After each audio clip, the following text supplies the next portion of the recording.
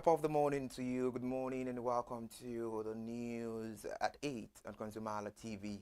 I am Iri Ayomikonle Ike. Let's start with the headlines. CBN slashes interest rate for first time in 3 years. Pengasa and Nupen clash with federal government over planned sale of JV oil asset. Dangote 4,000 trucks not enough for nationwide petrol supply.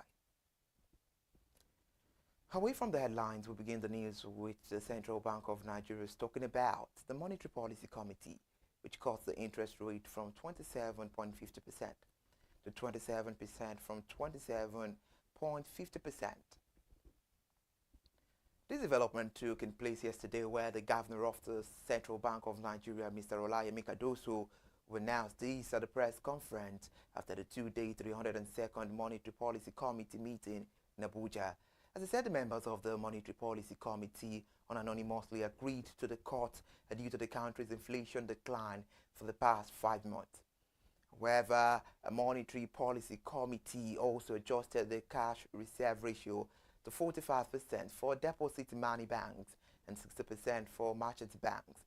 It also adjusted the asymmetry corridor at plus 250 / minus 250 basis points around the monetary policy ratio. The committee retained the liquidity ratio at 30%. The report says this is the first Central Bank of Nigeria announcing its interest rate cut since May 2023, when it was slashed from 18% to 17.5%. As this comes as industrial stakeholders and manufacturers called for a monetary policy ratio downward easing to bring down the cost of production. The development comes as inflation moderated in August to 21.12% for the 5th consecutive time. Swing into business news as the Nigeria Union of Petroleum and Natural Gas Workers, NUPENG, and the Petroleum and Natural Gas Senior Staff Association of Nigeria, PENGASA, have opposed the federal government's plan to sell its stakes in joint venture oil assets. This was because the two oil unions also condemned in strong terms the proposed amendment to the Petroleum Industry Act. PENGASA President Mr. Festus Osifo made the position of the union known at a World Joint News Conference yesterday in Abuja, saying that both policies would destabilize the Nigerian National Petroleum Company Limited and put the economy at risk. Mr. Festus Osifo stated that the planned sale of government stakes in joint ventures assets would mortgage Nigeria's future and cripple its oil industry. He said the oil assets belong to the Federation, not just the federal government, but to all Nigerians, and any move to sell them amounts to mortgage Nigeria's future. Still on business news, oil marketers have said Dangote's refineries newly launched compressed natural gas power trucks would not be enough for an effective distribution of petroleum products across the country. The national president of the Petroleum Product Retail Outlet Owners Association of Nigeria, Petron, Mr. Billy Gillis-Ari, stated this yesterday in an interview on a national TV. Mr. Gillis-Ari pointed out that the investment of oil marketers in the downstream sector should not be discarded. He said, all they ask for is inclusion because there is no way Dangote's truck will be enough to supply products to the nooks and crannies of the country. And they are also invested in CNG trucks, so there is not so much innovation in selling. Dangote is the only one with such trucks. In another news, the federal government, through its Revenue Mobilization Allocation and Fiscal Commission, is now embarked on the verification of disputed and newly drilled oil and gas fields in the Niger Delta region. The chairman of the Revenue Mobilization Allocation and Fiscal Commission, Dr. Mohammed Shehu, who led the committee to the Aneze oil field in the Okwe area of Delta State on Monday, stated that the verification was necessary following various petitions from the state. Dr. Mohammed Shehu said the RMAFC is in collaboration with the sister agencies and also inaugurated the Interagency Technical Committee to identify the locations of crude oil and gas fields and where within the disputed areas. In Edo State now, where Governor Monday Okpebolo of Edo State has approved the payment of the first tranche to staff of the colleges of education in Ike-Adolo and Igwengbe, who were disengaged under controversial circumstances by the immediate past administration. Chief Press Secretary to the Governor, Mr. Freddie Tua, said the milestones reflect the Governor's commitment to fairness, justice, and the welfare of the state workforce. Mr. Freddie Tua also said the total sum of $4.6 billion has been earmarked for the settlement of entitlement benefits of the affected staff. Mr. Ritua's statement says in further demonstration of its commitment to restoring dignity to those who serve the state governor, Governor Pebolo has also approved the immediate release of 292 million naira as a second tranche of pension entitlement to the engaged staff of the colleges of agriculture. The payment also is scheduled to be effected on or before Wednesday this week. That's today. For to another news, as the News Agency of Nigeria reports that the bilateral trade between Nigeria and China rose by 34.7% to $15.48 billion between January and July 2025, compared with the same period in 2024.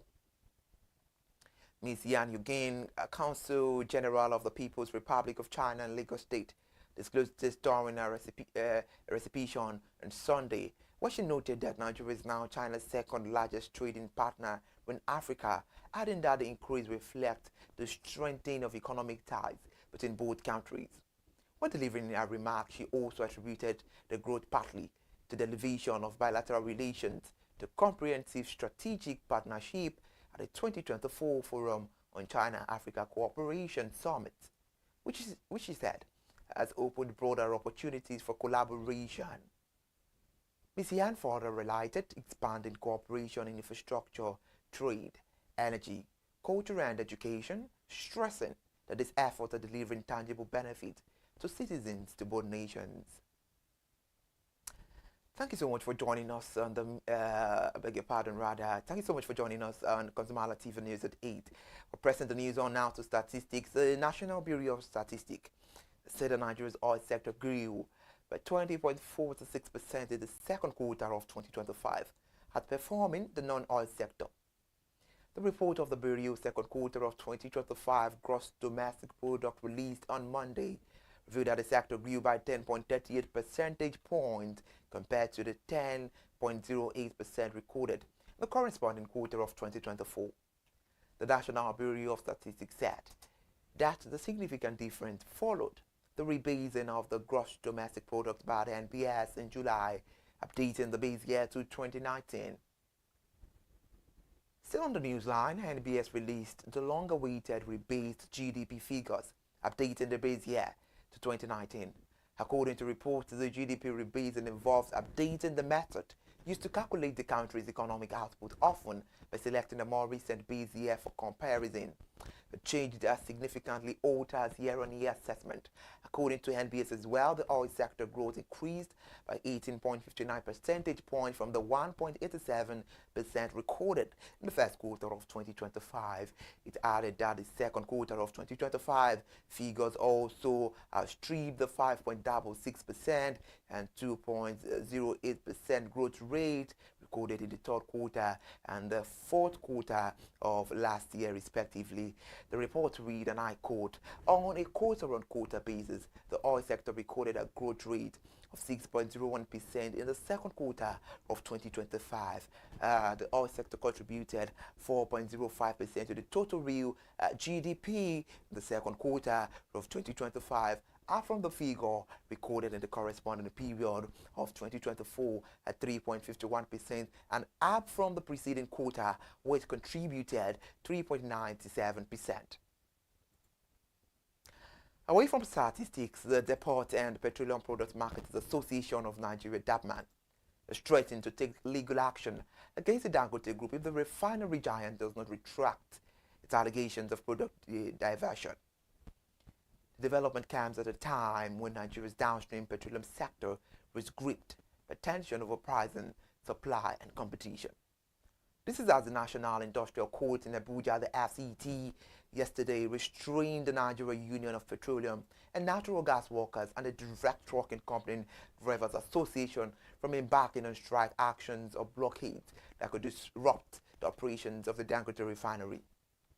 MRS Oil Nigeria Limited and MRS Oil and Gas Company Limited The clash between the refinery and government follows claims by the Dangote Group that some marketers were exploiting discounted purchases from its refinery under the guise of domestic supply, but diverting the product to neighboring countries where pump prices are nearly double.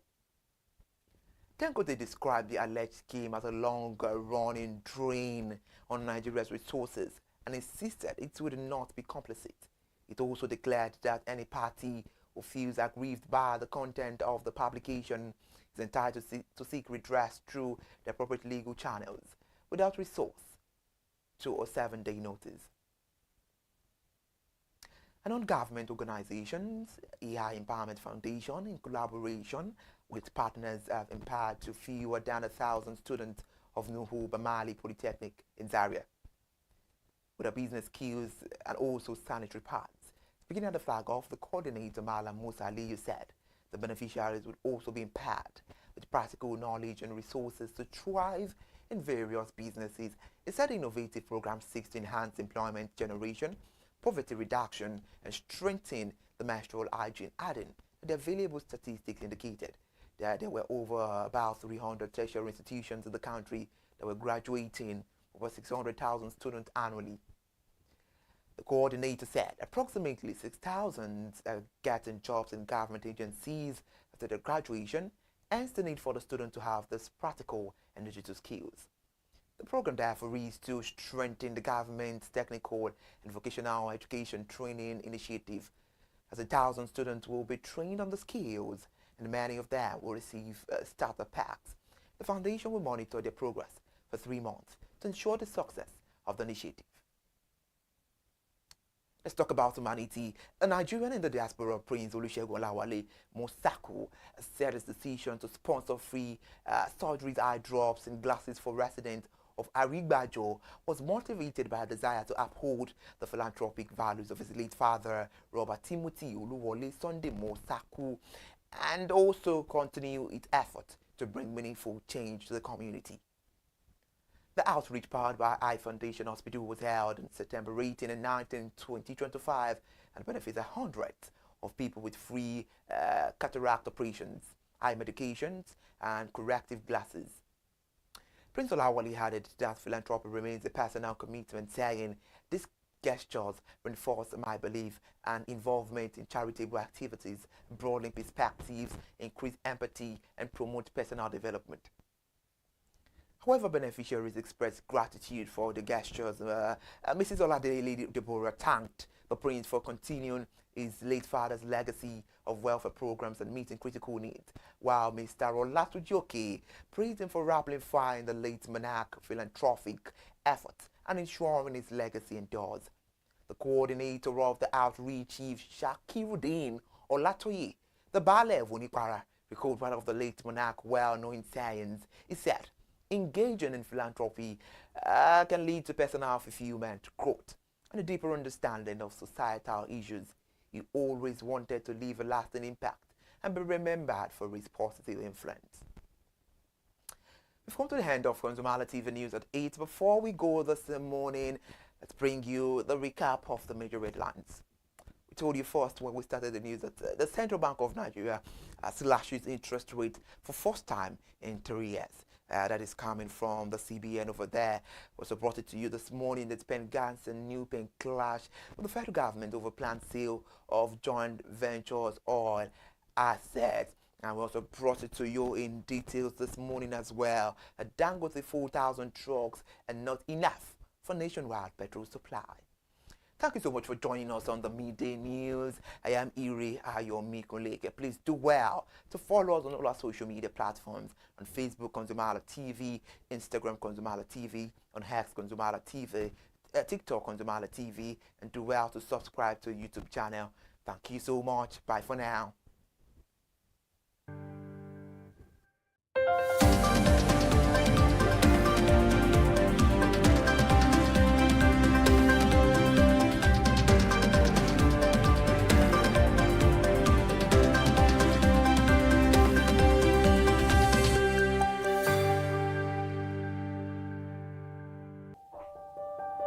Hey there, do you know in the world today, everyone is a consumer.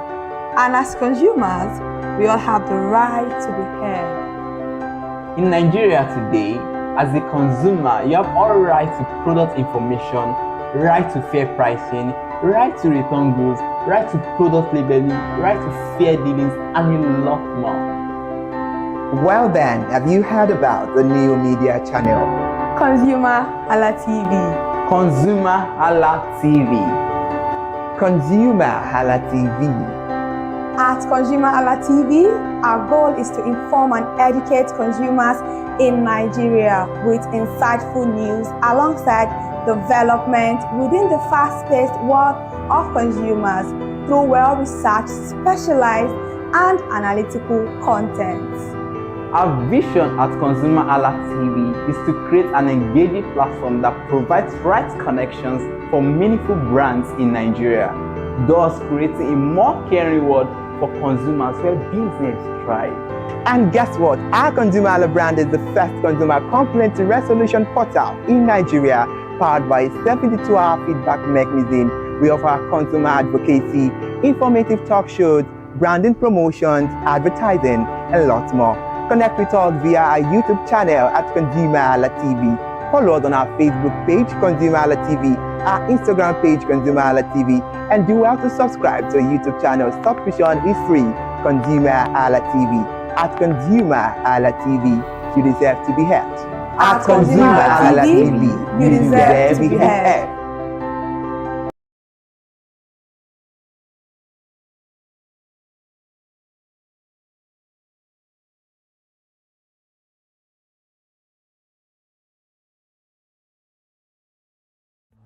My name is Tunde Olufowora, and I'm the CEO of Brand Eye Communications. We are the we call the publisher or the owner of the new initiative called ConsumerHallaTV.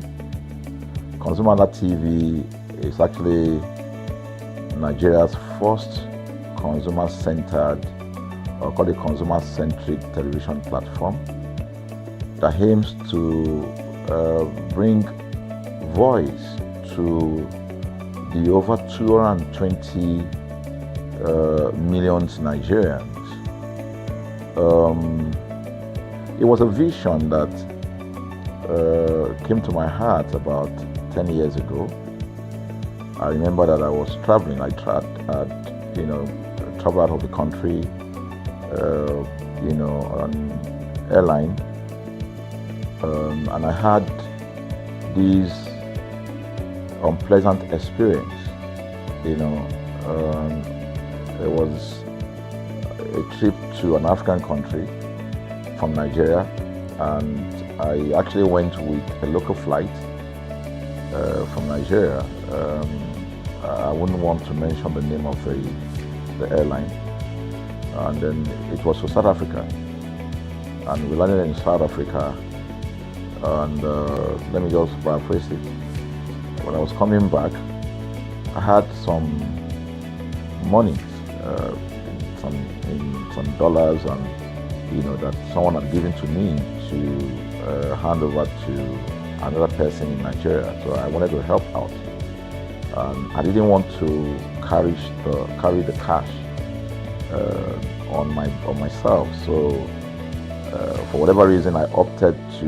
I had a small case, and I felt that it was safer for me to put the money in my luggage.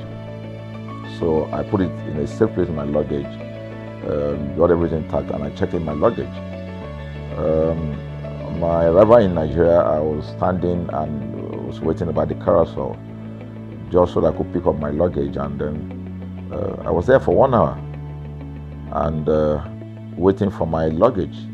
I didn't know that my luggage already arrived, and it was one of the luggage that was moving around on the carousel. So after about 1 hour wait, I looked to my left and my right. Almost everybody had gone. I think there were just about 2 or 3 left. So I beckoned on the woman that was on my side, and I noticed she was really in tears. Madam, what happened? She said, her bag has just been torn and a lot of things stolen. So I said, well, I've also been waiting for my own. She said, you better go and check those those luggages there. Maybe yours is one of them. And lo and behold, I went around there. Mine was one of them. By the time I got it, everything inside my luggage was gone. All the valuable things there were gone. To cut the long story short, we felt there was need for us to report the case, at least to the airline. It was in the night, about 8 o'clock or 9 o'clock. We went in to go and see the officer that was in charge. As soon as we got in there, the officer said, "Oh, so sorry, but you will have to go to our head office in somewhere in Victoria Island, to lodge a complaint." Okay. So the next day we went to the Victoria Island and we lodged a complaint, and that was it. And since that day, I'm talking a story of over 10 years ago, I didn't get a call, not even a call from that airline to talk to me about what happened to my luggage. Now, about a month after that trip, I had another opportunity to travel out of the country. This time around it was to US, and it was an official assignment. And I flew on, I will mention the airline this time around. I flew on a BA. I really didn't like BA. I usually go with Virgin Atlantic and things like that. But my protocol officer convinced me and said, "Okay, you will love BA. Why don't you go on BA?" Anyway, so I went on BA to US. And of course, on our return from US to Nigeria, we had to do, of course, there'll be like a connecting flight, from Heathrow. So we got into London Heathrow, and then because it was through Heathrow that we went, and then so they changed since it was BA, they changed the aircraft this time around to a bigger one. I mean, clearly because there were more Nigerians, or more people that were planning to come to Nigeria, and then we boarded. Not quite 10 minutes into the flight, in the air, the aircraft started malfunctioning. The air conditioning compartment were not functioning very well. I was on what you call business economy. The whole of that business economy, all the way to economy side, the ACs were not working well. It was hot. And then I was watching.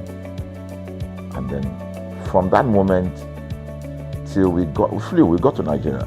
From that moment till we got to, I'm just trying to paraphrase. From that moment till we got to Nigeria, I could remember very well how many times the pilot, broke into conversation and had to apologize and say, "We're really very sorry about this." He was giving us almost every 30 minutes. There's always a kind of update. "So sorry, this is what we're doing now, this is what we're doing." While we were on that journey, I also remember an incident. So they came, the crew apparently couldn't resolve it. They couldn't manage the crisis or what was going on about it. They couldn't fix it. So they came up and said, "We're so sorry, but for all the inconvenience, we're declaring, free lunch, free whatever it is you want, you can get." So trust Nigerians, you need to hear how everybody were jubilating, But something struck me. The experience I had just about a month before, and this experience, somehow I started comparing them. I was trying to see how this matter will be managed. Again, to cut the story short, we landed in Nigeria on the BA. Before we landed, the pilot announced and said that for the inconvenient, they will be giving a voucher of £50 to everyone that flew on that aircraft. I thought it was a joke. I mean, it was my first time with BA, but for what I knew or know of the British man would never even play with his 1 penny, talking of £1. So I felt that must be a joke of the year. So we left. I got back to my office, I think it was just about a week after. Our officer, our guys in our meal room came up and said, "Oh, you have a parcel." So I said, "Parcel? Yeah." So they brought this parcel wrapped. I opened it and boom, I brought the document out. It was the £50 voucher from BA.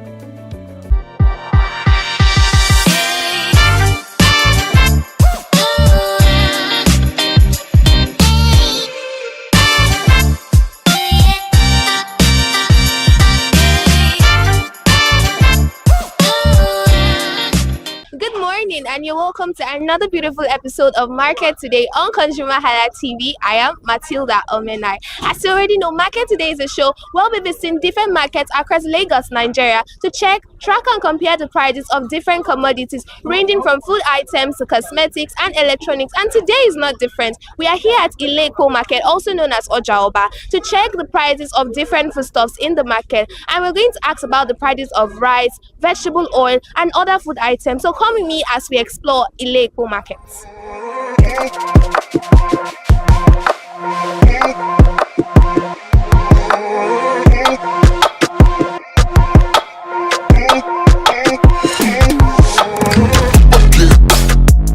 Good morning, ma. Good morning. How you doing? I'm fine. So what's your name? My name is Oluchi. So what do you sell in this market? I sell different types of fish: catfish, shower, bonga fish, Thailand fish, croaker fish. I have a lot of fish I know, so that is what we sell. So can you give us like the price of these things that you sell? I sell both in baskets and in owo. I sell owo of this one 35,000. This one in my hand too is shower. It's called 35,000. This is the small size. I can sell it 20,000. Then this one croaker is 15,000. Then look at catfish. I sell catfish. So this catfish is native one. Is a river fish, not pond. Is the original one. So we sell that one like 20,000 or more. So that is all. So how has business been since beginning of this year? It's fine, though people are complaining of the hardship and cost of price, the increased cost of, but they are trying, they are coming. So, Okay, so now these prices that you gave me, as of last month, did you sell it for the same price? no, as of last month, it's more expensive. Okay. Last month, but now it's a bit cheaper than last month. So, like before, this size we sell it at 3,000 naira, but now we are selling it at 2,000 naira. This size, so that is it. And the one of 1,000 naira before we sell 1,500, but now it's 1,000. Okay, so what made you reduce? I will say that now this is the season of fish, actually, because of the rain, so Okay. fish is coming out. So for how long have you been selling in this market? I've been in this market for a long time. Before I traveled, I came back. So though it's my mom that is selling, but I started this April this year. So how has it been? It is where we are managing. Thank God. Okay. So why did you say your mom, right? So why do you know why your mom chose this market to sell this? Why do you know why she chose this market? And because even though you don't have money, you must eat. Even though you don't have money to buy meat, you must buy fish and use it to cook. So this is something that you can't do without. Even though it's spaghetti, you can use it to cook any type of food you want. Spaghetti, jollof rice, soup. So you must need fish, whether you like it or even though you have money or you don't have money, you must buy fish. So where do you buy it from? Where do you buy it from? We go to across the river in that we do enter boats across that Oyibo side. So that is Ota, that is where we do go and buy the fish. So what are the challenges you face selling fish in this market? What I face is that I don't have shop. As you can see, this is an open place. So when the rain is coming like this, if you don't cover your fish, it's going to spoil it. And the challenge again, it's used to pieces. If you don't arrange it very well, it's going to break. And once it's broken, that is shortage. Yeah. You also said that you have to you have to go across a river, you have to use a boat So how do you cope with that? You know, having to go all the time and all that. We are used to it now, so we do protect ourselves when going so that you won't enter the river. So that is it. It's God that is protecting us. Sha. So is there any particular thing you like about this market? I like it because people do come and buy. Lots of people. This market is the center of. It's in a position where different people from different community comes here, and it's a very big market. I love it because both rich and poor, everybody do come. So that is it. Okay, so is there anything you want the government to do in this market? They should do a lot. They can do a lot. They can do a lot. The road. They are trying. The market is already beautiful, but if there is anything they can do to help the poor masses, they should do. Alright, so tell us your name again. My name is Oluchi. Alright, thank you very much, ma'am.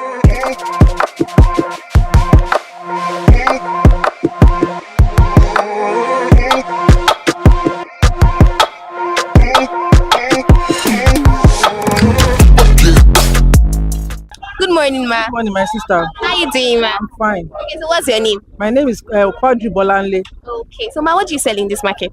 I'm selling ingredients, foodstuffs. That's what I'm selling. Okay, so now can you give us some prices of some of these things you are selling? This semona is 5 kg. This semolina 5 kg. Okay. I bought it at the rate of 7.4, and we use 200 naira to sell it. At times, the price might not be. Some people are here to price market down. You understand? But some people are just, if you just give them price, they will buy it. But there are some people that they don't even price at all, that they will have to avoid it at the price you call it for them. But we are at times 200 naira per buy in a bag. That is it. So how? Okay. This one is Terra oil. This is 1 liter. And if you sold 1 carton finish, you can realize like 1-2 on a carton. So how much do you sell one? We are selling 3.5. It depends. But now market was so dull because we don't know what is really happening. Since last week now, we didn't have much sales on our market. So we are just managing ourselves, Sha. Okay. So how much is your spaghetti?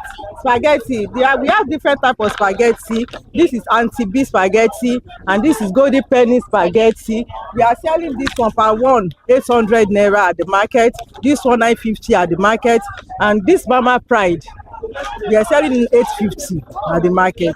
So, but because of the way things are now, we don't really put much money on the price of the market so that we can sell fast and realize our profits so that we can get another market. Yes. How much is the salt? Salt. This one is 1 kg.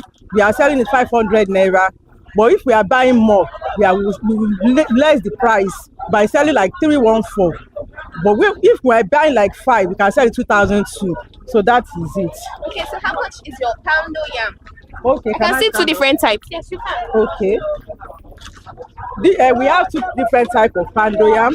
This is Ayola pando. This is Adebisi pando. This one is moving than this one.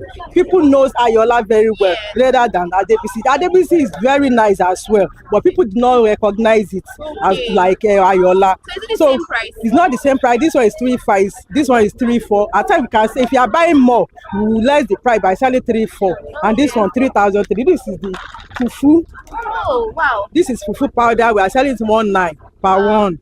Yes. Okay.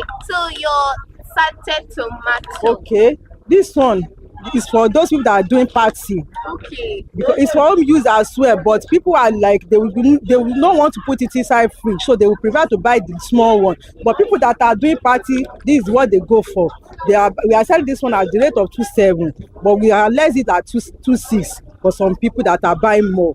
Okay. So how about the can? The can, this one is 2008. We call it splendid tomato. It's very nice, so we sell it sweet. This is Toma Gold. It's Rijico product, so we sell this for 2005. So with all these prices that you've given me, as of last month, did you sell all these things at the same price? Yes. Okay, so it has not increased. It does not increase. Now price are less now. They have not yet increased any price of the market. So thank God for that one, because if they increase the price, we have really affected. We are praying everything should come down more than we sell, so that you can have money to buy more. Yes. So how has business been since the beginning of this year for you? You said? How has business been since the beginning of this year? Well, I really appreciate everything. I really appreciate God.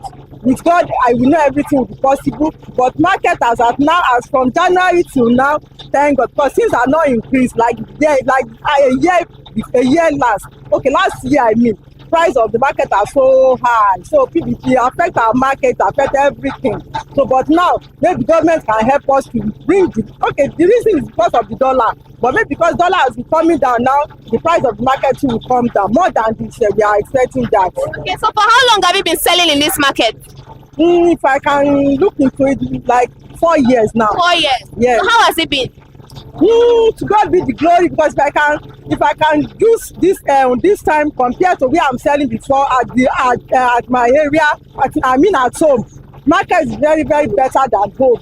If I thought if you don't have much money to buy market, they can give you market and come to collect money later. Wow. But there's nothing of opportunity at home like that. So disadvantage and disadvantages. Advantages of market is very high, more than house. You understand? Even if you're having debt to pay, you can easily get it to pay rather than at home. Okay, so why did you choose this market to sell in?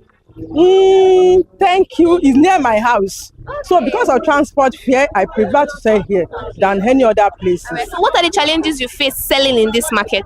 Thank you. The challenges are some people will come here, the way they will price markets, it will be like, don't know what you are doing.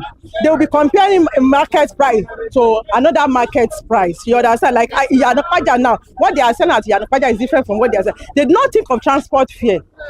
You understand? Because if you go and buy something, you will add to your my transport fare to it. Even if you buy petrol by yourself, you will still add it on the buy, because you will realize the money for the petrol in what you are selling. But people will not understand that. Okay, ma. So is there anything you want the government to come and do in this market to make it better for you? Yes. We need maybe like empowerment. If government can just showcase empowerment for marketers, people, maybe it will help us to have much money to buy markets. So that's what I want. Okay, so what's the one thing you love about this market? What do you love about it? What I love about this market is this particular product I'm selling is full in this market, so it makes it easy for us to sell. It's just that if market is dull, that one is natural. There are times we pick. At times I might not even sit down from morning till afternoon. You understand? You'll be attending to a customer, you'll be attending to, but at times like today now, the way I just sit down, I don't even like it at all, because it makes me perplexed. Don't worry, sales will come for you. Sales will definitely come. So tell us your name again. My name is Kodri Babolanle. All right, thank you very much, ma.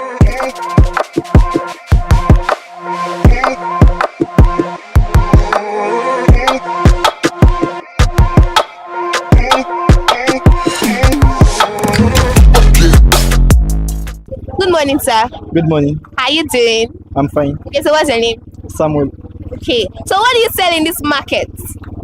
Actually, I sell egusi, pepper, ogbono, stockfish, palm oil, groundnut oil, and we have big stockfish and other ones like that. Okay, so basically you sell soup items. Soup items, yeah. Okay, so now we want to know the prices of these soup items that you sell. Now let's start with the egusi. How do you sell your egusi? Actually, egusi doesn't have a current price now because the inflation and the deflation price of egusi. But currently, we sell egusi for paint now is 6,000 naira. Okay, so how about the ogbono? The ogbono, is it for paint? Yeah, for paint. For paint, we have the two types there. We have the one of Badagry and one of native. So what's the difference? Difference is just it's not that much. It's just the where they were brought from and the name that is in it. They both are very okay. They are very nice.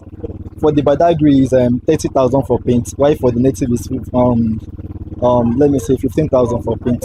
Okay. So how much do you sell your palm oil and your vegetable oil? Currently the palm oil goes for 1.9 per bottle and the vegetable oil goes for 2.1 per bottle. Okay, how about crayfish? Crayfish currently now the price of crayfish, the paint is 8,000 naira. So okay, so the stockfish. The stockfish, the last price for per stockfish there is 15,000 naira. 15,000 naira. Okay. So now let me ask you, as of last month, did you sell all these things for the same price? No. So did it increase or reduce? Some increase and some reduce. So now the ones that increase, do you know why they increase? Actually, I don't really know because it's when we call for the markets, what they tell us is what we sell. Okay. So we don't really know what is happening over there. Okay. So how has business been since the beginning of this year for you? We thank God. Thank God. Okay, so for how long have you been selling in this market? For a very long time. Ooh, for a very long time. Yeah. So why did you choose this market to sell in? I choose the market. So I just want to go into business, and I just want to do business. Okay. So what are the challenges you face selling all of this in this market? Of course, there are other people that sell the same thing that you sell in this market. So how are you dealing with the competition? How are you dealing with going to buy your things, or do they supply it for you?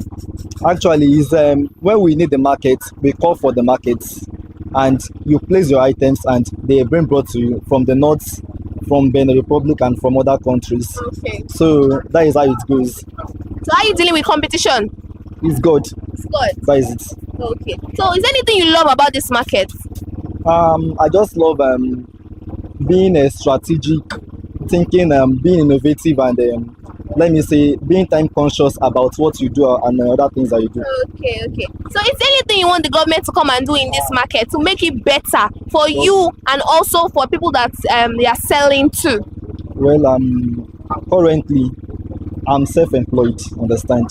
So I won't say anything about government. So if government wants to help, let them help. So that is my own. What my own is, if they inflate price, is what they sell to me, I sell. So that is just it. If the price reduces, I reduce my own price. So what are people that come to buy from you? Actually, those are the retailers comes to buy, and people that consume, the final consumers also comes to buy. Okay, so I forgot to ask about the dried pepper. Yes. The dry pepper, the paint goes for 13,000.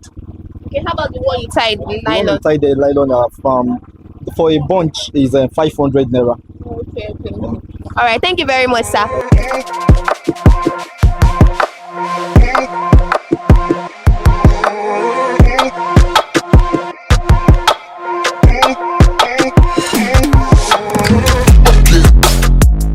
Good morning, sir. Good morning. How you doing? I'm fine. Okay, so what's your name? My name is Olumati. Okay, so what do you sell in this market? We sell rice, we sell beans, we sell gari, and we sell semo, owowo, and we are selling red oil. So can you give us the price of the red oil? Red oil. We have 5 liter. 5 liter is 11,000. And we have 1 bottle. 1 bottle is 1,900, and 2 bottles is 3,800. Okay. So where do you buy your oil from? Where do you get it from? We are buying from our village, sir. Okay, where is your village at?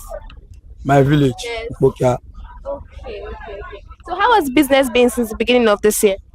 And it has been good, sir. Okay. So can you give us the price list of some other things in your shop, like the gari, the beans, the rice? In fact, what kind of rice do you sell?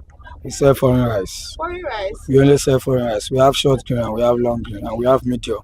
Okay, so tell us the price. Short grain is the bag is 62, and the long one is 87,000. The medium one is 70 and 68. So is that Ofada rice? Yes, that's How much is it? pence 10,000, and the reka is 2,200. So where do you buy your bags of rice from?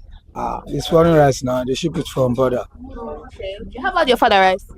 For the rice is from I think it's Abeokuta. So how do you cope in this market? We know that there are a lot of people that sell the same thing that you sell in this market. So how is the competition? How do you cope here? We are doing well now. We are cool. We understand each other. That is it. Okay. So for how long have you been selling in this market? I think it's like there are 15 years. 15 years. Wow. Yes, 15. So why did you choose to sell these kind of things in this market? And why did you even choose this market, Seth? Why Ilekpo market?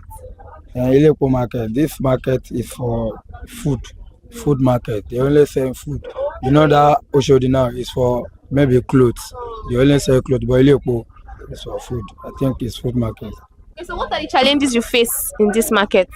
Selling things you sell and other things. What are the challenges you face? I think there are no challenges. We are selling it now. Okay, so is there anything you want the government to do in this market to make it better for you and for your customers also? I think they should let everything come down, sir, so that everybody will have money to buy it. So what's the one thing you love about selling in this market? Why do you love this Ilekpo market? And Ilepo is because our market is everyday market. It's everyday. We are open every day. Like what time do you open? We open by 7 and we close by 6 or 7 o'clock sharp. 7 to 7. 7 to 7. 7 to 7. Yes. Wow. So now let's go back to the palm oil. You know there are different type of palm oil. What's so special about this particular palm oil? This palm oil is village palm oil. They do it. They made it by themselves. And we have banga. That one is seed one from the company. We sell banga and we sell the normal one. Okay, so where did you get where do you buy it from? This one is for company now. I think it's company. How much is it? The big one is 13,000. The small one is 6,500. Okay. So how about the vegetable oil? The vegetable, we have kings and we have lasses. So how much? The kings is 17,500 and the lasses is 17,000. Okay, so now all these prices that you've given me now, as our last month, did you sell it for the same price? No. How much was the price as our last month? Last month, the 5 liter of kings is like 19,000. So things is coming down. It's coming down? Yes. What's making it come down? I think it's changed. It's coming down. No? So now we know that Ilekpo market is a market that other markets, other traders in other market come to buy their things. So who are people that you sell to? We sell for our customer. We are sales. So on people that don't want to sell it in streets, they can buy for here and resell it. All right, tell us your name again. My name is Olumati. Thank you very much.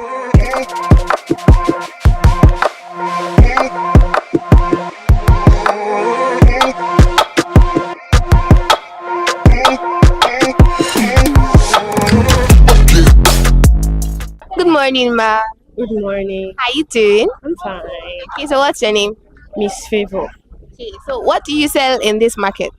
Okay, I sell fish stuff, rice, beans, also with soup things like pepper, ogbono, egusi. Okay, so first of all, can you give us the prices of the rice, beans, the gari? Yeah. For now, literally the rice is down. So for now, the rice is per pint is 5,000. We have different kind of rice. Depends. We have grits. We have the one of my choice. We have other ones. We have long one. So the price differ. So for the short one, per paint is 5,000. While the long one per paint is 6,500, 7,000. How about the beans? You sell beans? Yes, I sell paint. I sell in Derica. Anyone, I sell in bag.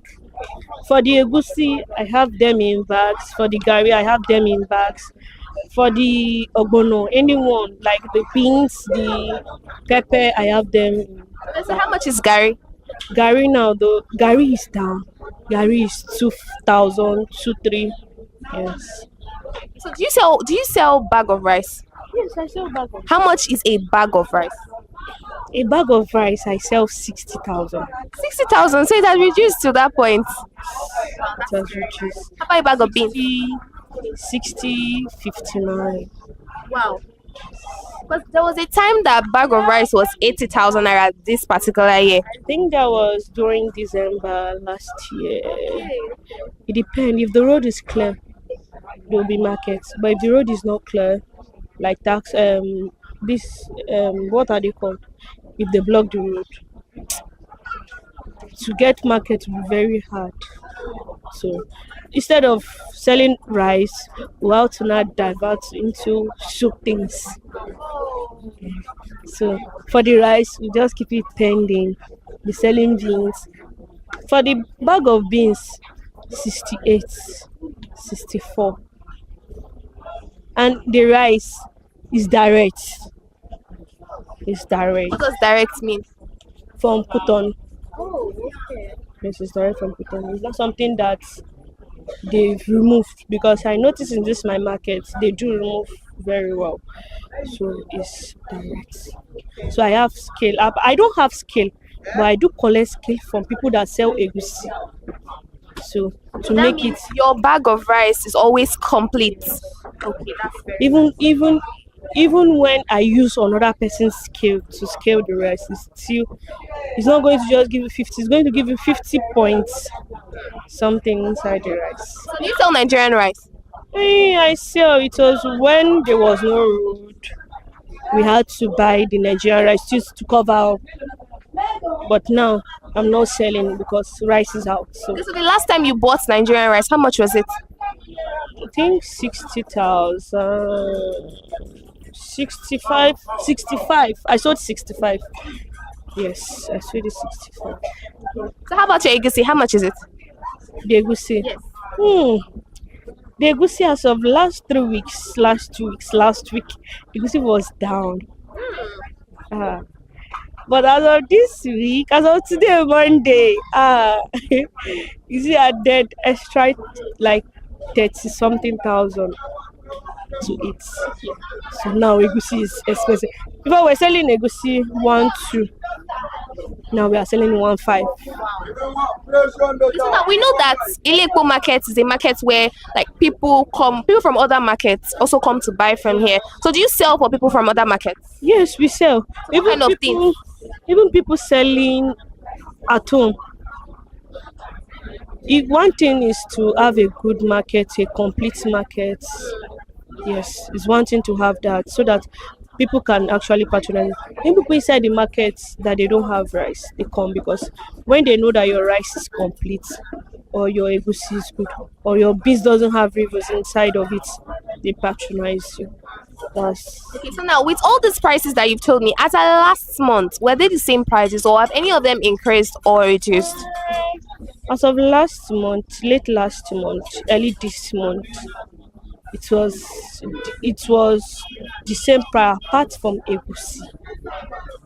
But for rice it's down. For egusi, for gari is down. But for white gari is now 1.5. For white gari, for the pepper, it's down. It's only the egusi that just went up. Like, So what made it go up? I don't know. I don't know. Okay. Even for ogbono too, it's down. So now since the beginning of this year, how has the business been for you? How's market? How market? I won't say it's tough. If I would say it's tough, it's the aspect of rice. I would actually say it's tough because to bring in rice is not actually easy. It's not easy at all. It's just God's grace. It's not easy. So I would say for the rest is okay, but for the rice, it's just the aspect of rice. It has been tough, but by God's grace, we do overcome. Okay. So for how long have you been selling in this market? I'm actually new here, going to 2 years. Next month is gonna make it 2 years. Wow. And God has been faithful. People inside the market, they've been buying. People outside, restaurants, people far, near, they've been coming to buy.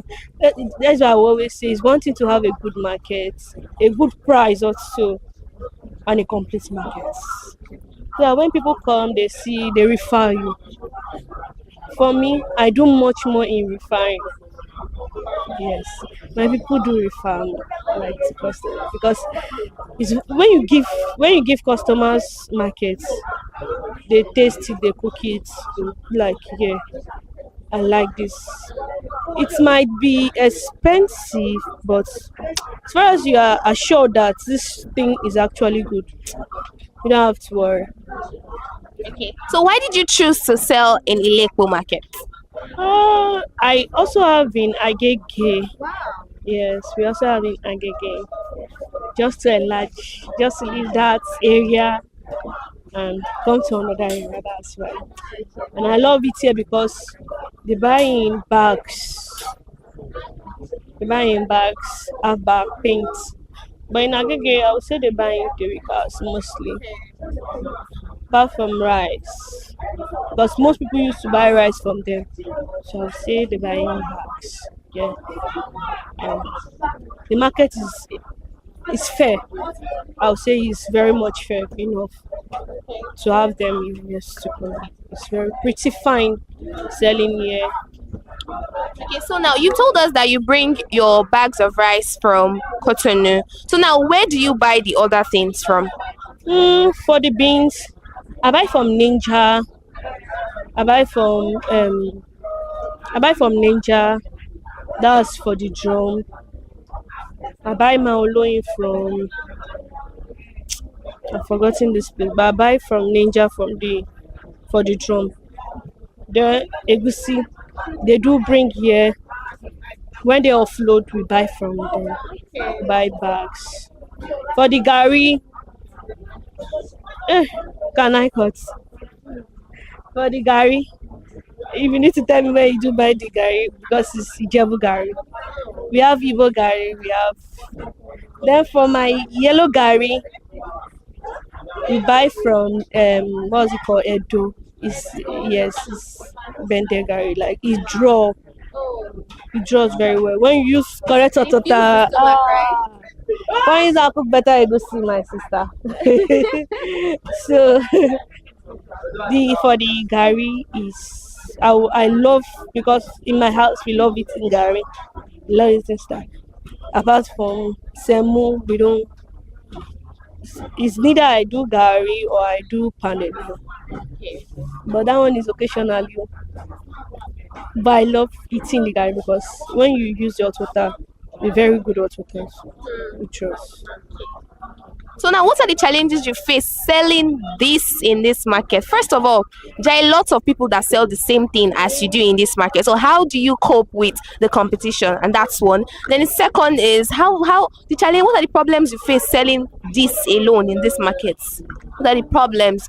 Is it bringing it in? Is it selling? What are the challenges? Talk to us about it.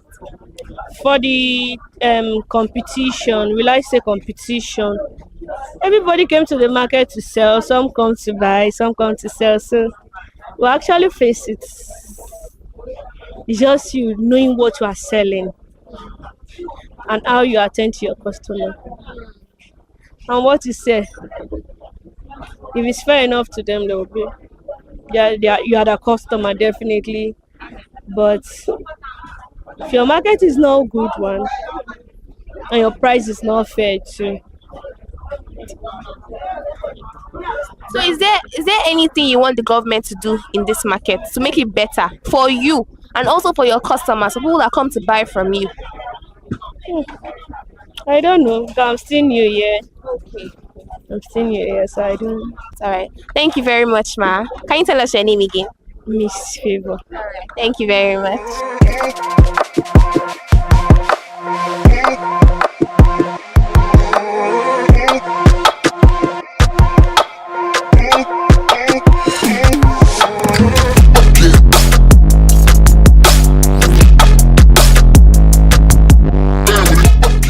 We are still at Ileko Market and we've heard the different prices of the different things they sell here. We focused on food items today and we've learned about the prices of rice, prices of fish, prices of different food items, soup items and other things in the market. Of course, today's episode was very, very interesting. Aside the fact that we had to ask about the prices, we had great conversations with the traders in this market. And that's all we can take on today's episode of Market Today on Consumer Hala TV. I am Matilda Omenai. See you next time. Do not forget to like and comment on all our social media platforms. Consumer Hala TV on YouTube, Consumer Hala TV on Facebook, Consumer Hala TV on Twitter. Bye for now.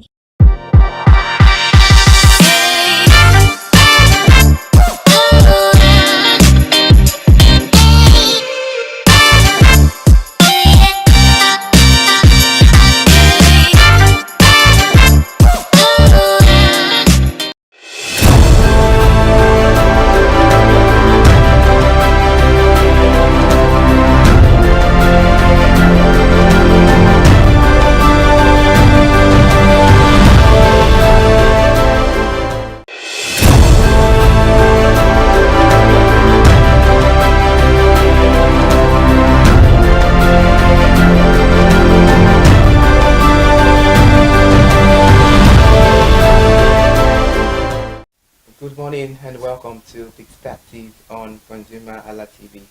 A perspective as well, we'll talk about burning issues making the rounds. I am Iri Hayomi Funeke. On today's edition of Perspective, we'll be talking about the Bank Customer Bill of Rights in Nigeria that was developed by the Central Bank of Nigeria to protect the rights and interest of bank customers. The Bank Customer Bill of Rights in Nigeria is a document developed by the Central Bank of Nigeria to protect the rights and interests of bank customers, and the bill outlines the rights and duties of bank customers, ensuring they are treated fairly and with respect. Since the early 2000s, there was a significant increase in complaints from bank customers in Nigeria, ranging from unfair charges to poor customer service. Reports by Access Holding at that time, there was no comprehensive framework to protect the rights of bank customers, leading to widespread dissatisfaction and mistrust. In response to this concerns, the CBN, Central Bank of Nigeria, recognized the need for a robust consumer protection framework and initiated the development of the bank. However, the CBN collaborated with various stakeholders, including banks, consumer advocacy groups, and regulatory agencies, to ensure that the bill addressed the needs and concerns of all parties involved.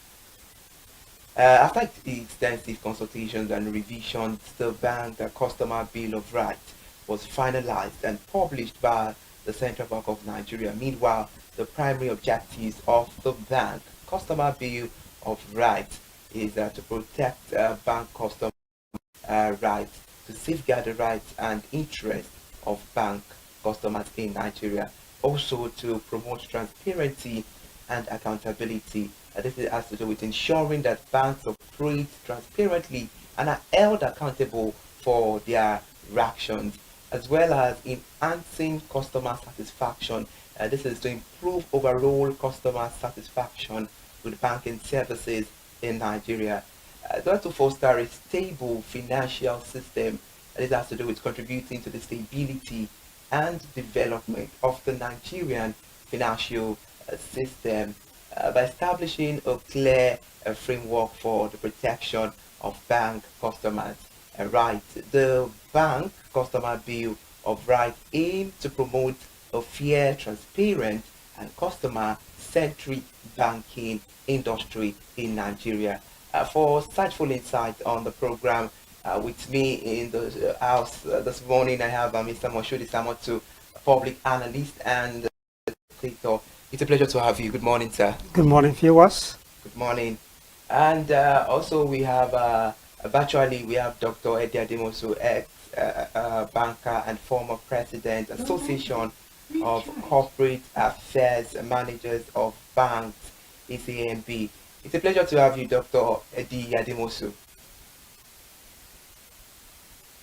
Okay, all right. I guess we're having network issues. So, Mr. Moshood, let me start with you.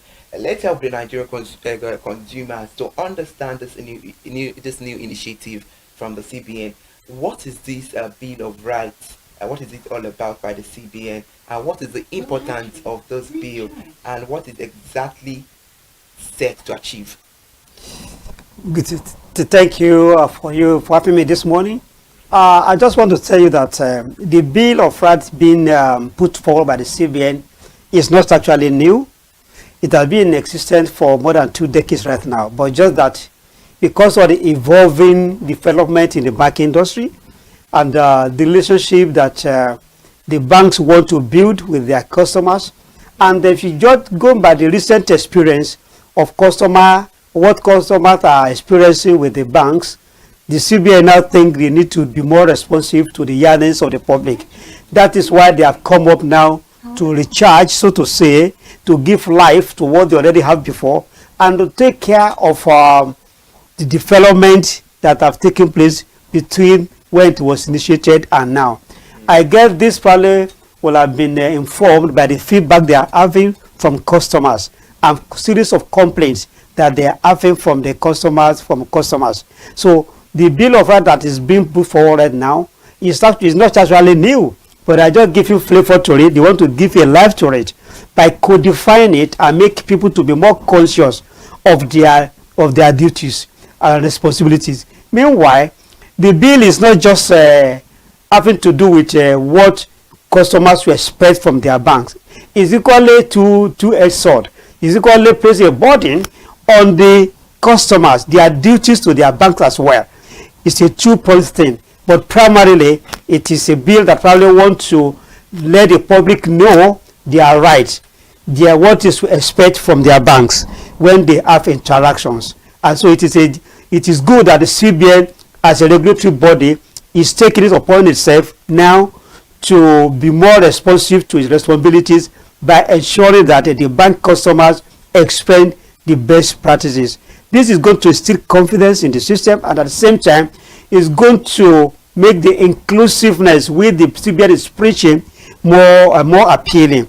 And of course, bank is now, everybody is now a bank customer. Actually, everybody is a bank customer with the advent of fintech and what have you. So the challenges of banks are getting more, so which means they need to be more responsive to the development. So quite good. It's a decision that CBN has started to take, and I think it's a good direction. It will create sense of awareness for the people, for the public. So it is a good thing that's coming up at this very point in time. Thank you for saying it's not a new bill. They're just adding flavor, because a lot of consumers are thinking when they heard the new bill, they're thinking, what bill are they trying to, evolve out? And while talking the other time, you made mention of duties of the consumer to bank. What are the duties of the consumer to bank? Thank you very much. When we are, there's no responsibility that doesn't go with duties. Understand? It's a two-way thing. Number one, apart from what you expect your bank to do for you, you equally have a responsibility. I'll give an example. If as a customer, it's your duty to have financial education. Understand? You should know that when you collect a loan, for example, from the bank, you must pay back. But the money is not a gift. If the bank gives you a financial instrument, it's your responsibility to keep it. And at the same time, if you have a login detail to your bank application, it's your duty to keep it. Okay, as simple as your ATM card. It's your duty to make sure that it is well kept, that your password is well kept. Am I getting me? It is your duty to ensure that when you collect, when the bank say do this, you respond and do what they ask you to do.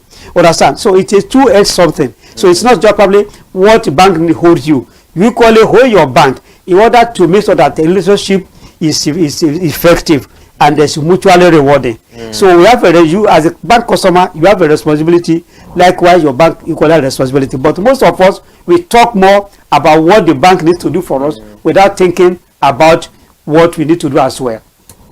Interesting. What's significant? Okay, we have Dr. Eddie. It's a pleasure to have you. Good morning, Dr. Eddie.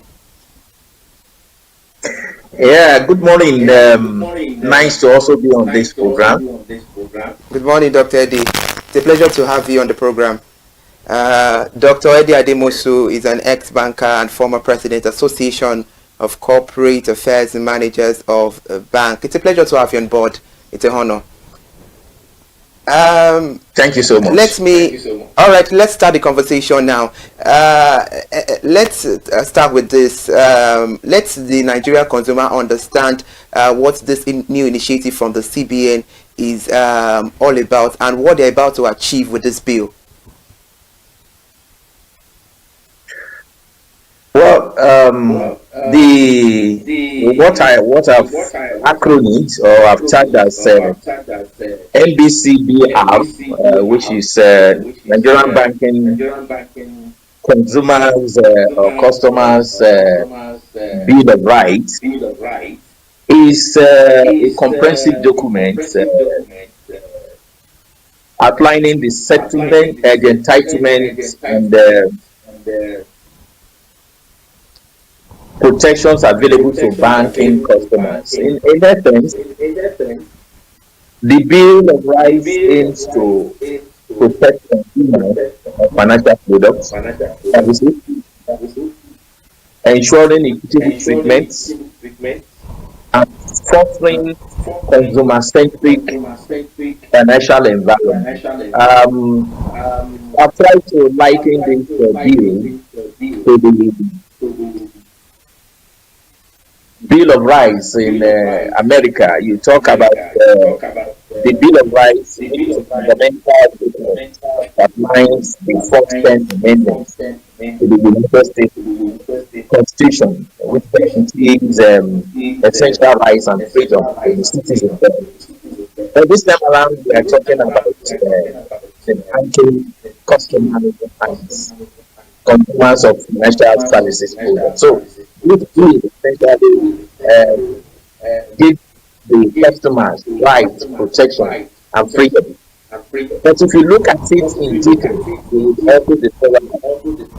it also highlights the duties of the customers to the banks and the financial institutions. In essence, I heard Moshood talking about the two that is true. It's like two sides of the coin. And as we all know, of course, we talk about rights. Rights comes with responsibility. So it's essential that we understand the fact that the bill addresses both sides. Your rights as customer and your duties as customer to the banking institution. So in essence, it weighs more on the side of consumers, and that's why we said about the bill being one that fosters customer-centric financial environment. That is the first thing that we are beginning to see customer as king. Okay, we also say in the banking industry that treat your customer as a king. Yes, he is a king because he holds the bread and the knife. So in that essence, this bill brings to fore the centrality, the power that a customer holds in financial transaction business, and of course, it applies to all economies. So this is one bill that has come to address the rights and freedom of a typical Nigerian banking customer. All right, Dr. Hediade. So I'm glad for that, and I'm happy that you said you overheard when Mr. Moshood Isamoto was talking about the duties of the consumer to bank. I would like to ask you now, what are the duties of the consumer to bank, and how significantly different is this bill from the existing consumer rights as already established under the Federal Competition and Consumer Protection Commission? Okay, let me quickly take it from the rear, and that is to talk about the existing laws that protects the consumers and customers.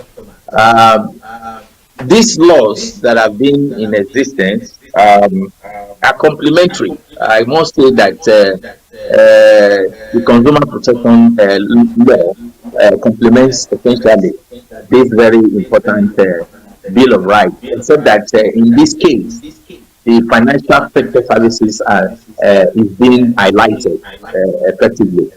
Okay, so and of course, you would expect that there will be overlap in terms of the critical areas required in these laws. So generally, including the digital protection law, they all tend to look at the customer as the center of all activity. So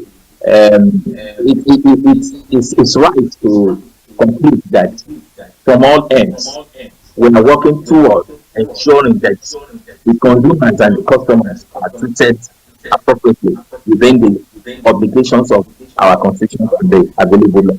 And having said that, we must, like we rightly said, that the consumers too and the customers also have duties to offer or render to their bank financial institution. For instance, there is need for you to understand that you have financial obligations, and you also have the duty to be able to gain knowledge and understanding of the financial services. Today, the financial literacy level is very low. And that is to even say that those that are literate enough have been caught up in the web of not understanding financial product services or financial transactions. So a whole lot of an area that we will need to begin to understand. So as a bank customer, you need to keep abreast of developments in the sector so that you are not treated even as king as you should be. You are not treated like a slave. So it is important as a duty to have knowledge of the financial issues, financial products and services. And of course, also, you also know that it is your duty to also protect your instrument and all other information. I also was lucky to listen to Mochi, who talked about, for instance, even as little as your ATM card. Some of us can be very careless. We can toy with information relating to our ATM, sharing our PIN number, that is the personal identification number, with third parties, which is not even necessary. And so you hold that duty to keep your financial instruments inside. Of course, one of the other things that comes as a duty to you is also the fact that you need to provide factual information at the point of inquiry. Some of us will think that by not being truthful to some of the information that they give out, they don't really mean it affects the data that the institution will need to work with. For instance, if we want to access a loan, basic questions relating to your biodata will be required. Your incomes and earnings will be required. And so if you juggle the figure, you'll be affecting the outcome of the process to reach conclusion, and then it ultimately leads to granting of loan that shouldn't be granted in the first place. So it is your duty to give accurate and factual information relating to things that are required. And of course, it is also the duty of the consumers or customers to report suspected fraud or errors. This is common, and then we tend to underrate. A customer receives wrong transaction inflow into his account, and he feels it is his money or our money. That might not be right.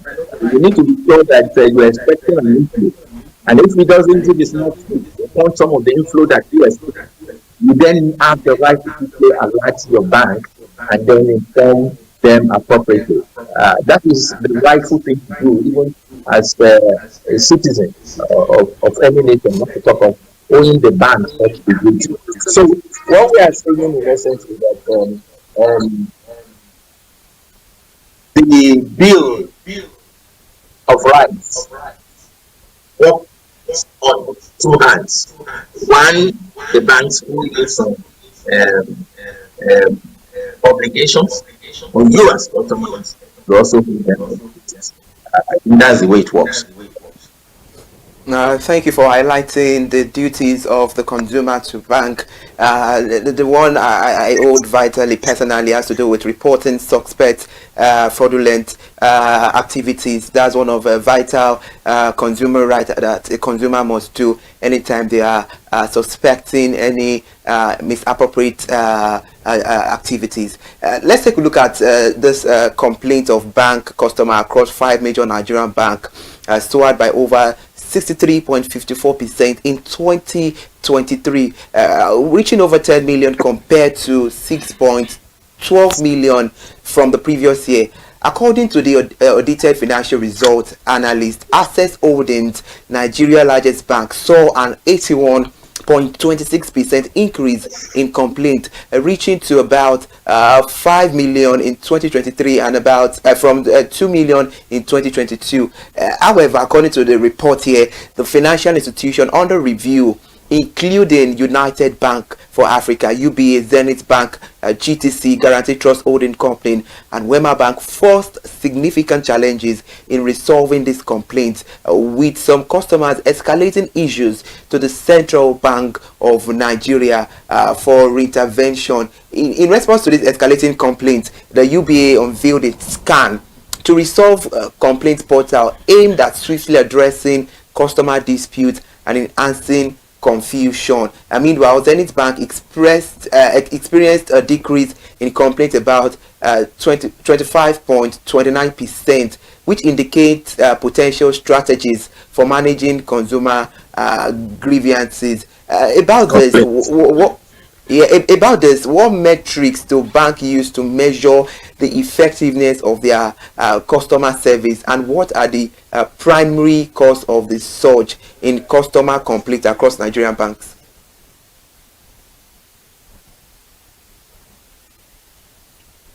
Well, generally, you need to take a statistics also of the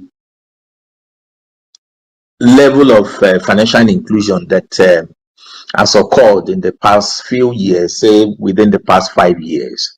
There has been a geometric increase in the number of the people who are able to make use of financial services. The statistics put it as of today as almost about 74%, which means the inclusivity, the financial inclusivity has increased geometrically back from that is the statistics as at 2023.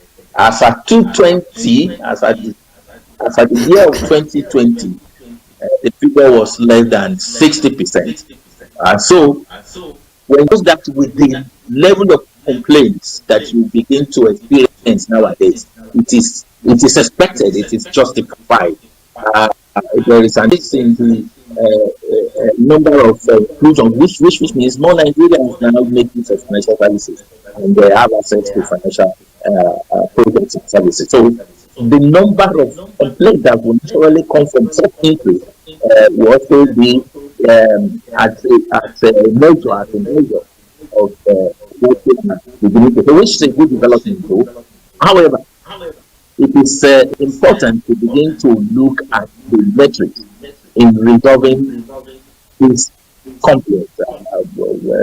The brand communication will say talk about the complaints resolution mechanism. So we agree that banks at various levels have also been devising methods to address it. It is only when such banks couldn't get as fast as possible to the contentment of the consumers or customers that they can then begin to escalate to the regulatory authority. For me, in the past 5 years, the resolutions mechanisms have worked fairly better. It's something that you can call almost about 60% for the banking industry. But the issue is that even knowledge level, literacy level of our consumers or customers is still very low. There are issues, resolutions that can be resolved at their ends. In PR, we talk about PR financial literacy. If you don't understand basic requirements of why certain things need to be done in terms of services and products, and you venture into, you create complaints, you create clog, or you create noises along the channel for you to be able to get the best of the service you want. So what we are seeing in this regard is that the complaint can increase, but simultaneously the resolutions are also being worked on. It will be very difficult at that level to begin to talk about the mechanism being put in place by each of the banks. But aggregately, we know that, like we also highlighted in the statistics, at some point the complaints were just minimal. But like I also have alluded now, with more inclusion, with more people being dragged into the usage of financial services, we do expect that the complaint level will also slightly increase. But I want to believe that that is something that is being addressed by the appropriate authority. But suffice to say that what drives much of this is enlightenment, awareness, education, training at all levels, both within and outside, and also the customers. That is where, like Currently the Association of Corporate Affairs Managers of Banks will need to intensify their efforts in the areas of advocacy, enlightenment, education, and being able to take on activities that would bring to fore the knowledge gap that exists in the financial service sector, particularly to the customers. And so we expect that as we get more sophisticated, more means of mechanism to resolve complaints will be unfolded. Last time, the ACAM, the Association of Corporate Affairs Managers, highlighted the importance of AI, artificial intelligence, in resolving issues. So if we get to the point that even before the customer complains, appropriate mechanisms will have resolved to some great extent what currently exists at complaint. Thank you, Dr. Reddy, for your take. Mr. Moshood, over to you now. Let's talk about this. Let's examine this bill in part, which says Nigeria bank customers has the right to be informed, right to choose, right to safety, right to privacy and confidentiality, and right to redress, among others. These are very fundamental areas that touched on the pillars of banking. Does it mean that Nigerian banks have not been fair in protecting customers or consumer along those paths this while? Thank you very much. As I said earlier, this protective mechanism platform that CBN is just talking about has been there. But if they have been very effective, probably we'll be talking of something different now. But we can't blame them that it's never too late to do the right thing. Now, this right they are putting up right now, the right of the customers, it just suggests that if a research is done in Nigeria today about the reputation of Nigerian banks, honestly, I think they may not have a good grade. That's what I'm saying about Nigerian bank. That suggests that the mechanism already in place are not very effective. I will give an example. Okay. KPMG did a report in 2024 December, which was released last year. They said that customer resolution mechanism by banks remain the weakest link in the financial system, the weakest link, which means they are not effective. So bringing them up right now, and is a way to drive that they become more active in enforcing it. So if we not just being there, how do we enforce it? That is very important. That is why all the key stakeholders need to be involved. The banks themselves need to ensure that they activate their portals to be able to track every complaint, and then a resolution mechanism is put in place. It is when those things are put in place that this right can be enforced. And of course, Nigerian customers, bank customers, need to know how do I get redress if this right is violated. Understand? That is their right to seek redress. For example, CBN already has a customer protection, bank consumer protection department. I mean, there's a standard form for you to fill online if you cannot go physically. I mean, to utilize that aspect. If your bank fails to redress your complaint within 2 weeks, you can escalate to central bank, who will get in touch with the appropriate bank and even put sanctions. That is why most of the banks now are now forced to disclose every infraction, every complaint they receive in the annual report, so that we guide the CBN to see whether we are making progress or not. So as a stakeholder, all of us have responsibilities. The mechanism put in place to activate the right of individuals, of bank customers, they are there. But the CBN responsibility is to enforce that they work. That is what they're trying to say. Right. Thank you for that. Let's talk about this now. How safe are bank customers' information in this era of growing digital fraud? Because bank consumers have been made to bear the brunt of losses arising from the digital fraud. And how will this bill guarantee some level of balance or strengthen consumer safety? And as well, Dr. Reddy was talking the other time, he made mention of AI. And how can AI be of help to bank industry to eradicate any fraudulent activities? Okay, thank you. There are two questions there. Number one, let me take from the AI.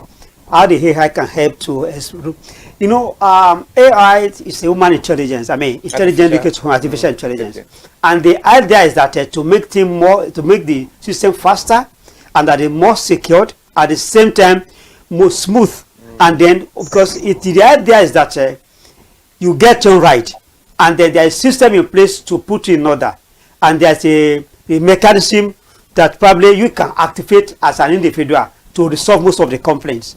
So the issue of artificial intelligence is now taking over processes that are humanly done, that are done by woman. But the issue is that it's not a human being. It's been programmed. It's been programmed to detect errors and to handle cases. But it is what we feed in that we get in. And meanwhile, there is no product of human that is very perfect. And the things are evolving. As the issues are evolving, technology continues to evolve. So one of the feedback, one of the byproduct of that technology is the second question you asked me, the safety of consumer data and then of consumer data and their funds in the banks. That leads to the second one. Now, the era of the digital banking, honestly, has posed a challenge. The challenge that is the way to go. The second level of it is that it is open to many things. Understand, like fraud and what have you. Because the technology you are having, somebody somewhere is ready to decode it. And that is why banks constantly upgrading their system, upgrading the applications, and encrypting the word and the whole process, so that it's very difficult to visit, to break into. Number one is that they ensure that their sites are very secured. There are many unsecure sites that are there.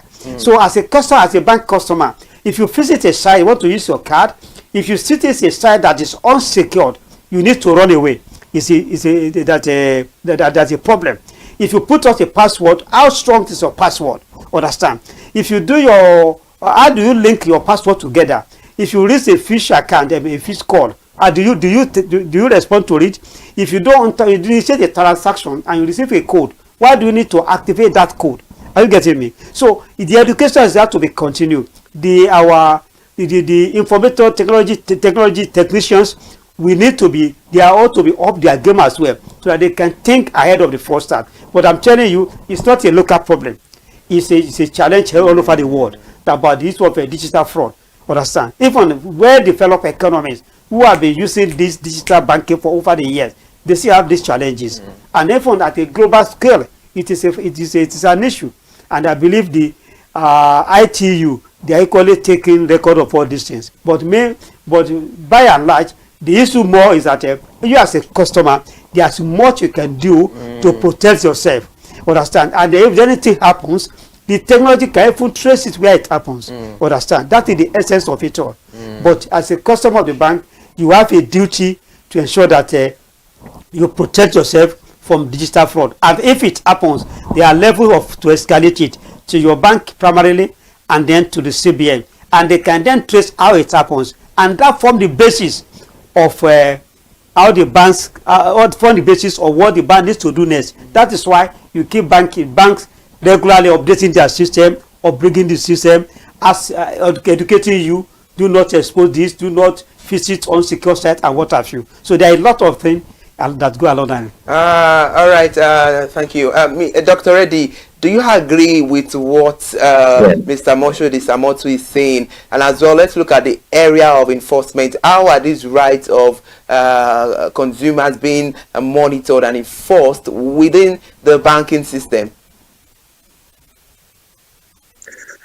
Well, you know, generally, as an ex-banker like myself, Moshood is right to a great extent. I just need to add also that what we have currently is meant to achieve greater output in terms of compliance. The truth of the matter is that the bill will definitely strengthen customer service.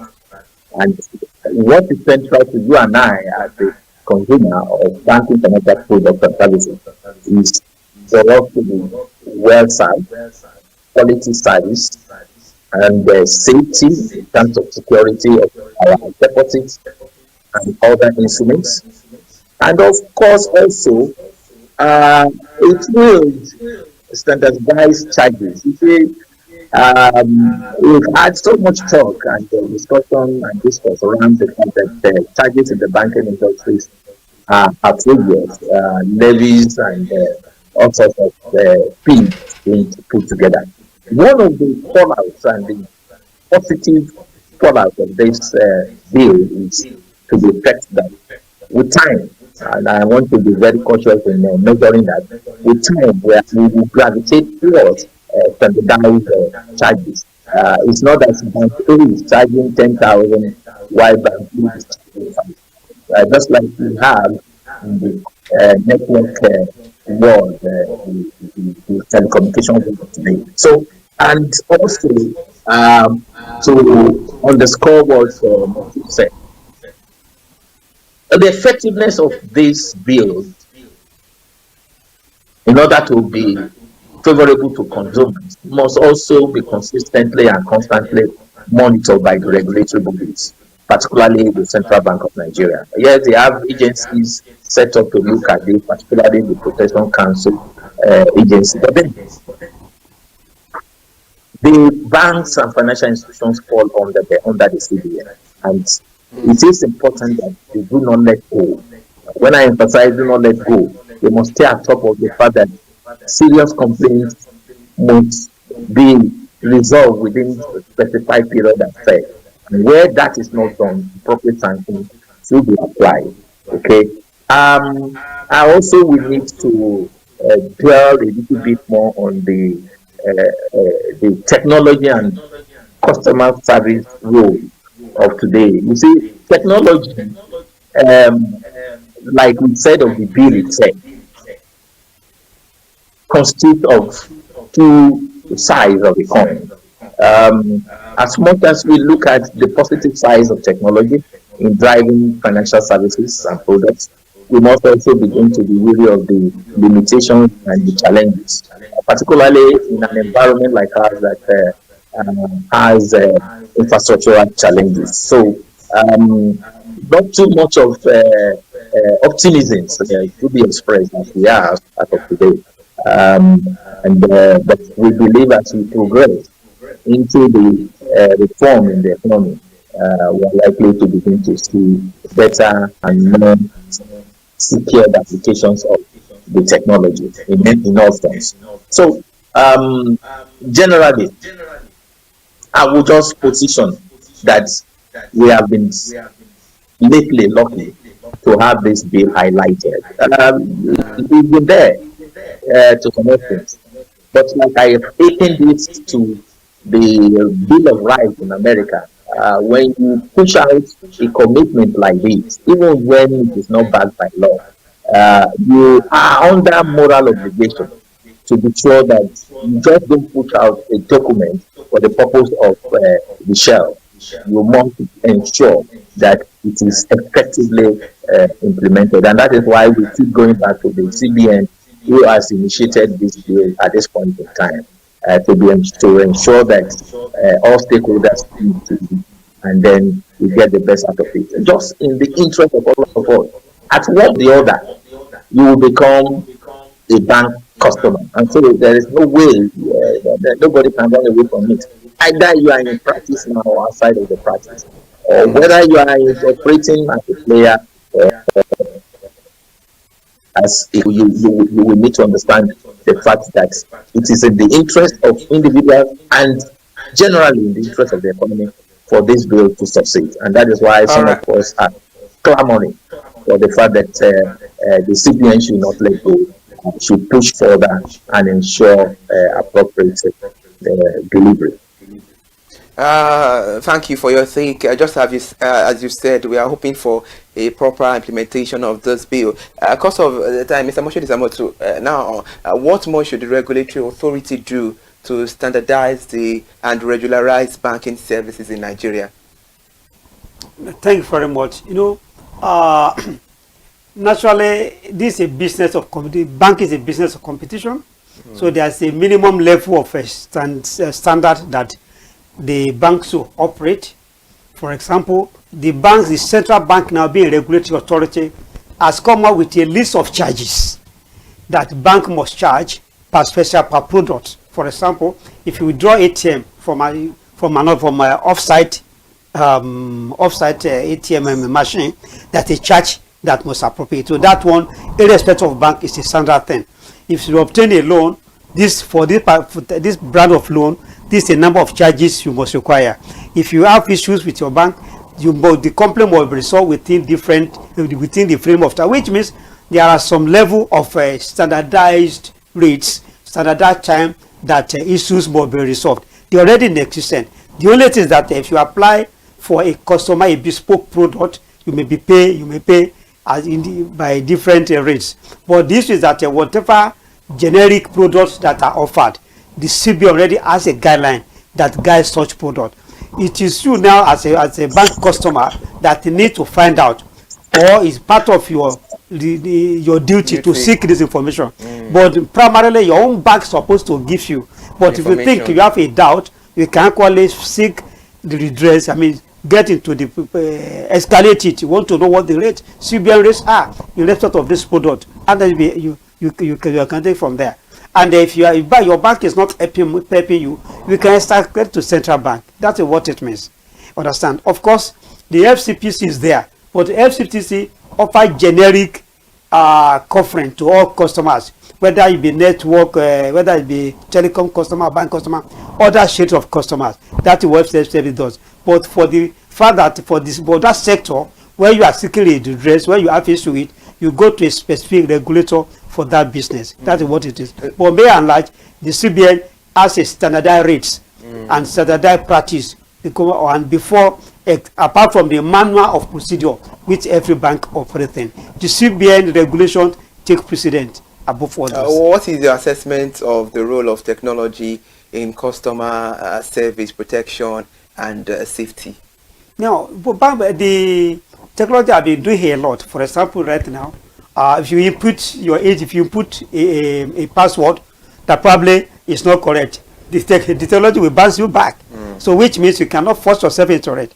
And at times when you log in a detail, after 2 or 3 times, you are bad. Go and visit your bank to fetch your registration. That is a safety that have been put up on it. Am I correct? And there's even a limit. You can put a limit on your bank account that there's a limit to which can be taken out of your bank for this period. Understand now? Which means technology has put a caveat on it. So if somebody wants to break in, technology will not allow you to break in. So technology is doing a lot. But as I tell you, as you are doing that, some bad guys are equally doing things to break into. So that's why bank continuously doing upgrading their system and equally educating the bank customer what they need to do. Understand? And if that is why, as simple as SMS, if you receive an alert from your bank and that is not yours, I mean you didn't initiate it, before you call us so that the person won't go for the next one, you can block your machine, your ATM. You can block your account from your phone. The phone. So that I don't need to go to the bank. You can then go to the bank and complain. But before then, by the time you receive the first alert for debit not initiated by you now, technology has put, you can stop that thing. Understand?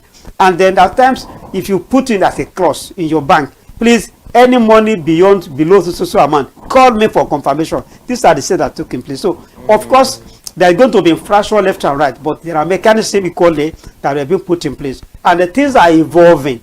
With this technology, what it was 10 years ago is not the same thing right now. So as the things are evolving, there's going to be more responsibilities, there's going to be more duties. That make a duty of care is more on the bank because the customers are king, whatever it is. So that is very, very important. So the responsibilities on the part of the regulator, on the part of the operator, and on the part of the customers as well. Thank you, Mr. Amosho Disamotu. Over to you now, Dr. Reddy. Let's have your parting shot, and as well, what is your personal assessment of bank customer service in Nigeria? Okay, let me just be very factual. I will take it from the customer service assessment. The truth of the matter is that some of us did the research that is comparative in nature. For instance, my thesis is essentially on bank's branch management between a period of 1996, just before the ACAM was formed, and then 10 years after, when ACAM had taken root. And so the research conclusively indicated that bank services have improved greatly. And it was essentially attributed to the impact of ICT generally. So we need to begin to talk about information communication technology, not to talk of technology alone. And so the parting shot here is this: that going forward with better innovations and applications of ICT, more tactics and models and mechanisms, we will begin to see better results in value, particularly in the Nigerian context. I'm not equating it or benchmarking anyone with any part of the world, but honestly, the young banks have come of a great positive impact. There is nobody can take that away recently. Now, so my parting shot is simply that consistently, what we lack in terms of connecting the nerves amongst stakeholders in the banking industry is the need to apply what some of us have said you call ARER: adequacy, relevancy, and efficiency of usage of policies. There's always a disconnect. That is the major issue. Now we're talking about Bill of Rights today. How consistent are we over time? How efficient are we in ensuring that we don't let lose of the nitty-gritty of the game? And how relevant are they with time? We need to begin to address all this and ensure that going forward we are at par with what the world is dictating. Sometimes we spoke about financial inclusion. It will surprise you that as of today, Nigeria is still far below some African countries in terms of elsewhere it has attained over 100%. We are still struggling to attain 90%. We are like 74% down, and that is not too good. So it means that we have a lot to catch up with. So we need to be able to connect the dots and link the various gaps. Like I said, it is among the triple of the stakeholders: the consumers, the customers, the operators, the regulators. And with that, I'm quite sure that we'll do more than what we are doing. Right, we're hopeful. Thank you so much, Dr. Reddy Ademosu, for your time and contribution on the program. Please do well to enjoy the rest of your day. Thank you so much for coming on the program. Thank you so much for having me. And to my brother, Moshood, nice to see you all over again. Bye-bye. Thank you, Dr. Reddy. Thank you very much. All right, have a beautiful and pleasant day, Dr. Reddy. Thank you. Now, Mr. Moshood, let's have your parting shot as well. The banking is a serious business. If you don't get right in the banking industry, you may not get back in the rest of the sectors of the economy. So, which means customers is, and when you place that at with the customers as king, all the stakeholders involved, especially the regulatory authority, the banking operators, the bankers, they need to do more, ensuring that they get it right, because that is only when they can be able to deliver their role in growing the economy. Because when the confidence is not there, their image will be eroded, and the economy, their impact in the overall economy will be affected. Because if you don't get it right in the banking sector, you can be sure many things will go astray in the economy. So which means the central banking operators need to up their games, while customers also need to know their duties as well in their interactions with their financial institutions. That's what I have to say. All right, thank you so much, Mr. Moshood Isamotun. He's a public analyst and a commentator Thank you so much for coming on the program. We appreciate your contribution, your time, and your quota. I'm very sure all these things you've said, if all measures are being put in place, very sure the banking industry will be up to task, and there will not be issue for consumers or customers to be complaining about so many the satisfactions activities that has to do with the banking industry. Thank you so much. Now we have to round things up on perspective today. We appreciate you for being there, and most especially you as a consumer. You have a duty obligation to the bank. It's vice versa. As the bank has obligations to you as a consumer, you yourself, you have some things to do, necessary steps to take to the bank as well. Thank you so much. And for the bill, because a lot of consumers, there have been a lot of reactions. People are misquoting it. That what bill? It's something that has been existing for a very long time. Just I'm using the word Mr. Washood used earlier on when he started the program. He said they're just adding flavor to it. So they're just adding flavor to it. Thank you so much for being there. Another beautiful edition of Perspective. We'll be back again tomorrow. I am Iria Yomikuleke. Stay with us for the rest of the day.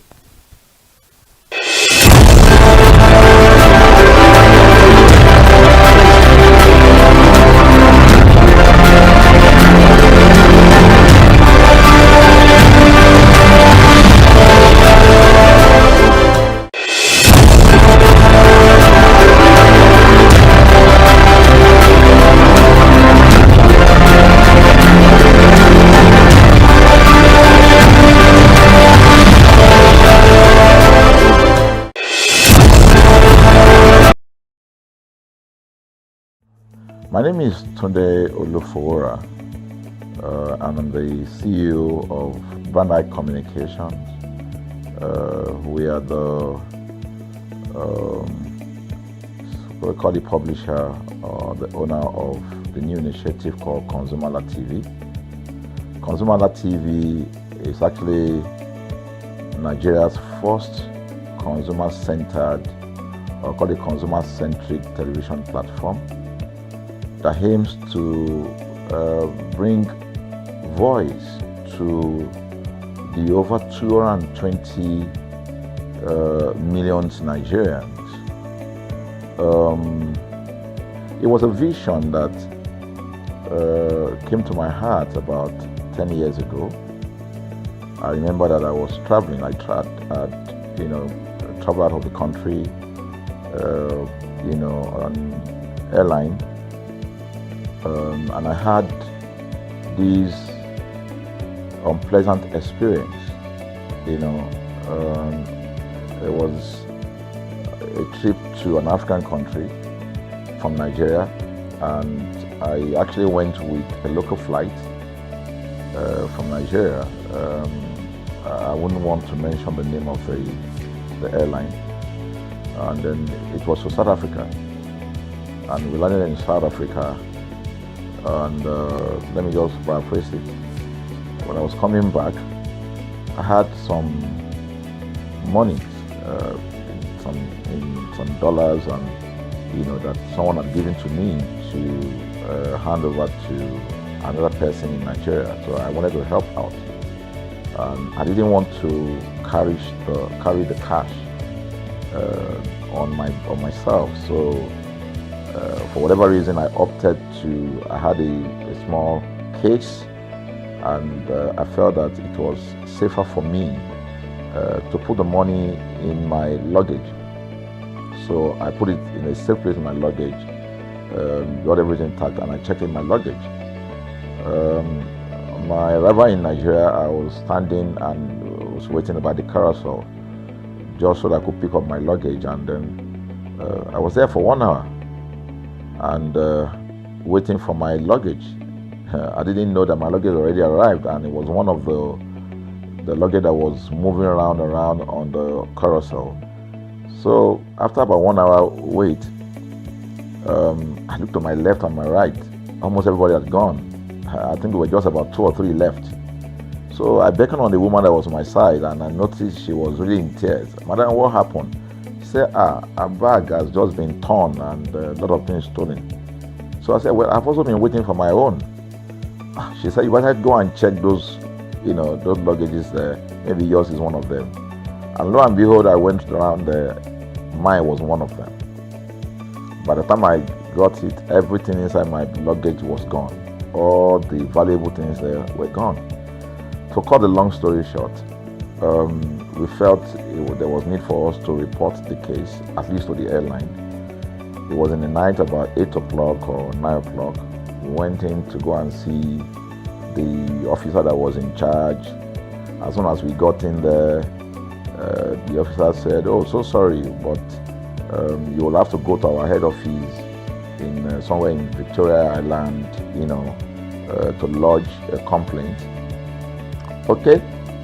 So the next day we went to the Victoria Island and we lodged a complaint, and that was it. And since that day, I'm talking a story of over 10 years ago, I didn't get a call, not even a call from that airline to talk to me about what happened to my luggage. Now, about a month after that trip, I had another opportunity to travel out of the country. This time around it was to US, and it was an official assignment. And I flew on, I will mention the airline this time around. I flew on a BA. I really didn't like BA. I usually go with Virgin Atlantic and things like that. But my protocol officer convinced me and said, "Okay, you will love BA. Why don't you go on BA?" Anyway, so I went on BA to US. And of course, when I returned from US to Nigeria, we had to do, of course, there'll be like a connecting flight, from Heathrow. So we got into London Heathrow, and then because it was through Heathrow that we went, and then so they changed since it was BA, they changed the aircraft this time around to a bigger one. I mean, clearly because there were more Nigerians, or more people that were planning to come to Nigeria, and then we boarded. Not quite 10 minutes into the flight, in the air, the aircraft started malfunctioning.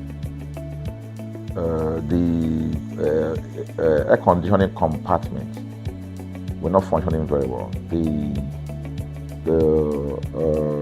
I was on what you call business economy.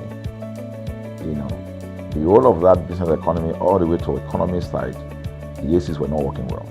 It was hot. And then I was watching.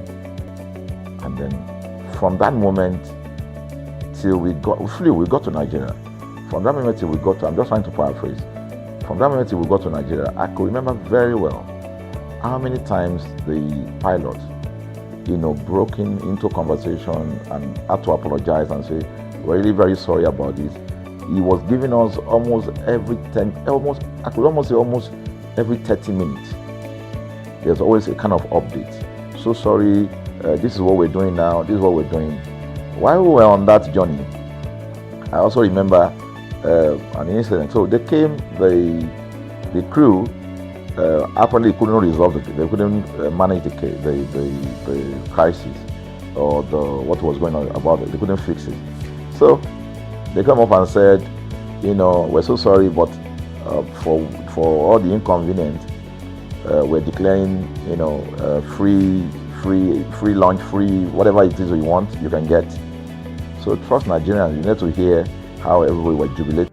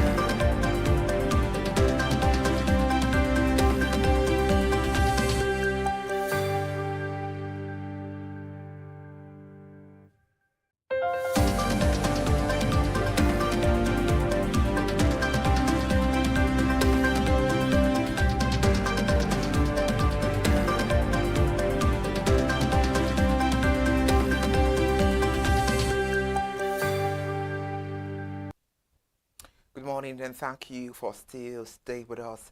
This is ConsumerHallaTV News at 10. I am Ire Ayomikunle Eke. We start the news with the Central Bank of Nigeria talking about the Monetary Policy Committee, which cut the interest rate from 27.50% to the 27% from 27.50%.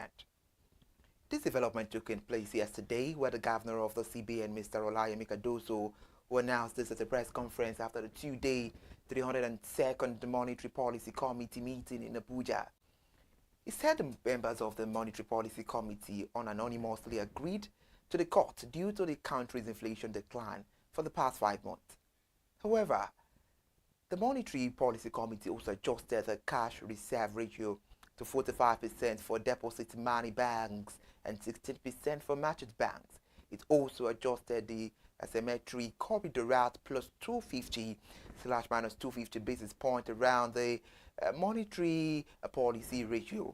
The committee retained the liquidity ratio at 30%. Report says this is the first time CBN announced interest rate cuts since May 2023, when it was slashed from 18% to 17.5%, as it counters industrial stakeholders and manufacturers called for MPR downward easing to bring down the cost of production.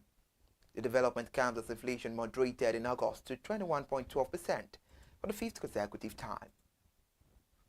Swinging to business news, as the Nigeria Union of Petroleum and Natural Gas Workers (NUPENG) and the Petroleum and Natural Gas Senior Staff Association of Nigeria (PENGASN) have opposed the federal government's plan to sell a stake in joint ventures oil assets.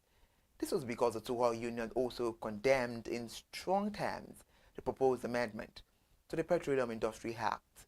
PENGASN President Mr. Festus Osifo made the position of the union known at the World Joint News Conference yesterday in Abuja, saying that both policies would destabilize the Nigerian National Petroleum Company Limited and put the economy at risk. Mr. Festus Osifo stated that the planned sale of government stakes in joint ventures assets would mortgage Nigeria's future and cripple its oil industry. He said the oil asset belongs to the Federation, not just the federal government, but to all Nigerians, and any move to sell them amounts to mortgaging Nigeria's future.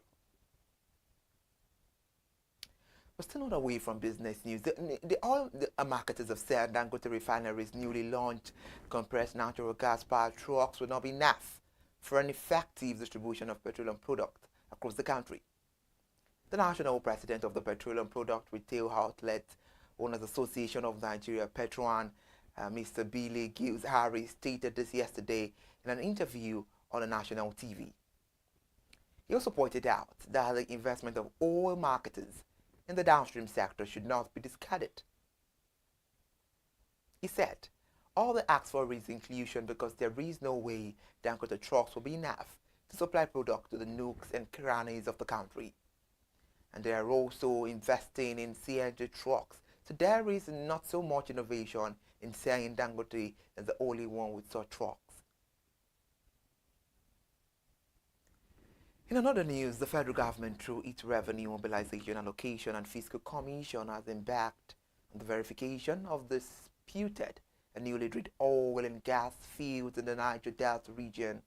The chairman of the Revenue Mobilization Allocation and Fiscal Commission, Dr. Mohammed Shehu, who led the committee to the Anese oil field in the Okwa area of Delta State on Monday, stated that the verification was necessary following various petitions from states.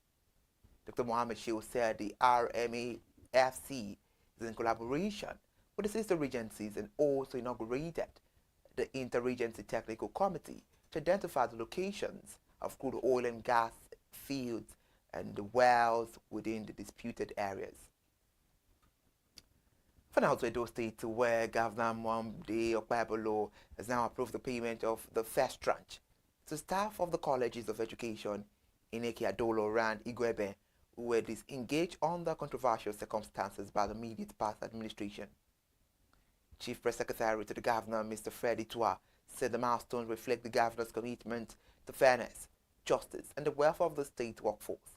Mr. Freddie Tua also said the total sum of 4.6 billion has been earmarked for the settlement of entitlement benefit of the affected staff. Mr. Ritua's statement says, in further demonstration of its commitment to restoring dignity to those who serve the state.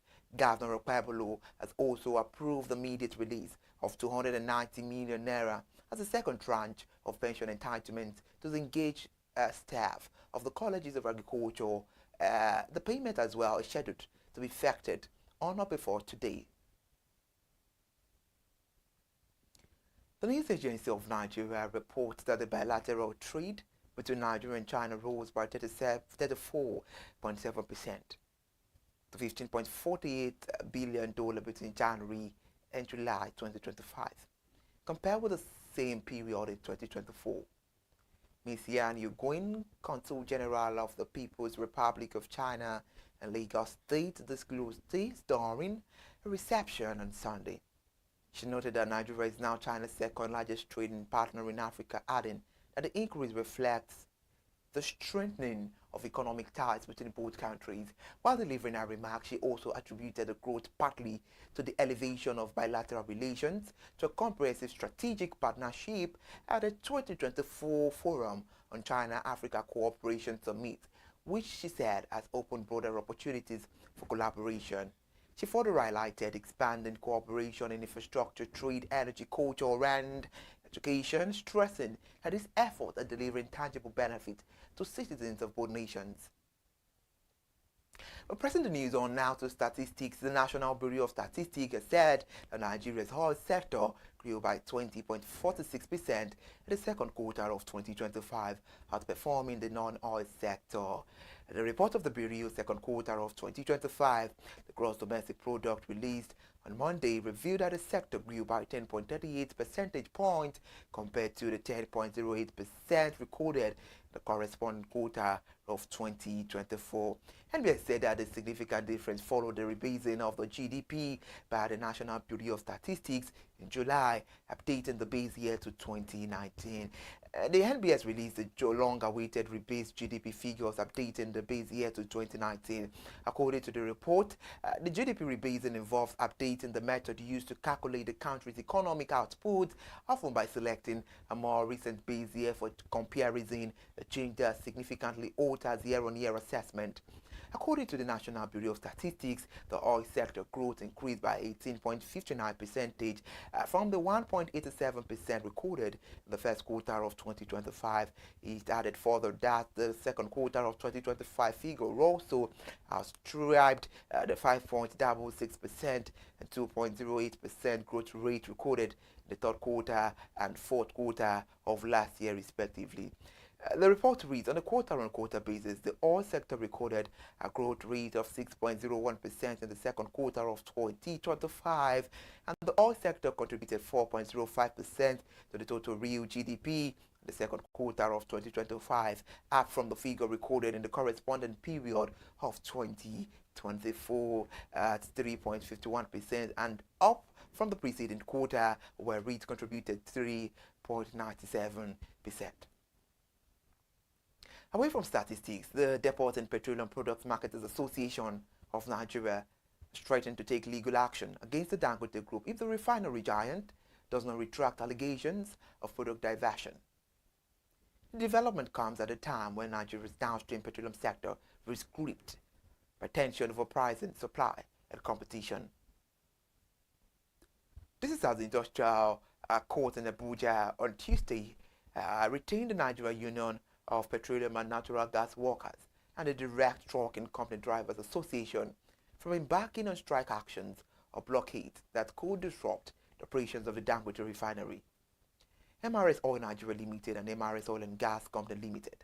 The clash between the refinery and Dapman follows claims by the Dangote Group that some marketers were exploiting discounted purchases from its refinery under the guise of domestic supply, but diverting the product to neighboring countries where pump prices are nearly double. Dangote described the alleged scheme as a long-running drain on Nigeria's resources and insisted it would not be complicit. It also declared that any party who feels aggrieved by the content of the publication is entitled to seek redress through the appropriate legal channels without recourse to a 7-day notice. Here now, a non-government organization, EHI's Empowerment Foundation, is in collaboration with its partners, have empowered not fewer than 1,000 students of Nuhu Bamali Polytechnic in Zaria with the business skills and sanitary pads. Speaking at the flag off, the coordinator Malam Musa Aliyu said that the beneficiaries would also empowered with practical knowledge and resources to thrive in various business. He said initiative programs seek to enhance employment generation, poverty reduction, and strengthen the menstrual hygiene, adding that the available statistics indicated that there were over 300 tertiary institutions of the country that were graduating over 600,000 students annually. The coordinator said approximately 6,000 are getting jobs in government agencies after their graduation, hence the need for the student to have this practical and digital skills. The program therefore is to strengthen the government's technical and vocational education training initiative. 1,000 students will be trained on the skills, and many of them will receive starter packs. The foundation will monitor their progress for 3 months to ensure the success of the initiative.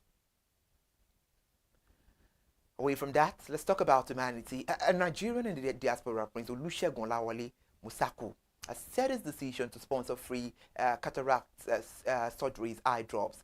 The glasses for resident of Arigbajo was motivated by a desire to uphold the philanthropic values of his late father, Robert Timothy Oluwole Sunday Musaku, and continue effort to bring meaningful change to the community. The outreach powered by Eye Foundation Hospital was held on September 18 and 19, 2025 and benefited hundreds of people with free cataract operations, eye medications, and corrective glasses.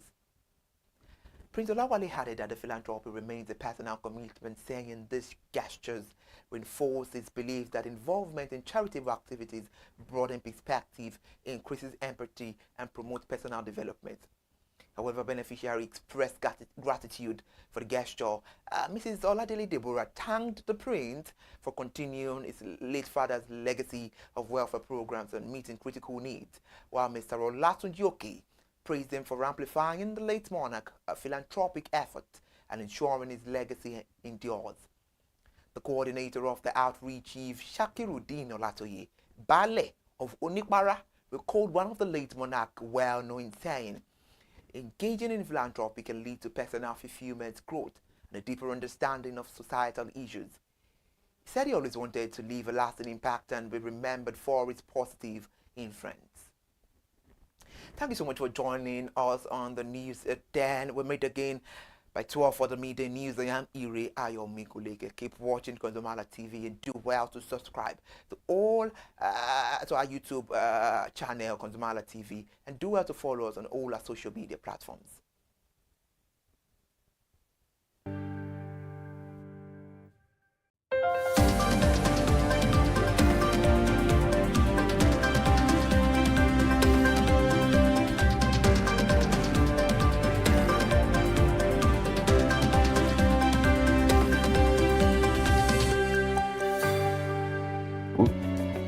Apparently couldn't resolve it. They couldn't manage the crisis or what was going on about it. They couldn't fix it. So they come up and said, we're so sorry, but for all the inconvenience, we're declaring, free lunch, free whatever it is you want, you can get. So trust Nigerians. You need to hear how everybody was jubilating. But something struck me. The experience I had just about a month before, and this experience, somehow I started comparing them. I was trying to see how this matter will be managed. Again, to cut the story short, we landed in Nigeria on a bill. Before we landed, the pilot announced and said that for the inconvenience, they will be giving a voucher of £50 to everyone that flew on that aircraft. I thought it was a joke.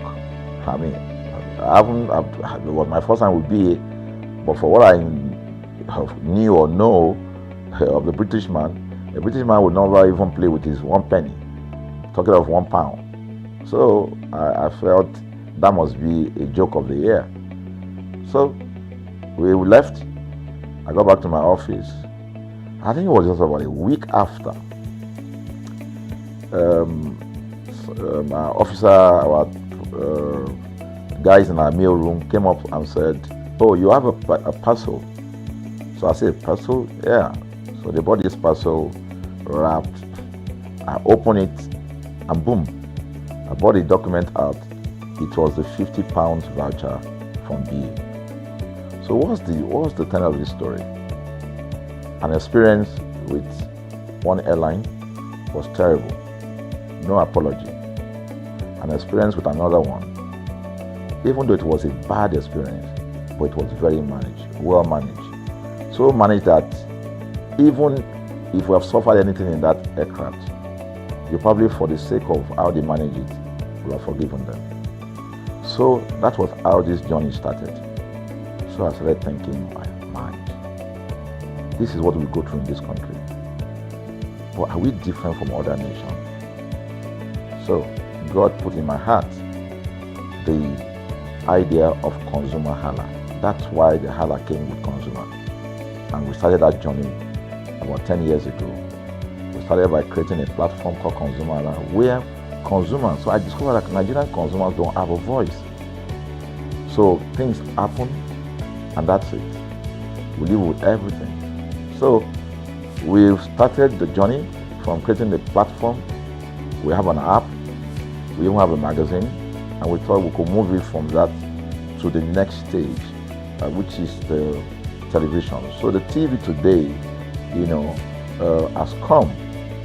So I would say precept by precept, line upon line, we have been able to build on our aspiration, to finally bring to birth this unique and exciting platform, So it's a digital telecast, and our goal is to further connect consumers in Nigeria to brands with insightful news, development within the fast-paced world of consumers.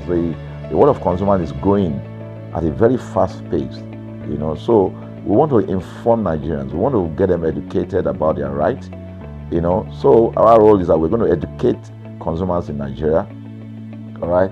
So by bringing them specialized and what you call analytical, research-based content generation that will inform, educate, sensitize the audience, So that's ConsumerHallaTV. So I call it an offshoot of our ConsumerHalla brand. ConsumerHalla brand actually was the first we call it the first complaint or consumer complaint resolution portal. When we started it about 10 years ago, or about 7 years ago, it became the first complaint resolution portal.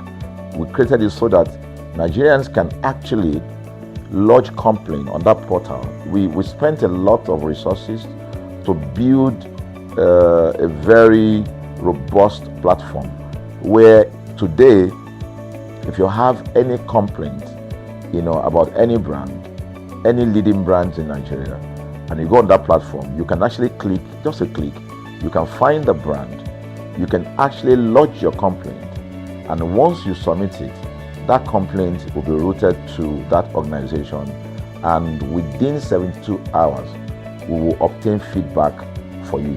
We build it in such a way that we have connection to almost all the organizations, and it's been working.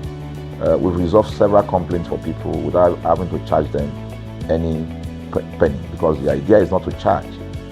So what we have done with ConsumerHallaTV is to take it to the next level. So we hope to change the narrative. We want to give the right direction. Nigeria has the largest consumer market in the world, with a population of over 220 million people. Why should we be the one that is suffering the most? Everywhere you turn to, it's as though Nigerian consumers don't have a voice. You're traveling, you buy a ticket. For whatever reason, an airline will wake up middle of the night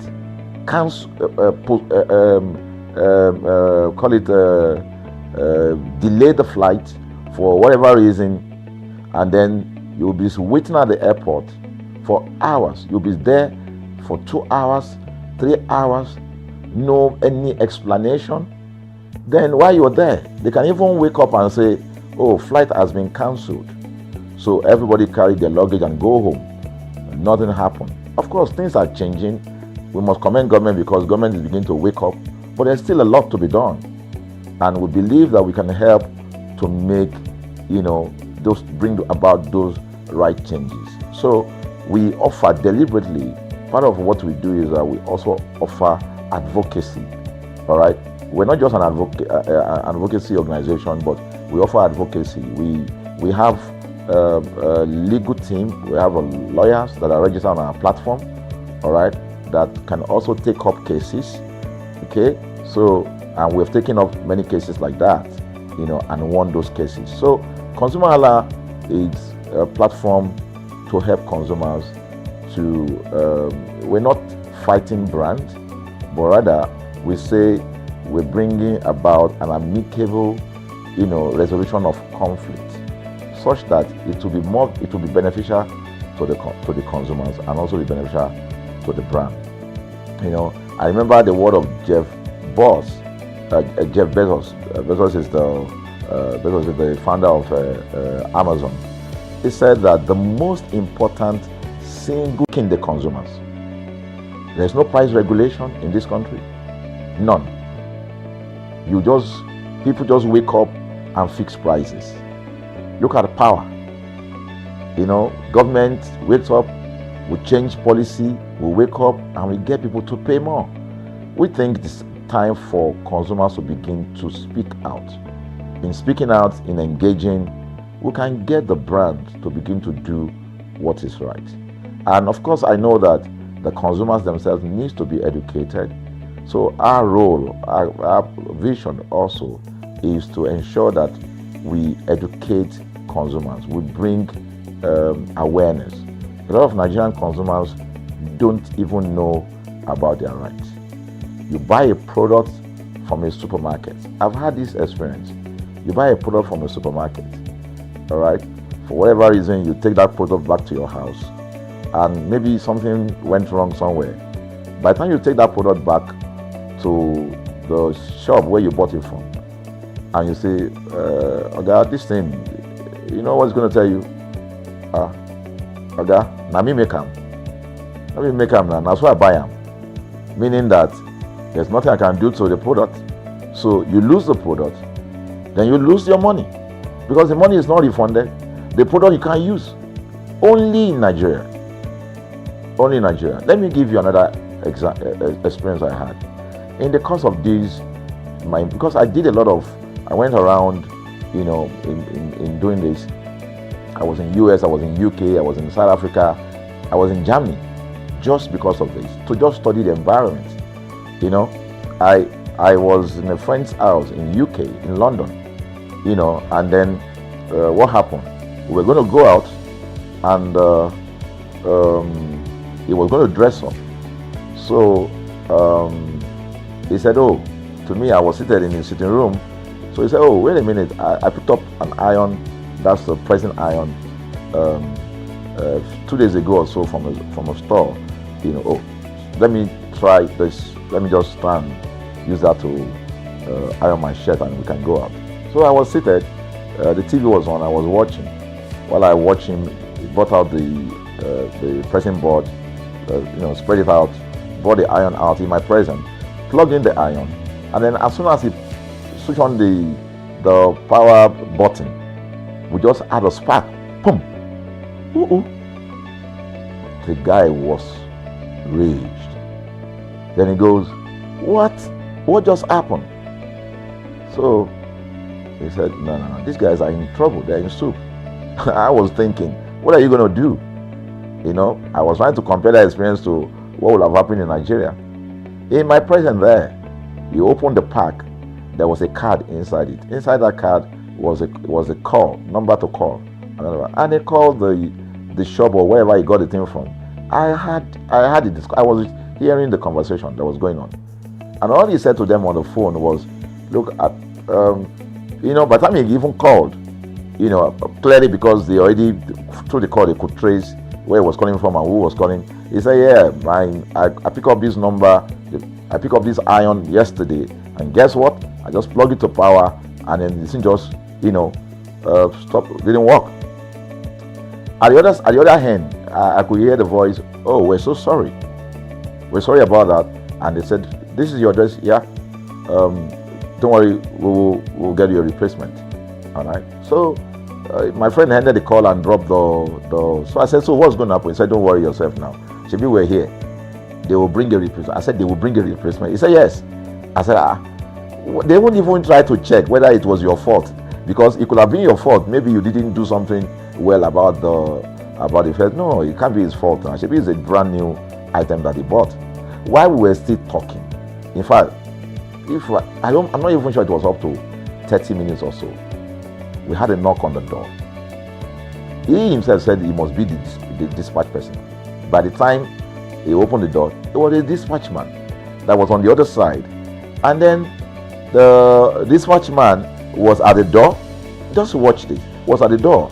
I was seated in the sitting room. The guy was at the door to meet with the dispatch guy. The dispatch man that brought the replacement iron, I heard him say, we're so sorry.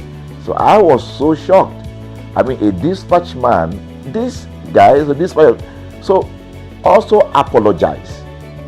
I was so touched by it that even a dispatch man was so trained, to tell the guy, we are so sorry. And guess what? He brought the replacement iron. By the time my guy opened the iron, it was a bigger size iron. So they replaced with a bigger size iron.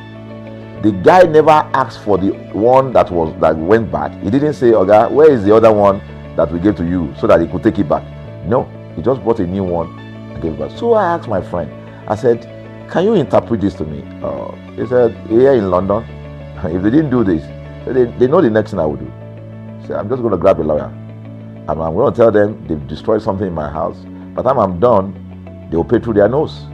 Because the consumers are conscious of their rights. In Nigerian consumers, even those who are aware, won't even take the battle up. Everybody just go, what can we do now? Today they wake up and ban this. What can we do now? So we're going to change the narrative. We have to stand up. So the vision of ConsumerHallaTV is really to create an engagement platform that constantly mirrors the minds of consumers and provides right connections for meaningful brands in Nigeria. Thus, we believe, will be forming part of that our overall vision, of creating a more caring world of consumers where businesses thrive. So I think that we'll make our impact. We ask you to join us on this journey. ConsumerHallaTV will drive engagement. It will also be there to help to promote brands that are doing what is right. So we're not out to criticize any brand. Rather, we have to complement what the brands are doing, because there is no organization that or a business that was set up to fail. Nobody set up a business to fail. So there are just gaps that need to be fixed. So together we can fix things, and together we believe that we will create the right story for consumers in Nigeria. Thank you very much.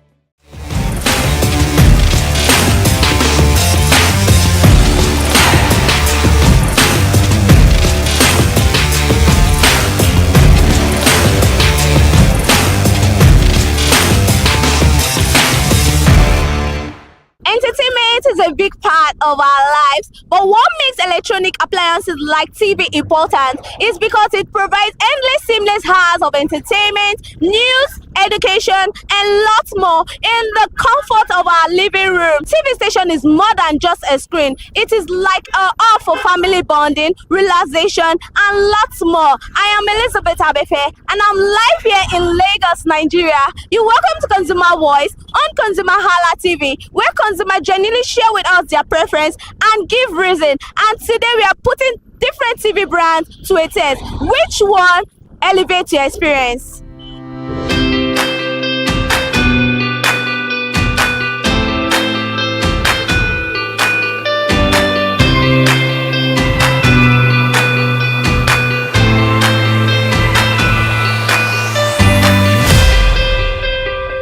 Yeah, good morning. What is your name? My name is Olawale. Okay, do you have a TV at home? Yes, I have a TV. Okay, which brand of TV do you own at home?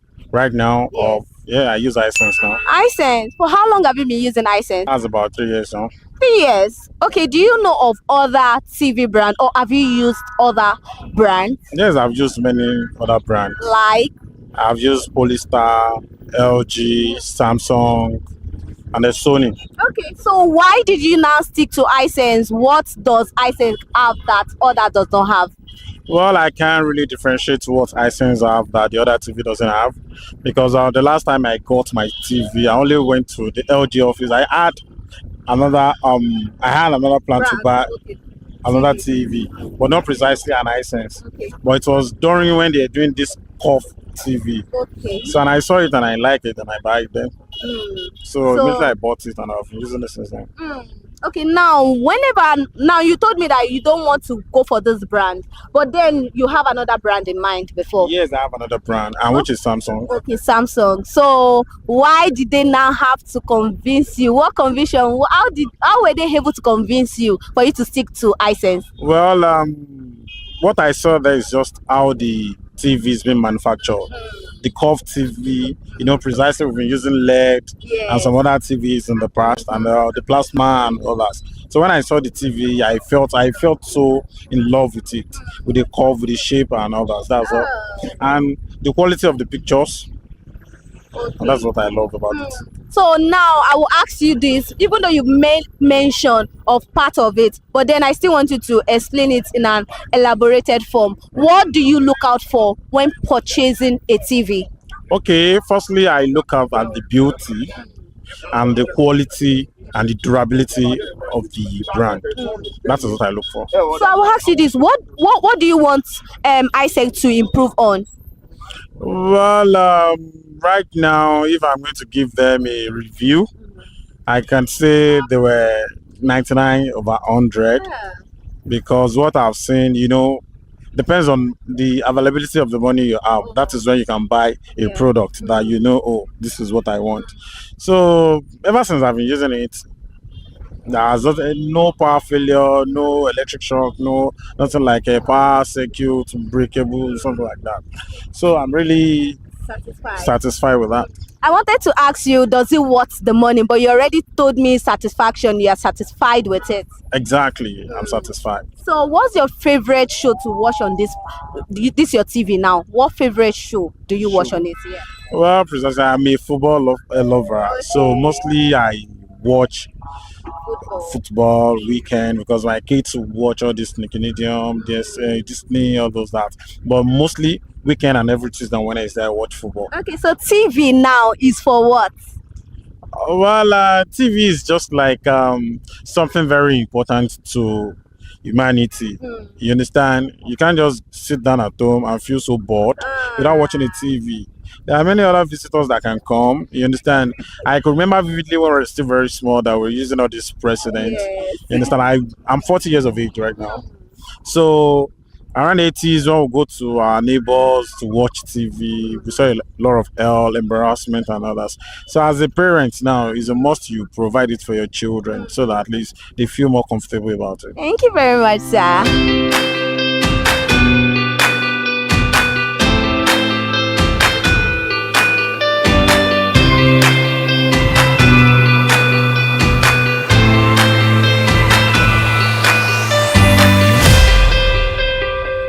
morning, sir. Good morning. What is your name? I'm Ebenezer Olodare by name. Okay, do you have a TV at home? Of course, yes, I do. Okay, so which of the brand do you own at home right now? Okay, I have an LG TV and Samsung. Do you know of other TV brands? Of course, iSense. Okay, so why do you pick LG and Samsung? Okay, I bought the LG because it was 2-year warranty, and the Samsung, I like Samsung because of the brightness and the sharpness. Okay, because of the brightness and the sharpness. Okay, now what do you look out for when purchasing TV? Of course, now the same thing as if buying phone, I look at the warranty, one, then the brightness. Just as you looking at the camera of your phone. So those are the things I check out for. Okay. I look at the brightness and the sharpness, but I prefer Samsung or the LG. Okay, so what would you like them to improve on? This is your LG and Samsung. Is there something you want them to improve about that? LG should improve on their color, the brightness, and the volume. Those are the things. Okay, now this TV now. What's your favorite show to watch on these two TV? It's just Arise News. News. It's just Arise News. Finish. Arise News only. But and sports, yeah. Okay. I like football. I'm a Barcelona fan. Okay, now TV. Now, what does TV? What does it embodies? Why do we have TV? So that you can be updated now with things happening around you now, what's going on. You understand? So that's why I believe many of us have it. And should the case the government want to pass any information, those are the places you can easily get it. Any other thing aside that is just see anything you see on online. It's people that type it there. So those are just content creators. But anything that you see on TV, is just believe it's real. Thank you very much, sir.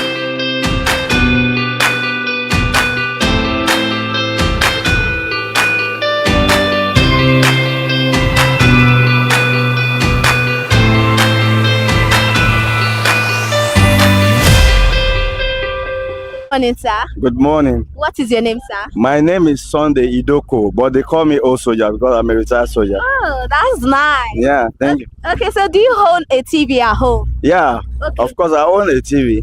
So which brand do you have at home? The brand I have is LG. So for how long have you been using this LG for? I've been using this LG since 2015. 2015? Okay, now do you know of other brand? Have you tried other TV brand? Well, I've tried Sony. The picture is clear too. Okay. Yeah. So now, why do you stick to LG right now? Well, I stick to LG is that when I bought it, they told me that they gave me a 1-year guarantee. Okay. And for the first time, the TV, maybe the fuse, I had a problem. I took it there, and it was done without them collecting a penny from me. And ever since then, it has been serving me. It has been working fine. So now, what do you look out for when you want to purchase a TV? When you want to go and buy your TV now, what are those features you look out for? Well, I look at the sharpness of the picture, that is quality. Okay. Then, and the performance, that is the durability. Yeah. I look for the quality. In short, I go for quality. Okay. Yeah. And the name LG, it's a household name, you know. It was when I bought it was in vogue, and I believe it's still in vogue. Okay. So LG product is reliable. Yeah. Okay. Now, is there anything you like them to improve on? What I want them to improve on, I think the picture is okay, but like I said, there's nothing like maybe when you say something is of standard, the quality, let them maintain that their standard. I think the standard is okay. Okay, so now on a scale of 1 to 10, how will you rate them? I'll rate them 9. 9? Sure. Why Because 9? I'm even using my home theater is plasma, is something to is LG. Okay. My plasma TV is LG. My home theater is LG. And if I have to buy any other product again, I'll go for LG. Yeah. Okay. And I can always recommend LG for whoever wants to purchase it. Okay, now does it worth the money? It's worth the money because since I bought it, they only opened it once, and since then it has been serving me. So whatever you have and it does not cost you money all the time, definitely it's okay, it's reliable, so it doesn't cost me money. Okay, so what's that favorite thing you love to watch on your TV? I love Nollywood. I enjoy watching Nollywood because I have some actors that I'm in love with, so I like watching Okay. Hollywood, Nollywood, not Hollywood, Nollywood. Yeah, Nollywood. Yeah. So what is that thing now? This TV now. Yeah. What does he? Why is it compulsory for us to have it at home? Why it's compulsory for you to have it at home is that after going to work in the morning and you are stressed off, when you come home, you need a kind of information, because you cannot be in the office and be watching TV. Definitely you'll be busy. So when you get home, you need to relax, check your TV and look at what's the updates of the day, at least the news. After watching the news, you can now switch off to sport or any other program. So that's how it kind of keep you company and stabilizes your mind and refreshing you against tomorrow morning, tomorrow job. Yeah. It makes you feel more relaxed. Sure, more relaxed. Yeah. Thank you very much, sir.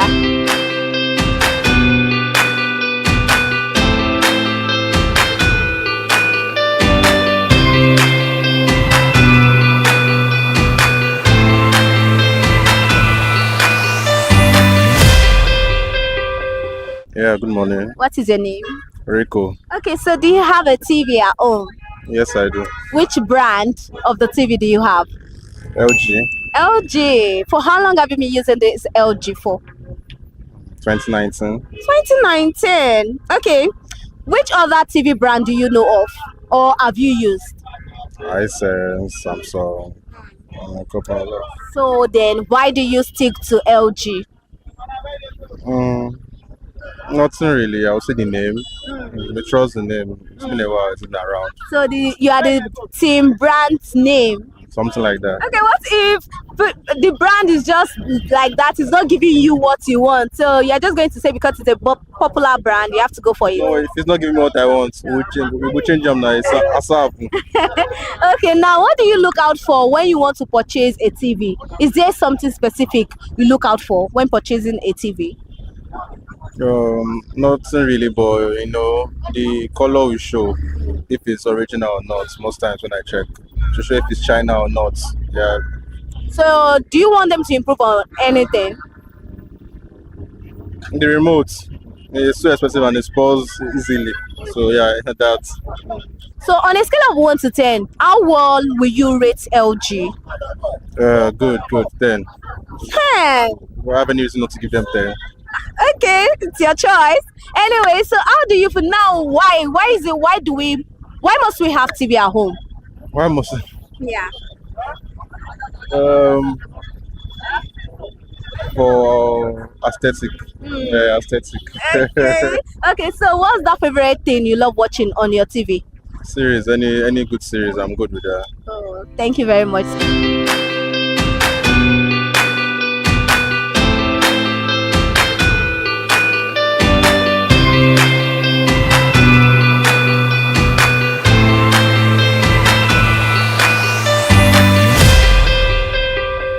What is your name? Ola. Okay, so do you have a TV at home? Yes, I do. Okay, so which brand do you own currently at home? An LG product. For how long have you been using LG? 6 years now. 6 years? Yeah. Okay, so have you tried other TV brand before or have you heard of other TV brand? Yeah, I think I've tried Sony before. Then I also tried, I forgot the name of the name, but it starts with Hisense or something like that. Hisense. Okay, so why then do you now stick to LG? Because I like the color contrast and the green, whatever, kind of like it saves energy. It doesn't consume much energy. Oh, yeah. Okay. Now, is there anything you like them to improve? On LG? Yeah. I would say stand, television stand. Stand. Okay, Yeah, the stand. Okay. They should have more, more types of stand rather than just one single type. Okay, so now I know you already mentioned the color and all of that, but then I still want you to talk more. What other feature do you look out for when purchasing a TV? Internet compatible, and also other device like they have other input device like your USB, like your computer, like your audio outputs and also other input and output device. So on a scale of 1 to 10, how well will you rate this your LG? I would say 10 to 10. 10. Yeah. You give it a 10. Exactly. Okay, now what's your favorite show to watch on this your TV? It's good on Netflix. Why it's on Netflix? Because Netflix has a good color contrast. So yeah, and the internet's capability is really, really good. Okay, so now what's that favorite show? Maybe football, news. What's that particular thing you love sitting that you watch on your TV? I watch movies, all kind of movies, foreign movies, Nigerian movies. Yeah.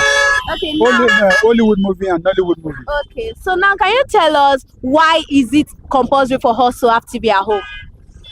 Well, it's good to have TV at home because if you have kids, you can always browse for information, you can always browse for education, you can always get news, and you can always, when you have TV, you have other ways of displacing your inputs. Like you have a flash drive, you can look it through your TV and all that, and you can always, sometimes you can play audio video on TV. So thank you very much, sir.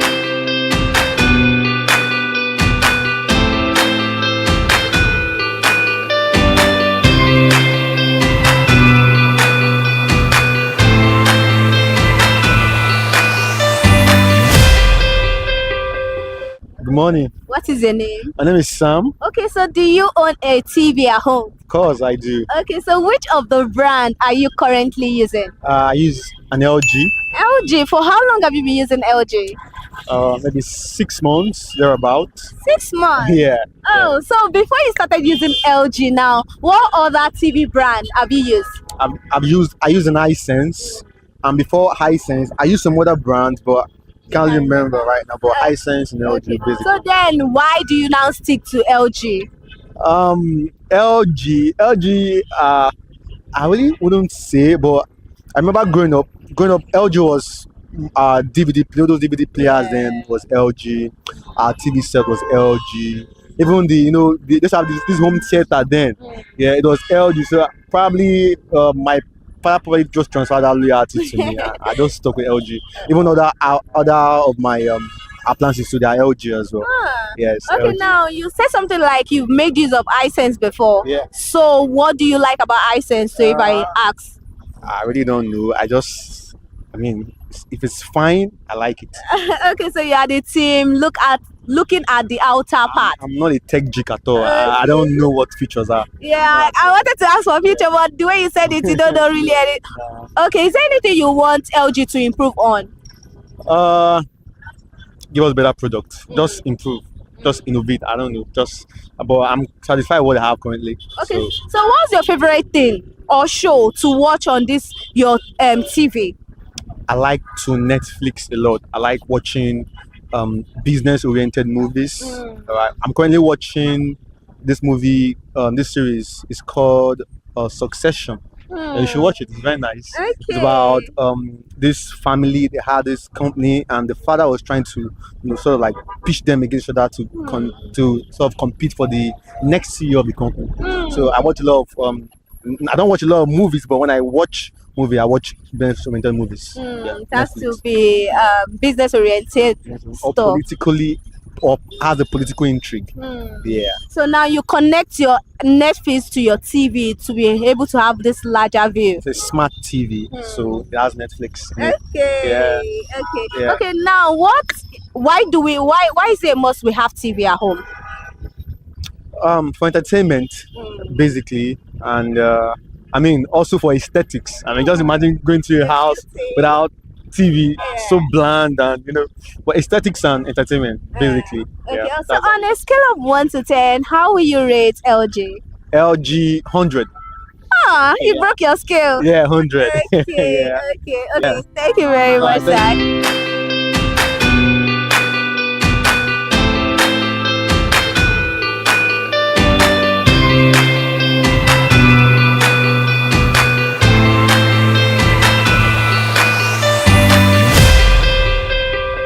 Good morning, ma.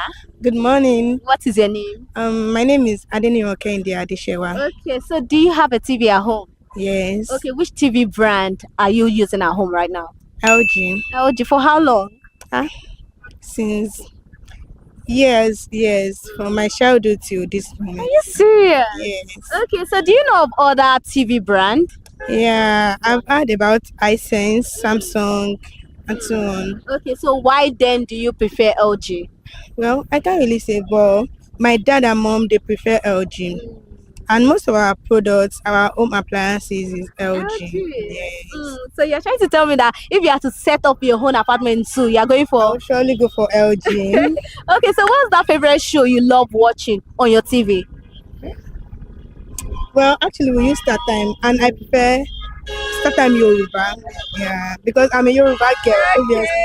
Yoruba tata. Yes, so. Okay, so now, on a scale of 1 to 10, how will you rate LG brand? 9. 9? Yeah. Okay, is there anything you'd like them to improve? Well, nothing. You're satisfied? Okay. Yes. Okay, now why is it necessary for us to have TV at home?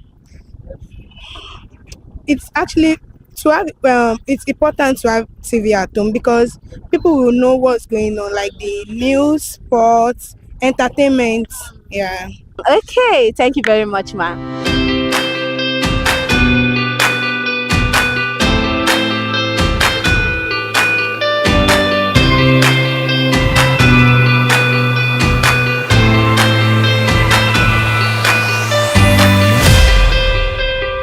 Good morning, sir. Hi, good morning. What is your name? Clinton. Okay, so do you have a TV at home? Yes, I do. So which TV brand are you using at home currently? Currently Hisense. iSense. So for how long have you been using iSense? I think for about 2 years now. Yeah, thereabout. So do you know of other TV brand, or have you tried other TV brand? I've seen Samsung, I've seen LG. Which other one? I think those are the major ones I've seen so far. So why do you prefer iSense?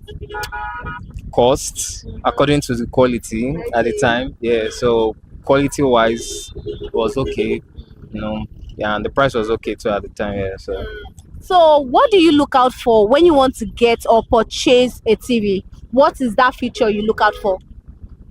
The quality, picture color. Picture color is very important to me. The sharpness, how sharp is it? I'm a gamer, I like to game, so I like quality.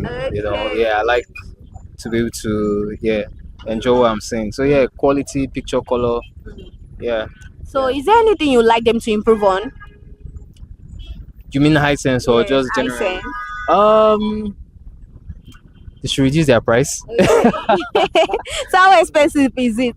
It's not all that expensive though, but as you upgrade and move on, you want to get something bigger for a bigger space and all that. So sometimes prices can be a bit challenging. So, but I understand how economics and all these things work. But if they can still consider it, I think that's all. Yeah. So on a scale of 1 to 10, how will you rate iSense?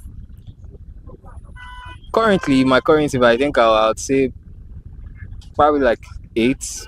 Yeah, 8.5 thereabout. Yeah. Okay. So what's your favorite show to watch on your TV? Do I have a favorite show? What I do is I have movies on my hard drive, so I just connect my hard drive, so I just go seeing the movies on my hard drive. I don't particularly have a show that I sit down to hear. So when I'm just bored, I do that, or I play game, connect the game, play the game. So that's all. Nothing. Okay. So why is it necessary for us to have TV at home? You cannot be busy all the time. Okay. You get bored sometimes. So for me, I like to experience, even when you've not traveled or when you want to go somewhere, you can experience places when you see some particular type of movies, like maybe CIA movies, thrillers, all this kind of things. So you get to experience the culture, the people, even without being there. So I like to experience all that. Okay, thank you very much, sir.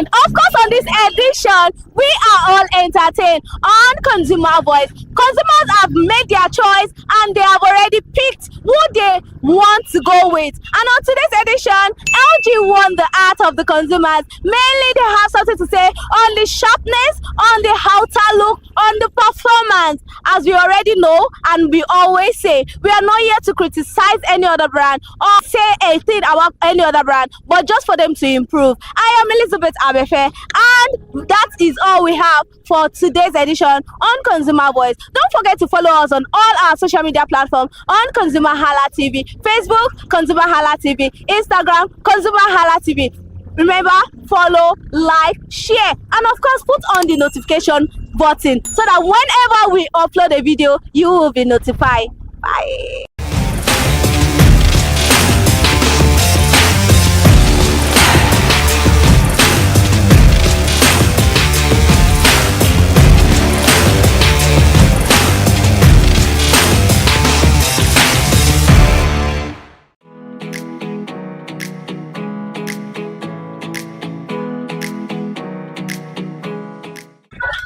You are welcome to Market Series on ConsumerHallaTV. I am Elizabeth Abefe, and this segment is called In the Marketplace. Yes, in the marketplace, where we explore various major markets in Nigeria, bringing you news behind the news. What exactly happened in the marketplace that people do not know of and they do not talk about. And today I am live here at Aguda Modern Market, Surulere, Lagos, Nigeria. Aguda Modern Market is a bustling hub of commerce in Lagos. This market is known for its lively atmosphere and diverse range of products, goods and services, from range of rice, meat, a whole lot of items being sold in this particular market. Now moving on to the history. To understand the market's significance, let's start with a brief history of Surulere. Surulere, a district in Lagos State, has a rich history dating back to the early 20th century. Originally, it was a residential area for Lagos middle class, developed to accommodate the increasing population of Lagos Island. The name Surulere means patience is rewarded in Yoruba, reflecting the community cultural and historical ethos. Aguda Market, located in the heart of Surulere, has been a cornerstone of the community for decades. The market has undergone significant transformations over the years, including a recent renovation that has modernized its infrastructure and improved its cleanliness. The market was previously located in a crowded and unsanitary environment, but the recent renovation has transformed it into a modern market with improved facilities and more organized layouts. Aguda Market is a bustling hub of activities with vendors selling everything from foodstuff, provision, pepper, vegetables, thriftwear, shoes, household essentials, stockfish, and a lot more. The market is known for its wholesale and retail options, catering to a diverse range of customers. What sets Aguda Market apart is the sense of community and friendship among its vendors and customers. Everybody in the market is like one big family, working together and supporting each other. Even in the midst of busy trading activities, the market dwellers still find time to take care of themselves. We sell old men making hair for young girls and even getting their own hair done by younger vendors. It is a testament to the strong bonds and sense of community in the market. The market is also a place of worship and spiritual growth. Every Thursday, Muslims gather together to pray, and every Tuesday, Christians come together for worship, praise and prayer. It's a beautiful display of faith and unity. When we asked the vendors what kept them going, they told us it is their passion for their work. Despite the challenges, they find joy in serving their customers and building relationship with them. The Iyaloja of Aguda Market shared a wonderful insight about the market, saying, Oja Alabiamo, the market is a place where mothers come to find joy and prosperity. She also said that nobody comes to the market with tears and leave without a smile. It is a testament to the market's positive energy and the sense of community that pervades it. Aguda Market is more than just a place to buy and sell goods. It's a vibrant community that is built on strong relationship, faith, and the sense of belongings. It is a testament that the power of community and the human spirit reigns.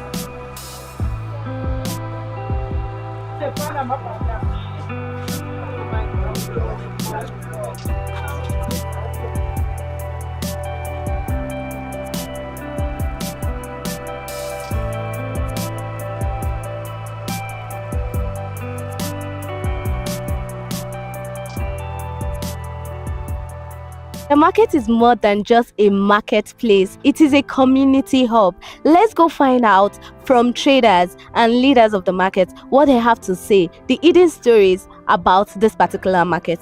Let's go. Ẹ káàárọ̀ ma. Ẹ káàárọ̀. Kí lorúkọ yín ma? Orúkọ mi Alhaja Sikiratu Balogun, ìyá ọjà Àgùdà Modern Market.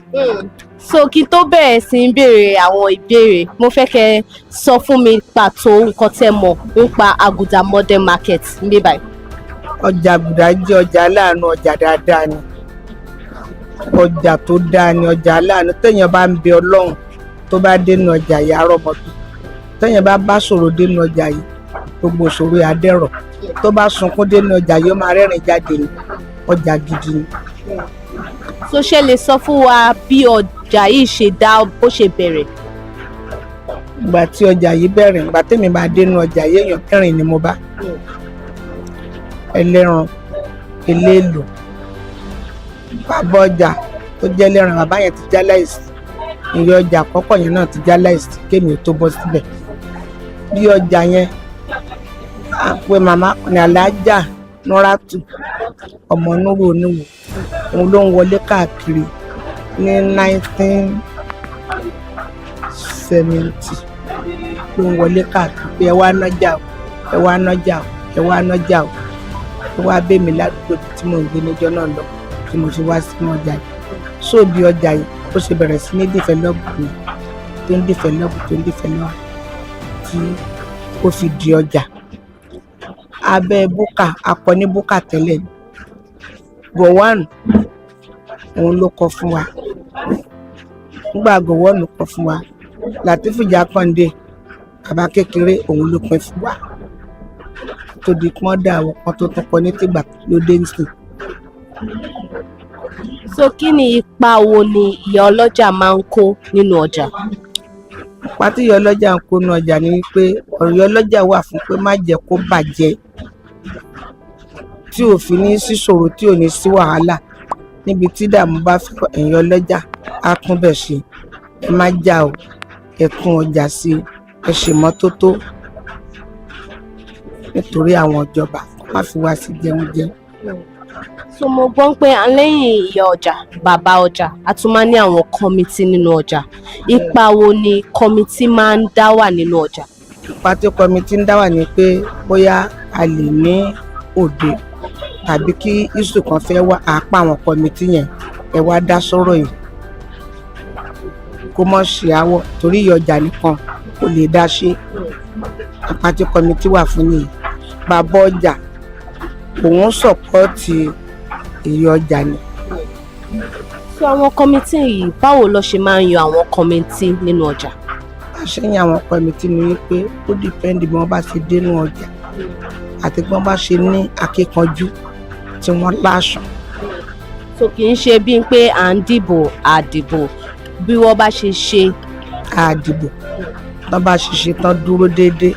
Àrí pé eléyìí tá a bá rán wọn ṣẹ́ wọn á lọ, wọn ò ní bẹ̀rù, wọ́n jákè. So ìyá ọjà náà ńkọ́, báwo ni wọ́n ṣe máa ń yọ oyè ìyá ọjà, àti pé ṣé ó ní time limit tí ó máa fi wà nípò? Oyè ìyá ọjà kì í ṣoyè ìdílé. Wọ́n fi ń yàn ìyá ọjà tẹ́ bá ti wà lọ́jà tipẹ́tipẹ́ tẹ̀dẹ̀ ń ṣe dáadáa pé eléyìí ìyá ọjà ló tọ́ sí. Wọ́n á máa wò ṣe sí ẹ̀, wò ṣe ń ṣe tó ń ṣe ní wàhálà, tó ń ṣe ní jọ̀gbọ̀n, tó ń ṣe èèyàn burúkú. Torí èèyàn burúkú ò lè jẹ ìyá ọjà, oníkèéta ò lè jẹ ìyá ọjà, má sùn mọ́ mi kò lè jẹ ìyá ọjà, ẹni bá mọ tara ẹnìkan kò lè jẹ ìyá ọjà. Wàá kó gbogbo èèyàn mọ́ra, àtọkùnrin àtobìnrin àtọmọdé àtàgbà òun ni ti ọjà gbogbo ọmọ ọjà ìyá ọjà lónìí tí ò ní sí wàhálà tí ìyá ọjà bá dẹ̀ lọ síbi tágbà rè kò ń ṣe pé bóyá wọ́n ń fòye ìdílé ṣe ẹná bá rí wọ́n ṣe dé ọjà pé báwo ni wọ́n ṣe dọ́jà pé lágbájá báyìí òun làgbà lẹ́kàn ó ṣe jẹ́ nìyẹn. so kì í ṣe bíi pé tí ìyá ọjà ọba sí báyìí sì ń pé vice ẹ̀ máa take over ẹlòmíì tó bá tún wò ṣe sí ẹ̀ ń pé ó jẹ́ ẹni tí ó yẹ kó jẹ́ ìyá ọjà. òun ló máa take over àti pé oyè àgùdà oyè ìyá ọjà àgùdà kò sí òye wàhálà kò sí wàhálà kò sí kan ẹni ó bá tọ́ sí òun náà máa fi fún. so báwo ni wọ́n ṣe máa ń to tíyàn bá ń jà ń sìn nínú ọjà báwo ló ṣe máa ń yanjú àìdè lára wọn. ẹ̀sìn bá a ṣe máa ń yanjú ẹ̀ ní wípé a pe ẹnìkíní a pe ẹnìkejì a jókòó wọn á rojọ́ tán bá rojọ́ a ṣètò ẹ̀ fún wọn ẹni bá jàre ẹni bá àní dáre àní dẹ́bi a ṣètò ẹ̀ ẹ má jà mọ́ ìjà ò dáa ọ̀rẹ́ ni kẹjẹ́ ká bára wa sí n ò dẹ̀ gbọ́dọ̀ má kíra wọn jọ́ kejì ṣẹ̀ríyà tá a máa fún wọn ni pé èyí tó bá ti burú tí ò kíra wọn jọ́ kejì àmú padì lọ́ọ̀kì àfi síbi ṣọ́ọ̀bù ẹ̀ àfi dẹ́rùbà pé ò ní tajà ọ̀sẹ̀ méjì àníjẹ́ kó tajà tó bá dẹ̀ ti bẹ̀bẹ̀ à á ṣí ṣọ́ọ̀bù ẹ̀. so kì í ṣe pé wọn máa san fine ẹ kàn máa halẹ̀ mọ́ wọn láti ti ṣọ́ọ̀bù. àhàlẹ̀ mọ́ wọn àhàlẹ̀ mọ́ wọn àhàlẹ̀ mọ́ tó bá ń gbowó lọ́wọ́ wọn á ní kò jowó lọ wọn á kọ̀ǹtínù wọn á ní kò jowó lọ àmọ́ ìtọ́rọ̀ ẹ̀ bá wá jẹ fáìnì tó ṣe gàgàgà wọn á fáìnì. so tó bá fẹ́ fáìnì wọn bẹ́ẹ̀ sì bí èlò ló máa ń fáìnì wọn. ó dìpẹ́ndì bí kéèsì ẹ bá ṣe rí. ó ti fẹ́ bí ẹsẹ̀ bá ṣe gara tó. ok kí ni àwọn ayẹyẹ tó máa ń ṣẹlẹ̀ nínú ọjà bí ọjà yìí sì kí ni nǹkan tẹ́ mọ̀ pé ẹ máa ń ṣe tó jẹ́ pàtó tó jẹ́ òkìkí tó jẹ́ pàtàkì fún ọjà yìí láti ṣe.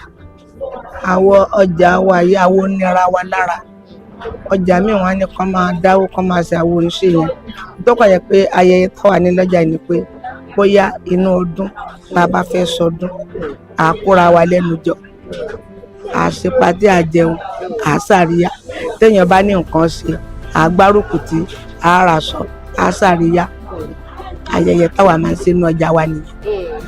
so kò sí nǹkan kan bíi ọdún ajé torí mo ti lọ sí ọjà bíi 2 sí 3 tí wọ́n dárúkọ ọdún ọjà tó dárúkọ ọdún ajé níbẹ̀ so àgùdà ń sìn wọn ò ń ṣe yẹn. bẹ́ẹ̀ni à ń ṣe tí a bá lọ sílé màmá wa màmá general ibẹ̀ la ti ń ṣe pé a máa sọdún ajé o àwa lọ gbogbo lọ́jà àdáwó àdúrà náà ni bá a ṣe ń ṣe nìyí. so lẹ́yìn ẹ̀ ń sìn kò tún sí nǹkan mi ọdún ajé yìí ń sìn kí ni ìtumọ̀ ọdún ajé yìí wà fún. ọdún ajé yẹn ni wípé kí ọjà kó lè máa mú fún dáadáa ká dẹ̀ kóra wa jọ kó má sí wàhálà kó má sí nira kó má sí kankan wọn tó wà fún mi. so kí ni ó wà ní kí ni àwọn rules and regulations tó wà nínú ọjà tíyàn di dandan láti abide. wọn tó wà ní ọjà ni pé ajé gbọ́dọ̀ wà lọ́jà ajé tó wà lọ́jà yẹn bóyá ọdún kan tàbí oṣù mẹ́fà à á pe àwọn onífá àwọn oníṣẹ̀ṣe wọn á bá wa ṣàdúrà àdúrà ló wà fún wọn ṣàdúrà o ká má gbókù wọlé o ká má gbókù jáde o ká máa ta o ká máa jèrè o kọ́mọjò máa léṣe o ká má ṣàárẹ̀ o ohun tó wà fún mi kí gbogbo àyíká wa kó tòrò. ẹ mọ̀ pé nínú ọjà ń sìn ó di dandan ọ ní ìlú tí ò bá sófin kò ṣẹ̀ṣẹ̀ so ó di dandan kí òfin àti nǹkan wà tó jẹ́ pé eléyìí o má ṣe o eléyìí o ṣe o báwo nínú ọjà so kí ni àwọn òfin tíyàn gbọ́dọ̀ tẹ̀lé tó wà nínú ọjà. àwọn ò léwọ̀ lọ́jà wa yìí òfin tá nínú ọjà wa yìí ni pé má jà yẹn gbọ́dọ̀ jà tá a bá jà àfún ní suspect kó dúró sílé òfin táwa nínú ọjà mi ẹ má bára yín jà kò sí wàhálà kò sọjà tó pé má gbé gbá síbí má gbá wò síbí ọ̀rẹ́ la bára wa sínú ọjà yìí. ẹ mọ̀ pé àti jẹ́ olùdarí inú ọjà kò ń ṣe nǹkan tí ó easy láti ṣe báwo lẹ ṣe ń cope. Ọlọ́run ló ń bá wa ṣe kò sẹ́ni tó mọ̀ ṣe àfọlọ́run kò sí ẹni tó mọ̀ ṣe àfọlọ́run tó bá jẹ́ ìyá ọjà àwọn ìyá fẹ́ tẹ̀ àwọn ìyá tó níbi tí a ti rẹ́ni tó fẹ́ tẹ̀ níbi láti máa rẹ́ni tí ò ní fẹ́ tẹ̀ kò síbi tí ò sí àmọ́ ìyá ọjà ó gbọ́dọ̀ lámojú kúrò kó lágbàmọ́ra kó métí kúrò orí èmi sìn tí n bá rí wọn náà ìyá ọjà yẹn níbọ̀ yìí dúró ẹ kú kalẹ̀ ẹ̀ ta o ajé àwa o wàá jẹ́ pé ìmọ̀lẹ́ good market o ẹ̀ ta o àfọ̀tún gbowó o àfọ̀sígbà o ẹ̀ máa yọ̀délé o gbókọ̀ ọmọ o. kí ni ẹ wá ń fi ń ṣe dára yín yá nínú ọjà. Ọlọ́run ló ń dá wa lára yá ní ọjà tèmi ń gbowó àtajà wa kápáwó òdùnnú ká lọ lé wa. so kò tẹ́ mọ̀ pé ọjà ń ṣe àwọn míì máa ní lẹ́yìn ọjà tí táwọn bá ti ṣetán lẹ́yìn ọjà káwọn kọ́ ṣe bóyá káwọn play music ni o àbí kinní kan. àwọn ògbà yẹn láàyè lọ́jà wa o àgbà yẹn even gan tó bá ń play music tó bá pọ̀ jù tó bá ti lálùjá ní kólú ẹ̀ ọjà làwa tà àwọn tó wà lẹ́gbẹ̀ẹ́ kó má di wọn lọ́wọ́ ọjà làwa tà lọ́jà. so aago wo ni ọjà yìí máa ń ṣí aago ló máa ń. aago 7 àárọ̀ aago 6 lálẹ́ la máa close. so báwo ni ẹ ṣe ń cope nínú ọjà ṣé toilet wà nínú ọjà. toilet wà tó néètì adẹ̀ ní wash night tábà gba wash night àwọn tí ò bá dá lé dànù àgbà mi. so ààbò tó dájú wà nínú. pẹ̀lú ògbọ́n náà. bí èlò ń sìn ni ẹ máa ń gbà fún sanitation kọ́ nítorí ìgbà tí mo wọnú ọjà mo rí bí ó ṣe mọ́ tónítóní. owó tá a máa ń gbòòrùn sówó tó dọyìn nínú owó sanitation yẹn owó ọlọ́dẹ owó tá a sáà ń gbàdì kì í ṣowó kan tó gara owó gara. ẹ ṣé gọ́mà.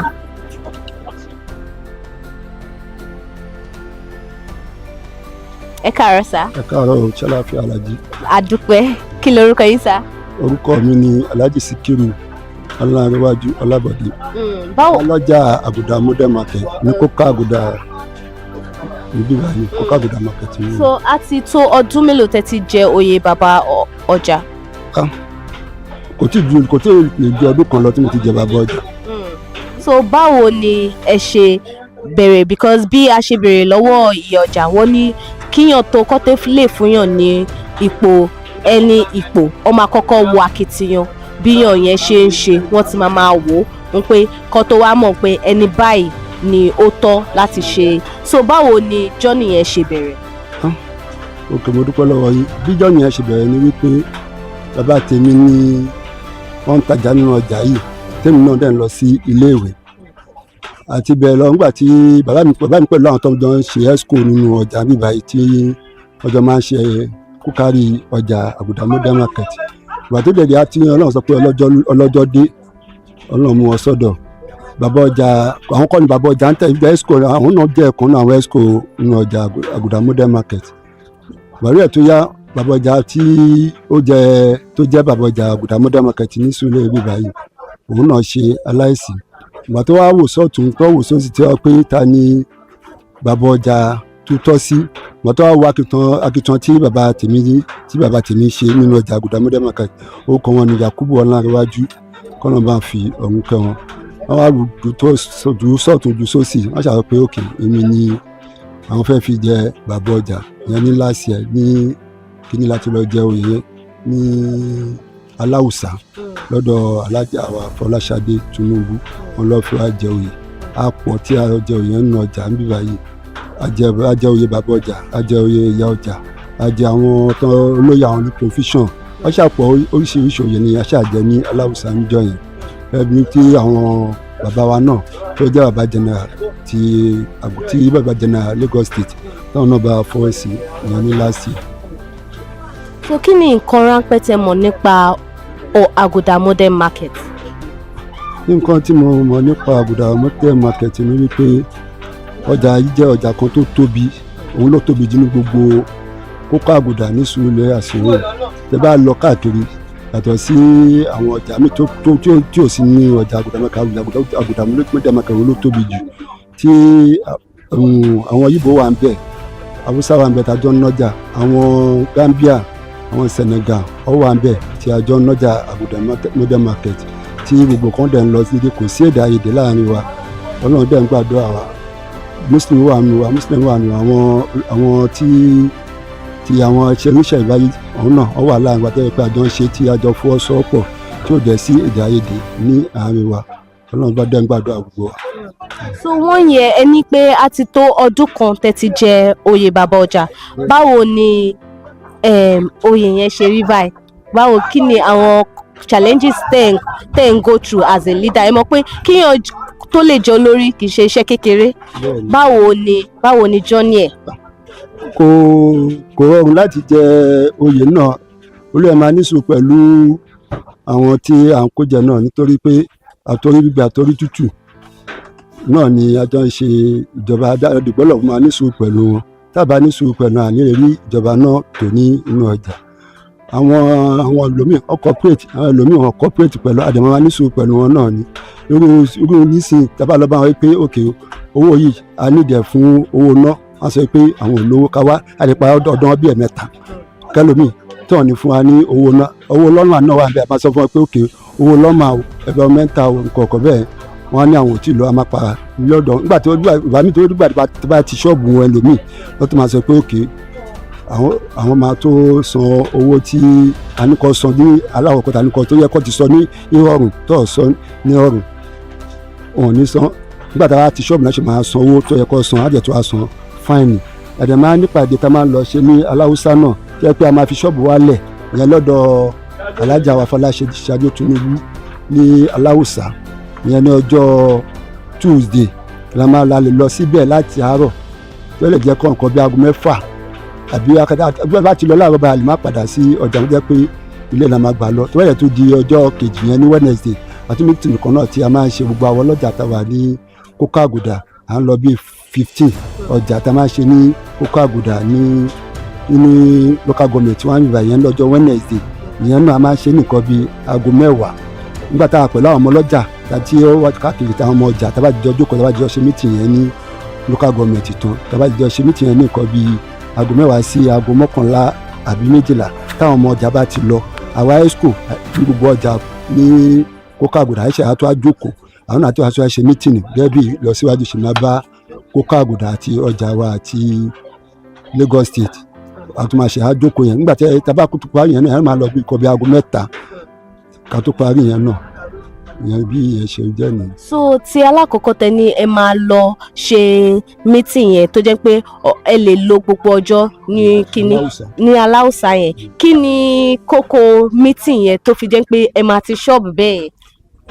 Kókó mítìn yẹn náà ni bí ìlọsíwájú ti máa bá gbogbo inú ọjà wa àdèmọ́ máa lọ take advice irú àwọn tí wọ́n ní èdè àìyedè nínú ọjà tiwọn tó bá kó wá sí aláùsá ìyá wa Fọláṣadé Tinubu ọmọ bá wa jókòó àtàwọn ìgbìmọ̀ wọn náà tó yẹ pé àwọn náà tún jẹ́ tó ti wà níjọ́ tí ń ṣe àkóso ọjà káàkiri Lagos State.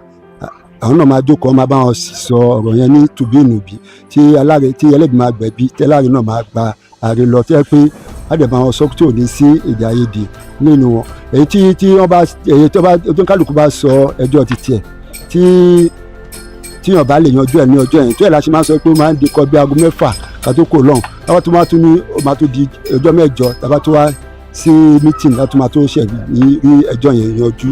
Ìyẹn ní kókó adẹ tó máa lọ kẹ́kọ̀ọ́ oríṣiríṣi ní ìyẹn ní aláùsá níbẹ̀ nǹkan kan bẹ́ẹ̀. Àwọn information tí wọ́n bá tún ní fún wa láti state àbí láti federal àtúmọ̀gbọ́ yẹn náà tí ẹ pé àtúmọ̀mú yẹn náà wá fún àwọn ọmọ ọjà pé nǹkan báyìí ni wọ́n rí láti aláwùsá o nǹkan báyìí níjọba ní ká ṣe o nǹkan ọkọ̀ irú PVC tí wọ́n ní ká máa lọ ṣe registration sí ọ̀tọ̀ wọn la máa ti gbọ́ ká máa fún àwọn ọmọ ọjà pé nǹkan báyìí lọ ní ká ṣe nǹkan ọkọ̀ báyìí ká ṣe mọ́tótó ọjà wa ká san owó lọ́mà ká san owó NEPA nǹkan ọkọ̀ bẹ́ẹ̀ á dẹ̀ tún fún aládùúrà gbogbo mùsùlùmí á ṣe àdúrà ká tó bẹ̀rẹ̀ àwọn kírísítẹ̀nì náà ṣe àwọn oníṣẹ̀báyé àwọn náà ṣe àdúrà kó tó di pé a bẹ̀rẹ̀ mítìnì á dẹ̀ fún wa ní lẹ́ṣọ̀ lóríṣiríṣi. tó ti bá gbóyún yé kí àwọn ẹ̀sùn míì tẹ́ máa ń mú lọ yẹn á jẹ́ èyí tó jẹ́ pé ipa ọjà ò ká lọ máa mú lọ sọ́run. sí aláùsà nígbà tó bá ti bọ́ọ̀tún sọ tó bá ti bọ́ọ̀tún sọ lọ́tún tí wọ́n ti bọ́ sì sọ ìyẹn nínú ọjà titun wọn o tó bá sọ pé àwọn ò gbà nǹkan kan bẹ́ẹ̀ yẹn tí nítorí ní kọ́dọ̀kọ́dọ̀ aláùsà àwọn náà tún ní general tó ní ìyá general bàbá general tiwọn táwọn ìjọba ti bá wọn sọ tó bá láwọn ò gbà bẹ́ẹ̀ wọ́n ṣe máa lọ sí aláùsà àwọn ìyá ṣe máa bá a sọ wọ́n ṣe máa sọ nǹkan tí ó yẹ kí wọ́n sọ nígbà tó bá tó láwọn ò gbà bẹ́ẹ̀. so ipa wo ni bàbá ọjà máa ń kó nínú ọjà? ipa tí bàbá ọjà máa ń kó nínú ọjà ó pọ̀ gan o irú for example nsìn irú aláwùsá tá a máa ń lọ yẹn nsìn tó bá ti ní wọ́n fẹ́ ní ìnáwó kan ṣe ní inú ọjà bàbá ọjà iye ọjà ló kàn máa kọ́kọ́ fi owó ìnáwó yẹn sílẹ̀ kó tó di pé a máa gbà lọ́wọ́ àwọn ọmọ gẹ́gẹ́ bí mo ṣe sọ fún yín pé àwọn ọmọ ọjà tó bá sọ pé owó báyìí ni wọ́n ní ká mú aláwùsá o àwọn kan dáná wọn ò ní àwọn kan máa pẹ́ àwọn kan wọ́n máa sọ ní ẹsẹ̀kẹsẹ̀ ẹ̀dá kí ìyá ọjà ti san owó yẹn kó dé pé àwa gbà nílé àbí kí bàbá ọjà ti san owó yẹn kó dé pé àwa gba owó yẹn ní ọwọ́ àwọn ọmọ ọjà ọ̀hún fi tábà sọ pé kọ́ fún wa lówó yẹn pé owó báyìí ni wọ́n ní ká dá ní aláwùsá o fún àǹfààní tiwa náà ni tipátipá la máa fi rí owó yẹn gbà lọ́wọ́ wọn ipa tí bàbá ọjà àti ìyá ọjà ń kó adé ń wá bí àwọn ṣe ìmọ́tótó ọjà nǹkan ọkọ̀ bẹ́ẹ̀ yẹn bí sànádùn aṣọ máa clean nǹkan ọkàn bẹ́ẹ̀ ìyẹn lóríṣiríṣi tá a máa ṣe díẹ̀ náà mo lè sọ nípa àwọn kan tí ẹ̀ ń bẹ̀rẹ̀. so báwo ni sanitation ṣe máa báwo ni ọjọ́ mo mọ̀ pé ní Thursday báyìí sìn báwo ni sanitation ṣe máa ń ṣẹlẹ̀ nínú ọjà. sanitation tí a máa ń ṣe nínú ọjà ni àwọn kan wà ṣe pé àwọn lómìn wọ́n máa láwọn olè wá ní táàmù tí a máa ń ṣe environmental àti ní àwọn tí wọ́n máa ń bá wa ṣe ìmọ́tótó yẹn jẹ́ pé àwọn ọmọ ọjà la máa ń gbó lọ́wọ́ tá a máa fún ẹni tó ń bá wa ṣe ìmọ́tótó yẹn la máa fún ní owó irú ìtẹ́ báwo ń sìn kó lè di pé aago mẹ́wàá lù lẹ́yìn tí ó ń bá wa ṣe ìmọ́tótó yẹn ló ti máa bá wa ṣe tó bá ti bá wa ṣe tí wọ́n pé owó tí a gbà lọ́wọ́ àwọn ọmọ ọjà káàkiri la máa fún onítàn so that tó bá tó kódà kó ẹsẹ̀ tó bá ti parí ìmọ́tótó yẹn fún wa tán la máa kó owó ẹ̀ lé lọ́wọ́ tẹ́ bá lọ wọ́n sì wáyà pé àwọn lọ́mà tó máa bá a kólé àwọn ti wà lára dín sí tó ti ń bá wa kó àwọn ilẹ̀ tí a ti ṣe environmental tó ti ń bá wa kó lọ tó bá kó mi báyìí lọ fídíò àwọn lọ́mà ẹ̀ ọtí wà ń tàn sí tí wọ́n kó àwọn ilẹ̀ environmental kíjẹ́kílẹ̀ wa pẹ́ títí nítorí wọ́n ní ìmọ́tótó ó borí àrùn mọ́lẹ̀ nítorí àwọn kéékèèké náà dẹ̀ wà ní tàbádẹ̀ tí kó tó di pé àwọn ọlọ́mà yẹn náà dé kó tó pọ́ wa kó ilẹ̀ tí a ṣe environmental yẹn a ti máa kọ́kọ́ fi láìlọ́ọ̀nù bo àwọn ilẹ̀ yẹn nígbà tí àwọn ọlọ́mà yẹn bá dọ̀ṣẹ̀ máa ṣí láìlọ́ọ̀nù yẹn tá a fi bo ilẹ̀ yẹn pẹ̀ṣẹ̀ máa wá kó lọ. so bí èèlò ń sìn ló máa ń sọ fún sanitation. ṣe fún àwọn ọmọ ọjà. bẹ́ẹ̀ni. ṣe rí pàtí sanitation yẹn a máa ń combine owó yẹn papọ̀ mọ́ owó sanitation owó security owó yẹn ṣe máa ń pa papọ̀ ni kò sí pé iye báyìí ni owó sanitation owó lọ́màlú àbí nǹkan kan bẹ́ẹ̀ a máa ń gba owó yẹn papọ̀ ni. so tẹ bá dé nínú ọjà ń sìn tẹ bá fẹ́ ṣí ṣọ́ọ̀bù ń sìn báwo ni kí ni nǹkan tẹ máa ń ṣe báwo lẹ ṣe máa ń ṣe báwo ni morning routine yín ṣe máa ń jẹ́. ṣé tí èmi bá dé inú ṣọ́ọ̀bù àbí tí bá wọnú ọjà. tẹ bá dé inú ṣọ́ọ̀bù yín báyìí báwo ni morning routine yín ṣe máa ń ṣe. tẹ́mi bá dé ṣọ́ọ̀bù mi kí tó ṣí ṣọ́ọ̀bù máa kọ́kọ́ balẹ̀ ṣọ́ọ̀bù mi mo ládùúgbò kan tí mo máa ṣe bísímìlà máa ṣí ṣọ́ọ̀bù tèmi àdúrà tí mo ti ṣe lé ó ti tó àwọn gbogbo kan kó má ṣàkíyèsí àwọn kírísítẹ́nì kankan ó dé pé àwọn ṣí ṣọ́ọ̀bù wọn á di ju wọn á ṣàdúrà ẹ̀mí tèmi bá ti ṣe bísímìlà máa ṣí ṣọ́ọ̀bù mo wọlé tèmi ó dẹ̀ pàtẹ́ nígbà tí wàá kọ́ máa ṣe mí pé màá kọ́ gbálẹ̀ kí n tó ṣí ṣọ́ọ̀bù simple nígbà tí wàá fi ṣọ́ọ̀bù bísímìlà máa ṣí ṣọ́ọ̀bù mi ó tán. so kí lẹ máa fi ń dára yín lára yá nínú ọjà. tí wọ́n fi ń dára lára yá nínú ọjà ni pé irú èrè ní ọjọ́ tó ń ṣe bóyá ń gbàtẹ́ débi ẹ̀ gbọ́ bọ́dà kan tó ń ṣàdúrà ní mọ́ṣáláṣí kan wà nígbà yìí ó ń ṣàdúrà ní ọjọ́ Wednesday àwọn Christian náà tún máa ń ṣe lẹ́ṣọ̀ nǹkan bẹ́ẹ̀ nígbà tí Muslim ti ṣe tí ń sọ́ọ̀sì àwọn Christian náà tún máa ṣe bóyá kẹ́tọ́ bá lọ sí ẹ̀rù àwọn Christian náà táwọn náà tún ṣe àwọn kan máa dance wọ́n máa jó nǹkan bẹ́ẹ̀ kó tó di pé wọ́n bẹ̀rẹ̀ lẹ́ṣọ̀ ti tiwọn ìyẹn àwọn Christian àwọn máa jó bóyá tẹ́ bá lọ sí ẹ̀rù wọn ẹ fídíò wọn tẹ́ bá lè fídíò wọn àwọn náà máa tó máa jó máa ṣe gbẹ àwọn kò dún kan tí a fi ń dá inú àwọn ṣọ́ọ̀bù míì kọ̀ọ̀kan àpá ẹlòmíì máa ń ní ẹ̀dùn inú ṣọ́ọ̀bù tiwọn táwọn náà máa ń pilẹ̀ tọ́jọ́ ti máa fi jẹ́ pé ṣọ́ọ̀bù oníkejì náà tún máa jẹ nínú àǹfààní play tó náà ń play nínú ṣọ́ọ̀bù títí ẹ̀. so kí ni nǹkan pàtó tẹ́ lè sọ nípa ọjà àgùdà tó fi yàtọ̀ sọ́jà mi.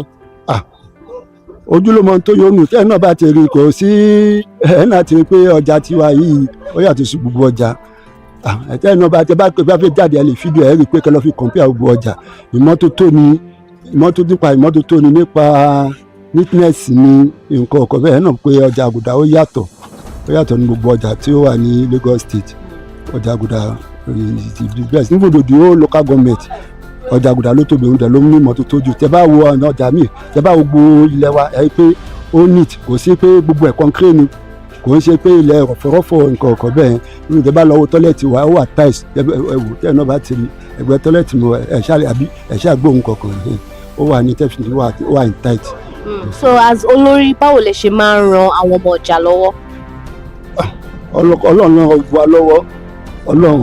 wa lọ́wọ́ ìrànlọ́ta kan máa ń ṣe ni wípé àdúrà la máa fi ran àwọn ọmọ ọjà lọ́wọ́ ìyẹn ni tí wọ́n bá dẹ̀ níṣòro tó bá bá wa àwọn ọba tí agbára táwọn náà bá ní a máa ń fún àwọn ọmọ ọjà yìí pé òkè ẹ̀yin náà ẹ gbà o kí ṣọ́ọ̀bù náà tún lè ní ìlọsíwájú tó bá dẹ̀ ní tó bá lè owó tá a bá fún wọn pé kó fi ṣe lílọsí kó fi add to their business tó bá dá padà bí tó bá lè sì dá padà dédé. ẹ ṣé gan sa.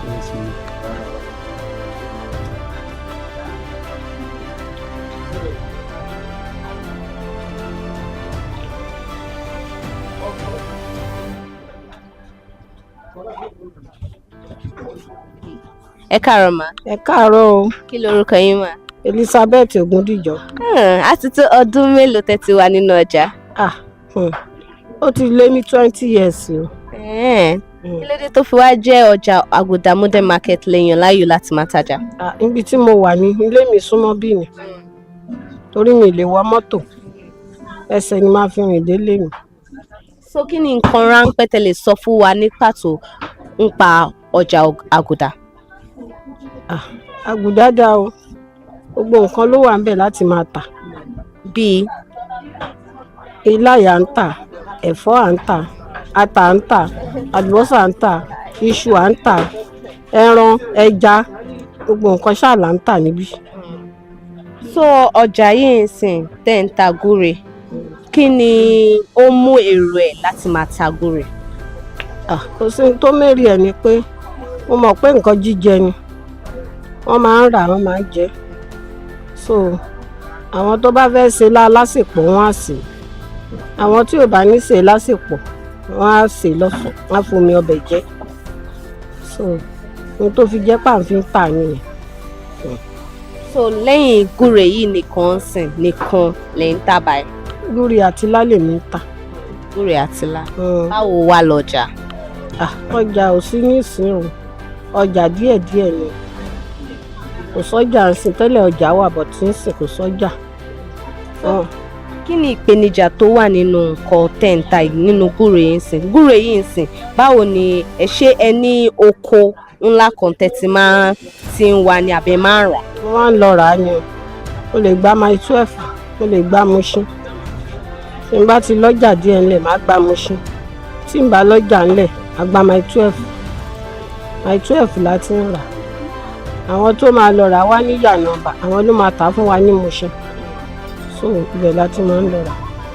so kí wá ní ìpèníjà tó wà nínú òwò yìí.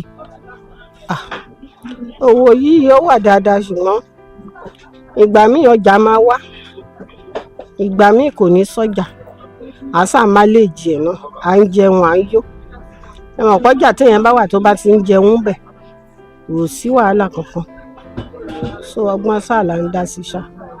kí ni nǹkan pàtó tẹ́ fẹ́ràn nípa ọjà àgùdà. tí mo fẹ́ràn ṣé pé bí ọjà tó ń tà kò sí èyí tèmi ò fẹ́ràn ẹ̀ ṣe mọ̀ pé ọ̀tọ̀ọ̀tọ̀ ni kálukú òwò àwọn kan wà lówó tó ń tata àwọn kan wà lówó tó ń taṣu àwọn kan wà lówó tó ń dẹja àwọn kan wà tó ń tẹran so ẹ mọ̀ pé kálukú òwò kálukú ọ̀tọ̀ọ̀tọ̀ ni látìgbà tèmi ti wà lágùdà òwò tèmi ṣe ni mi ò ṣe ń jẹ so ó ṣe rí rẹ. kí ni ó wá ní kí ni nǹkan àríyá tó máa ń mú yín lọ nínú ọjà kí ni nǹkan àríyá tẹ máa ń ṣe tó máa ń múnú yín dùn tẹ máa ń ṣe nínú ọjà. kò sí ohun tínú mi ò ń dùn sí o wọ́n bá fẹ́ ṣèkómọ à ń lọ nìyẹn wọ́n dẹ̀ fẹ́ ṣèyàwó à ń lọ nìyẹn wọ́n fẹ́ ṣe freedom à ń lọ nìyẹn nǹkan àríyá ni a máa débẹ̀ so kò sẹ́ni tó máa rí nǹkan àríyá tínú ò ní dùn. so tẹ bá dé lọ́jà ń sìn kí ni nǹkan tẹ máa ń ṣe báwo ni ìpèsè àárọ̀ yín báwo ni ẹ ṣe máa ń ṣe àárọ̀ yín báwo tẹ bá dé nínú ọjà kí lẹ máa ń ṣe. tí n bá dé nínú ọjà láàárọ̀ màá tú ọjà sínú àpẹ̀rẹ̀ tí n bá dẹ̀ tú ọjà sínú àpẹ̀rẹ̀ màá gbálẹ̀ àwọn ọ̀dọ̀tí tó bá wà máa gbà a bá dẹ̀ ti gbà tán àwa á jókòó báyìí à á lé ọjà a bá ti lé ọjà tán irú gúre tí mò ń ṣà torí mi ìfẹ́ kí dọ̀tí wà ń bẹ̀ à á ṣàdọ̀tí ẹ̀ à á dì àwọn tó bá fẹ́ ge a máa ge fún wọn so iṣẹ́ tá à ń ṣe náà nìyẹn. kì í ṣe pé bẹ́ẹ̀ ṣe wà báyìí ṣe ẹ̀ tún máa ń ge fún àwọn èèyàn míì tó bá fẹ́ ra gígé. tó bá fẹ́ ge mo máa ge fún wọn bí mo ṣe ń tọ yìí níṣẹ́ mọ̀ pé kò sí dọ̀tí ńbẹ̀ mo máa ge fún wọn máa slice ẹ̀ ilá náà ta lé síbẹ̀ yẹn a máa ge fún wọn àwọn ẹlòmíì fọ́bẹ àwọn ẹlòmíì fẹ́ gírétà a sáà máa ge fún wọn ṣáà. tó ní ọ̀bẹ wà tó ní gírétà wà. bẹ́ẹ̀ni ọlọ́bẹ wà onígírétà wà ọlọ́bẹ yẹn ó máa ń tóbi ṣùgbọ́n onígírétà yẹn ó máa ń wẹ́ dáadáa so bá a ṣe ń ṣe nìyẹn. ẹ ṣe grandma.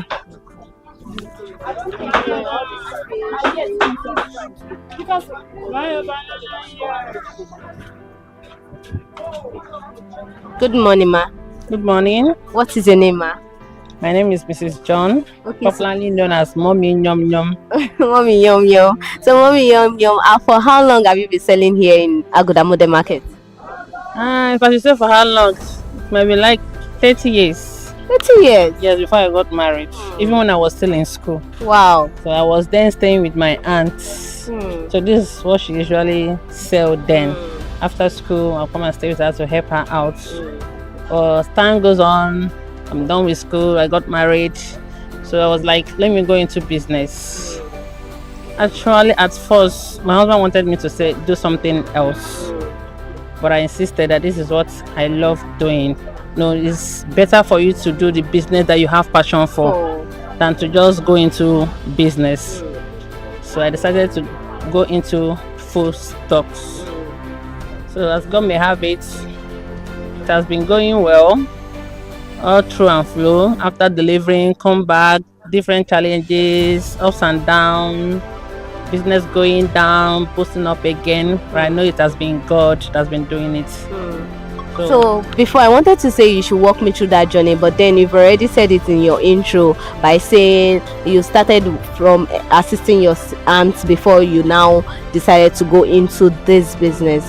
So now going into challenges, because you mentioned challenges, but then you did not go into it, you didn't specify. So I want you to tell me more about the challenges that it is in this business. There was a certain time I put to bed. You know, after bedtime, you have to wait for some maternity leave before you continue your business.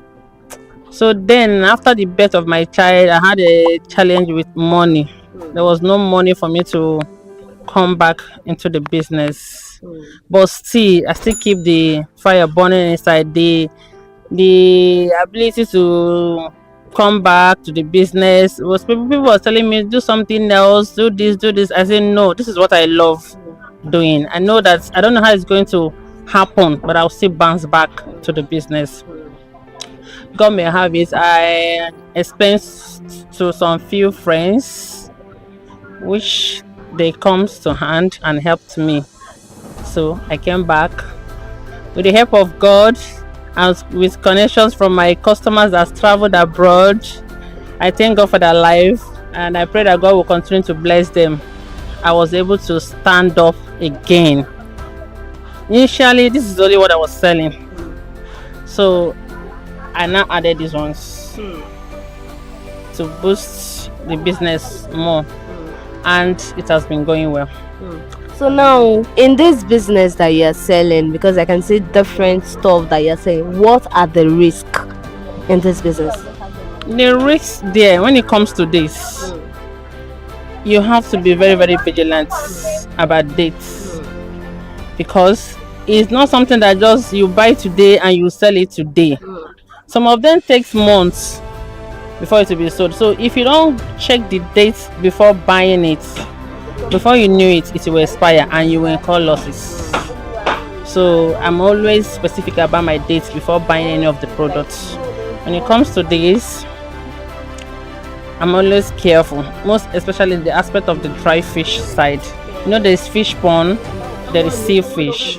So I don't really go for that fish pond, because the fish pond, after 3 days, if you don't sell it, it will get spoiled. And before you knew it, customer will come and say, madam, you knew that this thing is not good and you gave it to me, a pot of soup of so amount got spoiled just because of a fish. So I'm always careful when it comes to buying my dry fish, and I make sure I go for the best, just to give my customers the satisfaction in buying my products. So what keeps you going in the market? Because I know it is not easy. So what keeps you going? What motivates you? What keeps you going? That passion I have for the business. As in, this is what I love. I know a lot. You know, there is something that you say that this, I'm going to learn this. After learning it, and I set it up. But this, I loved it right from the beginning. So I said, let me go into it. Since it's what I knew about, what I know, how it grows and how it works, let me go into it. So that passion, that love that I still have for it is what keeps me going. So how do you survive here in the market space? How do you survive? It has not been easy. The taxes, the money, this and that, it has not been easy. But I thank God we are pushing through. Because there's sometimes they will come for their money, we'll tell them there is no sales. Before you knew it, the next day they will lock up your shop. And for them to open it, my dear, maybe small thing. You go beg them like where you dey beg for visa. You go beg. Before they even open, you will still have to pay extra amount of money. Apart from the usual money you're supposed to pay, you pay for another one. And they will still delay your movements for that day. So it's better to just avoid them. Once they come, just try and make that sacrifice and let them go. So do they like give you time? Like when they come for this levy fee, is it like they've told you guys before and all of that before the setting date, or immediately they come, they just want to collect the money instantly? Well, it's unusual something we usually do, so they don't need to inform us because we've done meeting for it. Yes, so we don't need to be informed before we know. They will just come and say, we are collecting money. For instance, we are collecting money for Loma today. Although they do give us time, they will be like, if the fee is 5,000, you can actually pay 2,000 before the weeks runs out. You clear up. So that has been it. So this space now, this is your space now. Did you own it? Because some people are saying they bought it, is theirs already, and some say they pay yearly. Yes, I paid yearly. I didn't buy it. I have a landlord that I pay every year. So what is the range like? What's the range like? It's okay compared to what we are seeing outside. If you go outside, you want to rent a shop, if you don't have up to 1 million to pay the rent and the agent and agreement fee, you won't. But with this one, it's okay. It's okay. They are okay. It's not that difficult like when it's outside. So how do you now cope to meet up sometimes when there is no sales? How do you meet up to pay your rent? That comment of where there is no sales, no, I refuse to belong to that group. Yes, I'm a child of God, and I believe that whatever I proclaim from my mouth, it surely comes. So when people are complaining that there's no sales, the market is bad, I'll just go and talk to my Heavenly Father. He knows the way He does it. Before you knew it, customers will start coming. So what keeps you alive in the market? What motivates you? What keeps you going? What keeps me going is that my children, I have to make them happy. I have to meet up to their wants. When I remember that I have fees to pay, despite me trying to give up, when I remember that there's someone out there that I have to feed or I have to clear the bills, I will boost up again. So what's that growth that you've achieved in the market? I've achieved a lot to the glory of God. There are so many things I wasn't able to do before without asking help from others that I've been doing myself. So that alone for now is okay for me. Because there are so many things that I want to do, then it will be difficult for me to do. I will be like, God, how will I do it? Nowadays, before you even ask someone to help, they will start crying that they don't have. So those area of my life, then it has changed. So what's one thing you love about Aguda Market? What makes you different from other markets? Aguda Market is a family market. We understand each other. When a customer is trying to harass your neighbor, you will stand and defend. Because when that customer leaves, that your neighbor will still remain with you. So we love each other, we cooperate, we understand each other. Thank you very much, ma.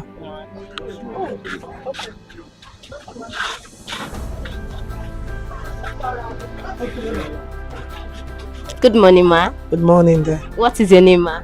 My name is Mrs. Angole Kamobi. So for how long have you been selling here in Aguda Modern Market? Yes, I think it's up to 13 to 14 years. 13 to 14 years? Yes. So why Aguda Modern Market? How do you come across this market? Yes, I came across this market once. I was once a sales rep to a company named Hodent International. So that time I was coming as a sales rep to come and supply. So at a point, I now said, let me get my own store and start selling from there. That is how I started the business. So I want you to walk me through that journey, how you started this business, because man, I know that this shop is actually looking very, very fine. So walk me through that journey, how you started, because I know it is not easy running the provision store. Yes, actually it wasn't easy, but it's my customers and my God that made it to be so like this. When I started, it wasn't easy, just like I told you earlier. Then when I started, it was around 2007, sorry. So I just like I told you, I started as a sales rep. When I started, I was working under a company as a sales rep. So at a point, they now asked me to start like a mobile distributor. So when I now started when they asked me to do that, I was like, how am I going to do it? But later I saw it as just a starting point for me. So I later grabbed the opportunity. So from there, everything started. That was how I started, and it booms. Although there was challenges like funds, but thank God to the company, they were like giving us credit facilities. So towards the end of the month, you do your account. So God was helping me with my customers too, because they are the one that was my backbone. If I don't have them as customers, I wouldn't have been where I am now. So I think my customers is the first thing, because for me to bring and they buy from me and pay. So that is how everything started. So what is the risk in this business? The risk? Yes, the provision has risk, especially when you don't meet up with the expiry date. Expiry date is one of the most risk aspect of provision. It's edible. It's like milk. We have some milk that is just 6 months.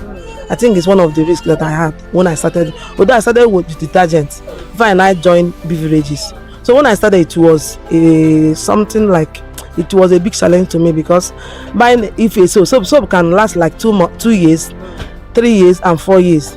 But you see, beverages, some are 6 months, just 6 months. So I think it's the expiration that I think that even something that I know that was the problem there. So another thing, the problem is fund. But just like I told you, the company helped me to build my business. My company as a Hodent, as a sales rep, because they were giving me credit facility. So from there, that is how the thing came about. Now, talking about the risk part that you talked about, the expiring date of some beverages, how were you now able to like cope and manage it? You know, at first I know it's going to be like a problem and issue at first, but then how were you able to balance it up to know what to do? Yeah, so it wasn't easy, but then how will I put it? There's nothing that doesn't, and everything has solution apart death. That is what I believe. I think maybe 1 or 2 people were behind me. So from there, and the company too, at times, like Multi-Pro company, I am a distributor to a Multi-Pro, makers of Hypo, Colgate, all those stuff. So some product might expire, they will change it for you. Companies change.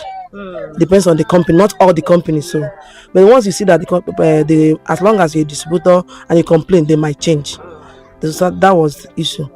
So those ones, it's not all that issue for me because I buy from company. Most of the product I buy from the company. I buy direct from the sales rep. So once I find out that this one is going to expire or it has expired, they might be a helping hand for okay, bring it, we change it for you. So that is the. So what's apart from all those stuff, because I've been to other markets that some mention of sometimes you want to open a particular goods and you notice they are not solid like before again, like spaghetti, they might meet its turn and all of that. Have you experienced something like that? There's some milk or some spaghetti or this? Yes, I met something like that. The person that told it, yes, the person is one of our experiences. Yes, that spaghetti is one of the major experience we had. Especially, that was last year December. Goods was going up and down. The thing was skyrocketing anyhow. Because before the Christmas, we bought spaghetti from 3,000, but now we are buying 18,500. The price has come down and it has reduced. That last year, it was shit. If you can open a 1 pack of spaghetti, you see half of the spaghetti is being torn, and they cannot even change it. Then another thing, milk. Once you open a carton, because I'm not a retailer, I'm a wholesaler. When you buy in bulk, you open a carton. So retailers they come to patronize us. At times they say, give me half carton. You must open it. To say at times you open a carton, you see some milk have torn. Like Dano, with that open carton, almost all the Dano has torn. So it's one of the risks anyway. And if you buy from open market, like the person that sold it for me, I called him, he said, the thing was not done when I gave it to you. So it is a risk. So something like that now, how do you cope? Because I know it's a lot of money and that alone has ruined some profits in the business. So how do you do it? There's nothing you can do. There's nothing you can do. There's nothing I can't do anything about it. Once they say that they cannot change it, the best thing is for you to just like dispose it. If there are some ones that are good, as long as the expiration date is still okay, I can use it by myself. That's the only thing I do. Okay, so now this market, now this big store, now how much do you pay? Is it annually? Is it monthly? Is it weekly? How do you pay? No, here in Agada market you don't pay monthly, we pay annually. Landlords and landladies, they don't collect monthly. It's annually we pay. Yeah. So like how much do they collect annually? You don't have to specify. If you don't want to specify, you can give like a range. Yes, it ranges from, it depends on the size of the shop. Like we that are downstairs here, the ranges is between 450 to 500. The people that are upstairs, ranges is between 250 to 300. The people that are at kick lap, the one they call kick laps, that one is between the range of 150, 200, 120. So it depends. So with this huge sum of money to acquire a shop, how then do you meet up to pay? Because I know that most of the time, most customers are always saying no sales like before and all of that. How then do you manage things? Wow. Like I told you earlier, it's between me and my God though. God is doing it for me. All I know is that once I came to this place, God will still bring customers that will patronize me. I managed to pay my dues. I managed to pay everything that is payable in this market. So I think God is doing it. It's between me and my God, and my customers too. They are my backbone. So I do pay my bills. Yes. So apart from this rent, shop rentage, what other levy do you pay for? We pay what does it called? We pay some environmental sanitation, and we pay the way they call it color. Kole, kole. Yes, that's Iloma. Yes, that's what we pay. Then electricity too. Then I think the one of the things the electricity here is the bill is too much. Yes, we pay electricity, but the bill is much. So, Well, is there always light? let me just say, for some time now we are having light, but prior to this time, no light. But now, But with your provision stop, how were you able to cope with the no light? no, my own is a provision store, but at the same time, I don't fridge. Okay. I don't use fridge. I can sell whatever thing I don't want. Light doesn't disturb me. Electricity doesn't disturb my source. Yes. So what motivates you? What keeps you going? What's that thing that keeps you going in the market? What brings that motivation that, yes, what keeps you going in the market? My customers, they're number one. My customers, if they don't motivate me, I won't be here. Yes, my customers, I love them. I love them. Then my God too. So that's the thing. The two things that I said that motivates me here. Number one is my customers. Yes. So ever since you've been selling, what are the growths that this market has helped you to achieve?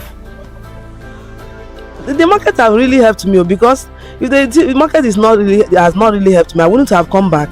There was that they did demolition. That was 2020, 2021, I think 2022. They did demolition. They demolished all the whole market. So after 1 year plus, getting to 2 years, we now came back. Though we came back, not that they gave us our shop, we still, people that buy it, they say we still buy it, we still buy the shop, no compensation anyway. So we still come back, and even that I'm not selling, I'm not making it, I wouldn't have come back.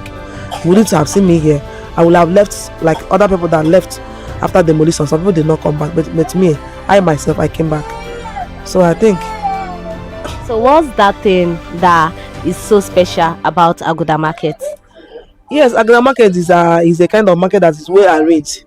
Would I say the serenity or the environment is conducive. So you can walk. So rain is falling, you can walk around here. It's not unlike every other market that will go everywhere will be so muddy that you cannot even step on the floor or on the whatever any place. But one thing about Aguda Market is the market is well organized. You can see all this noise making, all those pollution or the other type of distractions. I like the market because of the size of the market. Not that it's not a large market anyway, but I call it a mini market. It's not as large as Ojuwoye, Lagos Island Trade Fair, but at least the way it is, I'm okay with it because it's a neighborhood market. Yes, I live around, so whenever I want to come, I come. It's just easy assessment for me. That is one of the things that make me to be here. Okay. So what's that thing that keeps you alive in the market? Come again. What is that thing that keeps you alive, that brings you joy? What do you do for fun in the market? How do you pass away time? How do I pass away time? It's something that I'm telling you. It's my customer now. When you are selling, there's nothing that is too lively here. This is time of the time we used to do our markets. This is market time. So at times it depends on our neighbors. Like yesterday, one of us did birthday. Everybody were jubilating, dancing, and all those stuff. That is one thing I like the market. We live communal living here. That is one thing that made me to be here. Not all those will be squeezing face. You and the neighbor will not be rapping, something like that. But here we do things together. That is one of the things that made me to be here. Like yesterday I told you, somebody everybody came out, we were dancing, everybody were jubilating. So that is one thing about this market, and I like it. To me personally, I like it. So in terms of lively that you are saying, all of them, they are lively things that you can do. If there is customer now, some of them are lively too. And from there you communicate with them, you talk with them. It's not all about come and buy. It's a customer that are your friends, that the relationship that are there. They come, you talk with them, you chat with them, you rapport with them. So that is me for you. Okay, thank you very much, ma. You look good. Thank you. And you too. Yeah, thank you, ma. You're welcome.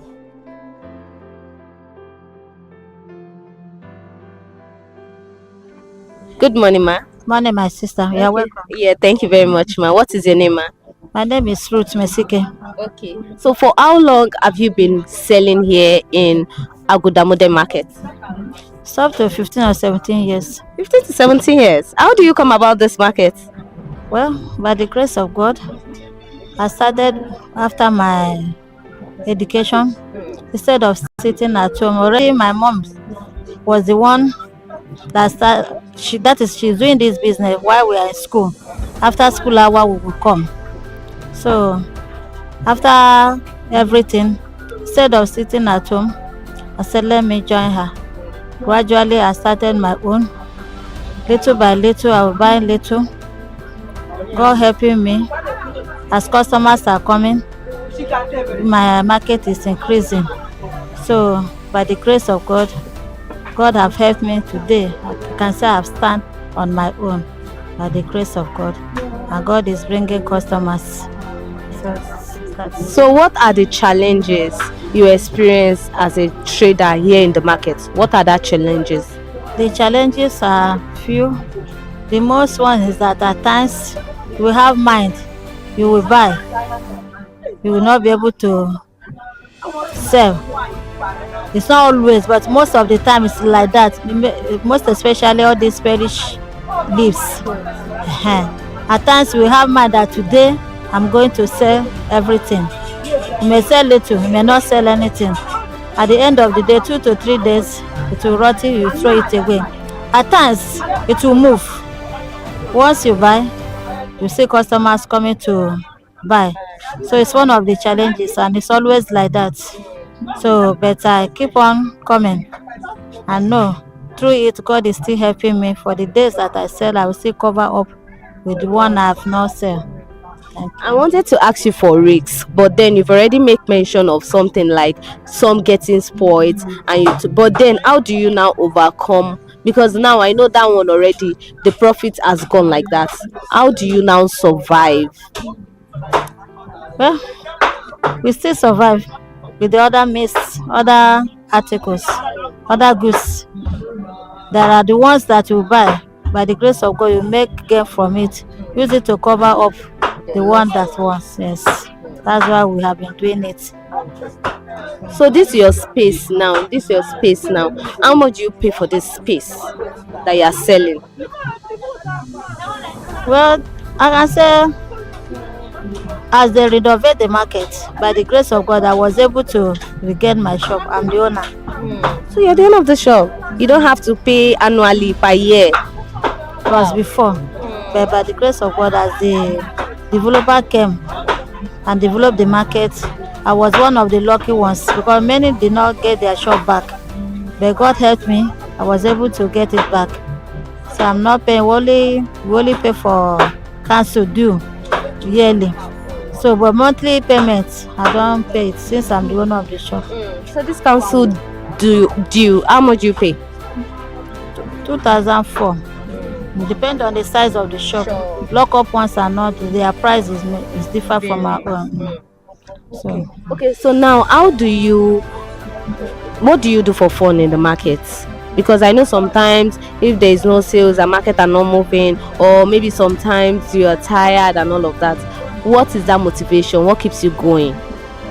Well, what keeps going is that God is on the throne. So He never fail.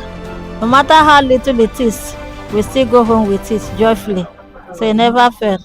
All I know that even if I didn't make much, I can still get something to transport myself home. And by the grace of God, with what I'm selling, I can still get what I can take for a living for that day.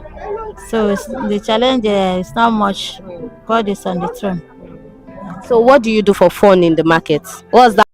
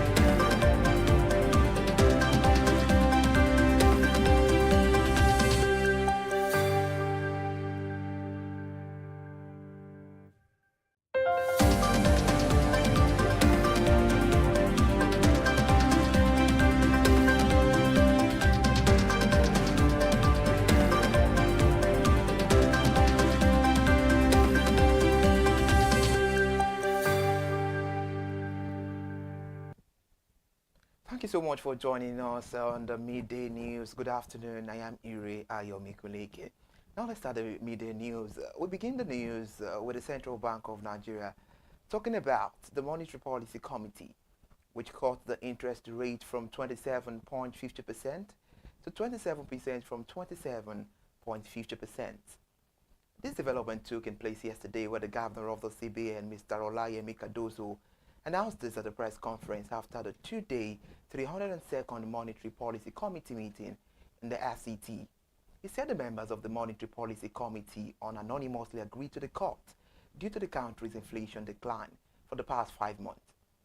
However, the Monetary Policy Committee also adjusted the cash reserve ratio to 45% for deposit money banks and 16% for merchant banks. It also adjusted the asymmetric corridor as plus 250 / minus 250 basis points around the MPR. The committee retained the liquidity ratio at 30%. Report says this is the first CBN announced interest rate cut since May 2023, when it was slashed from 18% to 17.5%. As this comes as industrial stakeholders and manufacturers called for MPR downward easing to bring down the cost of production. The development comes as inflation moderated in August to 21.12% for the 5th consecutive time. Let's swing into business news now as the Nigeria Union of Petroleum and Natural Gas Workers (NUPENG) and the Petroleum and Natural Gas Senior Staff Association of Nigeria (PENGASN) have opposed the federal government's plan to sell a stake in joint ventures oil assets. This was because the two oil union also condemned in strong terms the proposed amendment to the Petroleum Industry Act. PENGASN President Mr. Festus Osifo made the position of the union known at a World Joint News Conference yesterday in Abuja, saying that both policies would destabilize the Nigerian National Petroleum Company Limited and put the economy at risk. He also stated that the planned sale of government stakes in joint ventures assets would mortgage Nigeria's future and cripple its oil industry. He said the oil assets belong to the Federation, not just the federal government, but to all Nigerians, and any move to sell them amount to mortgage Nigeria's future. Still on business news, oil marketers have said Dangote Refinery's newly launched CNG powered trucks will not be enough for an effective distribution of petroleum products across the country. The national president of the Petroleum Product Retail Outlet Owners Association of Nigeria, Petron, Billy Gills Ari, stated this yesterday in an interview on a national TV. He pointed out that the investment of oil marketers in the downstream sector should not be discarded. His statement says, and I quote, "All they ask for is inclusion because there is no way Dangote trucks will be enough to supply products to the nooks and crannies of the country. And they are also investing in compressed natural gas trucks, so there is not so much innovation in saying Dangote is the only one with such trucks." Let's talk about the federal government. The federal government, through its Revenue Mobilization Allocation and Fiscal Commission, has embarked on the verification of disputed and newly drilled oil and gas fields in the Niger Delta region. The chairman of the Revenue Mobilization Allocation and Fiscal Commission, Dr. Mohammed Shiu, led the committee to the Anese oil field in the Okba area of Delta State on Monday, stated that the verification was so necessary following various petitions from state. Dr. Mohammed Shiu said the RMAFCs, in collaboration with the sister agencies, and also inaugurated the Interagency Technical Committee to identify the locations of crude oil and gas fields and well within the disputed areas. In Edo State now, where Governor Monday Okpebolo of the state has now approved the payment of the first tranche to staff of the colleges of education who were disengaged under controversial circumstances by the immediate past administration. The Chief Press Secretary to the Governor, Mr. Fred Itua, said the milestone reflects the Governor's commitment to fairness, justice, and the welfare of the state workforce. Still talking about the news, Mr. Fred Itua also said the total sum of 4.6 billion naira has been earmarked for the settlement of entitlement benefits of the affected staff. His statement says, in further demonstration of its commitment to restore dignity to those who serve the state, Governor Okpebolo has also approved the immediate release of 292 million naira as a second tranche of pension entitlement to disengage staff of the colleges of agriculture.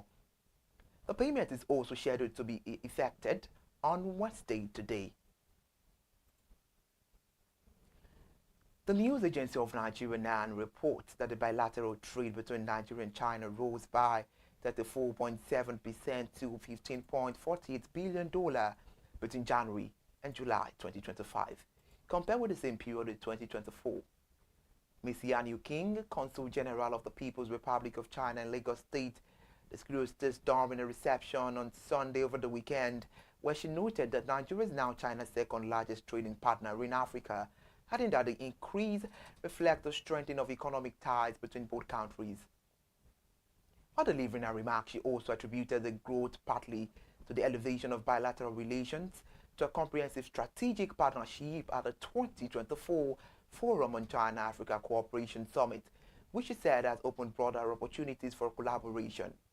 She further highlighted expanding cooperation in infrastructure, trade, energy, culture, and education, stressing that these efforts are delivering tangible benefit to citizens of both nations.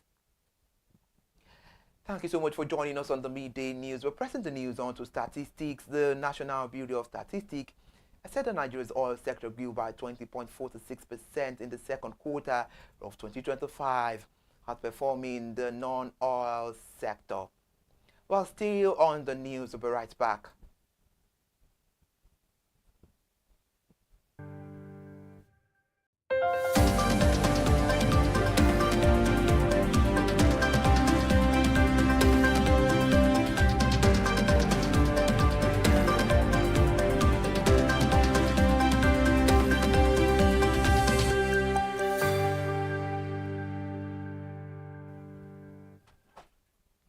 Thank you so much for still joining us. We are still on statistics. The report of the Bureau second quarter of 2025. The gross domestic product released on Monday during the beginning of this week revealed that the sector grew by 10.38 percentage points compared to the 10.08% recorded in the corresponding quarter of 2024.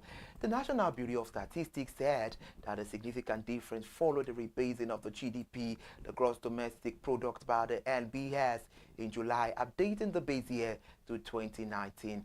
NBS released the long-awaited rebased GDP gross domestic product figures, updating the base year to 2019. According to the report, the GDP rebasing involves updating the method used to calculate the country's economic output, often by selecting a more recent base year for comparison, a change that significantly alters year-on-year assessment. According to NBS, the oil sector growth increased by 18.59 percentage points from the 1.87% recorded in the first quarter of 2025. It added further that the second quarter of 2025 figure also outstripped the 5.66% and 2.08% growth rate recorded in the third quarter and fourth quarter of last year, respectively.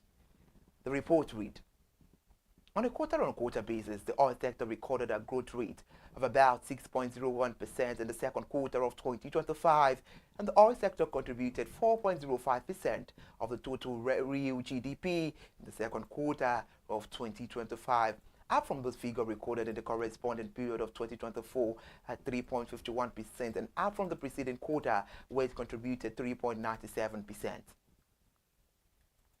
Away from statistics now, the Depot and Petroleum Product Marketers Association of Nigeria is threatening to take legal action against the Dangote Group if the refinery giant does not retract allegations of product diversion. The development comes at a time when Nigeria's downstream petroleum sector is gripped by tension over pricing, supply, and competition. This is as the National Industrial Court in Abuja, the FCT, yesterday restrained the Nigeria Union of Petroleum and Natural Gas Workers and the Direct Trucking Company Drivers Association from embarking on strike actions or blockade that could disrupt the operations of the Dangote refinery. MRS Oil Nigeria Limited and MRS Oil and Gas Company Limited.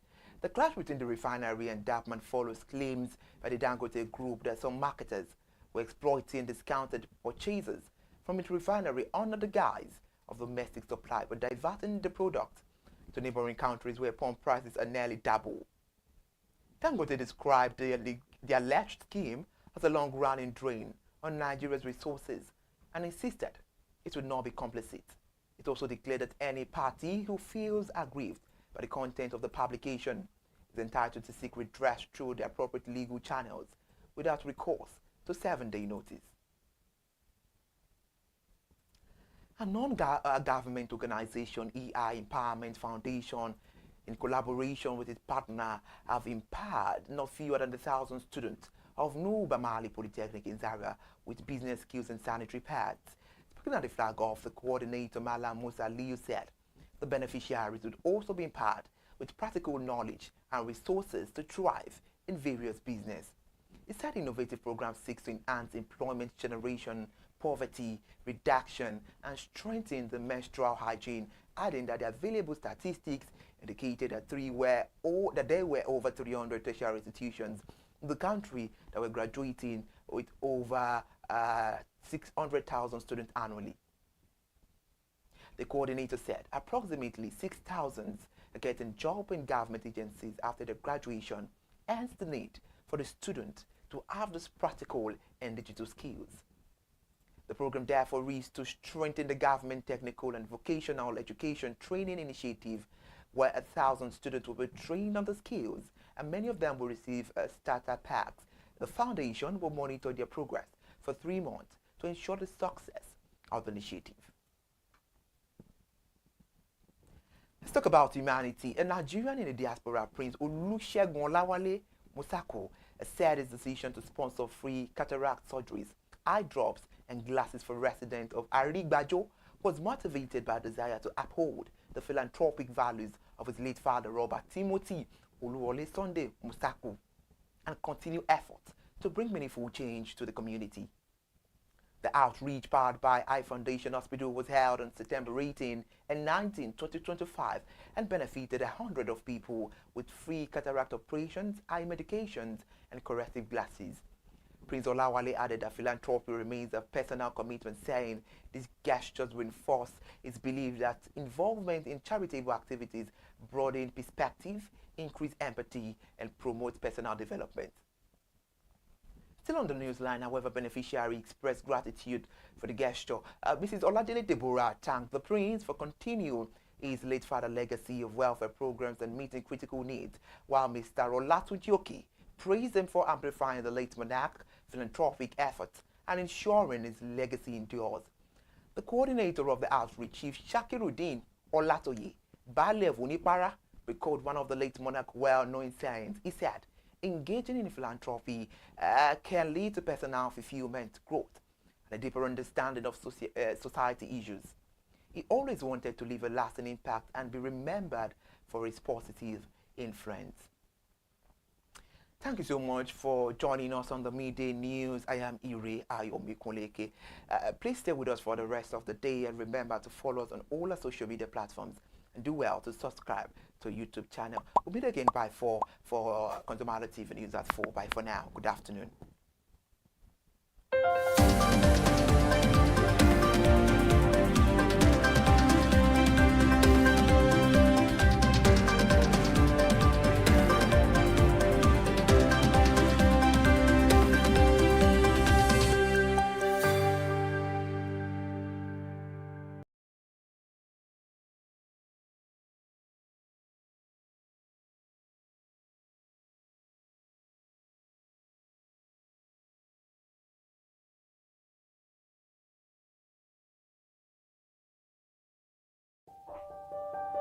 Hey there, do you know in the world today, everyone is a consumer, and as consumers, we all have the right to be heard. In Nigeria today, as a consumer, you have all right to product information, right to fair pricing, right to return goods, right to product labeling, right to fair dealings, and a lot more. Well then, have you heard about the new media channel? ConsumerHallaTV.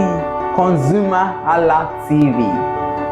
ConsumerHallaTV. At ConsumerHallaTV, our goal is to inform and educate consumers in Nigeria with insightful news alongside development within the fast-paced world of consumers through well-researched, specialized, and analytical content. Our vision at ConsumerHallaTV is to create an engaging platform that provides right connections for meaningful brands in Nigeria, thus creating a more caring world for consumers where business thrive. And guess what? Our ConsumerHalla brand is the first consumer complaint resolution portal in Nigeria, powered by a 72-hour feedback mechanism. We offer consumer advocacy, informative talk shows, branding promotions, advertising, and lots more. Connect with us via our YouTube channel at ConsumerHallaTV. Follow us on our Facebook page, ConsumerHallaTV, our Instagram page, ConsumerHallaTV, and do well to subscribe to our YouTube channel. Subscription is free. ConsumerHallaTV. At ConsumerHallaTV, you deserve to be heard. At ConsumerHallaTV, you deserve to be heard.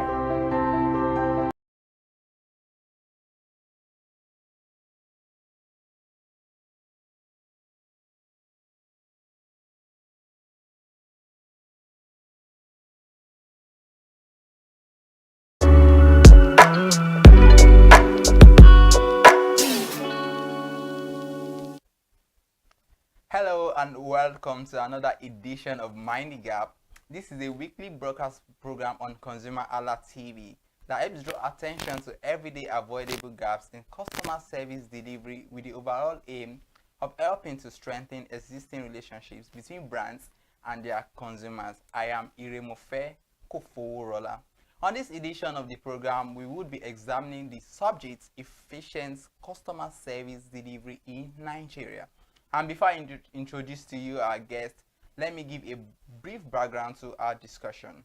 Customer service is a crucial aspect of any business, and Nigeria is no exception. The country has a growing economy with various sectors including oil and gas, agriculture, telecommunication, and banking, all of which require excellent customer service to thrive. In Nigeria, customer service is considered poor, with the country scoring 61.8% in the 2023 Nigeria Customer Service Index (NCSI) report. The Nigeria Customer Service Index report evaluated customer satisfaction across 9 sectors using 8 parameters, including trust, branches, branding, competence, complaint resolution, ease of doing business, processes, and customer focus. The NCSI aim is to promote excellent customer service in Nigeria, providing businesses with valuable insight to improve their performance. In Nigeria, customer service regulations are primarily governed by the Federal Competition and Consumer Protection Act, FCCPA 2018. This act established the Federal Competition and Commission, FCCPC, to protect consumers' interests and welfare. Ladies and gentlemen, let's dive into our discussion. My guest today is Mr. Anuoluwapo Alao, a sales consultant, which gives retention and trust and loyalty to the company or the organization. So customer service is key to every business, every services for the business to thrive in the long run. Interesting. I love the part where you said from inquiry, even during the process of sale, and even after sale as well, because we have to note the fact that everything begins from the process of inquiry. Probably a consumer has seen an advert, or they have interest in a particular product and they just want to know about it. So the first contact is in inquiry, then that leads to, in the process, eventually if they are satisfied with what they've gotten, they might decide to get the product. Then after that, they get to, you still follow up even after they've purchased the product and all that. But that is the part I really want to look at. Do you really think, because most times people just think after you've bought the product, everything ends there. So what is left? After all, you've gotten what you needed. It's not my business again after you've bought everything you need. Okay, it doesn't end there.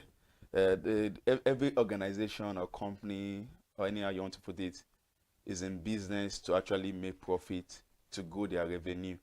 So you don't just want a one-time hit customer. That's what we call it that in sales sometimes. Some sales guys just want to eat it. So they do anything. Let's just say this one, and They don't care whether they sell again or not. So the reason why customer service is key is that when you treat your customer, your client, or any how you want to put it, when you treat them right, in the sense that maybe they inquired and you give them a good product, it doesn't end there. The process is a process. There's a process of inquiring about the product or services. After that, there's a process of getting the services or the product. And after that, there's a process where the customer enjoy the services or the product. So, and that will take you to whether the customer you want to retain the customer or not, or you want to give, or they will give you referral. Because when I enjoy a service, I want to say, okay, I have a friend that needs I'm in the renewable energy sector, for example. Now I've gotten customers whereby one customer can actually give you up to 10 customers when they enjoy it, especially in renewable energy. Yes, when they enjoy it. But a disgruntled customer, they can spoil business for you, in the sense that they can, and we are in the world of social media and everything now. They can just go online and put that this particular brand, don't buy it. Exactly. So, and that's why customer service is key. You don't let it get to that stage where people start spoiling the name of your brand, and it's not good for business. Interesting one out there, because one thing I've picked from it is that customer satisfaction is crucial, and customers, they are kings when it comes to your business. Yes. Without them, I mean, there's nothing you want to do. Yes. So let's look at it in another way now. How do you think Nigerian companies, they've really fared when it comes to customer service? Do you think they've really upped their game? Or, I mean, people still get to complain over time that, oh, I bought this product from this brand, I mean, I had issues with it, nobody could attend to me, or they were not satisfied, or they got misaligned information concerning the product they are getting. So how do you think they really fared when it comes to customer service? I won't give Nigerian company, or let me just put in the sector I am. Don't let me put it on all the other sector or industry. I won't give them a pass mark because it has not been so good. We've heard cases whereby, even where I'm coming from, at least I've worked in 3-4 different companies in the renewable energy sectors, whereby customers will make a complaint about something, they are not happy, especially when you actually bought a product for millions. It's not easy to cough out millions, even though it's 200,000. It's still not easy to cough it out. Yeah. So, and some people just leave the customer like that, and sometimes to wrong informations, because the salesperson want to make sales. Because of the pressure on him or her, they want to make sales. They will tell the customer what the thing cannot do. They will say that the thing can do. I've been there, I can relate. So the customer will not be like, when they get home, or when I say this thing can on light, this thing can on fan, can on AC every time, but the thing can only on light. So they will not be like, how come? So that way, with Nigerian company, they've not really managed that part in a very good way. So, but some people are actually coming up now to do that part very well. But so far so good. It has not been so good. I'm talking from my own sector. I don't know about other sector, but I'm talking from my own sector. It has not been so good. Some people just all about sales. They don't care about customer satisfaction. They don't care about building trust. They don't care about loyalty and all those things. Interesting one, because all these things you've mentioned now, it leads to the next question I wanted to ask you. Okay. But it's just like you read through my mind and you just, actually grabbed that from me. So I wanted to ask that, what are the avoidable gaps in customer service in Nigeria today? What are these gaps? You mentioned some of it already, like disloyalty, understand. So what are the major gaps? Because some people just say, okay, there's poor customer service. Now we are looking at how there can be efficient customer service, and from my analysis earlier on, from the NCSI review in 2023, Nigeria, I mean, the customer service was rated so poor. So what are the avoidable gaps that we know that could be avoided, but they are so obvious in customer relations? Okay, the first thing I will say is this: you need to train your customer service. The agents, you need to train them. First thing is training, because you can't give what you don't have. Me, even if as a customer to other brand, I've called some people they are giving wrong information. Maybe probably when they employ them, they've not gone to training, they've not done induction. I know some companies in this country that they just employ and no induction, training. no training. So that is the first obvious gap, is lack of training. Yes, they just want you to just go there and start working. You don't know the culture of the company. You don't know anything. You are not properly briefed about the roles you are meant to play. Yes. So lack of proper training, no adequate. There has to be adequate training. So that's the first thing. Another thing is there has to be this customer-centric culture, I love that. Whereby your customer is key. You know that without customers, the revenue of company will not grow. Because one customer will refer another customer, another will refer another customer. And so even you stay in business as well. You stay in business and you have to pay your staff. We've seen a lot of companies that because of bad customer services rather, they've actually gone out of business. Because they be like, they don't care, I don't care. They've gone out of business. So there has to be proper training for your customer service agent. There has to be customer-centric nature, culture, whereby you know that customer is key, you know that anything just goes. Okay, and another obvious gap is lack of misaligned information, which I think sometimes you mentioned earlier on that there's let's use a mug. There's a mug you are selling. Even the agents or the customer representative does not have adequate information, of which you mentioned. They'll tell you this thing can switch on lights. They can use it to power this. They can use it to power this. Then at the end of the day, I mean, you can't power anything with it. So, I mean, these are some of the obvious gaps we see in the process of, when it comes to customer service and all that. So now another thing we should look at is this way, that why do you think Nigerian firms are not competitive in customer service? Because I mean, like you said, even use your sector as an example, renewable energy as an example. Why do you think they're not competitive? The reason why is it to the other. Yeah, why is it that they as a sector now, my company, I don't care about customers. Your company too, you don't even care. Why is it that you don't find it? If there was competition, you people would want to retain customers, but everybody just like, I mean, they are doing whatever they like. It's because of the culture, even the country as a whole. The regulatory body, nobody is holding anybody to ransom. Some people believe they can do anything and go with it, and they've actually been doing that. So you just fight. Some customer will just fight. There will not nobody seeking no form of redress or anything. There will not be redress. They'll just fight.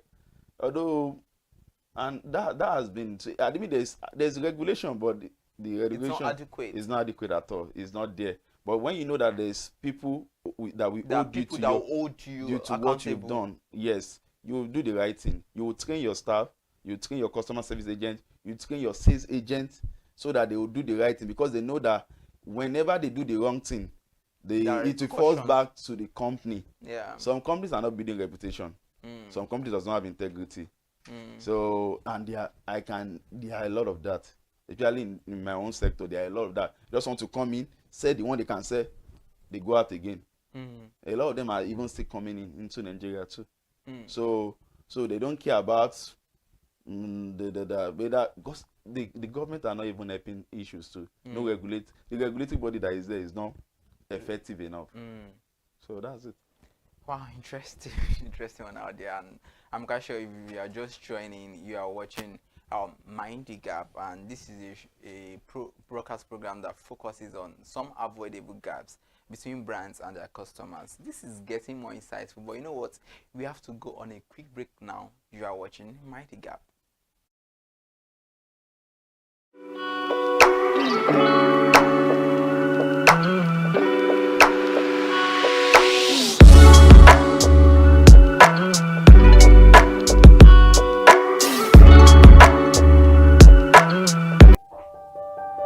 Hey there, do you know in the world today, everyone is a consumer, and as consumers, we all have the right to be heard. In Nigeria today, as a consumer, you have all right to product information, right to fair pricing, right to return goods, right to product labeling, right to fair dealings, and a lot more. Well then, have you heard about the new media channel? ConsumerHallaTV. ConsumerHallaTV. ConsumerHallaTV.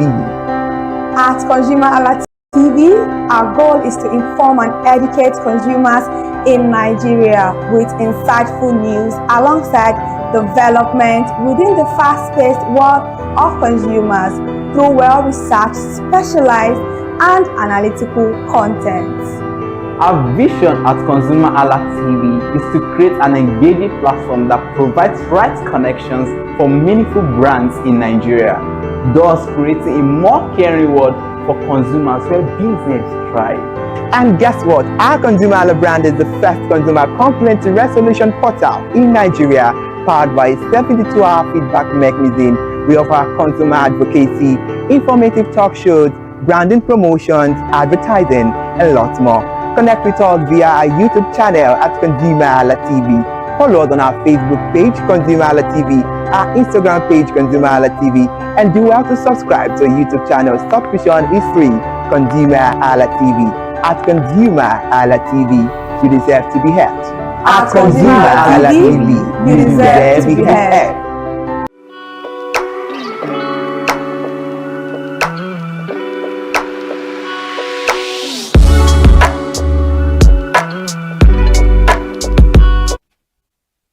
Welcome back. In case you are just joining us, you are watching Mind the Gap on ConsumerHallaTV. And please, if you have not subscribed to our channel, you can use this opportunity to do that. All it just takes is to click on the subscribe button and you get notified of all our content.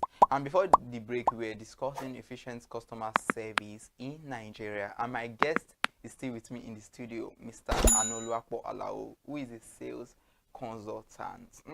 That is so interesting. And you know, guys in sales are the one, you know, with the bags now and all that. So let us look at this. As a sales consultant, how well have you been able to manage different discrepancies occur when it comes to customer service issues, yeah, in your brand, in your sector? Let me put it that way. Okay, thank you. As a sales consultant, there will always be issues in renewable energy. That's the first thing. Even generally. Generally, but maybe the issues in renewable energy is somehow, because well, I say it's still new. A lot of people are still getting used to it and all those things. So, but the first thing is there has to be, you have to listen to your customer. Even sometimes they are wrong. From experience, they are wrong. They are doing the wrong thing, but you still have to listen to them. You have to put yourself in their shoes. So you listen to them, empathize with them. There have been cases whereby, even as we speak now, there's still a case I'm actually handling. The man, we've told him how to use the solar solution and all those things. He's still educated and everything. He's still saying the same thing. Mind you, so we've gone there to resolve it like countless times. But because he's still not doing the right thing, we are listening to him, empathizing with him that, okay, we can do this, we can do that, and that one. So there has to be active listening. That way, you put yourself in his shoe, that someone that has just coughed out maybe up to like 20-something million. Yeah, maybe just 5,000 naira. Yeah, I mean, so you just have to listen to him and hear him out and find this lasting solution to the problem the customer is facing. Interesting one. I love the fact you mentioned empathy, because I mean I've been able to like work in customer service, and I know how it could be like. There was a time I was a rep for an organization then, and sometimes I was always handling inbound and outbound calls, and sometimes somebody just calls you and like the person starts ranting and this and that and that. Sometimes they go vulgar, they call you all sort of names, and you're at the other end, you're just trying to calm your nerves to listen to them. Then after the whole thing, you just realize that it is their fault, not necessarily your own fault. But in such situation, you said earlier on that sometimes they could be wrong, it's their fault. But now, I know you're a professional, you have blood that runs through your vein, but there are some things they will say sometimes that you can't really, hold on to. Then how do we ensure that companies try to maintain healthy relationship between their employee, who is this rep, and the customers? How do companies ensure that there's a healthy relationship between, even after all those things have happened?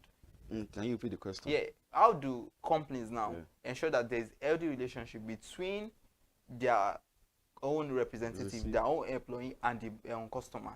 Okay, the first thing the company needs to do, I said it earlier too, let the rep, whether the sales rep, the customer service agent, let them know their job. Because if they don't know their job, you know, they are the internal customers. Yeah. They are the internal customer. They have to know their job. If they know the right thing to do, they will be able to actually communicate the right thing to the customer outside. Yeah. So, and when there are issues, there has to be, okay, I remember something. There was a case in my own company then, whereby whenever we sell a particular product, before we know it, the product will come back, inverter and all those things. It will come back. So what I actually put in place then was that there has to be a compliance. There has to be quality assurance, that whereby what they do is this: you check like the product you want to take out, you want to deliver to a customer's place, you check it, make sure that the product is certified, is in good condition. You check it not even just one day, you check it for like series of days before you know, okay, this one is okay. When they want to deliver to a particular customer, that's the one they are going to pick up. So there has to be quality assurance, so that there will not be issues. I'm so sorry, I'm dwelling on maybe renewable energy. Yeah, that's good. But there has to be quality assurance so that there will not be issues. There will not be like, because it doesn't even portray your company in a good image whereby people buy a product after 2-3 days, after 1 week, they are bringing it back to the company. There will be people will be like, you are selling fake. And I know how customers can be sometimes. You are selling fake, and where this smart can reach, they will spoil your company. Interesting one. And you talk about government agencies earlier on, and we mentioned that like FCCPC, and it's a regulatory body that looks into that. And we just highlighted how, I mean, sometimes they need to be more efficient with all of these things. And also, let us look at customer loyalty when it comes to service. If I'm so happy, satisfied with what I've gotten at the end of the day, now I would refer. Yes. You understand? So what is customer loyalty, and how can that be gained? Customer loyalty, that's a good one. Customer loyalty is very, very important. If your customer trusts you, they can go up and down for you. I've been there, so I understand how it is. I have a customer then in my former company. The lady, because what she told me, and there has been series of cases like that she has told me that this is why I love using you, Mr. Anu. That when she has issue, there is always issue. So when she has issue, she will just call me. So I won't care whether it will cost me. I will use my money to settle that issue, do it, and I'm not the one that sold the product for her in the first place. So the person that sold the product for her, maybe for eventually she has called the person didn't pick up. So, but since when she has been calling me, she now started referring me to different people in Lagos, out of Lagos, without collecting anything. So that's the loyalty there, because when a customer is satisfied, when a customer is happy, the customer can go. You don't need to even tell them to refer you. They will be the one talking about your business while you are sleeping or while you are in a meeting. This same customer, when I joined another company, I've joined 3 different other companies. She has bought all the products to show her a satisfied customer can be. Satisfied customer, a happy customer will always refer your brand to other people. Interesting one out there, and I just believe that we all can learn from this, because customer loyalty is very important. Now let us look at the case of all these gaps you've mentioned, all these obvious gaps. How can they be bridged between brands and their customers? How can we ensure that now we have efficient customer service? I know you mentioned some things earlier on training, you know, giving the right information, ensure empathizing with your customer. But in overall strategy, we can ensure that yes, henceforth as a company, as somebody who is strategic, somebody who has the interest of the consumer at heart, what should be the solution to, you know, solving poor customer service? Okay, The first thing I'll mention is the FCC PC. Yeah. So they have to create more awareness. A lot of people don't even know their rights. A lot of customers. So then people just like, let's leave it for and Nigerians we like leaving things for God. That God will, you have to fight for your rights. So I believe FCC PC need to create more awareness. Let people know. A lot. If you ask a layman or a common Nigerian what's even FCC PC, they don't know. They don't know. So and what you don't know, how will you use it? Yeah. So the first thing they need to, from the government aspect, the regulatory body which is FCC PC, they need to create more awareness. Maybe do something outside. Campaign. Let it be on the internet. Let it be. You will be surprised that even the learned, the so-called learned, not even those that are not learned, don't even know the job of FCC PC. They don't know. So they need to create more awareness on their own part, on the part of the organization now. So that there has to be standard. There has to be standard. So there has to be, if you build a company or an organization rather, that is a standard that you attain, that okay, we will not give anything less than quality. And that it still goes to the culture of the company. You impose it, or you let your staff know that this is what we give. In the position whereby the staff give less than that, there will be people in place to say that okay, this is wrong, and there will be maybe penalty, there will be punishment, and all those things. So that way will make people do the right thing. But if there's no measures here and there, sometimes people don't like doing the right thing. But when there is quality, when there is standard, all those things are there, people will do the right thing. Interesting. Now I love that there has to be standard, and since I love one of the managerial ways of encouraging your internal publics, your employees, is to always like encourage them, to probably let them go on vacation sometimes. These guys are tired, sincerely. I mean, vacation. Yeah, vacation, or give them incentives that would encourage them the more. Understand? Because I remember then sometimes there could be bonuses because sometimes you are in Nigeria, your salary is not paid, and you have your personal issues. Yeah, I understand. You understand? And one customer is calling you, ranting, you understand, and telling you this. So you say, let me use the pigeon. If you vent, say, why? You understand that kind of thing. So I think sometimes it's beginning from the management of the organization too. Yes, but the case whereby the management they are trying their best, they are doing everything. But me, I'm choosing to play the devil's advocate here. What if the management too, in a situation whereby the management is not even encouraging the staff? But I mean, I know you don't want to do your job. You understand? Yes, just to but at the same time, I still believe it takes two to tango. Yeah. The management and the staff, they just have to work hand in I hand. believe there are practices in customer service agent. They have their way of doing things. Like for example, if you make 100 calls, you will get a particular bonus. There are things like that. Not even only in renewable energy, they have a target that is set for them. They have their basic salary, their standard salary, and they have a target that if you make 100 calls, whether inbound call, outbound calls, you get a particular amount of something. You get this, you get all those things in place. There are all those things in place. Not for all companies, but at least the standard one. All those things are there. So that is beautiful. So now let's just look at this question I want to ask you. What is the future of Nigeria when it comes to customer service? Because in 2023 the report was not so nice. So what do you think is the future for us when it comes to customer service? I'm optimistic. Things can get better if we do the right thing.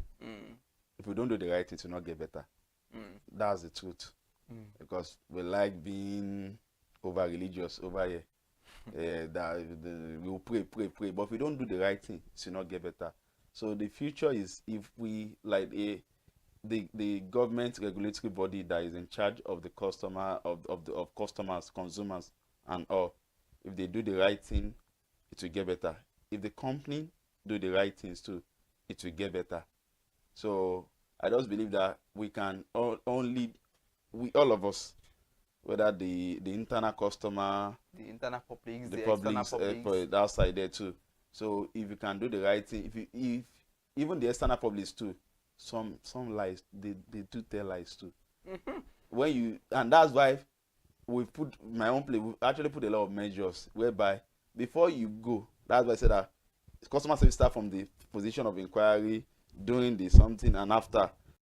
Before you even go, make sure you sign the customer confirmation form, so that in the future, because I've seen cases whereby the issue has taken some people to prison, that because you sold a fake product for me. Meanwhile, the product is not a fake product.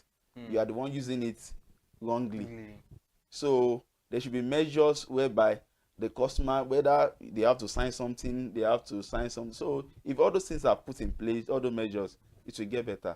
And our rating, hopefully, we go high. Interesting one out there. And so lastly, what would you say to people that have been doing well in this customer service? Okay. What would you say to them? The first thing I would say is that they should keep it up. And there's always a reward for doing well, actually. I believe they have been seeing their reward. Because if you do well, when your customer is not happy with a particular, and you give them a lasting solution, which is effective and efficient, they will surely come back. If they don't come back, they will refer people to you.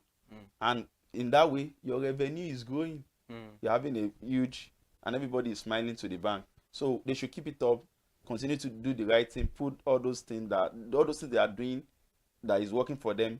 They should keep it up on that. So that's it.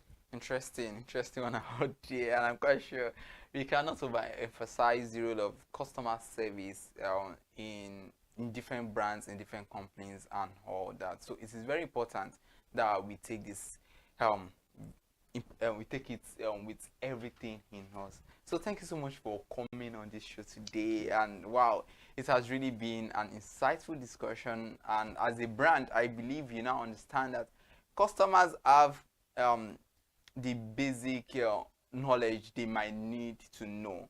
You understand? They might not really know much, but they just understand that their rights needs to be protected. And customers are kings, and the survival of your business lies on how well you treat your customers to quality service. And as a customer, it is imperative you know that you matter in the grand scheme of customer service. Very important. So thank you so much for joining us on the program today, and we can expound on Mind the Gap. Please do well to follow us on all social media platforms: Facebook, Instagram, and YouTube at ConsumerHallaTV. Till I grace your screen next week, I am Iremofe Koforola. Bye for now.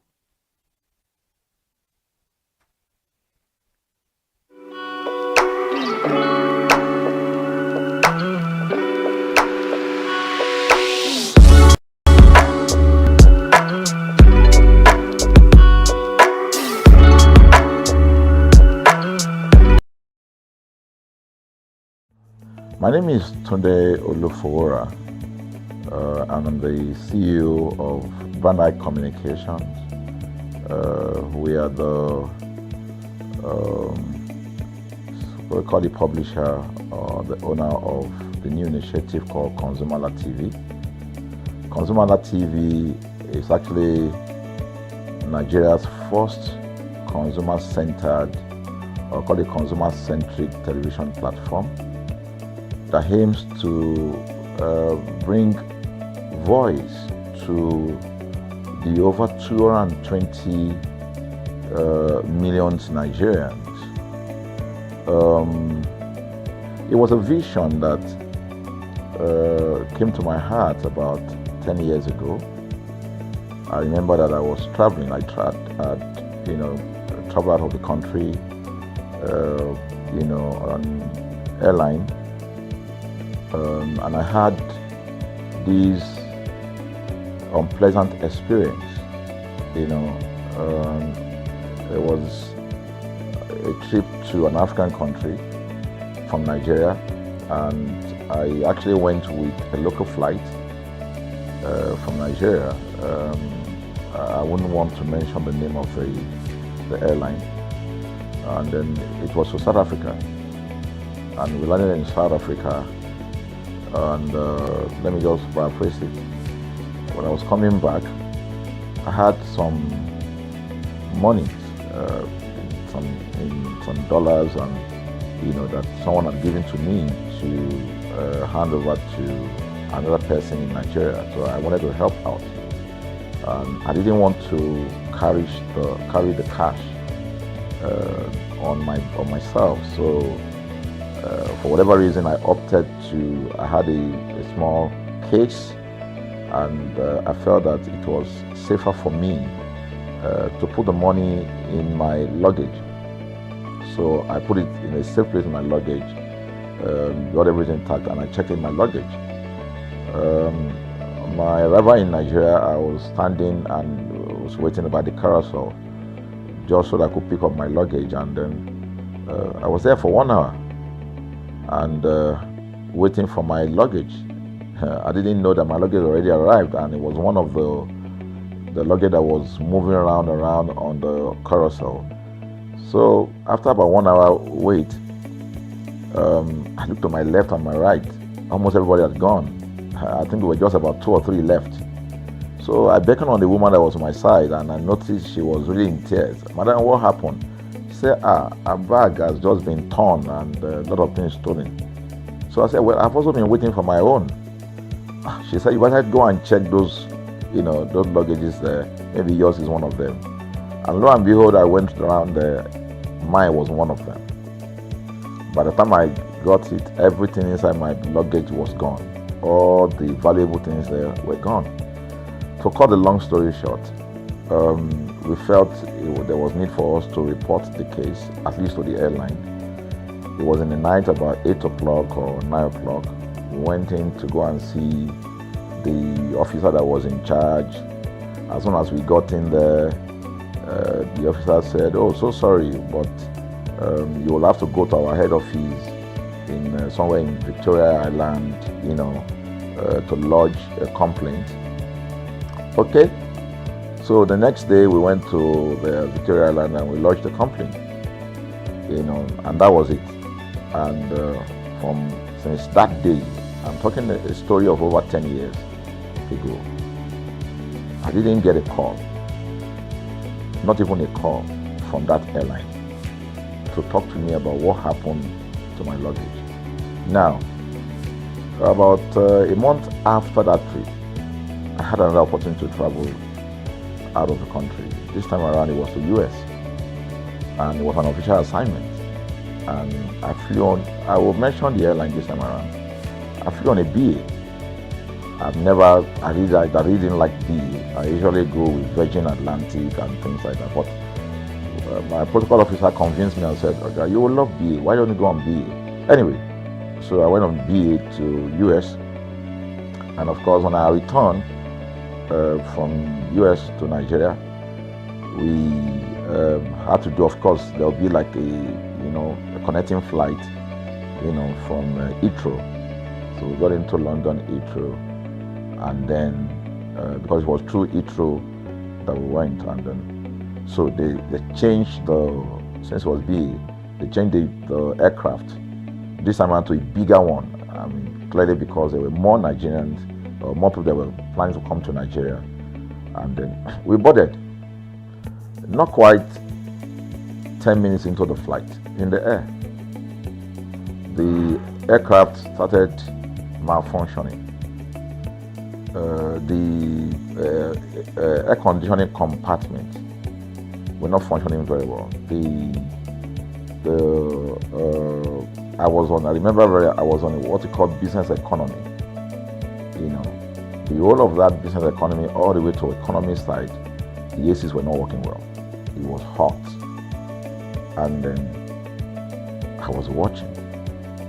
And then from that moment till we got to Nigeria. From that moment till we got to, I'm just trying to paraphrase. From that moment till we got to Nigeria, I could remember very well how many times the pilot, broke into conversation and had to apologize and say, "We're really very sorry about this." He was giving us almost every 30 minutes. There's always a kind of update. "So sorry, this is what we're doing now, this is what we're doing." While we were on that journey, I also remember an incident. So they came, the crew apparently couldn't resolve they couldn't manage the crisis. or what was going on about it. They couldn't fix it. So they come up and said, we're so sorry, but for all the inconvenience, we're declaring, free lunch, free whatever it is you want, you can get. So trust Nigerians, you need to hear how everybody was jubilating, But something struck me. The experience I had just about a month before, and this experience, somehow I started comparing them. I was trying to see how this matter will be managed. Again, to cut the story short, we landed in Nigeria on a BA. Before we landed, the pilot announced and said that for the inconvenient, they will be giving a voucher of £50 to everyone that flew on that aircraft. I thought it was a joke. I mean, it was my first time with BA, but for what I knew or know of the British man would never even play with his 1 penny, talking of £1. So I felt that must be a joke of the year. So we left. I got back to my office. I think it was just about a week after. Our officer, our guys in our mail room came up and said, "Oh, you have a parcel." So I said, "Parcel? Yeah." So they brought this parcel wrapped. I opened it, and boom, I brought the document out. It was the £50 voucher from BA. So what's the tenor of this story? An experience with one airline was terrible. No apology. An experience with another one, even though it was a bad experience, but it was very well managed.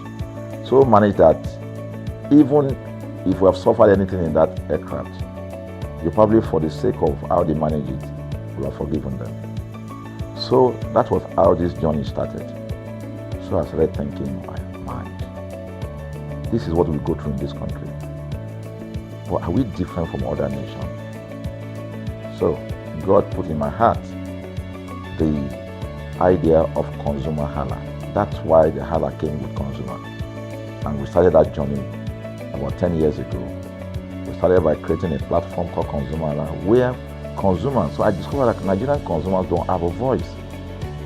So things happen, and that's it. We live with everything. So we've started the journey from creating the platform. We have an app, we even have a magazine, and we thought we could move it from that to the next stage, which is the television. So the TV today, has come.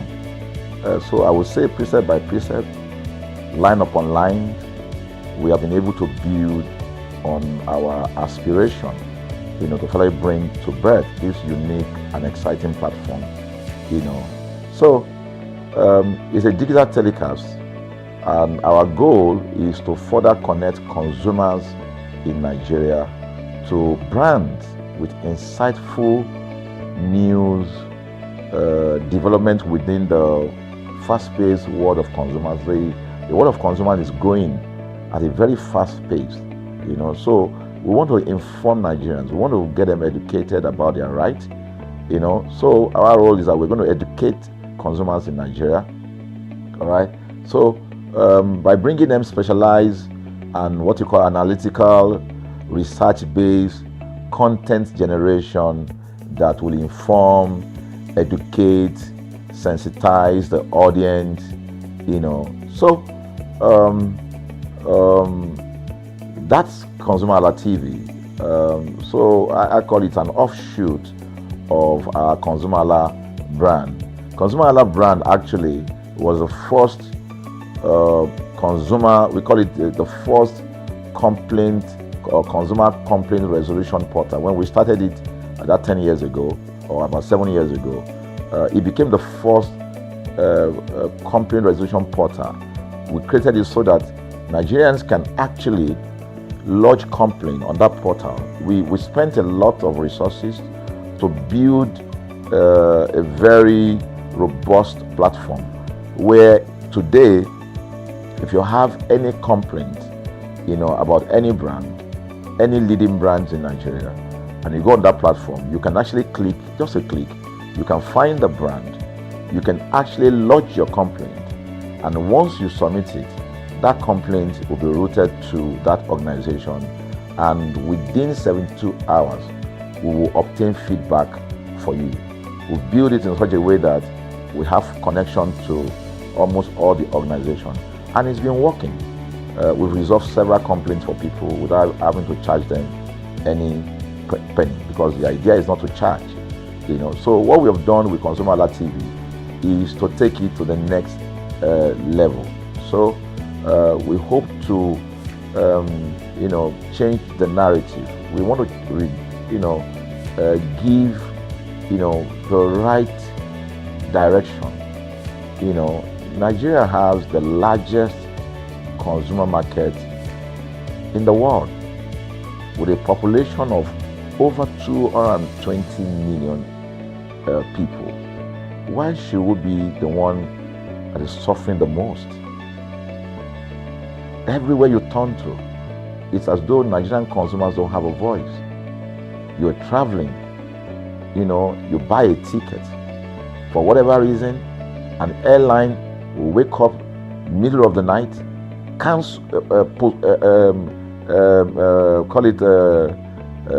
delay the flight for whatever reason, and then you'll be waiting at the airport for hours. You'll be there for 2 hours, 3 hours, no any explanation. Then while you're there, they can even wake up and say, oh, flight has been cancelled. So everybody carry their luggage and go home. Nothing happened. Of course, things are changing. We must commend government, because government is beginning to wake up, but there's still a lot to be done. And we believe that we can help to make, bring about those right changes. So we offer deliberately, part of what we do is that we also offer advocacy. All right. We're not just an advocacy organization, but we offer advocacy. We have a legal team. We have lawyers that are registered on our platform, all right, that can also take up cases. Okay. So, and we've taken up many cases like that, and won those cases. So ConsumerHalla is a platform to help consumers to, we're not fighting brand, but rather we say we're bringing about an amicable, resolution of conflict, such that it will be beneficial to the consumers and also be beneficial to the brand. I remember the word of Jeff Bezos. Bezos is the founder of Amazon. He said that the most important single thing, all right, for an organization is to focus obsessively, use the word obsessively, on the customer. We often say that customers is a king. They should sit at the top of the ladder. In our environment, customers are the ladder. A brand wakes up today, decide what product to produce. They wake up today, decide how much the consumer should pay. They wake up to decide everything for consumers. So consumers are just at the receiving end, and yet they are milking the consumers. There's no price regulation in this country, none. People just wake up and fix prices. Look at the power. Government wakes up, we change policy, we wake up and we get people to pay more. We think it's time for consumers to begin to speak out. In speaking out, in engaging, we can get the brand to begin to do what is right. And of course, I know that the consumers themselves need to be educated. So our role, our vision also is to ensure that we educate consumers. We bring awareness. A lot of Nigerian consumers don't even know about their rights. You buy a product from a supermarket. I've had this experience. You buy a product from a supermarket, all right? For whatever reason, you take that product back to your house, and maybe something went wrong somewhere.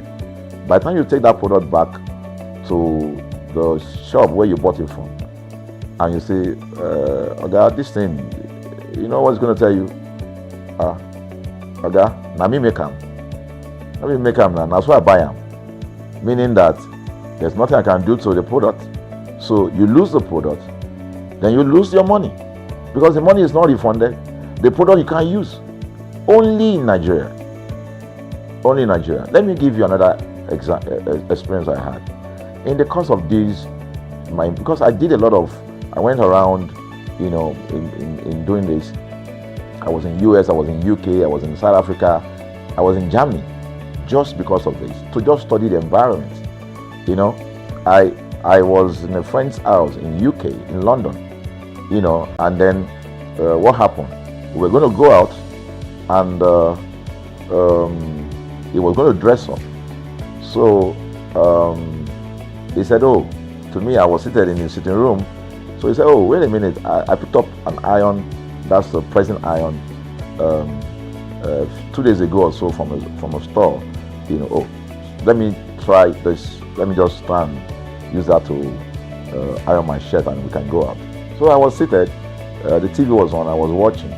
While I watched him, he brought out the pressing board, you know, spread it out, brought the iron out in my presence, plugged in the iron, and then as soon as he switched on the power button, we just had a spark.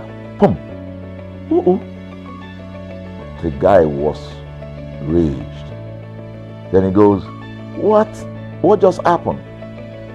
So he said, no, these guys are in trouble, they're in soup. I was thinking, what are you going to do? You know, I was trying to compare that experience to what would have happened in Nigeria. In my presence there, he opened the pack, there was a card inside it. Inside that card was a call, number to call. And they called the shop or wherever he got the thing from. I was hearing the conversation that was going on.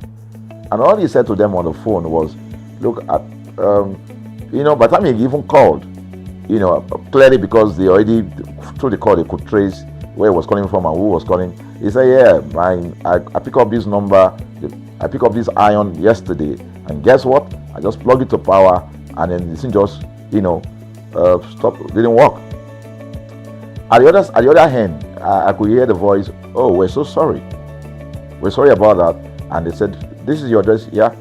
Don't worry, we'll get you a replacement. All right. So my friend ended the call and dropped the. So I said, so what's going to happen? He said, don't worry yourself now. Should we're here. They will bring a replacement. I said, they will bring a replacement. He said, yes. I said, they won't even try to check whether it was your fault, because it could have been your fault. Maybe you didn't do something well about the first. No, it can't be his fault. Maybe it's a brand new item that he bought. While we were still talking, in fact, I'm not even sure it was up to 30 minutes or so, we had a knock on the door. He himself said he must be the dispatch person. By the time he opened the door, it was a dispatch man that was on the other side.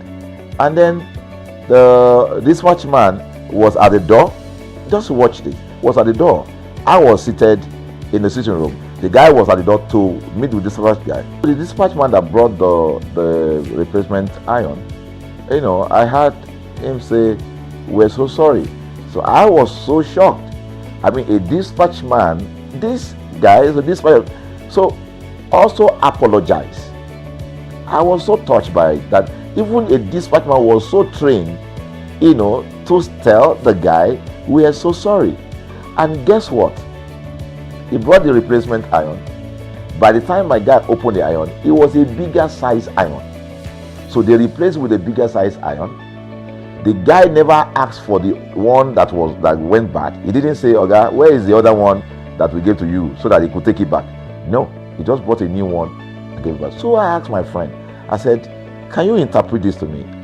He said, here in London, if they didn't do this, they know the next thing I would do. So I'm just going to grab a lawyer and I'm going to tell them they've destroyed something in my house. By the time I'm done, they will pay through their nose. Because the consumers are conscious of their rights. In Nigerian consumers, even those who are aware, won't even take the battle up. Everybody just go, what can we do now? Today they wake up and ban this. What can we do now? So we're going to change the narrative. We have to. we have to stand up.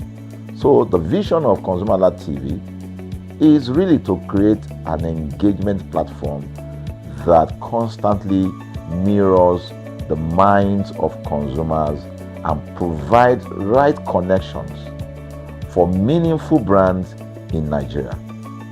Thus, we believe, will be forming part, that will be form part of that our overall vision, of creating a more caring world of consumers where businesses thrive. Please. So, I think that we'll make our impact. We ask you to join us on this journey. ConsumerHallaTV will drive engagement. It will also be there to help to promote brands that are doing what is right. So we're not out to criticize any brand. Rather, we have to complement what the brands are doing, because there is no organization that or a business that was set up to fail. Nobody set up a business to fail. So there are just gaps that needs to be fixed. So together we can fix things, and together we believe that we will create the right story for consumers in Nigeria. Thank you very much.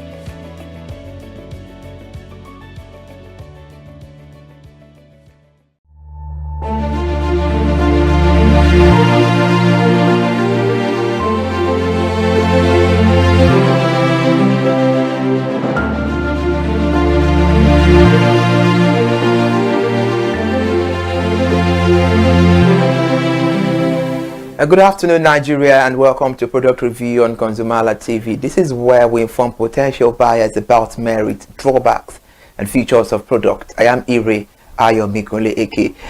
Please, all review on this program is not of critics, but based on transparent functionality about products in their various contexts. A perfume can evoke emotions, spark memories, and influence mood. Perfume plays a vital role in creating scents and bring joy, confidence, and comfort to people's lives. On previous edition of Product Review, we've reviewed perfume, and we had Mr. Abayomi Olugbemi on the program, where he gave reviews about smart collections and seduction. And today we'll be having Mr. Abayomi Olugbemi Lambo join us virtually on the program. Mr. Abayomi is a perfumer and the CEO of Parfum Lambo Saints Design Nigeria Limited. The interesting part of the conversation is that Mr. Abayomi will be reviewing the perfume made by himself this afternoon. Before we bring him on board, it's so important to let you know that perfumes are the mastermind, perfumers, I beg your pardon, are the masterminds behind the fragrances we wear. The skilled artisans who blend essential oils, aroma compounds, and other ingredients to create unique scents that evoke emotions and memories. Perfumers are akin to musicians, combining notes to create a symphony of scents. They consider factors like fragrances and a whole lot of things with concentration levels and longevity. Also, perfumers draw inspiration from nature, art, literature, and personal experiences. They might be captivated by a specific flower scent or the warmth of a sunset, translating this feeling into fragrances. Today's product review, we are reviewing a Luxion perfume from the Lambo Saint Design Limited. A Luxion is an oriental vanilla automatic fragrance for men. It's very masculine and sophisticated with a touch of seduction.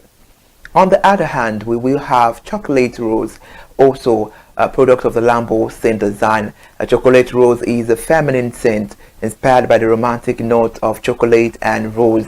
Chocolate and rose are common gifts given to ladies on special romantic occasions. This perfume is both sweet and fresh with a obvious chocolate fragrance. It's a kind of a daytime perfume and also a romantic perfume, and it's very uplifting. Oh my God, this is very beautiful. Mr. Abayomi Lambo, good afternoon, and thank you so much for joining us on the show again. My pleasure. All right, let's get on it. How has it been to be a perfumer? Did you go learn it in school, or how did you get this knowledge? And what inspired you to create these two perfume, Luxion and Chocolate Rose? Right.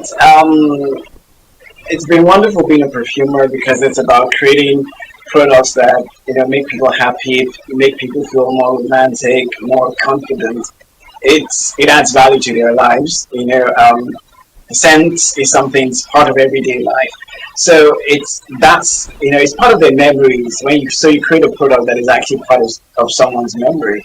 So I definitely enjoy being part of that industry.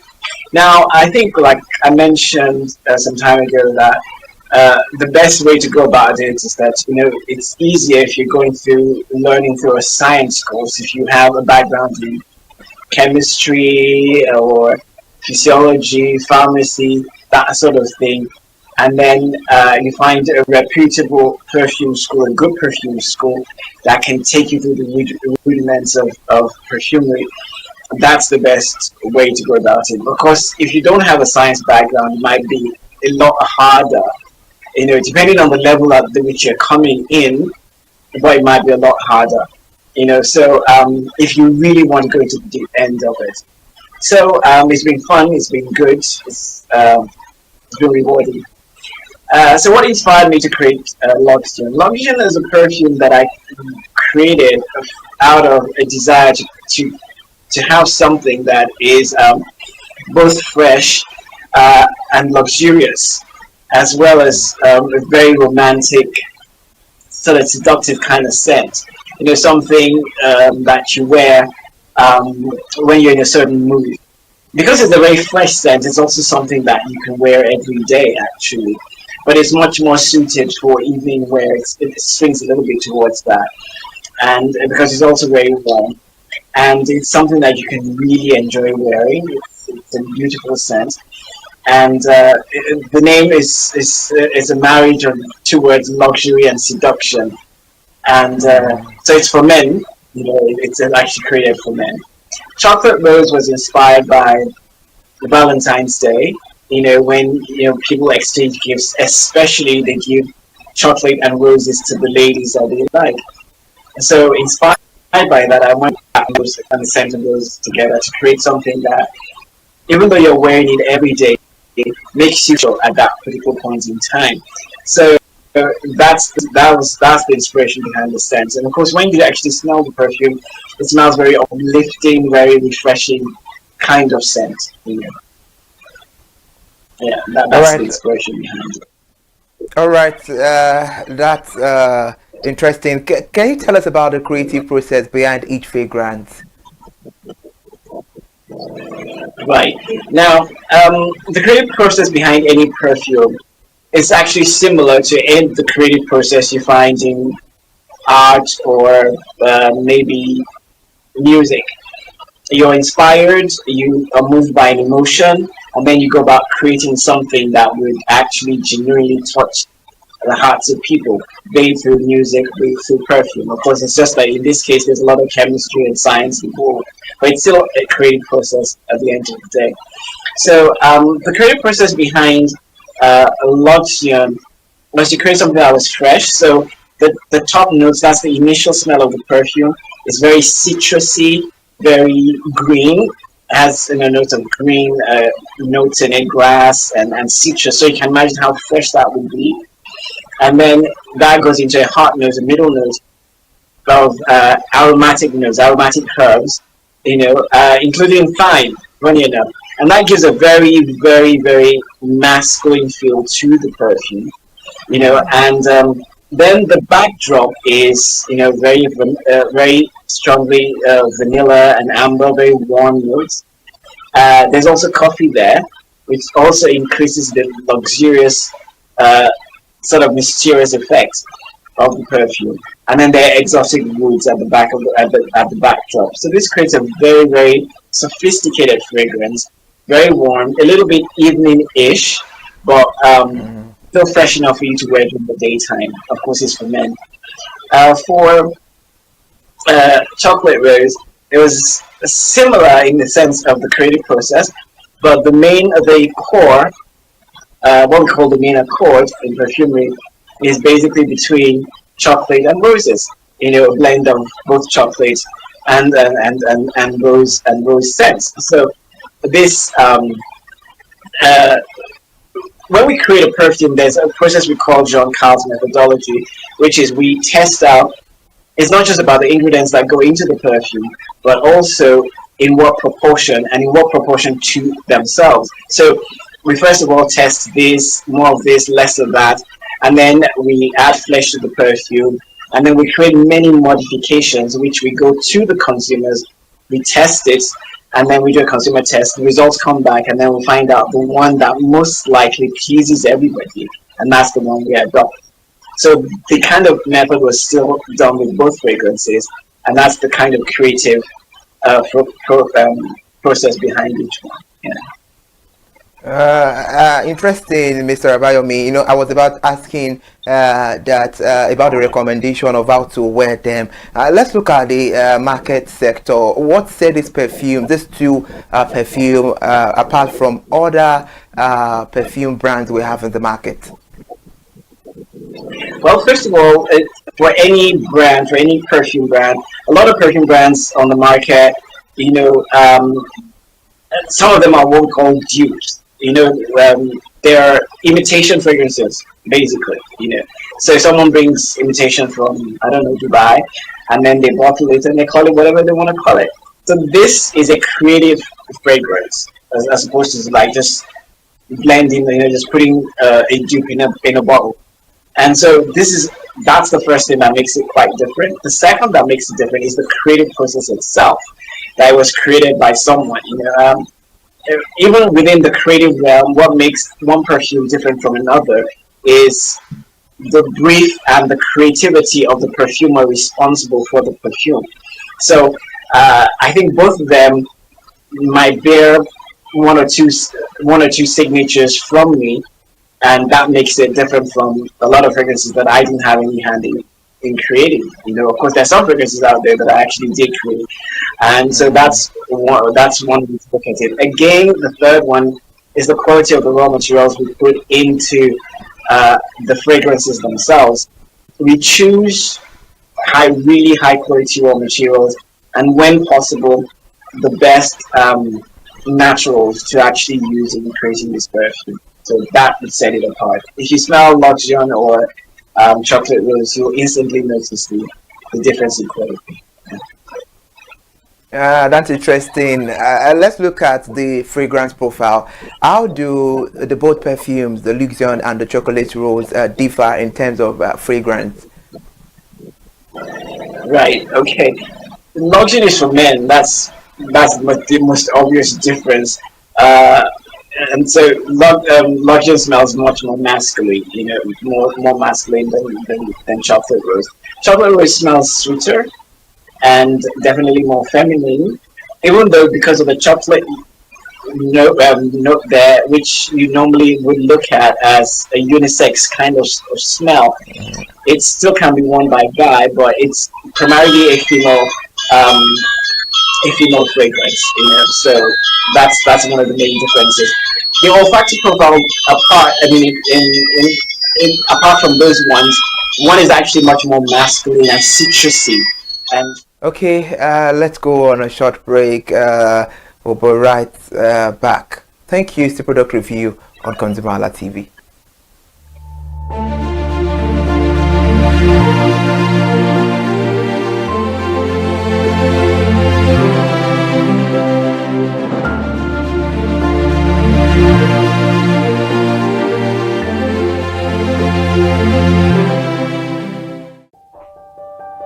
Hey there, do you know in the world today, everyone is a consumer, and as consumers, we all have the right to be heard. In Nigeria today, as a consumer, you have all right to product information, right to fair pricing, right to return goods, right to product labeling, right to fair dealings, and a lot more.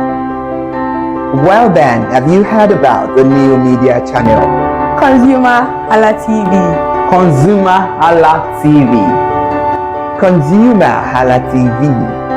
At ConsumerHallaTV, our goal is to inform and educate consumers in Nigeria with insightful news alongside development within the fast-paced world of consumers.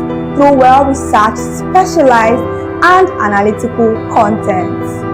Our vision at ConsumerHallaTV is to create an engaging platform that provides right connections for meaningful brands in Nigeria, thus creating a more caring world for consumers where business thrive.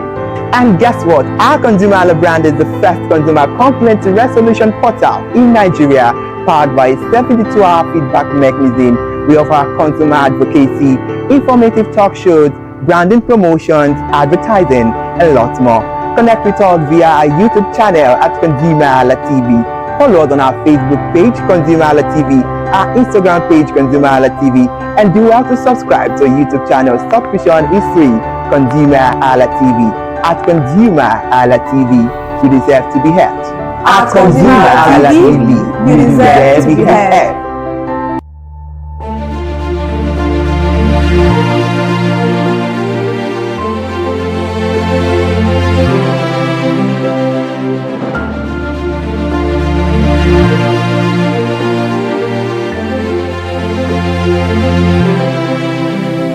Right, thank you so much for still being there. And if you're just joining us, this is Product Review on ConsumerHallaTV, where we inform consumers about drawbacks and merits of product. And on today's edition, we have a perfumer, Mr. Abayomi Lambo, and he joins us virtually on the program. Now, over to you now, Mr. Abayomi Lambo. What emotions or mood do you intend for each perfume to evoke? Right. Luxury is, the mood is luxury. It's luxury, it's sophistication, and a bit of mystery. You know, something you wear in the evening, you're feeling very fresh, very relaxed, and it has an air of mystery, but very luxurious, very sophisticated. While Chocolate Rose is uplifting, you know, a daytime scent, very lively, very uplifting, something that you wear in the morning, you know, and you feel this sense of joy when you smell it. Because amazingly, when you smell food notes in perfume, you tend to feel happy because it reminds you of something pleasant, which is of course food, you know, particularly in a pleasant activity. So it tends to make people feel very happy, you know, when they smell what we call gourmand notes in perfumery, you know, like sweet fruits or vanilla and things like that. And so when you smell chocolate, a mixture of chocolate and rose, you actually feel quite happy within yourself. Of course, there are other ingredients in it. There are other raw materials that also make one feel extremely uplifted and happy. So there's a slight difference in the mood. One is one is for women, and one makes you feel very happy just smelling it in the morning, kind of like a daytime boost or morning time boost, and the other one is more a luxurious, mysterious mood for the evening kind of way. Yeah. I asked you that how did the two perfumes complement or contrast each other? Okay, they complement or contrast themselves.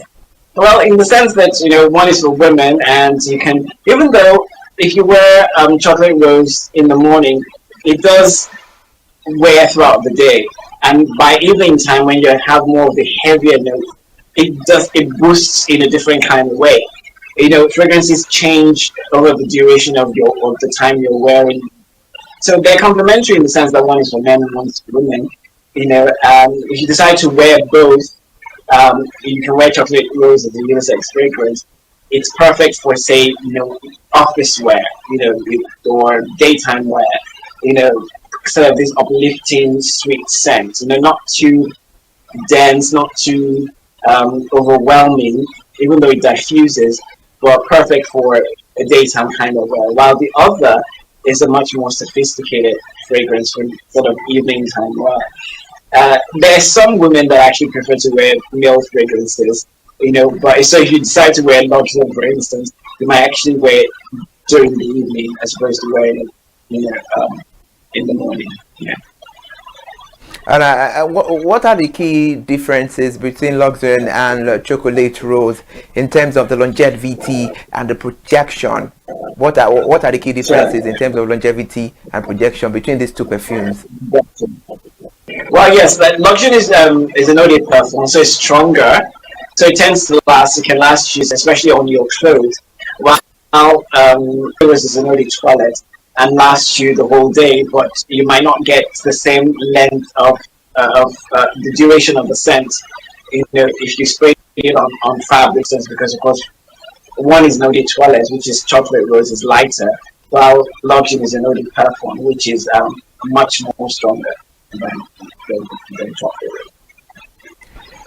Mr. Bayami, it is important to ask you as a perfumer that how do you envision the target audience for each perfume, and in what settings or occasion would you recommend wearing each perfume? Perfume. The target audience for luxury is for men, and is for a matured man, more or less, something maybe over like 35 upwards. So it's a fresh scent. It's very sophisticated. Depending on who you are and kind of person you are, it's something you can actually wear every day. But it also fits a special occasion, like in the evening time, date night kind of perfume. It has the sophistication. It can carry that occasion through. So I would recommend it for that.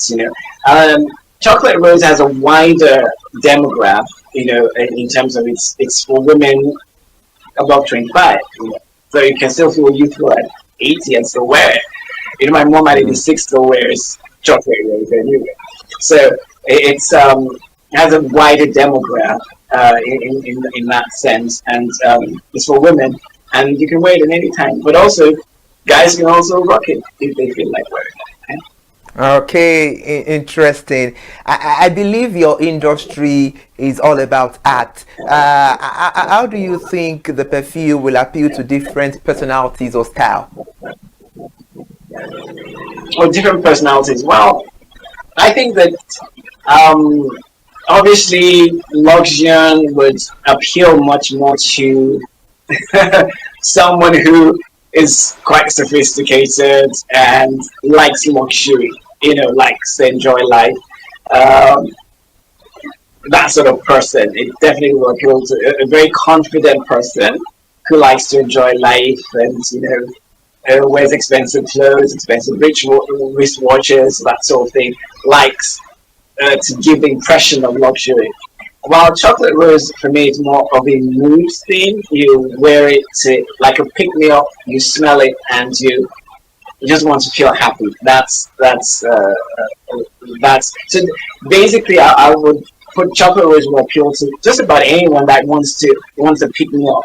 But luxury appeals much more to the kind of person you would call a poser, or I don't know, maybe not so much of a poser, but someone who definitely is very image conscious, an image conscious guy kind of person. Yes. Okay, now let's compare the prices of those two products, because you had a sole manufacturer. Which one is on a higher side and which one falls on the line of affordability? Chocolate Rose is very affordable. It's 12,500 naira for a 50 ml spray, and it's pretty straightforward. It comes in a very nice bottle, so it's something that you can spray. Smells basically for the whole day. So it's 12,500 naira. The other one, luxury, is more expensive, even though kind of it's just relative because it's 100 ml eau de parfum, and it comes at 35,000 naira. For the 100 ml. So it's actually, it might look more expensive, but it's just slightly more expensive than because it comes in a bigger volume. Interesting. And now let's talk about what natural or synthetic ingredient did you use in each perfume and why? Why? Well, we haven't given exactly the entire it contains and there's and it's the real chocolate is not used in this particular case. It's actually more for a chocolate, what we call a nature identical molecule. It's the same molecule that gives chocolate its smell, but we did not have to extract it from chocolate, which makes it it's created in a lab, which makes, of course, the fragrance much more affordable, and it's cheaper to use. So that's what makes it different. So those are some of the things in both chocolate rose and chocolate is there definitely, and then there's also the rose. Then there's ylang ylang, and then there's the vanilla, and to kind of create a fragrance that is extremely uplifting, that when you smell it, just makes you feel very happy. So that's different from, say, Luxium that has notes of citrus. There's lemongrass. There's also some other types of grasses there. There's thyme, the same thyme that we cook in. There's what we call the aromatic accord, which has lavender, thyme, and some other raw materials in it, which I don't want to mention. But you get that, and it will instantly remind you of some of the classic fragrances in masculine perfumery, like Cool Water, like Paco Rabanne, like Azzaro, like Tuscany. Those kind of fragrances contain what is known as an aromatic, an aromatic accord. Yeah. I think I will come for a personal class where you two told me about all these fragrances, because I want to always keep on mentioning all these fragrances, and now it's important let's talk about this. Looking at the situation and the reality of the economy, how have you been scaling through the business line, you being a seasoned entrepreneur? Right. Well, first of all, our business is quite wide. We don't deal with body perfume alone. We deal with fragrances that are used in creams and soaps. We do air care fragrances. We do weed oils for atmospheric scenting. We do fragrances for room. We do room sprays. So the reach is very wide. That's first. So there's a diversification in terms of what we're offering. We do training, we do consultancy. So there's a wide range there. When it comes to the body perfume, it's not, of course, naturally, when an economy is in the kind of shape that Nigeria is in right now, people might prioritize, some people might, prioritize food and things like that. But because fragrance makes you feel good about yourself, in a climate where people have enough things to feel sad about, they still will turn to fragrance anyway. And because of the foreign exchange, a lot of people have sort of realized that there are local brands like us that do very, very good fragrances at an affordable price. They get the same quality for 35,000 naira that I might be spending 100,000 naira on if the fragrance was imported and is in the store. So in that case, it has helped us to sort of, let's say, do relatively well in this kind of economy. This kind of. All right. I was about asking you that. Do you tutor people for training? Do people come to your end over there to train? And you made mention of that. Now, to round things up, looking at the industry, your industry, in a decade to this time, what can you say about the perfume industry, starting from your own personal data, you being a perfumer? Well, I see it really blooming because I can tell you that a lot of people have shown interest in it, and a lot of people are going into it. My only concern, of course, is that there are a lot of charlatans out there as well who are not doing the right thing. But I can see a lot more sanity, a lot more interest, and I can see it growing. Yes, there might be challenges, but I can see the industry kind of growing, and us even taking it internationally. Of course, we already have international exposure, but I can see much more of that, coming in. People be more interested, because we have a lot of raw materials here that are locally grown that we can showcase to the world. Right, that's a very interesting one to build on the program. Mr. Bayomi Olugbemi Lambo, seasoned perfumer, CEO of Perfume Lambo Scent Design Nigeria Limited. Thank you so much for your time on the program. Thank you so much. Thank you for bringing me on. Thank you so much. Please do well to enjoy the rest of your day. All right, thank you so much. All right, bye. Please stay with us. We'll be right back.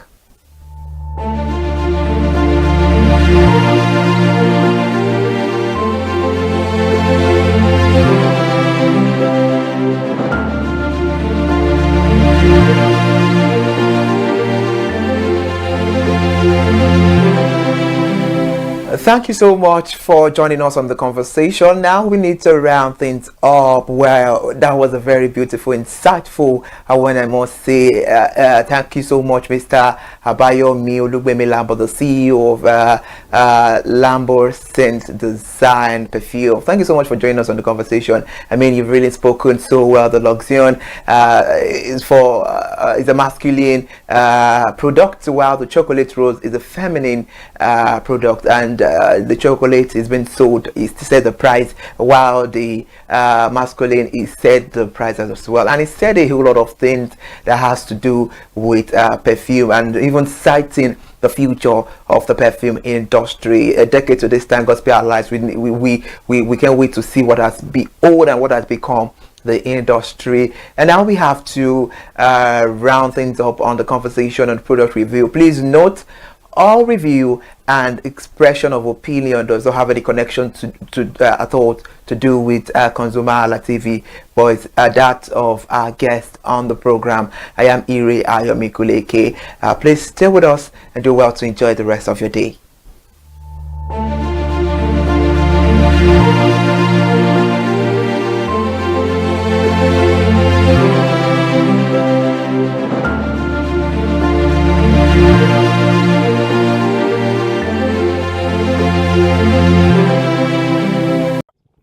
Tàbá bẹ̀rẹ̀ látòrí 6,000 tó ti yé mẹ́ 5,000 4,500 4,000 títí dé 1,500. Okay, ṣé o ní 1,500 mo mọ̀ pé size ẹ̀ wá ni o ìyẹn náà 50 pieces lẹ́ máa tà. 50 pieces náà la máa ń tà. Okay. So ká kúrò ní ṣé tanjalo náà lè lé àbí. Tanjalo náà lè lé. Okay, ẹni ẹ tún ta èso ọsàn. ẹ dà sí sọ nípa tanjalo yìí nísìnyí nígbà tẹ́ ní pé nǹkan tí wọ́n ti gbówó lérí àti bí gbogbo ẹ̀ ṣe rí báwo àlọ́jà ṣe ń rí mo mọ̀ pé ó máa fẹ́ sí bí èlò tẹ́lẹ̀ bí tẹ́ bá ní ẹ ta 50 pieces fún àwọn èèyàn bóyá bíi 4,500 àbí 5,000 bó ṣe tóbi lọ bí pieces mélòó lẹ wá ń tà lójoojúmọ́ ń sìn. Ok, tẹ́lẹ̀tẹ́lẹ̀ a lè ta bíi 500 pieces tó ti yé mẹ́ 1,000 pieces but n sin àtàjù 200 pieces lọ́mọ́ látàrí pé kò owó ṣe jẹ́ ń lù àwọn èèyàn ṣe bẹ́ẹ̀ máa rà mọ́ torí pé ó wọ́n àwọn èèyàn gan tó sọ pé kàkà táwọn máa ra èso gan wípé àwọn máa fi ra oúnjẹ. Èso jẹ́ ṣe pàtàkì lára. Ó ṣe pàtàkì lára ṣùgbọ́n tí Ọlọ́run bá jẹ́ kí ìlú kó túbà kó túṣẹ kó tí gbogbo nǹkan bá ti wálẹ̀ gẹ́gẹ́ bí owó epo oníṣòwò tó bá ti wálẹ̀ àwọn èso náà á rí bí wálẹ̀ inú àwọn gan dùn. So nígbà tẹ̀tẹ̀ tí wá ní pé ẹ̀ ń ta tanjalo ẹ̀ ń tún ta ọsàn yìí ń sìn tí gbogbo ẹ̀ dẹ̀ ń gbẹ́ owó lórí báwo lè yí ṣe wá ń sustain ara yìí ní ọjà yìí. Ẹ ṣe nǹkan tó ṣẹlẹ̀ ni pé ìwọ̀nba tán bá gbé wọlé tabata náà la fi máa sustain kò sí nǹkan tá a fẹ́ ṣe àní jalè àwọn ọkàn jẹ́ pé àwọn ibi tá a ti ná 1,000 tẹ́lẹ̀tẹ́lẹ̀ àti reduce owó ẹ̀ padà wá sí 200 300. Èmi wá fẹ́ bèèrè ìlú wo gangan lẹ sí ń kó tanjalo yìí wá ṣó tó wá pé oríṣiríṣi torí àwọn èso mìíràn tó pọ̀ máa pè ní bóyá èso bẹ́ńdẹ̀ èso kòtónú ṣé Nàìjíríà náà lẹ ti ń ra gbogbo àti pẹ̀lú wo gangan ní Nàìjíríà. Ẹ ṣe Nàìjíríà náà la ti ń gbé àwọn ilé wa àwọn kan wá láti sáìdì Ògùn state bí Abẹ́òkúta so ti yé mẹ́ àwọn kan wá láti Ondo state so ti yé mẹ́ yẹn àwọn kan wá láti Ọ̀yọ́ state bí Ìbàdàn àwọn kan wá láti Ọ̀ṣun bí Iléṣà Ifẹ̀ so ti yé mẹ́ náà tí wọ́n ń gbé wá. Ẹ jẹ́ wá lọ sọ nípa ọsàn báyìí. Ọ̀yá.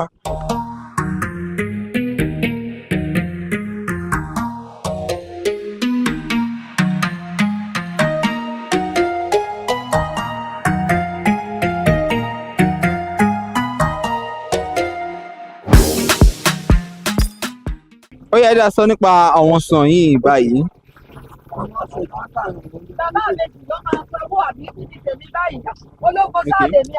àwọn ọsàn lélẹ̀ ṣe rí àwọn ọsàn yìí àwọn ìlú bí wọ́n ti ń wá àwọn kan wá láti Benue State àwọn kan wá láti Ondo State àwọn kan wá láti Ọ̀yọ́ State ṣùgbọ́n lọ́wọ́lọ́wọ́ nísìn ti Benue State la sì ń tà ní àtàrí pé òun ló sì ń dùn lọ́wọ́ yìí tó sì mọ́ ká tó bẹ̀rẹ̀ ti Ọ̀ṣun Ọ̀yọ́ Ògùn ó lè máa tó ending of this month látàrí pé tó bá dùn àwọn èèyàn tó ń wá láti gbòòrò wọn á lè máa ra wọn á máa rí tà bọ̀ tí ó bá ti dùn tó bá ti gbé lọ sí gbòòrò táwọn ìgboro bá ti tà wá gan ò tà ń bí ó sì jẹ́ nìyẹn. so àwọn lè ní ti Benue lè ń tà lọ́wọ́lọ́wọ́ báyìí èmi máa fẹ́ béèrè pé ṣé ẹ̀hún nípasẹ̀ tí owó ẹ̀ ṣe wọ́n sí ṣé níbi tẹ́ ti ń gbé wá ó ń ṣokùnfà sí bí ó ṣe ń wọ́n sí ṣe mọ̀ wípé kò ṣe ibìkan náà lẹ́ ti ń gbé gbogbo ẹ̀ wá. sẹ́ni kan sọ̀rọ̀ ni pé gẹ́gẹ́ bí àlàyé tí mo ṣe nípa ti Tanjalo òun náà mo fẹ́ ṣe nípa tọ̀sán gbogbo nǹkan tí ẹ wo tọ̀sán yìí nìsín tẹ́lẹ̀tẹ́lẹ̀ irú àwọn ọ̀sán yìí a máa ń ta ní 5,000 but lọ́wọ́lọ́wọ́ ní ìsìn 7,000 8,000 10,000 à ń ta 50 pieces gbogbo ẹ̀ dúró lórí pé owó mọ́tò. ẹ̀kọ́ tẹ̀mí bèrè sí irú bẹ́ẹ̀ ṣe rẹ́ lè láti Benue ṣẹ́yìn kéde tẹ́ máa ta máa yàtọ̀ sí èyí tẹ́ gbé wá látògùn state àbí èyí kan náà lẹ́ máa ta gbogbo ẹ̀ pátá. ṣe rí àtẹlẹ tán gbé wá láti Benue State àtẹlẹ tán gbé wá láti Ògùn State eléyìí tán gbé wá láti Benue State owó ẹ̀ máa lọ sókè ju eléyìí tán gbé wá ní Ògùn Oǹdó Ọ̀yọ́ eléyìí tán wá gbé wá láti Oǹdó Ògùn Ọ̀yọ́ iye kan náà la máa ń tà wọ́n meanwhile ti Benue State ọ̀nà jìn so ti yé mbẹ yẹn owó ẹ̀ máa ń gbéra sókè torí kì í ṣe owó tán gbé mọ́tò láti Benue State náà fẹ́ gbé Ògùn State náà fẹ́ gbé Oǹdó náà fẹ́ gbé Ọ̀yọ́ àti wípé àwọn ìlú kan wà ní Ògùn State àti Oǹdó wọ́n jìnnà ju Benue State lọ látàrí pé ọ̀nà wọn bí ò ṣe dáa so ti yé mbẹ yẹn báàrin yẹn ṣe jẹ́ ni. sẹ́ni ẹ máa ń ta 50 pieces ọ̀sán yìí lélẹ̀ báyìí. ilé báyìí 50 pieces 7,000. 7,000 7,000 6,000 5,500 5,000 bó bá ṣe tóbi sí tó bá kékeré ẹ̀ ò láǹtà 2,000 bó ṣe jẹ́ ni. nínú Tanjalo yẹ àti ọ̀sán yìí wà láwọn èèyàn wá ń rà jù báyìí. nǹkan tó ṣe ni pé méjèèjì náà ni wọ́n ń rà kò sí lè tí wọ́n ń rà ń bẹ̀ àmọ́ ibi tó ní kálukú ti ń tajà òun ló máa ń fa ṣokùnfà àwọn ọjà yìí tá ń tà ẹlòmíín nísìn ó lè jẹ́ pé ó lè tajà níbi Ìkòròdú tó bá débẹ̀ bóyá ọ̀sán ló ń tà ń bẹ̀ ó lè rọ̀sán bí so ti ń bẹ̀ ẹlòmíín lè wá láti irú àjà kọ́ ẹ pé bóyá Tanjalo ló ń tà ń bẹ̀ ó lè ra Tanjalo lọ méjèèjì náà kò sí yàtọ̀. so mo á fẹ́ béèrè lọ́wọ́ yín sí pé bó tilẹ̀ rẹ́ pé èso yìí lẹ́ ń tà bí ìsìn pé kínní à ń tọ́ ẹ pé ó máa ní period tó yẹ pé kò ń ṣọ̀sán nílẹ̀ máa tà ó máa ní àwọn èso míì tẹ́ máa ń tà bí. ẹ ṣe ó ní àsìkò tá a wà nísìn a ti wà ní oṣù kẹjọ oṣù kẹsàn-án wà lábẹ́ a máa ta títí ní oṣù kejìlá tó bá ti dà ní oṣù kejìlá yẹn a máa ta àgbálùmọ̀ so tiẹ̀ mẹ́ a máa ta àgbálùmọ̀ yẹn wọnú oṣù kẹta ká tó bẹ̀rẹ̀ máńgò abájúpọ̀ lórí máńgò a máa wọnú àgbàdo so tiẹ̀ mẹ́ yẹn sẹ́mu kásìkò òjò ni àgbàdo máa ń dé a sì ń ta àgbàdo náà lọ́wọ́lọ́wọ́ yìí tẹ́ gbọ́ mi but àmọ́ a máa tó ta lásìkò àgbàdo yẹn náà a tún máa ta òun náà wọ ní oṣù kẹwàá. so gbogbo àwọn tó máa ń ra èso ní Èkó mi báyìí ṣé nítorí pé mo mọ̀ pé ọjà èso ni bíbáyìí ṣé bíbáyìí ni gbogbo wọn máa ti wọ́n á rà ni. ẹ ṣe ọ̀pọ̀lọpọ̀ tó ń wá láti Ìkòròdú ni o Badagry ni o Ajá ni o Agége ni o wọ́n máa ń wá síbí ṣáà nínú ọjà wa yìí àwọn ọjà náà wà nínú ìgboro but àwọn ọjà táǹtà bíi kì í ṣe ọ̀pọ̀lọpọ̀ ló wà nínú ìgboro àwọn kan máa dúró pé táwọn bá dé nùgbà àwọn lè máa rí apple rà àwọn lè máa rí watermelon rà àwọn lè máa rí pear rà àwọn lè máa rí àgbọn rà but wọ́n máa ti mọ̀ pé jẹ́ káwọn kúkú máa bọ̀ wá sí Kétu gbogbo èso táwọn fẹ́ pátá òun ló wà níbí apple wà níbí àgbọn wà níbí àgbàdo wà níbí so tiye mbẹ yẹn ọsàn wà níbí Tanjalo wà níbí tangerine wà níbí gbogbo ọ̀pọ̀ perishable goods ló wà ní ọjà yìí tọ́jà jẹ́ pé téèyàn bá débi títí kan àwọn apple tẹ̀wọ̀n pé foreign market ni wọ́n wà níbí òun ló máa mú kọ̀pọ̀lọpọ̀ mí kúkú ní kò ń wá kó ń kúkú ara gbogbo kan yẹn ń bí tí wọ́n fi ń sábà dún gbòòrò bọ̀tà ẹlòmíì tó wá mọ̀ pé òun ò ra gbogbo èso ó lè jẹ́ wọn bá ọjà tó bá fẹ́ rà bóyá ó lè rí ní agbègbè ẹ̀ lọ́hùn ó máa rà tó máa lọ tà. ẹ ṣé gan sà fún àkókò yìí Yes, sir. My people, we don't hear from Mr. Oluwagbemi Diamotosho say they sell Tanjalo here and orange for here. Say the price wey be say they sell for 50 pieces now as they sell am for here, e reach like 7,000 naira, reach like 8,000 naira depending on the size wey they buy. Say na the size dey determine how they sell am. And for this market wey you see so, na here people from Aja, from Ikorodu, from Agege, from different part of Lagos, na here they come dey buy different fruit, and all these fruit get different season. I don talk say the price of transportation dey determine how they go sell the price of the orange and the tanjalo wey dey sell for here. Say make government help intervene because the price of this transportation e dey get effect on the price of all these fruits wey dey sell for here. Come with me as I go dey take you round this market today. Na me and you dey here today. We go dey look at different price of different fruits for here. Come with me, we enjoy together.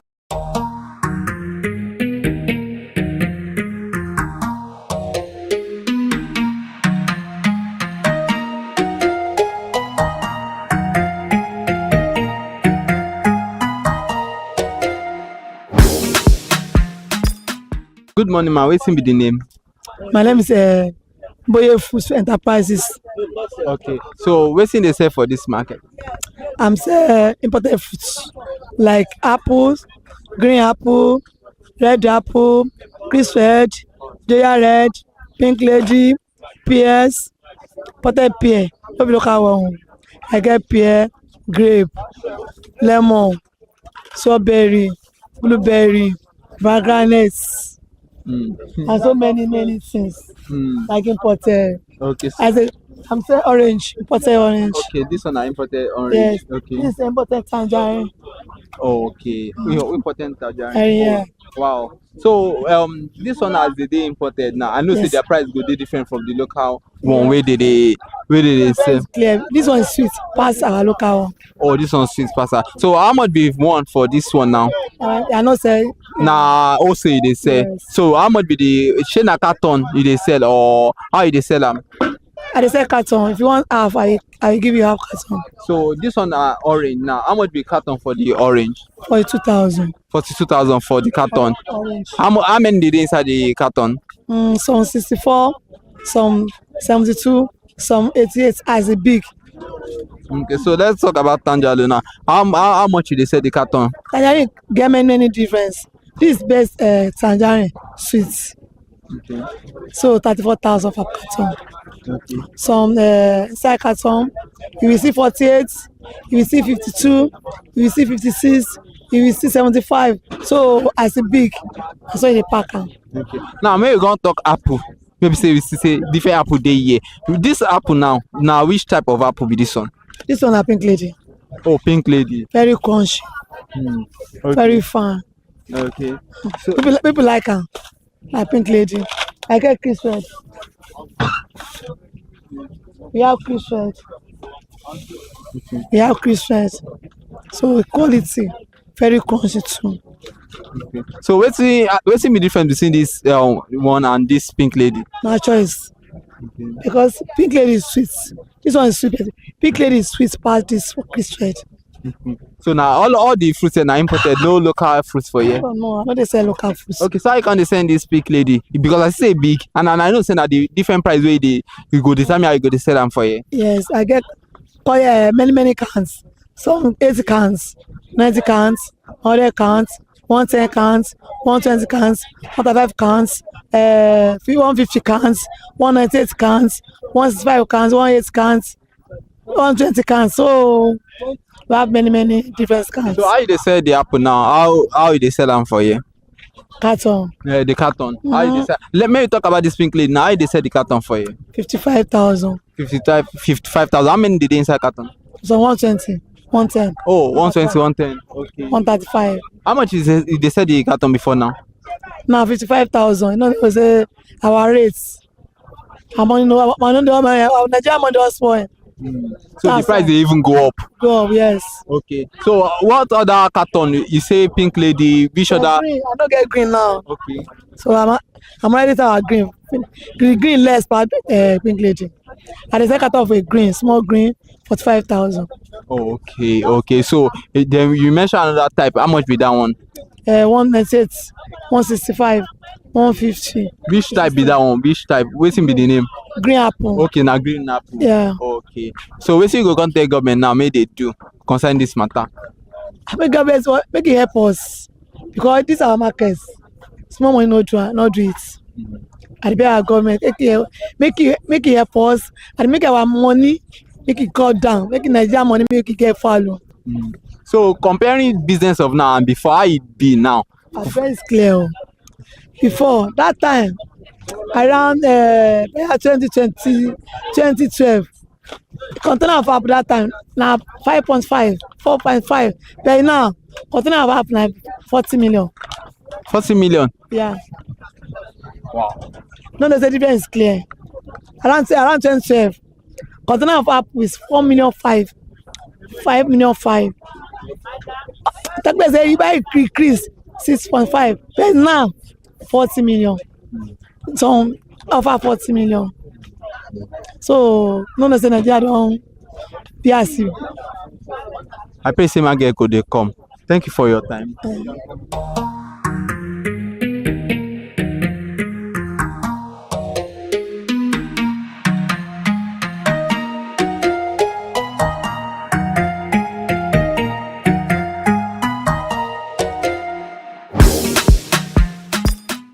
My country people, as we don see today, say na Babajide Sanwo-Olu International Market for Ikosiketu na im we dey so, and we don ask different people wey dey sell fruits for here, people wey dey sell coconut, people wey dey sell pineapple, wey dey sell apple, even rich people wey dey sell tangerlo and orange, say how the market be, and they don explain for us say the price of dollars to naira e dey affect how the price of goods, especially fruits here wey we dey look at, e dey affect how e dey be. Say because of transportation, where they dey bring different fruit from, some wey be say na imported fruit, so the price of this naira e dey affect the price of fruits, of fruit for here. And also say people no too dey buy fruit before because person wey never shop finish no dey reason say make dey shop fruit, and they don appeal for government say make government help intervene for this matter. So market today you don watch today, and na Ikosiketu market we dey, where we don look for the price of different fruit for years today. If you wan get your fruit,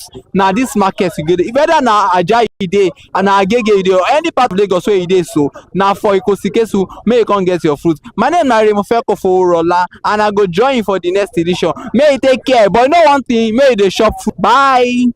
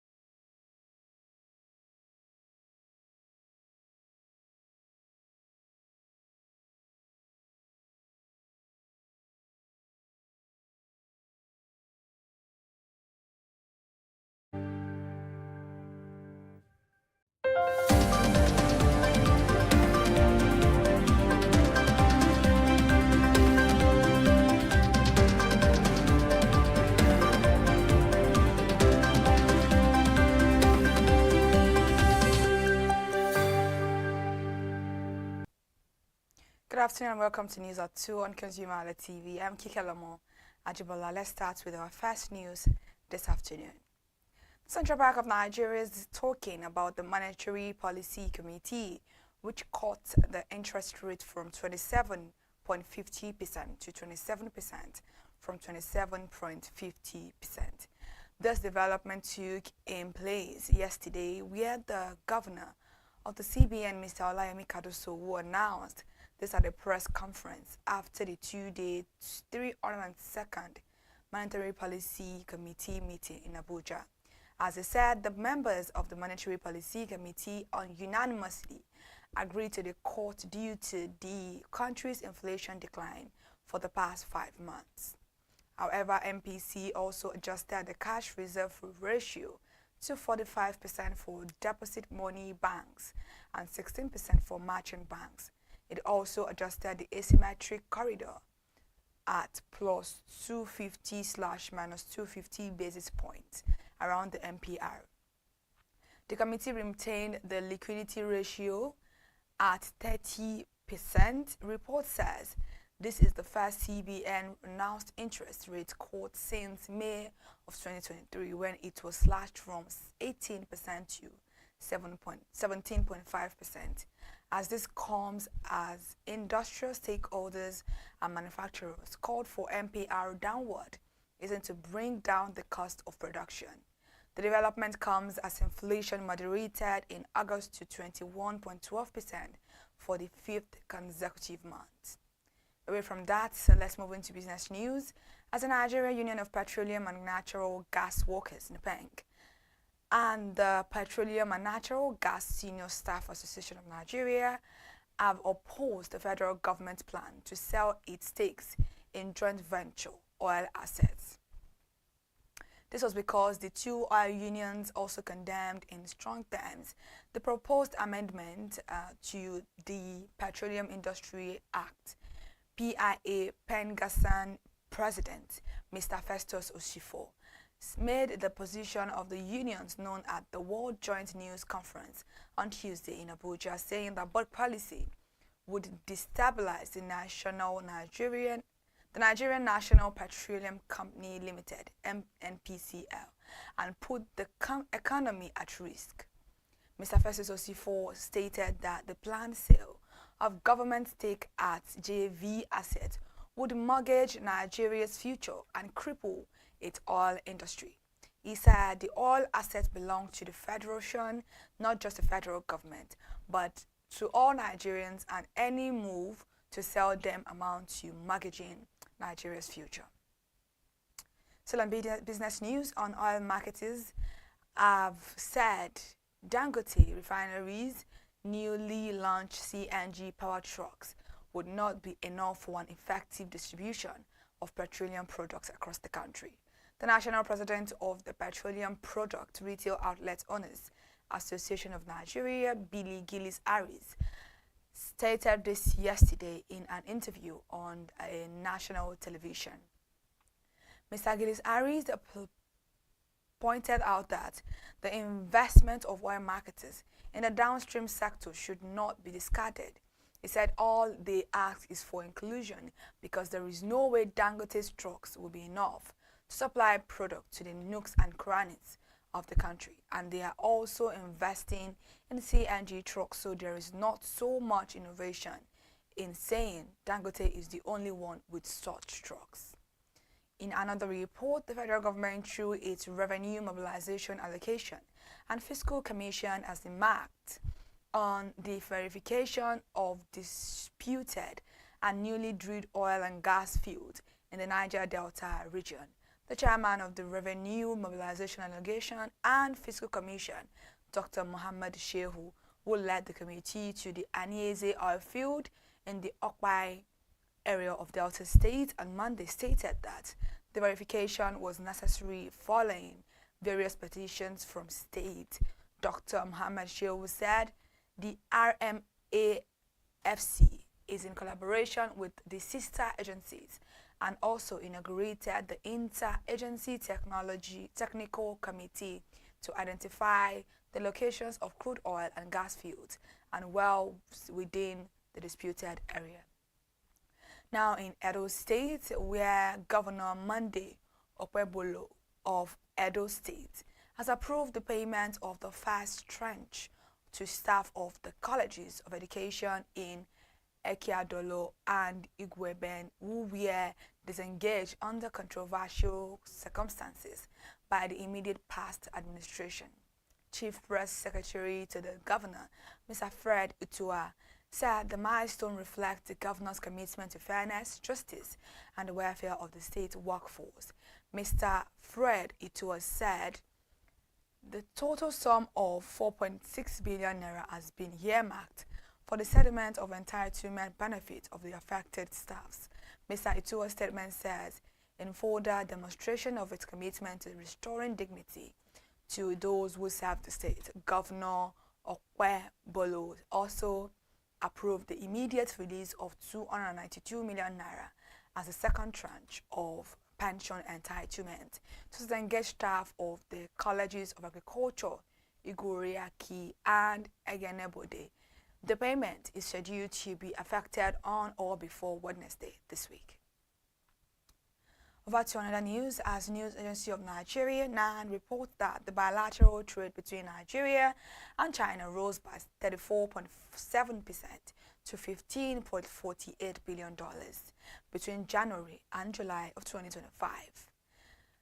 Compared with the same period or in 2024, Ms. Yan Yuqing, Consul General of the People's Republic of China in Lagos, disclosed this during a reception on Sunday. Ms. Yan noted that Nigeria is now China's second largest trading partner in Africa, adding that the increase reflects the strengthening of economic ties between both countries. While delivering her remarks, she also attributed the growth partly to the elevation of bilateral relations to a comprehensive strategic partnership at the 2024 Forum on China-Africa Cooperation Summit, which they said has opened broader opportunities for collaboration. Ms. Yan further highlighted expanding cooperation in infrastructure, trade, energy, culture, and education, stressing that these efforts are delivering tangible benefits to citizens of both nations.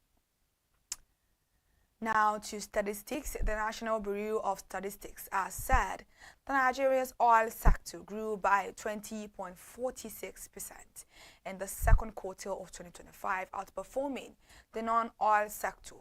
The report of the Bureau's Quarter 2 of 2025 gross domestic product released on Monday revealed that the sector grew by 10.38% points compared to the 10.08% recorded in the corresponding quarter of 2024. NBS said that the significant difference followed the rebasing of the GDP by the NBS in July, updating the base year to 2019. The NBS released the long-awaited rebased GDP figures, updating the base year to 2019. And according to report, the GDP rebasing involves updating the method used to calculate the country's economic output, often by selecting a more recent base year for comparison. A change that significantly alters year-on-year assessments. According to NBS, the oil sector growth increased by 18.59% point from the 1.87% recorded in the first quarter of 2025. It added that quarter 2 of 2025 figure also outstripped the 5.66% and 2.08% growth rates recorded in quarter 3 and quarter 4 of last year respectively. The report read on a quarter-on-quarter basis. The oil sector recorded a growth rate of 6.01% in quarter 2 of 2025. The oil sector contributed 4.05% to the total real GDP in quarter 2 of 2025 from the figure recorded in the corresponding period of 2024 at 3.51% and up from the preceding quarter where it contributed a 3.97%. Away from statistics, the Depot and Petroleum Products Marketers Association of Nigeria, DAPMAN, has threatened to take legal actions against the Dangote Group if the refinery giant does not retract allegations of products diversion. Development comes at a time when Nigeria's downstream petroleum sector is gripped by tension over pricing, supply and competition. This is as the National Industrial Court in Abuja on Tuesday restrained the Nigerian Union of Petroleum and Natural Gas Workers, NUPENG, and the Direct Trucking Company Drivers Association from embarking on strike actions or blockades that could disrupt the operations of the Dangote refinery. MRS Oil Nigeria Limited and MRS Oil and Gas Company Limited. The clash between the refinery and tap manufacturers claims by the Dangote Group that some marketers were exploiting discounted purchases from its refinery under the guise of domestic supply, but diverting the product to neighboring countries where pump prices are nearly double. Dangote described the alleged scheme as a long-running drain on Nigeria's resources and insisted that it would not be complicit. It also declared that any party who feels aggrieved by the content of the publication is entitled to seek redress through the appropriate legal channels without recourse to a 7-day notice. Now, a non-government organization, Health Empowerment Foundation, in collaboration with its partners, have empowered no fewer than 1,000 students of Nuhu Bamali Polytechnic, Zaria, with business skills and sanitary pads. Speaking at the flag off of the coordinators, Malam Musa Aliyu said the beneficiary would also be empowered with practical knowledge and resources to thrive in various businesses. He also said the innovative program seeks to enhance employment generation, poverty reduction, and strengthen menstruation hygiene, adding that the available statistics indicated that there were over 300 tertiary institutions in the country that were graduating over 600,000 students annually. The coordinator said approximately 6,000 are getting jobs in government agencies after the graduation, and the need for the student to have these practical and digital skills. The program, therefore, is to strengthen the government technical and vocational education training initiative. 1,000 students will be trained on the skills, and many of them will receive starter packs. The foundation will monitor their progress for 3 months to ensure the success of the initiative. Now we've come to the end of the news, ConsumerHallaTV. Thank you so much for joining us on the news this afternoon. I'm Kikalamo Ajibola. To stay connected for more fresh news updates, follow us across all our social media platforms: Instagram, Facebook, TikTok, YouTube, X account at ConsumerHallaTV. Thank you so much for joining us. Good afternoon.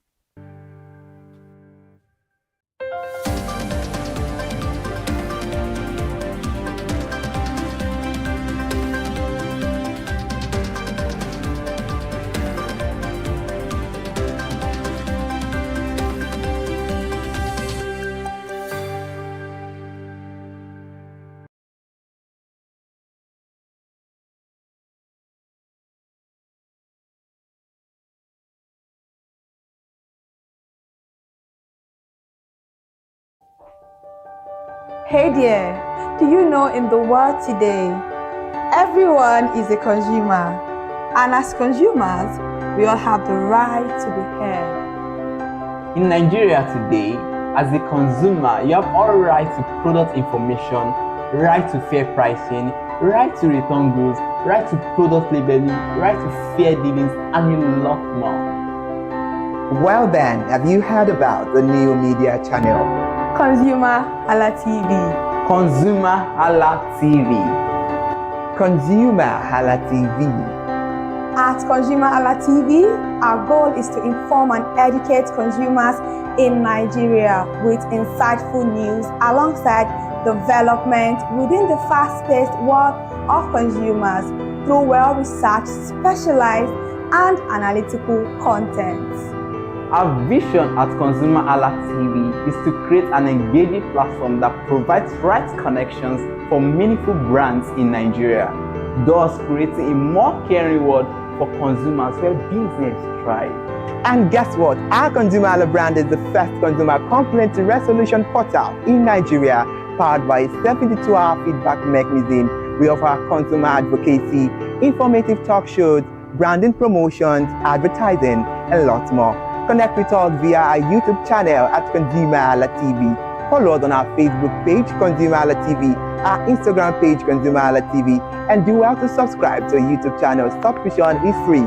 ConsumerHallaTV. At ConsumerHallaTV, you deserve to be heard.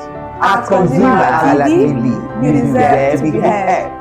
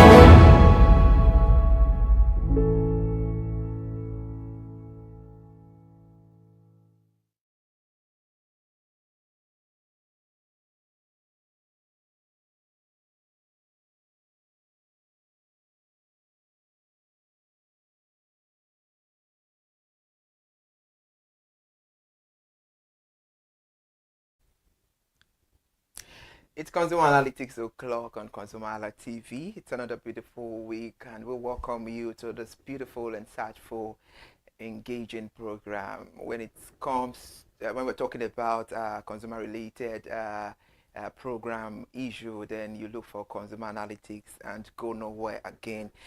Welcome you on board Consumer Analytics, and all we do on this program is to do the projection of the consumer's voice. I'm always saying that as a consumer, you are entitled to rights, and one valuable right of consumers is the right to be heard. And on this program, we do the projection of consumer's voice on Consumer Analytics. I am Ire Ayomikoleke. Good afternoon. Good afternoon, beautiful people. It is another beautiful Monday morning, the fresh day and the fresh start of the week. I'm so excited to be here today because the conversation that we're going to be having on today's program is going to be a very beautiful one, just like the product we're actually going to be having on the program this afternoon. I am Kike Lomo and this is Consumer Analytics on ConsumerHallaTV. And just like you said, this is the only consumer-related TV in Nigeria. We take cognizance of whatever happens with consumers, and we are here to give you the listening ears. Today's conversation is solely based on the interviews that we had with people on the street, and because we are also consumers, we are liable to have one or two input in it. But this is not a biased program. We are here to just project the voice of the consumer. Thank you so much for joining us on today's program. On Consumer Analytics, we do projection about, we do seek consumers' voices about various brand, industry, sector, product, and all of that. And today we're talking about salt. That is what we are reviewing on the program. Salt is a fundamental seasoning used in cooking to enhance flavor. It's also used as a preservative and has various industrial applications. And here are some tips for using salt in recipes. Taste as you go. You adding salt to your dish, make it more, tastable and make it look good. And also by choosing the right type of salt for the recipe, makes your food come out so well and nice. And we also, one of the tips for using salt in recipes for balanced flavor. It make the food balance, make the pepper where it's meant to be, the salt where it's meant to be, the palm oil, the vegetable oil, or the medium you are using, or whatever medium you are using to prepare your food. It makes it look beautiful. Then salt amounts based on cooking method like grilling or roasting, which can concentrate the flavors. When we're talking about salt, salt is very, very beautiful, and it is something that we use. Everyone use it, and it is what it is. Salt, and we have a salt here because you ladies, you refer to yourself as the salt of the world. The salt is the sweetener of the world, actually. So you ladies refer yourself as salt of the world. So I know as the salt that you are. I'm not a salt. Please, you've just started this program. Right. I'm not a salt, but salt is actually the sweetener of everything. Without salt, I mean. I thought you wanted to say you're not Lot's wife because you know she turned back. Yeah, exactly. I'm not. But you ladies, you people refer to yourself as salt of the world. No, I think that's just like a parable, and that's a Yoruba parable. It's not even universally accepted. It's a Yoruba parable. But you know, if I would say Obrini, you are here, it's just a Yoruba parable. Doesn't mean that you are salt, because what they mean in that parable is that salt is normally salt is the sweetener of life. So they will just say qualifying the essence of a woman as the salt of life. So yeah, I think so. All right, that's very beautiful and interesting. And talking about brand of salt, we have a whole lot to review on the program. There are various quite of salts that we use in Nigeria. We have Dangote salt. We have a whole lot. We have Mr. Chef. Yes, Dangote salt is being produced and marketed by Nascon Allied Industries PLC. Dangote salt is a leading brand in Nigeria with a wide presence across the country. People use Dangote salt very well. We have Mr. Chef, OMG. Mr. Chef, it's produced by Bayswater Industries Limited. Mr. Chef salt is another well-known salt in Nigeria. I'm very sure when it's time for us to get to the consumer, I'm very sure it's going to be a tie between Dangote salt and Chef salt. We also have Royal Salt. Royal Salt Limited specializes in producing edible food grade iodized salt for both domestic and industrial use in Nigeria, and they've partnered with organizations like UNICEF to promote iodized salt. We also have premium salt as well. It's produced by Kenny 700 Limited. The premium salt offers high quality edible salt for cooking, aimed to improve and support consumer health. I think I love that, consumer health. We also have Covenant salt. That's quite funny. Just like if you also get as a partner, you should make it of Covenant salt. Your partner will never go. Covenant salt by Covenant Salt Company Limited produces high quality iodine salt, catering to the needs of Nigerian consumer. We have the Union Deacon salt as well. It's salt by the Union Deacon Salt Limited product, varying size of iodized salt, meeting the demand of both household and industries. We have better salt. We have Annapurna. We have Himalayan pink salt. Yeah, that's a very bougie salt. Oh, the Himalaya. All right, interesting. We have Celtic sea salt as well. This brand is also available on Jumia, offering consumer a range of salt opinion. And we also have Universal Fine Sea Salt. These are the salts that we use in Nigeria, and they are quite popular in Nigeria. I'll get to you on this issue, and I will give my own review too, because we all use salt, everybody use salt. But now it's important for us to see what we have there by turning to our reporter now to tell us what the consumers are saying about salt. Hello consumers, you're welcome to another exciting episode of Consumer Voice on ConsumerHallaTV. I am Matilda Omenai. Consumer Voice is a show where we visit different places in Nigeria to get people's opinions, preference and feedbacks on different leading brands, products and services that they make use of daily. And today is not different.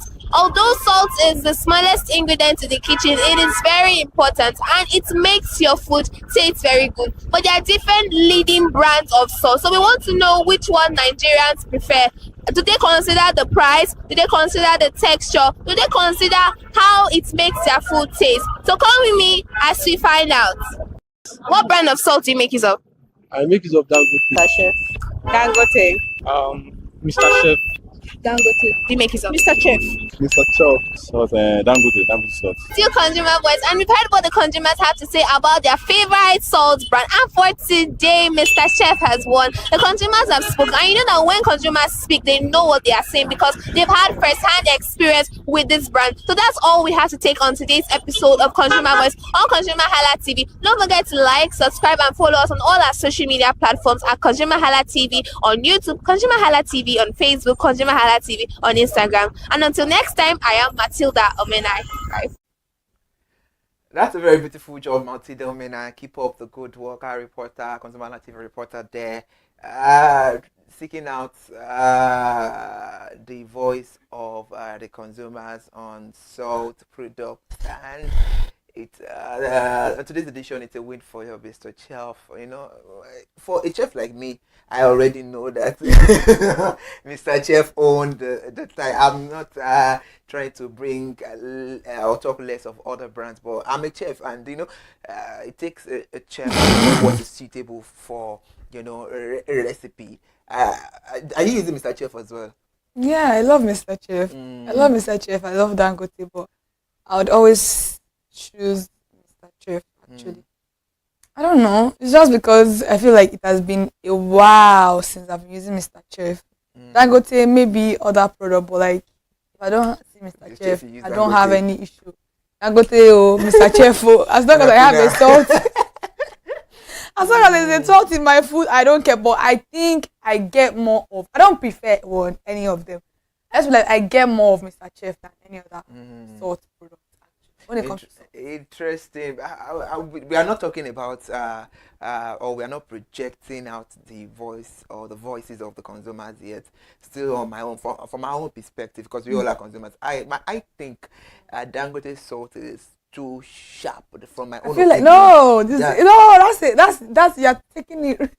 Mr. Chef is actually the sharp one. Yeah, Mr. Chef is actually very, very sharp. Very, very sharp. I think they will reduce the sharpness because there was a time that if you put small, your soup it's gone. Because from my own opinion, I'm a consumer, so I have the right to. But like no. I think I wanted to actually mention it, but I just left it out. Okay, I think anapuna is like the sharpest. What's anapuna? It's a salt, so I don't use any other one. If it's not Dangote, it is either Mr. Chef. I don't know much salt. It's kind of a blue sachet and it's quite transparent with a pot. Drawn on the. I don't know about that one, but when it comes to Dangote and Mr. Chef salt is very, very sharp. In fact, Dangote sugar is not also very sharp. Sugar is not very sharp too. So Mr. Chef is you sharp. Can say that again. I'm a chef, so you can call my name. Chef, of course, and we just saw that Abasi just did a magic. To me, I won't call it a magic because it takes a personality with a Midas touch to do what she did by cooking the world largest pot of jollof, largest pot of jollof rice. If you are not a seasoned chef, she just got engaged over the weekend. That's a very beautiful one. And if you don't know your onions, with that kind of situation, you might just get things flawed, but maybe the food is too salty. So I want to do something like that too. Very soon. Abasi brought in calculators, so she was calculating it like mathematics. I'm on it. I'm trying to get sponsors. So who knows? Consumer, the whole team might be behind me for this one, and I have you as well. Go well, so, my love. Go well. Just do like a largest pot of akara and ogi.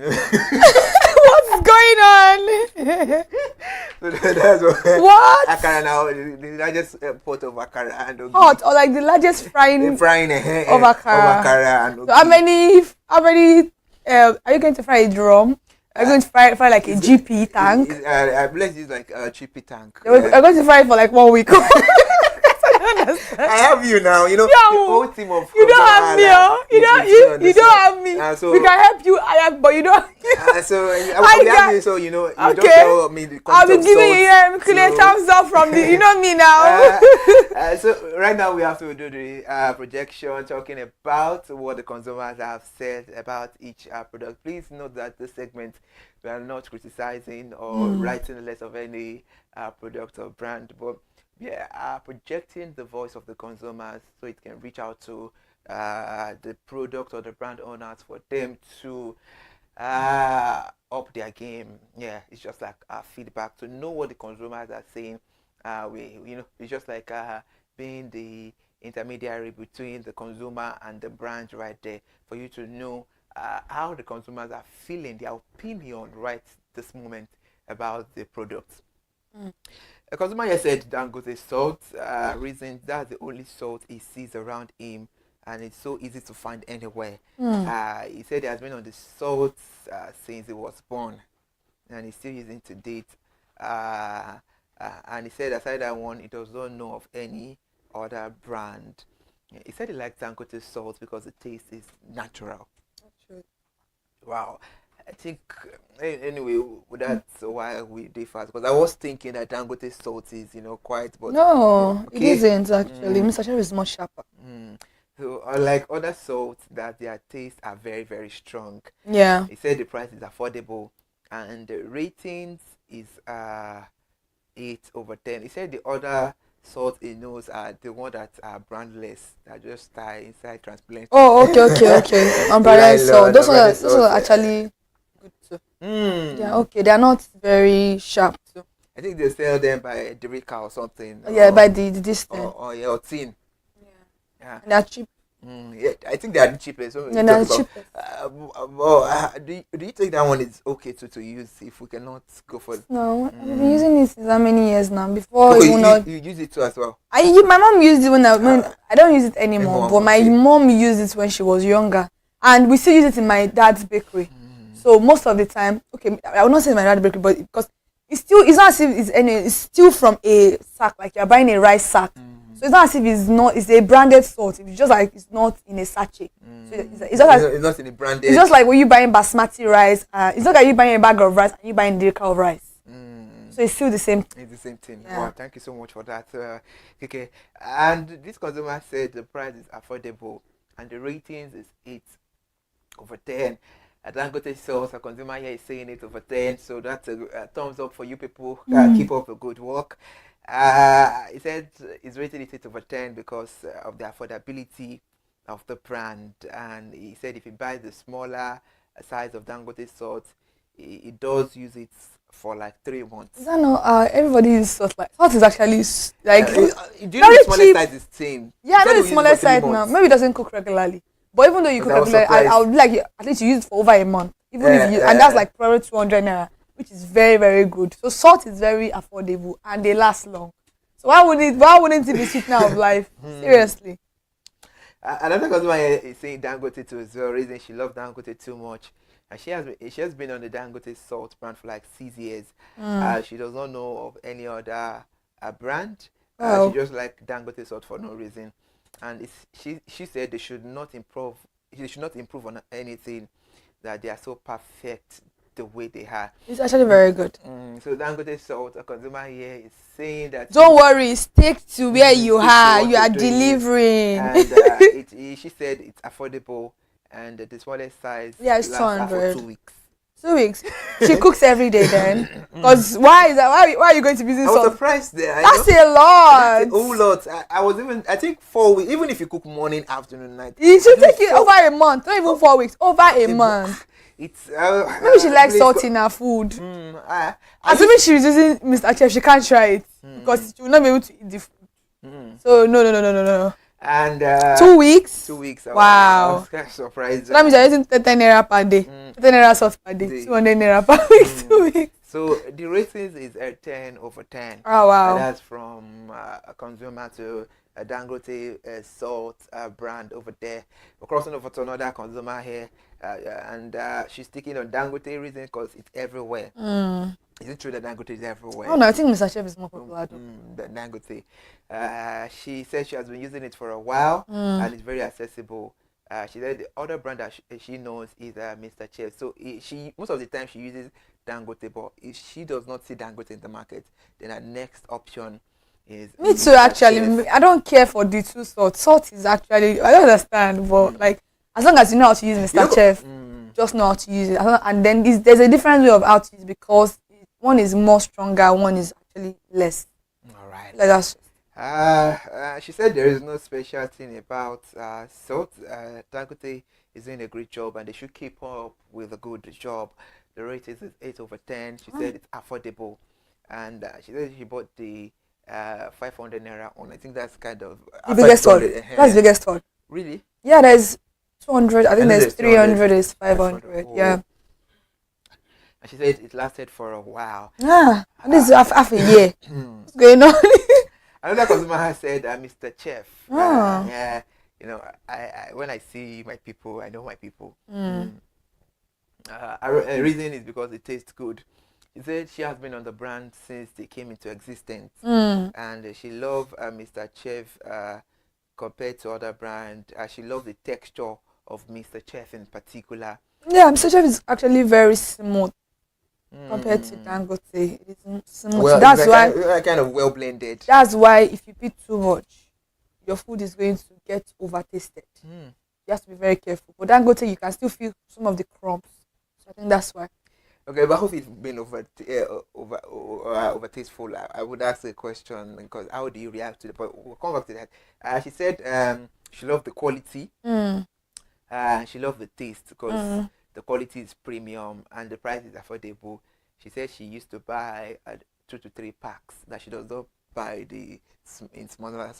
She buy the pack, and she said nothing to improve on 8 over 10. But if I'm thinking if people have money anyway, fingers are not equal. But I mean, if she buys 2 or 3 packs, I mean for like the 365 days, she might not have. Yeah, she might not have any reason to buy. Yeah, me too. Actually, I've been using my salt for the salt I have in my house for like, I'm more than a year now, and I still have, and because I put my salt in containers, I still have some containers in my cabinet. You see, I saw this. I never saw this coming, and I said she's the salt of the world. So I just feel like since I'm not going to be going to the market to go and rush to buy salt, it's just unnecessary. So have you been victim or are you part of those people that don't like the idea of going to your neighbor? Do you have no, I don't even like you. Don't come out. What's that? Or come out, please borrow me your gas. What? Stay in your house, please. No. I feel like we should communicate. We should, hi, good morning, good morning. In fact, sometimes I don't see my neighbor for a month. My neighbors, well, only 3 in my compound. Our entrance are not together. So my entrance is back. Then 1 year. So I may likely not see them. So I don't even see my neighbor for maybe 1 month, 2 months. Auntie Kike, you around? Mr. Ola, you around? That's just there's no nothing like that. So yeah. So we try to inject that in, or just for us to know that there are some kitchen utensils that you're supposed to have, you're meant to have, and all of that. And then another consumer here said he does not cook, but his friend does the cooking. And what his friend uses Mr. Chef because of the value of the brand to the society, because it's popular. Yeah, the value of the brand to the society. And it's popular. And he said his friend have been using it for several years, and the taste of Mr. Chef look more valuable than any other brand. He said they buy in pack too as well. Well, I think for people to be buying salt is actually not expensive. If you want to buy in pack, you can buy probably 3 or 4 for 2,000, and that will last you for a year or more than a year. Okay. And he said the branding is standard. That he loves the branding as well. Yeah, very beautiful. 8 over 10. Another consumer here said Mr. Chef because she likes the brand, and that is what she has been using for ages. She said the quality is top notch, and she does not know any other brand. Oh, really? I know, because I find it hard to believe too, because it's. I feel like after Mr. Chef, you should know Dangote. Very, very popular. Both of them are popular, actually. I was thinking maybe people will mention Annapurna, but I was not disappointed too. Yeah, Annapurna has been I could remember Annapurna, but bro, people don't really use it again. So I think people should maybe Mr. Chef or Dangote. So I don't even have any issue with both of the salts. Most I'm I like this one, but no. Salt, both of them are very good salt. So I really don't care about it. So she said she buys in pack as well, and it lasts, depending on her usage, sometimes 5 to 6 months. Yeah, salt should at least last you. What are you doing? Are you eating the salt? Are you tasting it? I don't know why you salt to be using 2 weeks in your house. That's too much. That's quite. Salt has its own disadvantage also. Please, let's consume less salt. Too much consumption. Too much.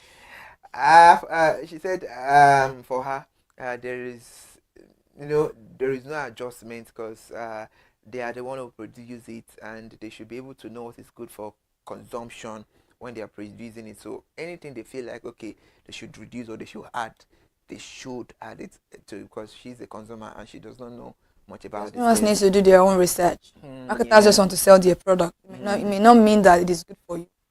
So yeah, I get your point, but it doesn't mean that whatever they are giving you is supposed to be what they should give you. As long as it pays them, they don't really sometimes. They don't care about whatever you're going to do. That is why we must stay informed as a consumer. Absolutely, you're right, Kikelomo. The rating is 8 over 10. Another consumer here said, Mr. Chef, reason because it tastes really nice. It brings out the taste of food. It's affordable. And he has been using it for a very long time. He knows other brands like Dangote. That's the only brand. And he's a loyal customer to Mr. Chef alone. Hey! Power! Yeah. So he said, it depends on usage. That's what define the duration or the elasticity of when the salt would get it depends on how much you pack it. Yeah. It depends on usage. So maybe if they don't use like 4 billion cubes, they don't use a full handful of salt, they don't feel like their food is sweet. That's too much. And it's too much. 4 billion cubes is too much. It's a bit practical here. I know, like I said earlier, I'm a chef, and I buy the idea too of parents, most especially mother. When you see that your child not minded the gender, take them to kitchen early stage. Yeah. I buy the idea because it really helped a whole lot when 1 or 2 happened. So when I first started it, the food is always too salty. Yeah. And I noticed that anytime my palms are always sweat. Maybe after most of the time I can be writing notes and I can just see that. But now that I've put things in moderation, I see that I do not sweat on my palm. So, but that's not even good. Diabetes, old age, these are things that are very, very serious health conditions. Salts are good, but they are not good in too much consumption. In fact, they are good in lesser consumption. A little bit of salt goes along. All right, this was my say, Mr. Chef. It tastes nice. It brings out the taste of food, affordable as usual, and it takes a longer time before it finishes at his own end. He knows other brands like Dangote. He's a loyal customer, like I said earlier, and he said they should reduce the price. What happened? So what exactly? And they should. What are we reducing the price? I'm so sorry. There was a time. I'm a consumer, but like, so 15 naira, 100 naira. Those are when the economy is not like this. Let's be realistic. What are we going to make? They are doing printing. They are buying nylon. They are stealing. They have workers. It's 200 naira. Let's be practical. Sometimes we consumers, we need to calm down. Reduce it to how much? Let's go and be buying the Tide salt. They should reduce the price and they should increase the quantity. I don't. This consumer, I swear. Wait, they should reduce the price and increase the quantity. Wow. So how much are they supposed to be selling it? The funniest part is that we are consumers. He himself was laughing. You have to laugh. You have to laugh because this is very unrealistic. If you want quality stuff, because someone has said that that they don't really need to know whatever they are putting into it because she's trusting them.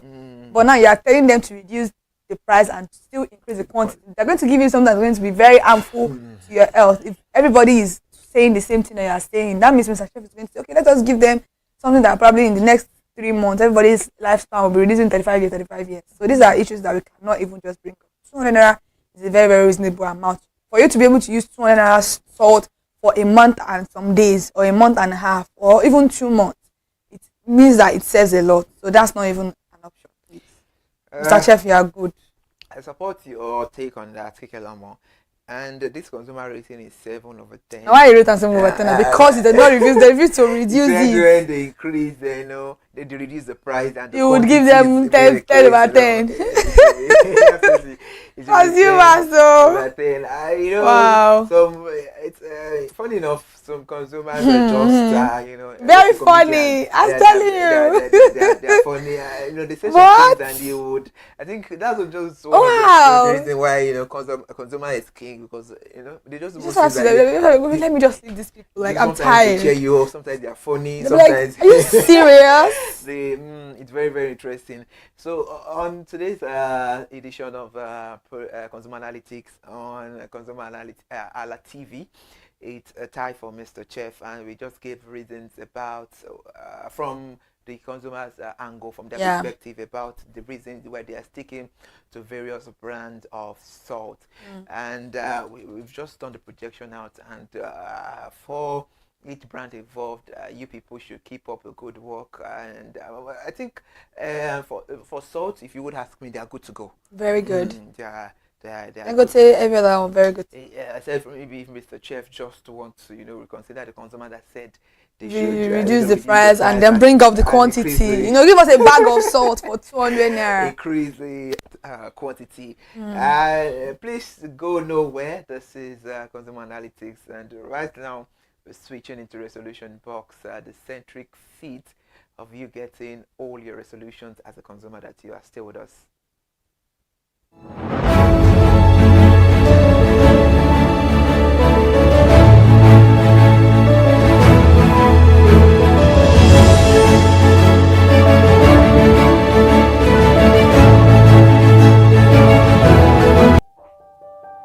Hey there, do you know in the world today, everyone is a consumer, and as consumers, we all have the right to be heard.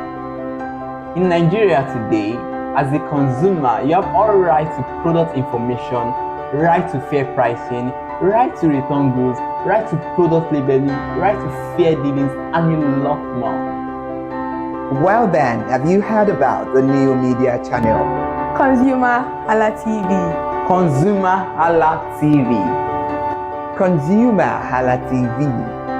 At ConsumerHallaTV, our goal is to inform and educate consumers in Nigeria with insightful news alongside development within the fast-paced world of consumers through well-researched, specialized, and analytical content.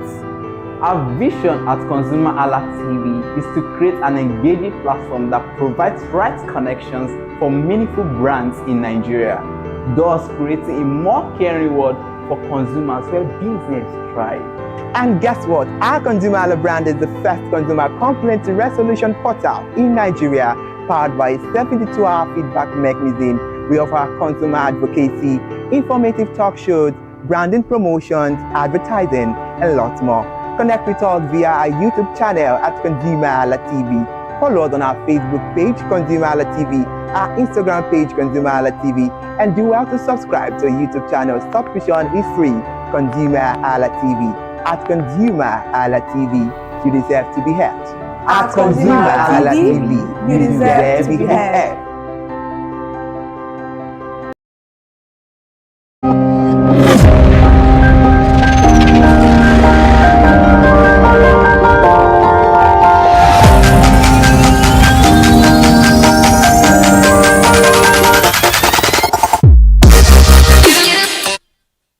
Thank you so much for joining us on the Resolution Box on ConsumerHallaTV. Resolution Box is meant for you as a consumer.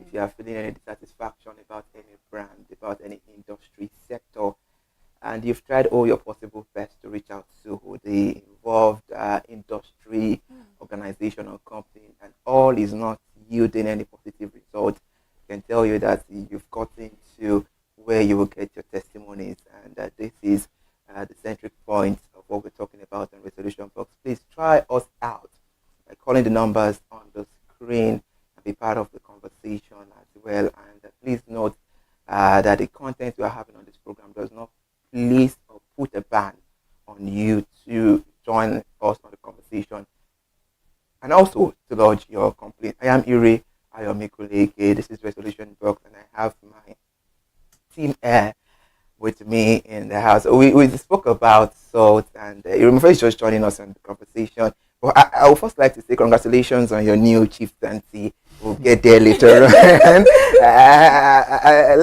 We spoke about salt. Let me ask you, what's your most favorite brand when it comes to salt? Mr. Chef. Oh. Yeah. Is it because you are a chef as well, or why do you? Do you even cook? Well, or your mommy uses it, or your sister uses it? My mom uses it. My sisters use it. So I know you don't I got cook. to know about it. But I love at least the end product of the food. Is I that already nice? eat. And I know that's okay. And there was a time I was reading about it and some of the components it contains and all that. Yeah. It's been good. Anyway, it tastes so nice. So if not Mr. Chef, Do you know of any other brand? you know of any other brand? I know of. There was a time there used to be an Apuna or something. Yeah, I don't know if there. they still. Yeah. We still have it, but it's not that. So I think there's Dangote. Dangote is the one that is Dangote, Mr. Chef, and I think there's one more. I don't know. But those two that are the most common. So what do you feel about all this sort that are not branded? That they are in just sachet. They sell maybe 50, 100, and you know those sorts. What do you think? Do you think it's good to use, or you object? You're totally against the consumers using it from your own end. In this age now, whereby we now have more enlightenment and education on things we consume, anyone that still consumes all those kind of salt, unbranded one, they are doing a lot of harm to themselves. Because I mean, you can't even trace the components, you can't trace the manufacturers, you can't trace. You can trace the manufacturer. No, for the fact that you buying it, I'm saying you as a consumer, you don't know where they've brought the source from. You understand? That's what I mean. For example, if you buy Mr. Chef, if you buy any branded one, you know, okay, this is what I'm consuming. But if I come to buy from you and I then say, okay, is that not what I'm selling for you? Yeah, the Dangote mostly sell. Do you know one thing about those kind of salts is that they are cheaper because measuring them gives profit to people that are selling it. The salt is the same thing as the branded one. But what I'm saying is the problem is that I get your point, maybe like because you don't know where. Yeah, that's my main concern. The salt is the same thing. One thing about the salt is that because my dad owns a bakery, so we buy those kind of salt, and you can buy Dangote, you can buy the one that I think Mr. Chef also has a big one. You can buy all those kind of salt, but they have a name. It's branded. But it's not if it's not branded. All of those salts are branded. It's not just because they are putting it online. It's just like you buying rice. I made an example. If you buy a rice from the sack, you will see the name.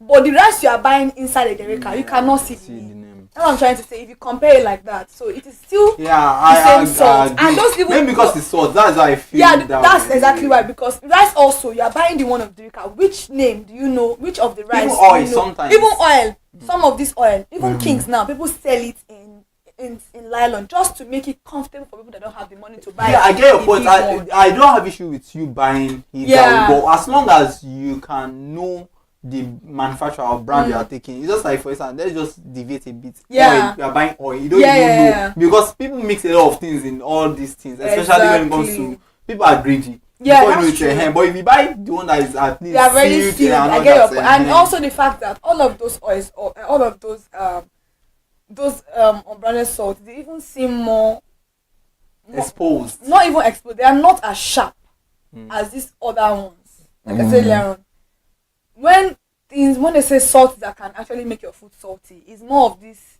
sealed one. They are very sharp, but those ones, they don't actually get your food salty. You have to be able to put.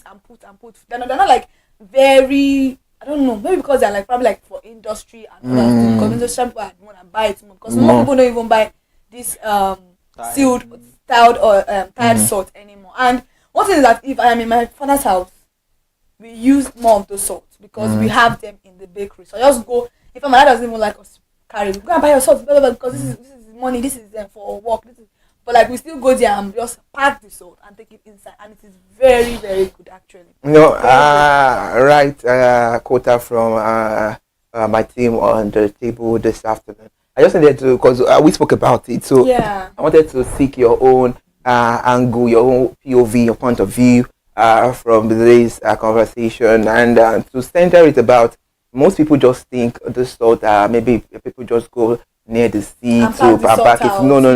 The main aim while we're bringing this up is to know that these salts are branded to sugar. If maybe we haven't get to where we're talking about sugar, even sugar, we have sugars that people actually buy in nylon, and most of those sugar are Dangote sugar, golden penny sugar, but they're from the big sack. The reason why they are cheap is because no matter how much they are packing it, they are going to have more money than people that are selling it in sachet that already know that this is the fixed price. Absolutely, because let's compare to salt for 100 naira. Those ones are tying normal sachet compared to the branded one, maybe Mr. Chef and Apona or Dangote for 200 naira. You would see that the 100 naira and the 200 are most comparable because the 100 naira are very, very big. We start resolution box by saying here are some popular salt brands in Nigeria. Dangote salt, produced and marketed by Nascon Allied Industries PLC. It's a leading brand in Nigeria with a wide presence across the country. And we also have Mr. Chef salt, produced by Base Water Industry Limited. Mr. Chef salt is another well-known brand in Nigeria, available online on platforms like Jumia. We have Royal Salt. Royal Salt Limited specializes in producing edible food grade iodized salt for both domestic and industrial use in Nigeria. They have partnered with organizations like UNICEF to promote iodized salt. We have premium salt as well. We have convenient salt. That's quite funny, but you know, I think you and your partner should get on to buy convenient salt. You know, it's kind of, you know, I wanted to say something. Mommy is cooking for you. Your sister's cooking. What about wife? Why can't your wife cook for? Why can't you go and look for one woman, married woman, let the man cook for you? Why is mommy cooking? Yeah, exactly. Let your wife be using this. So don't stress mommy. I love mama's food. No, we don't want you. Okay. Because I asked him, is it mommy that uses the salt? But I refuse to do justice to this no thing. problem, but I wanted to even And tell even you too, don't I wanted to even tell her that she should not come for you. Well, the fact you said you like mama's food, for how long? Do you check the time? I check your time. All right. Interesting. We also have Union Deacon salt as well. We have Peace salt, sea salt. We have Himalayan pink salt, Himalayan pink salt rather. Yeah, we have Celtic sea salt. We have which you can order on Jumia. But now let's talk about all the stuff now. Do you think is because some people have some conversation be like, why would I order locust beans online? Why would I? Do you think stuff like this? Because I see on Jumia, you don't even maybe want to buy 200 naira salt. You know? I think this Celtic salt, they're not just salt that we use for just cooking. There are other kind of like this. I think Himalayan's kind of salt is very different. It's a pink salt. It's even, I think the color is also pink, and it is different. You don't just go to the market and buy them. What am I using Himalayas when I have Mr. Chef and Dangote? It's not just stress. So the one that you cannot get, all these Celtic stuff, probably they are using it for something else. But do they use them to cook all those kind I don't know, but I don't think they use Himalayan salt to cook. I think they use it for other stuff. Industrial maybe some that's true. Maybe industrial purpose. I think maybe like some other kind of dishes in other countries. But for Nigeria, I don't think we use all this kind of salt. So we are not, just like you telling me that I should use what's it called? What's it called? This kind of sugar to actually stir my tea. I'm like, we don't use those kind of stuff. Yeah, people use honey to like drink their tea, but not everybody. Everybody uses sugar. So I feel like that's why. Some people may have a reason to use them. Not that they are going to be able to order it online. But I think Celtic salt should be in some of the malls. Maybe they are not just common because this is Nigeria. We barely use all these stuff. Yeah, the Celtic sea salt is available on Jumia, offering consumer a range of salt options. Universal fine sea salt, another option available online. Universal fine sea salt caters to various consumer needs. Before I turn to my team, it's my most capable team. If you're just joining us on the conversation, this is the resolution box on ConsumerHallaTV, and the centric point for you as a consumer to get the arithmetic right. If you're having any issue with any industry and you've tried your possible best, or you've even tried to reach out to the government agencies and all to no avail, I tell you that Consumer Hala is here for you. The 72-hour feedback mechanism, we do not take it for granted. Join us on the conversation, and if you want to be part of this conversation too as well, please you can call and tell us your favorite brand of salt. Now, let me talk to guys. Have you tried a recipe out without salt? And how does it taste with a recipe over diced with salt? That one. What is it?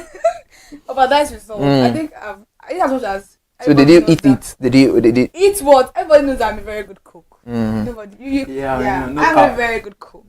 I don't know what to say my name, but I'm a very good cook. Mm. So, but I have made a mistake once by over salting my food, and that was when I got a call that my grandpa died. Oh. Yeah, I think I remember December. I was making. I'm like, I'm at home. Let me just quickly make concoction and egg and just eat and sleep. So my dad was like, "Hello, Adni. My dad just died." I'm like, "What?" And I forgot that I already put salt in the rice. So it was like my dad just died. Come to grandpa's house in Agege. And I'm like, Daddy, I was shocked. My grandpa is actually old, but no matter what, when you lose somebody, it affects. Me and my grandpa were very close. We are cool, we are close. And I remember that I didn't just live there with my grandma. My grandpa was upstairs, my grandma was downstairs. So I still saw him maybe like 4 months or 6 months before, prior to when he died last year, December. So I forgot I already put salt in my food. And then my salt was finished. I ran outside. I didn't even know what was happening. Everything was just calm. I felt like my emotions were just too high. I just went outside to go and buy salt. I packed the salt like normal me. Like I packed the salt and I poured it inside. Like the salt was so much, but I didn't know what I was doing. And it was until I took a spoon of the food. I'm like, what is like? I just pat it. I'm like, what is it? It was too much. That I feel like.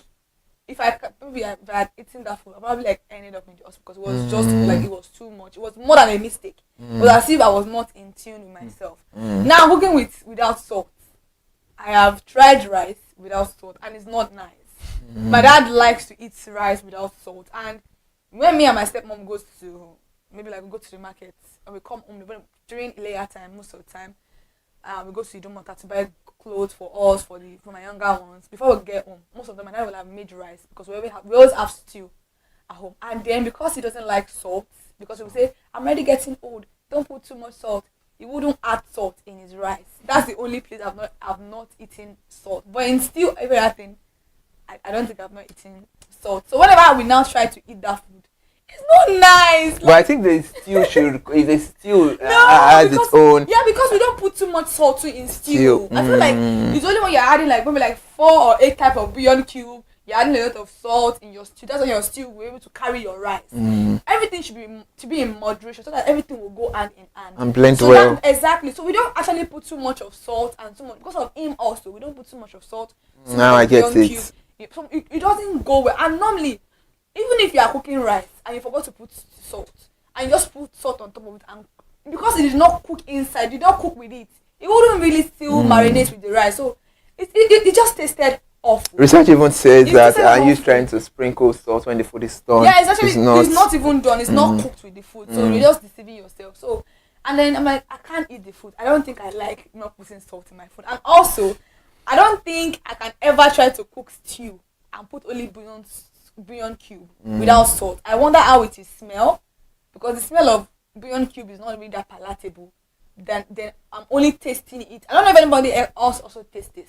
If I'm cooking and I'm tasting my food, I could guess maybe the bouillon cube is overriding the salt, and I could guess if they are balanced, and I could guess if the salt is overriding the bouillon cube. So that's the kind of person I am. So like, I don't know if anybody should be able to eat that kind of food. I don't know. I think. Have you tried it out? Sometimes because of medical conditions. Well, I think bouillon cube is even worse.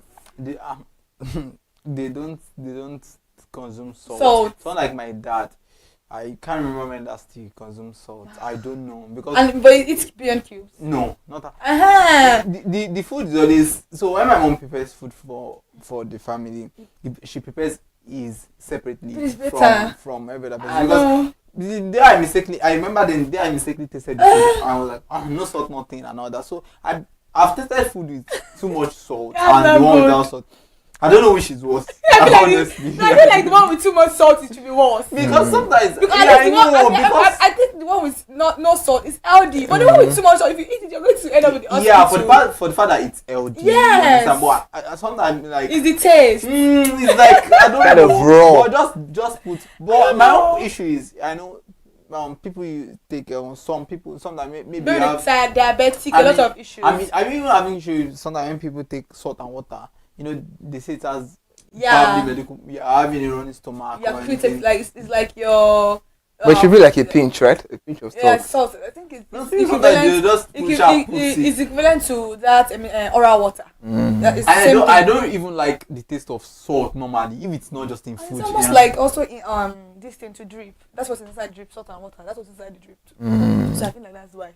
I'm just talking about the taste. Of salt. The raw taste. So people lick salt. Yeah. When this guy told me he actually can eat raw locust beans, I feel like you should be able to just put his hand and lick salt. Am I lying? That one is different. But it's the same thing because locust beans is very rich in salt. You wash it now. You wash the locust beans before but it's still like it's still salty. I don't know. All right, that's quite interesting. Now let's look at the advantages of using salt in our recipes. It enhances flavor, so it brings out the natural flavor of ingredients and other add depth to the dishes as well. It's balanced sweetness. Like I said, salt counteracts sweetness, creating a balanced flavor profile. Then it's also preserves food. Yeah, I can remember. We call something eronio for a layer. Yeah, preserve it for like 3 years. Just with salt and dry it. Yeah, and dry it in the sun, and it's a very, very nice natural way of preserving. It's even better than you putting everything in chemicals. Very, very good. So salt helps preserve food by inhibiting bacterial growth, especially in cured meat and pickled vegetable. Then the textural benefits. Salt can help control your yeast growth in baked goods, affecting texture and structure. Then salt is essential for various bodily functions such as nerve and muscle function. Although excessive consumption should be like you said, avoided. That hurts then. But it's also good for the body. When used thoughtfully, salt can elevate and transform dishes, making it a fundamental ingredient in many recipes. And now let's talk about the advantage of salt to the body.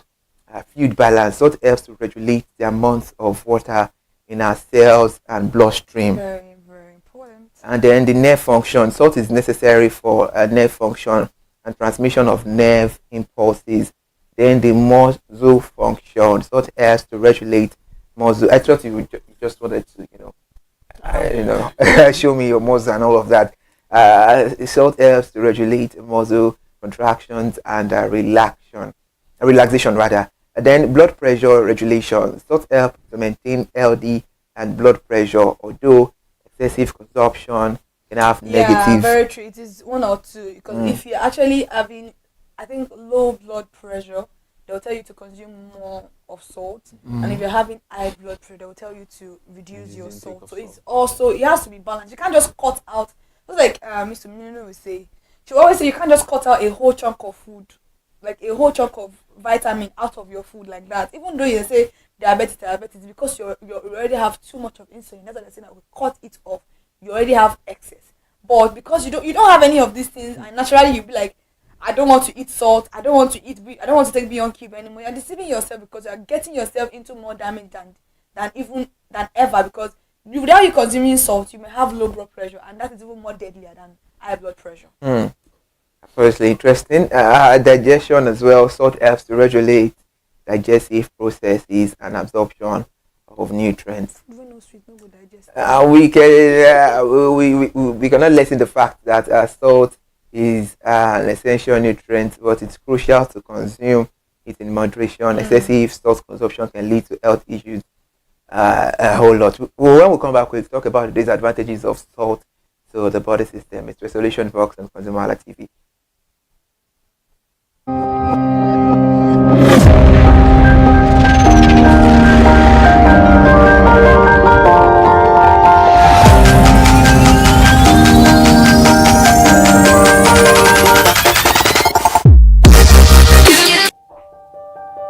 Hey there, do you know in the world today, everyone is a consumer, and as consumers, we all have the right to be heard. In Nigeria today, as a consumer, you have all right to product information, right to fair pricing, right to return goods, right to product labeling, right to fair dealings, and a lot more. Well then, have you heard about the new media channel? ConsumerHallaTV. ConsumerHallaTV. ConsumerHallaTV. At ConsumerHallaTV, our goal is to inform and educate consumers in Nigeria with insightful news alongside development within the fast-paced world of consumers through well-researched, specialized, and analytical content. Our vision at ConsumerHallaTV is to create an engaging platform that provides right connections for meaningful brands in Nigeria, thus creating a more caring world for consumers where business thrive. And guess what? Our Consumer Hala brand is the first consumer complaint resolution portal in Nigeria, powered by a 72-hour feedback mechanism. We offer consumer advocacy, informative talk shows, branding promotions, advertising, and lots more. Connect with us via our YouTube channel at ConsumerHallaTV. Follow us on our Facebook page, ConsumerHallaTV, our Instagram page, ConsumerHallaTV, and do well to subscribe to our YouTube channel. Subscription is free. ConsumerHallaTV. At ConsumerHallaTV, you deserve to be heard. At ConsumerHallaTV, you deserve to be heard.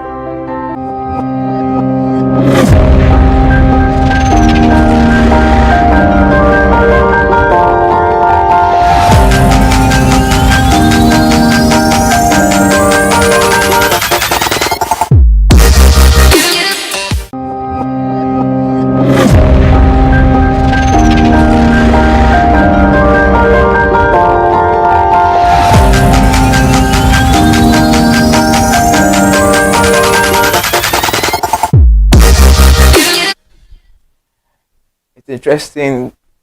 Salt is very, very good to the body, but it has some disadvantages. And I think you've been a sort of the world, because ladies, you people ever see God, I sort said of it the earlier, world. it's a parable. It's a parable. I mean, and it's only your I think ladies say they are the sort of world. Ladies, without the world, without you guys, I mean, what Actually, they are maybe, would have been our fate? maybe they are lot wife. Without us now, we don't They are know lot what we're wife. eating. Pillar of salt. We're not lot wife for a bed. No, it's not like that, please. We're talking about salt on the program today, and we've reached all the corners and cranny of what you should know about salt, the advantages of salt, the recipe to the body, and we spoke about quite some brands of salt that we have. And this is the solution box on ConsumerHallaTV. Welcome back to the program. But before we move to the other part and the concluding part of the program, it's very essential and it's always a highlight to note it to you that the solution box is well programmed for you as a consumer to reach out to us to let us know that point whereby you are not finding it funny with the brand or organization out there, and you've tried your possible best to reach out to the government agencies or to NAVIO, please reach out and we put it out to you. So that's why we're just telling you all these things. So we might not be able to go into details, but we'll just bring this to you. The fluid retention, too much salt can cause fluid retention, leading to swelling and discomfort. Wow. Okay, now I think that is where if some people's foot or leg are swollen, and then you can press it to see water, then you slowly come up. Yeah, it can be salt and other issues also. Please, I pray for victims of such. I pray our health will not fail us. Then kidney strain. Excessive salt consumption can push strain on the kidney, potentially leading to kidney disease. Also lead to leg swelling too. Kidney issues. So you have to be very careful. Then, okay, this one, stomach problem. Okay, high salt intake can lead to a stomach pain and bloating and discomfort by going to the restroom. Too much. And all of that. I get so it's not good to actually take. Because the person eats too much. I'm very sure he consumes a lot of salt. Yeah. And the person likes Mr. Chef. That would And it's very, very good. A very good product, but I don't know. Maybe where is buying this food from? Overconsumption. Eat too much. Overconsumption. But you know, but the main ideology is that stomach problem. Then too much of high salt intake can lead to stomach problem, bloating, going to the restroom, diarrhea, and having discomfort.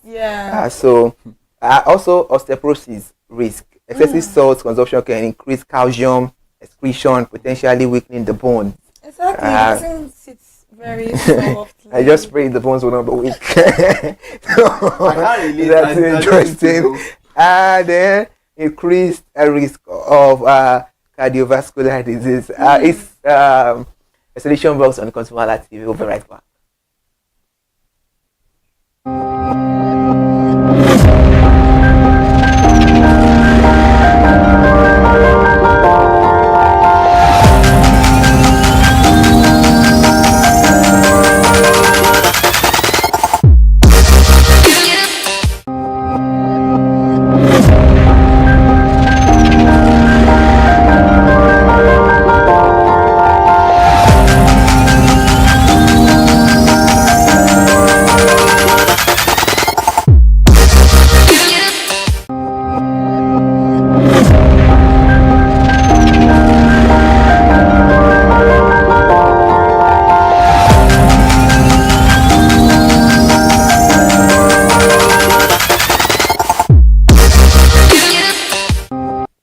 You know, that's a very, very interesting.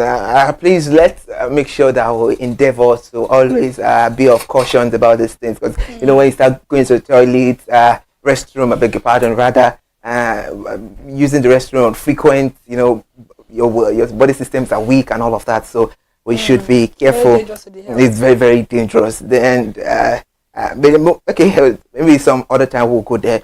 Then increased risk of cardiovascular disease. High salt intake is linked to an increased risk of cardiovascular disease, include heart attack and stroke. Please. Enough, our heart attack is very rampant. It's very, very. You know, some situations where we just get the news that people will just slum and die. It's just attack and all of that. So it's essential to consume salt in moderation. Cooking is a skill, not by adding too many bouillon cubes. Exactly. I concur. Bouillon cubes and actually salt also. And I would recommend that if you want your food to taste nice and if you want all the flavors to be very nice, the reason why you would not actually taste your salt, taste your bouillon cube is because your food is not done. Maybe like you put your stew on fire and in the next 10-15 minutes you are putting it down. Let your stew stay at least on low heat for at least 30 minutes. If you put a little bit of it and you keep on cooking it, it's going to bring out the flavor itself, because all of those things also, there's tomatoes and everything, they all contain a form of seasoning or natural seasoning or whatever you're thinking of. So let's all be careful and let's cook our food in good condition so that we wouldn't fall victim of all these disadvantages that salt bring. So salt is also very important, but we're just advising that we consume them in moderation. And if they have not told you in the hospital to stop salt, please don't stop it. There is nothing wrong with you. Oh, because this person said salt is not good, let me just take the whole thing out. So we've seen also the advantage of how it can be very good to the body also. So let's all be very careful. And people that are going to eat outside, buying food outside, if you are not sure of where the person is cooking food from and you are tasting the food for the first time and you feel like, oh, the salt is too much, let's stay away from there and look for other places to buy our food. Interesting, Kike Lomajibola. I even love the fact you made mention of consumers. We should be careful about what we take. Over to you now. Okay, I just want to lay emphasis on some of these disadvantages, especially when it comes to heart-related diseases, like you mentioned. So, consuming too much of salt, could be very harmful to the health. So, eat it in moderation, and like Kike said, it is also important you eat. So, do not say you don't want to eat at all. And you know, when you eat it, do not overly consume it. All right, so let's go on a short break. When we come around the conversation now.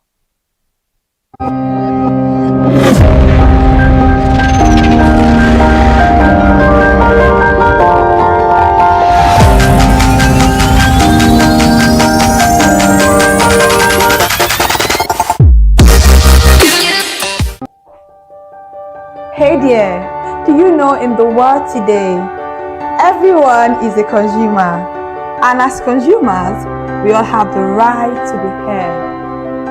In Nigeria today, as a consumer, you have all right to product information, right to fair pricing, right to return goods, right to product labeling, right to fair dealings, and a lot more. Well then, have you heard about the new media channel? ConsumerHallaTV. ConsumerHallaTV. ConsumerHallaTV. At ConsumerHallaTV, our goal is to inform and educate consumers in Nigeria with insightful news alongside development within the fast-paced world of consumers through well-researched, specialized, and analytical content. Our vision at ConsumerHallaTV is to create an engaging platform that provides right connections for meaningful brands in Nigeria, thus creating a more caring world for consumers where business thrive.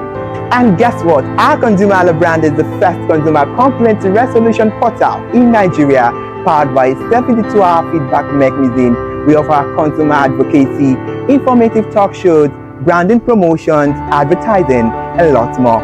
Connect with us via our YouTube channel at ConsumerHallaTV. Follow us on our Facebook page, ConsumerHallaTV, our Instagram page, ConsumerHallaTV, and do well to subscribe to our YouTube channel. Subscription is free. ConsumerHallaTV. At ConsumerHallaTV, you deserve to be heard. At ConsumerHallaTV, you deserve to be heard.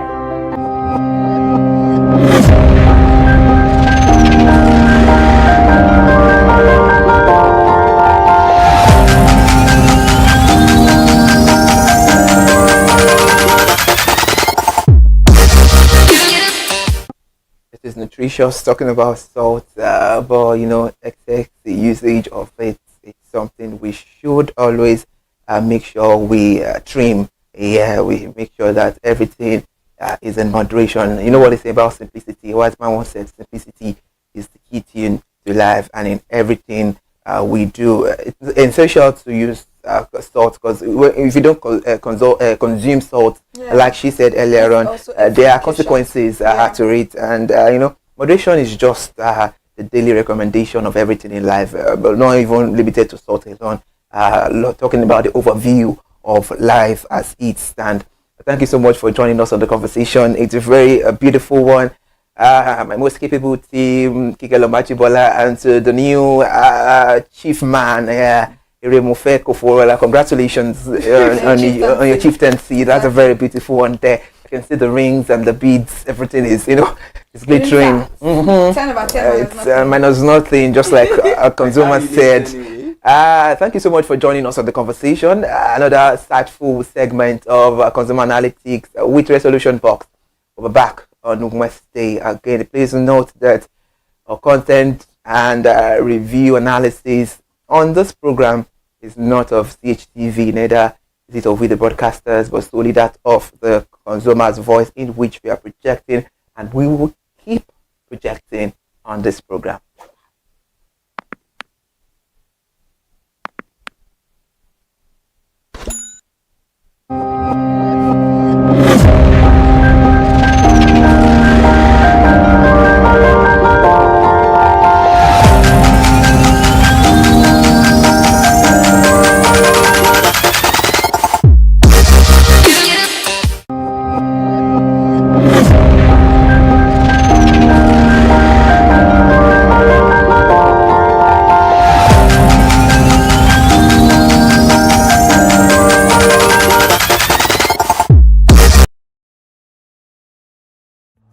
My name is Tunde Olufowora, and I'm the CEO of Van Eyck Communications.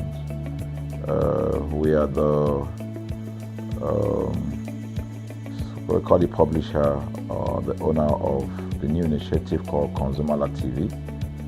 ConsumerHallaTV is actually Nigeria's first consumer-centered, or call it consumer-centric television platform that aims to bring voice to the over 220 million Nigerians.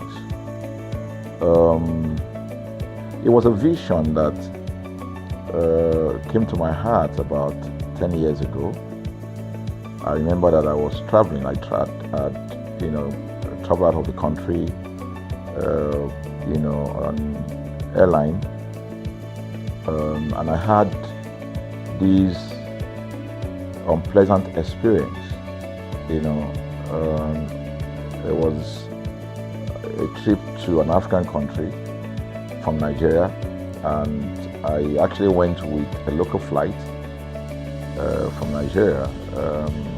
I wouldn't want to mention the name of the airline, and then it was to South Africa, and we landed in South Africa, and let me just paraphrase it. When I was coming back, I had some money, some dollars, and that someone had given to me to hand over to another person in Nigeria. So I wanted to help out. I didn't want to carry the cash on myself. So for whatever reason, I opted to. I had a small case, and I felt that it was safer for me to put the money in my luggage. So I put it in a safe place in my luggage, got everything intact, and I checked in my luggage. My arrival in Nigeria, I was standing and was waiting about the carousel just so that I could pick up my luggage, and then I was there for 1 hour and waiting for my luggage. I didn't know that my luggage already arrived, and it was one of the luggage that was moving around on the carousel. So after about 1 hour wait, I looked to my left and my right. Almost everybody had gone. I think there were just about 2 or 3 left. So I beckoned on the woman that was on my side, and I noticed she was really in tears. "Madam, what happened?" She said, "Our bag has just been torn and a lot of things stolen." So I said, "Well, I've also been waiting for my own." She said, "You better go and check those luggages there. Maybe yours is one of them." And lo and behold, I went around there. Mine was one of them. By the time I got it, everything inside my luggage was gone. All the valuable things there were gone. To cut the long story short, we felt there was need for us to report the case, at least to the airline. It was in the night, about 8 o'clock or 9 o'clock. We went in to go and see the officer that was in charge. As soon as we got in there, the officer said, "Oh, so sorry, but you will have to go to our head office in somewhere in Victoria Island, to lodge a complaint." Okay. So the next day we went to the Victoria Island and we lodged a complaint, and that was it. And since that day, I'm talking a story of over 10 years ago, I didn't get a call, not even a call from that airline to talk to me about what happened to my luggage. Now, about a month after that trip, I had another opportunity to travel out of the country. This time around it was to US, and it was an official assignment. And I flew on, I will mention the airline this time around. I flew on a BA. I really didn't like BA. I usually go with Virgin Atlantic and things like that. But my protocol officer convinced me and said, "Okay, you will love BA. Why don't you go on BA?" Anyway, so I went on BA to US. And of course, when I returned from US to Nigeria, we had to do, of course, there'll be like a connecting flight, from Heathrow. So we got into London Heathrow, and then because it was through Heathrow that we went, and then so they changed since it was BA, they changed the aircraft this time around to a bigger one. I mean, clearly because there were more Nigerians, or more people that were planning to come to Nigeria, and then we boarded. Not quite 10 minutes into the flight, in the air, the aircraft started malfunctioning. The air conditioning compartment were not functioning very well. I was on what you call business economy. the whole of that business economy all the way to economy side, the ACs were not working well. It was hot. And then I was watching. And then from that moment till we got to Nigeria. From that moment till we got to, I'm just trying to paraphrase. From that moment till we got to Nigeria, I could remember very well how many times the pilot, broke into conversation and had to apologize and say, we're really very sorry about this. He was giving us almost every 10, I could almost say almost every 30 minutes. There's always a kind of update. So sorry, this is what we're doing now, this is what we're doing. While we were on that journey, I also remember an incident. So they came, the crew apparently couldn't resolve it. They couldn't manage the crisis or what was going on about it. They couldn't fix it. So they come up and said, we're so sorry, but for all the inconvenience, we're declaring, free lunch, free whatever it is you want, you can get. So trust Nigerians, you need to hear how everybody were jubilating, But something struck me. The experience I had just about a month before, and this experience, somehow I started comparing them. I was trying to see how this matter will be managed. Again, to cut the story short, we landed in Nigeria on a BA. Before we landed, the pilot announced and said that for the inconvenience, they will be giving a voucher of £50 to everyone that flew on that aircraft. I thought it was a joke.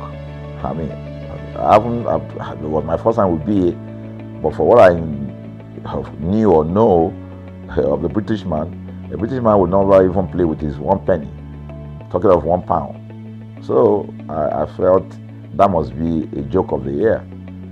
So we left. I got back to my office. I think it was just about a week after.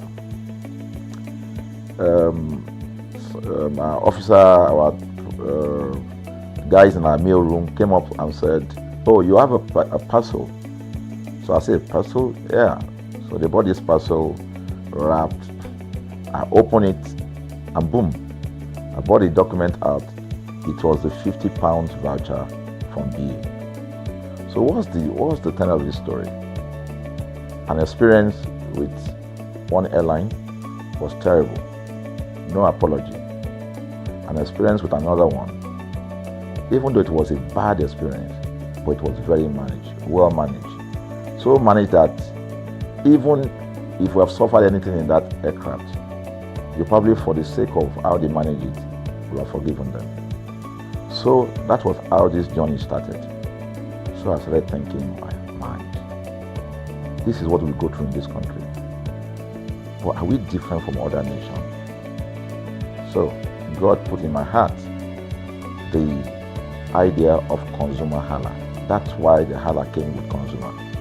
And we started that journey about 10 years ago.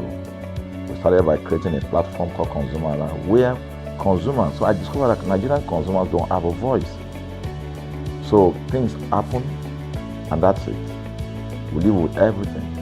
So we've started the journey from creating the platform. We have an app, we even have a magazine, and we thought we could move it from that to the next stage, which is the television. So the TV today, has come. So I would say precept by precept, line upon line, we have been able to build on our aspiration, to finally bring to birth this unique and exciting platform, So it's a digital telecast, and our goal is to further connect consumers in Nigeria to brands with insightful news, development within the fast-paced world of consumers. The world of consumers is growing at a very fast pace, So we want to inform Nigerians. We want to get them educated about their rights, So our role is that we're going to educate consumers in Nigeria, all right? So by bringing them specialized and what you call analytical, research-based content generation that will inform, educate, sensitize the audience, So that's ConsumerHallaTV. So I call it an offshoot of our ConsumerHalla brand.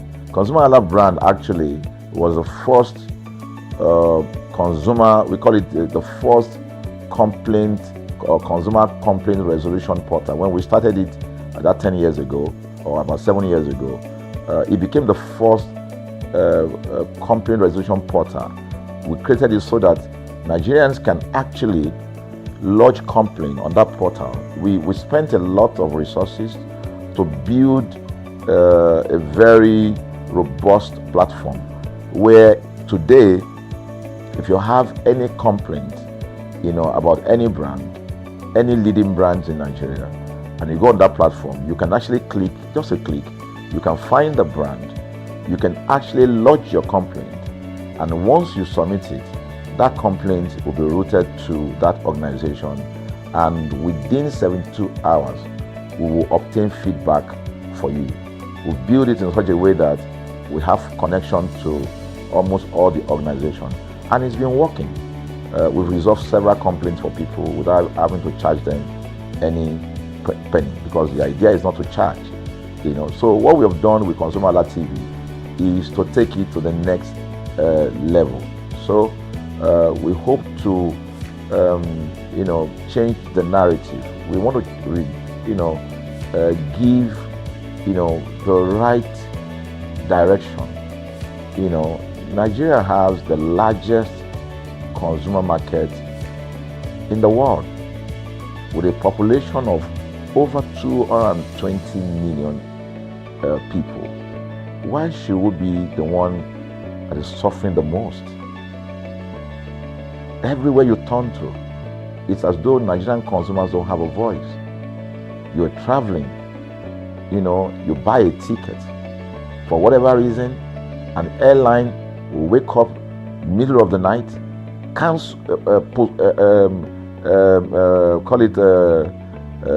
delay the flight for whatever reason, and then you'll be waiting at the airport for hours. You'll be there for 2 hours, 3 hours, no any explanation.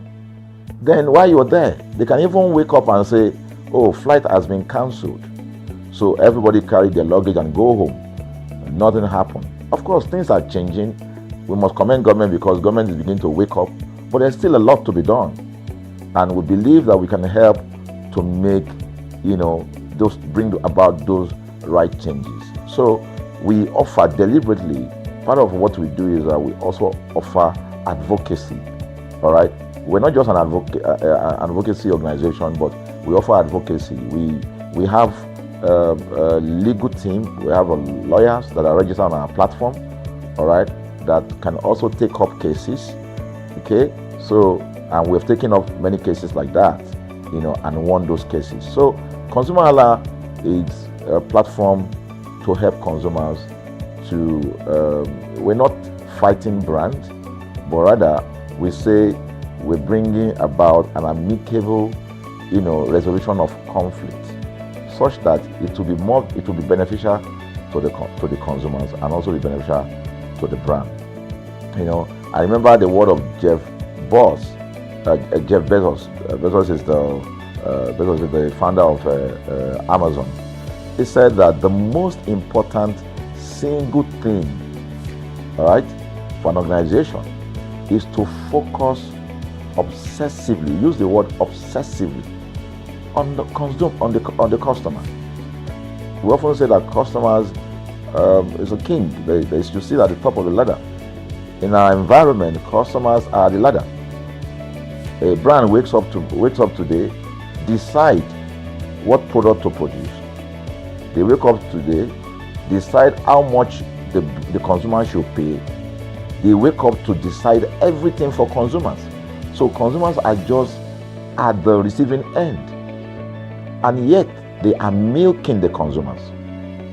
There's no price regulation in this country, none. People just wake up and fix prices. Look at power.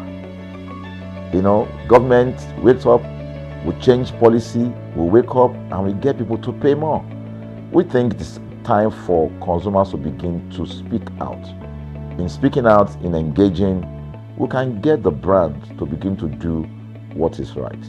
And of course, I know that the consumers themselves need to be educated.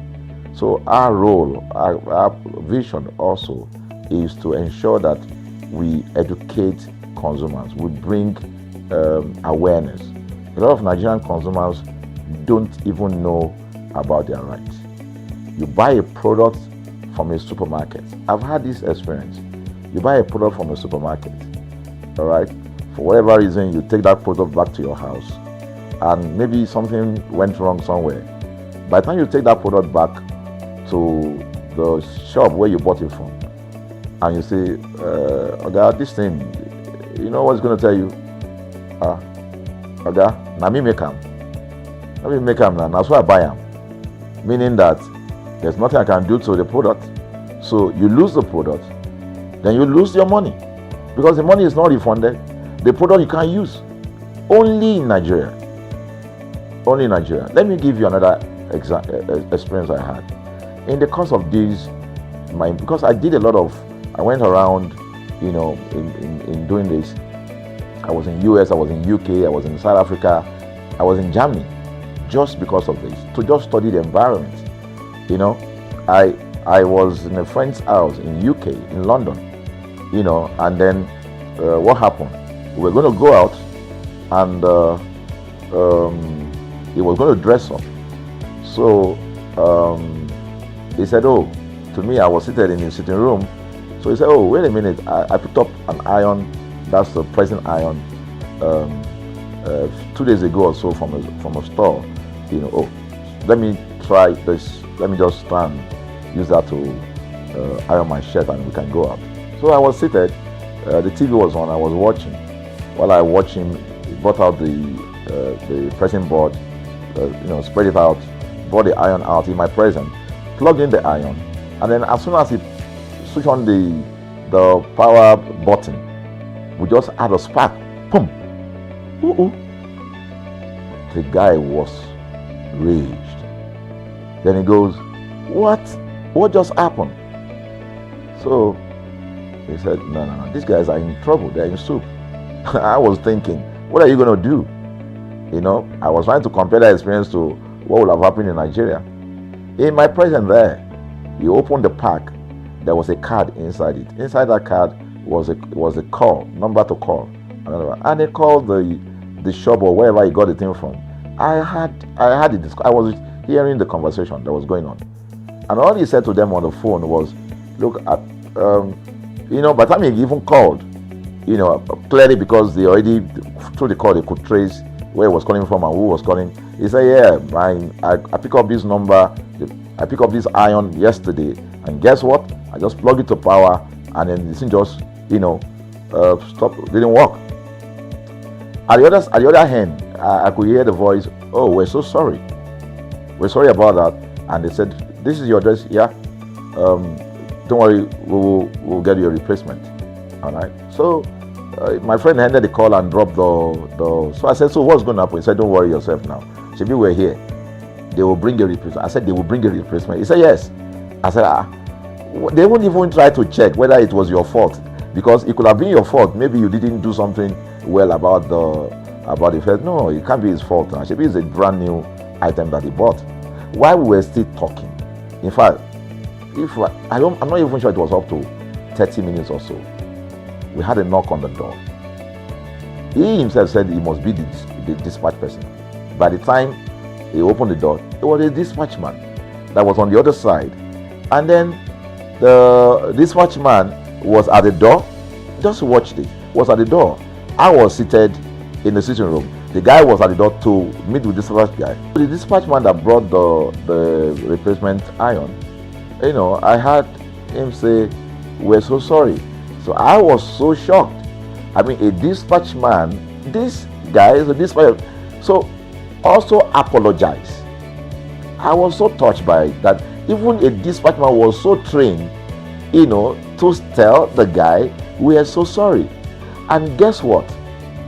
He brought the replacement iron. By the time my guy opened the iron, it was a bigger size iron. So they replaced with a bigger size iron. The guy never asked for the one that went bad. He didn't say, "Okay, where is the other one that we gave to you," so that he could take it back. No, he just bought a new one and gave it back. So I asked my friend, I said, "Can you interpret this to me?" He said, "Here in London, if they didn't do this, they know the next thing I will do." So I'm just going to grab a lawyer and I'm going to tell them they've destroyed something in my house. By the time I'm done, they will pay through their nose. Because the consumers are conscious of their rights. In Nigerian consumers, even those who are aware, won't even take the battle up. Everybody just go, what can we do now? Today they wake up and ban this. What can we do now? So we're going to change the narrative. We have to stand up. So the vision of ConsumerHallaTV is really to create an engagement platform that constantly mirrors the minds of consumers and provide right connections for meaningful brands in Nigeria.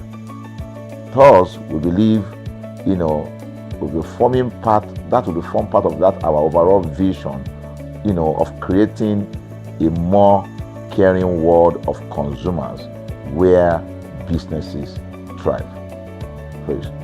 So, I think that we'll make our impact.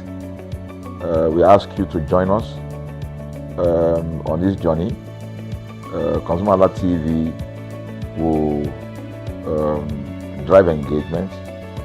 It will also be there to help to promote brands that are doing what is right. So we're not out to criticize any brand. Rather, we are out to complement what the brands are doing, because there is no organization that or a business that was set up to fail. Nobody set up a business to fail. So there are just gaps that needs to be fixed. So together we can fix things, and together we believe that we will create the right story for consumers in Nigeria. Thank you very much.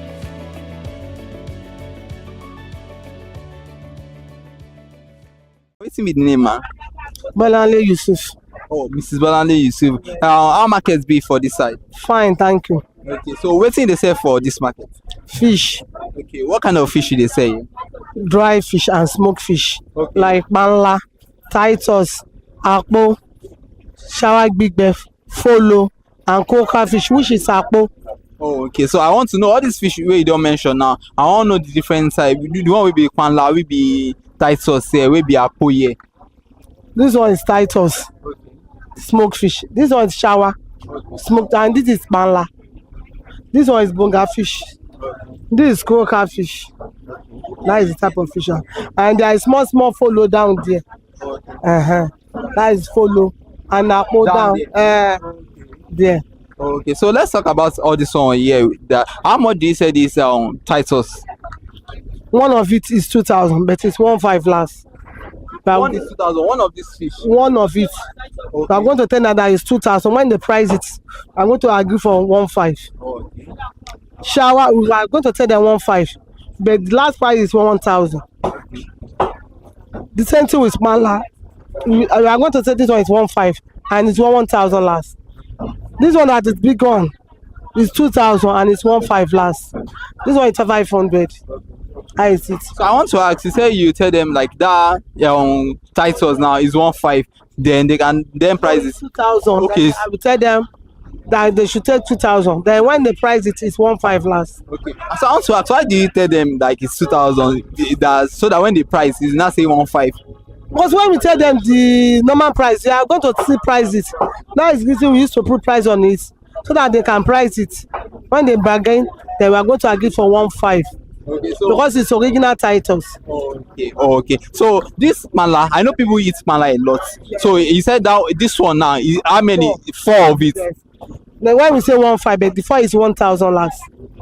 For the mala, 2 is 500. Okay, so I want to ask now, this fish that you sell, let's say the one of 1,000 naira, which is 1,500, that is the shower, right? So how much were you selling before now? Before, like this shower, it's 600 for one. 600 naira for 600 naira for one. Before COVID-19, we are selling one 400. Before COVID, but after COVID-19, 600. But now it's 1,000. There is no any gain in it. We are buying it 900. It's 900 naira for the carton. When we use stick to smoke it, everything will be 950. So our gain is 50 naira. We are just managing it. There is nothing in the market now.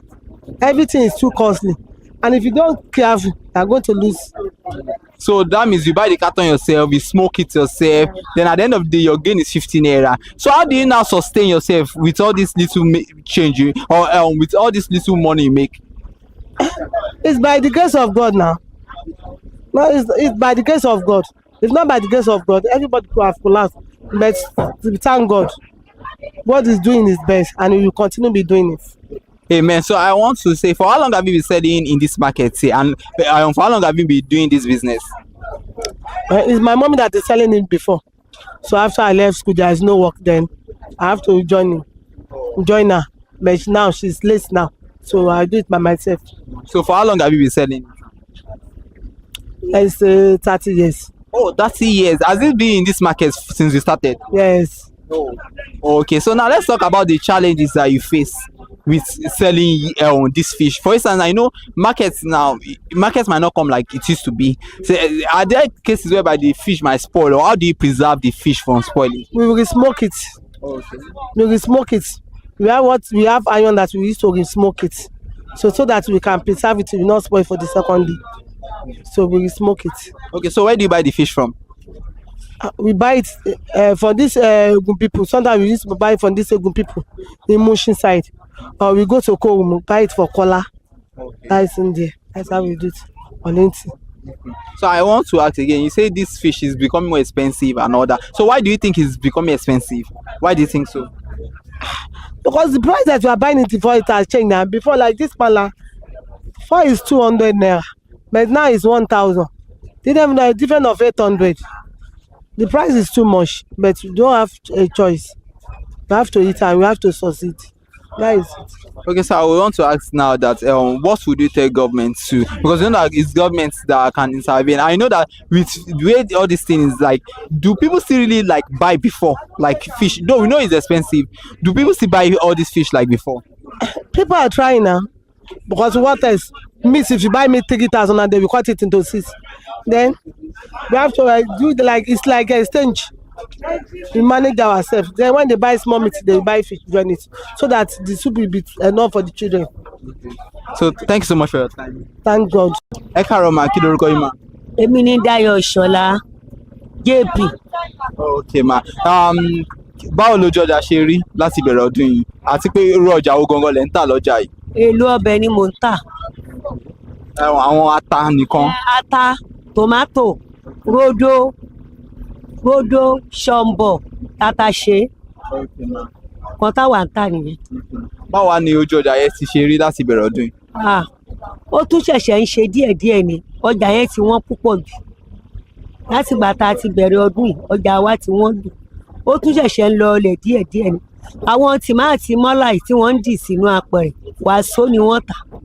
10 lọ́nà 5 ni wọ́n ta tìmáàtì. Rodo wọn àpò 10 lọ́nà 5 ni wọ́n tà. Ṣọ̀mbọ̀ wàsó, ó jẹ́ wàsó, ó jẹ́ wàsó. Owó àtijọ́ lèmi ń sọ yẹn. Ó jẹ́ wàsó, tìmáàtì wàsó ni wọ́n ń tà ẹsẹ̀. Okay, ó mi pé tẹ́ bá apẹ̀rẹ̀ tomato 50,000 naira ni. Then rodo yẹn, àpò yẹn wàsó ni wọ́n ń tà. Eléyìí wọ́n ń tà ní 20 èlò lógún àti 5. Okay, 25,000. 25,000. Okay. Ni wọ́n ta ṣọ̀mbọ̀. Okay. Wàsó ni wọ́n ta rodo. Tìmáàtì wàsó ni wọ́n tà. Nígbà tọ́dún ti bẹ̀rẹ̀. Ṣé àwọn ọrú eléyìí, ṣé rí pé tìmáàtì yẹn yàtọ̀ síra wọn sílẹ̀? Ṣé rí àwọn olóko yìí tí wọ́n bá gbé wá bẹ́ẹ̀ yẹn, wọ́n lè tà wọ́n ẹgbẹ̀rún 10, ẹlẹ́gbẹ̀rún 10 wà tí wọ́n dì sínú apẹ̀rẹ̀ kéékèèké wọ́n dì sínú apẹ̀rẹ̀. yẹ 10,000. 10,000 ó wà wú eléyìí tolóko wa ti mọ́là rè tolóko wa rè. tó máa fẹ́ bèrè sí mọ́là yìí òun lẹ́ni apẹ̀rẹ̀ 50,000 then apẹ̀rẹ̀ ti olóko ìyẹn kéékèèké ni kò ok apẹ̀rẹ̀ tiẹ̀ yàtọ̀ sí apẹ̀rẹ̀ àwọn léyìí ok. kéékèèké báyìí ni apẹ̀rẹ̀ tiẹ̀ ẹgbẹ̀rún 10 ni wọ́n máa ń tà.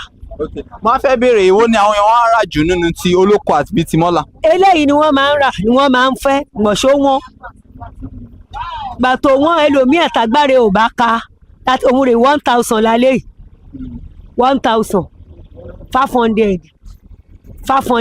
wẹ́wẹ́ eléyìí 500 lálẹ́ ẹni tágbáre ò bá ká kóró ní 1,000 tá a bá ti bu eléyìí sínú òkè yóò rà 500 torí pé eléyìí pọ́n. so mo á fẹ́ bèrè kí ni ìdí gan mo mọ̀ pé ti àwọn mọ́là yìí ọ̀nà nọ́ọ̀tì ló ti ń kó wá síbí báyìí olóko yìí ibo ni ẹ máa ti ń ra àwọn olóko yìí. tí mo my 12 ní ẹ̀ la ti ń rà àwọn olóko yẹn ń kó wá my 12 wọ́n ń dì sínú apẹ̀rẹ̀ kéékèèké wá apẹ̀rẹ̀ oko tàbẹ́kúta wa tìlú òkè wa tí wọ́n máa ń kó wá wọ́n ń ta ẹgbẹ̀rún 10 bí wọ́n bá ṣe dì tó bá fi dáa tó bẹ́ẹ̀ ni wọ́n ṣe ń tà 10,000. so ẹ dá wa sọ nípa ilé ní ṣọ̀mbọ̀ òun lẹ ní mọ́là ni. mọ́là ló ní ṣọ̀mbọ̀ 20 àti 5 25,000 ní apẹ̀rẹ̀ ní apẹ̀rẹ̀ kọ́ wà po ní sólò ni wọ́n fi ń dì wá sólò kékeré ródò yìí ní sólò ńlá ródò yìí ní sólò ńlá tí wọ́n fi ń dì wá ni wọ́n ń tà ní wàsó 10 lọ́nà 5. 50,000 ní rodo yẹ then ele ní 25,000 then ele ní 50,000 tó lóko yẹ ok 10,000 yẹ kí ni nǹkan tí ẹ lè wá sọ ní pàtó tó ń fa tí gbogbo owó àtàyẹ ṣe ń lọ sókè ètò ẹni ó ń lọ ohun wọn sí ni.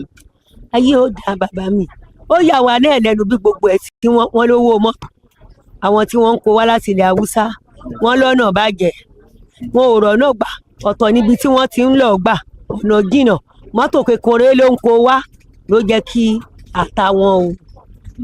àwọn yìí tó wá dẹ́ pé tolóko tó yẹ pé abẹ́òkúta lọ sí wọn. tolóko yẹn kò ń pẹ́ tó fi ń lọ tolóko yẹn bó bá lò títí tí oṣù 3 lẹ́sẹ̀ ó máa lọ tàwùsá ló máa kù. ìyàtọ̀ owó ló wà láàrin ti haúsá àti ti olóko wa. ìyàtọ̀ wà ń bẹ̀ eléyìí dùn jù yìí lọ kò eléyìí ò ń ṣolómi omi wà nínú eléyìí tolóko wa tó yẹ bẹ́ẹ̀ yẹn ọmọ Yorùbá ni. ok so òun ó wá dá sí pé tẹ́lẹ̀ làwọn èèyàn ṣe máa ń ra ilé ju yẹn lọ. jù yẹn lọ wọ́n fi máa ra tàwùsá jù yẹn lọ ṣùgbọ́n ṣá ó wọ́n. eléyìí tẹ́ wá ní pé ń rà ní apẹ̀rẹ̀ 50,000 èló lẹ́ ń rà tẹ́lẹ̀ kó tó dún wọn bẹ́ẹ̀. kó tó di pé wọ́n bẹ́ẹ̀ yẹn ara títí a lè rà ní 18 ogún ẹgbẹ̀rún. 20,000 22,000. 22,000 bá a ṣe ń rà ní ara títí ó wọ́n títí a lè rà lógún àti 5. ok 18,000 àbí 20,000. 20,000 ó bá wọn lọ títí tó wọ́n pọ̀ a lè rà ní ogún ẹgbẹ̀rún 25,000 a lè rà bẹ́ẹ̀ kó tó wá di pé ó di wàsó tí wọ́n ń tà. yìí tẹ́ ẹ̀ rà ní 18,000 tẹ́lẹ̀ yẹ tẹ́ ẹ̀ rà ní 20,000 bí ọdún mélòó sẹ́yìn nìyẹn. bí ọdún kẹta ni o torí tìmáàtì ẹ̀ wọ́n lọ́dún tó lọ tọdún yìí ló tiẹ̀ tó wá peléke ọdún kẹta ni o. ẹ ń sọ nípa eléyìí dẹ̀ nǹkan wípé ti àwọn tolóko yẹ àti ti àwọn haúsá.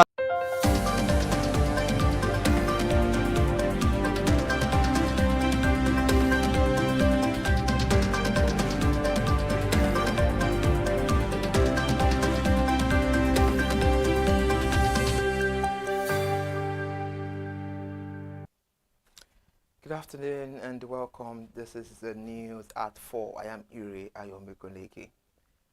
Nigeria's oil regulator has revoked approval for Total Energy's planned about $860 million sale of a stake in Shell Petroleum Development Company of Nigeria to Chapal Energies. The deal, agreed in July 2024 and initially cleared in October of the same year, collapsed after both parties failed to meet key financial obligations tied to the transaction. The Nigerian Upstream Petroleum Regulatory Commission said repeated extensions were granted when neither side fulfilled their commitments. Meanwhile, Chapal Energies has struggled to raise the $860 million needed for the acquisition. This shortfall also prevented Total Energies from paying regulatory fees and contributing to an environmental remediation fund. Over to a consumer-related story now. Nigeria's fast-moving consumer goods stocks have emerged among the best performers on the Nigerian exchange this year, with several companies delivering returns above 200% in the first 9 months of 2025. Champion Breweries PLC led the surge with a 320% gain, rising from 3.81 in January to 16 per share as of September 19.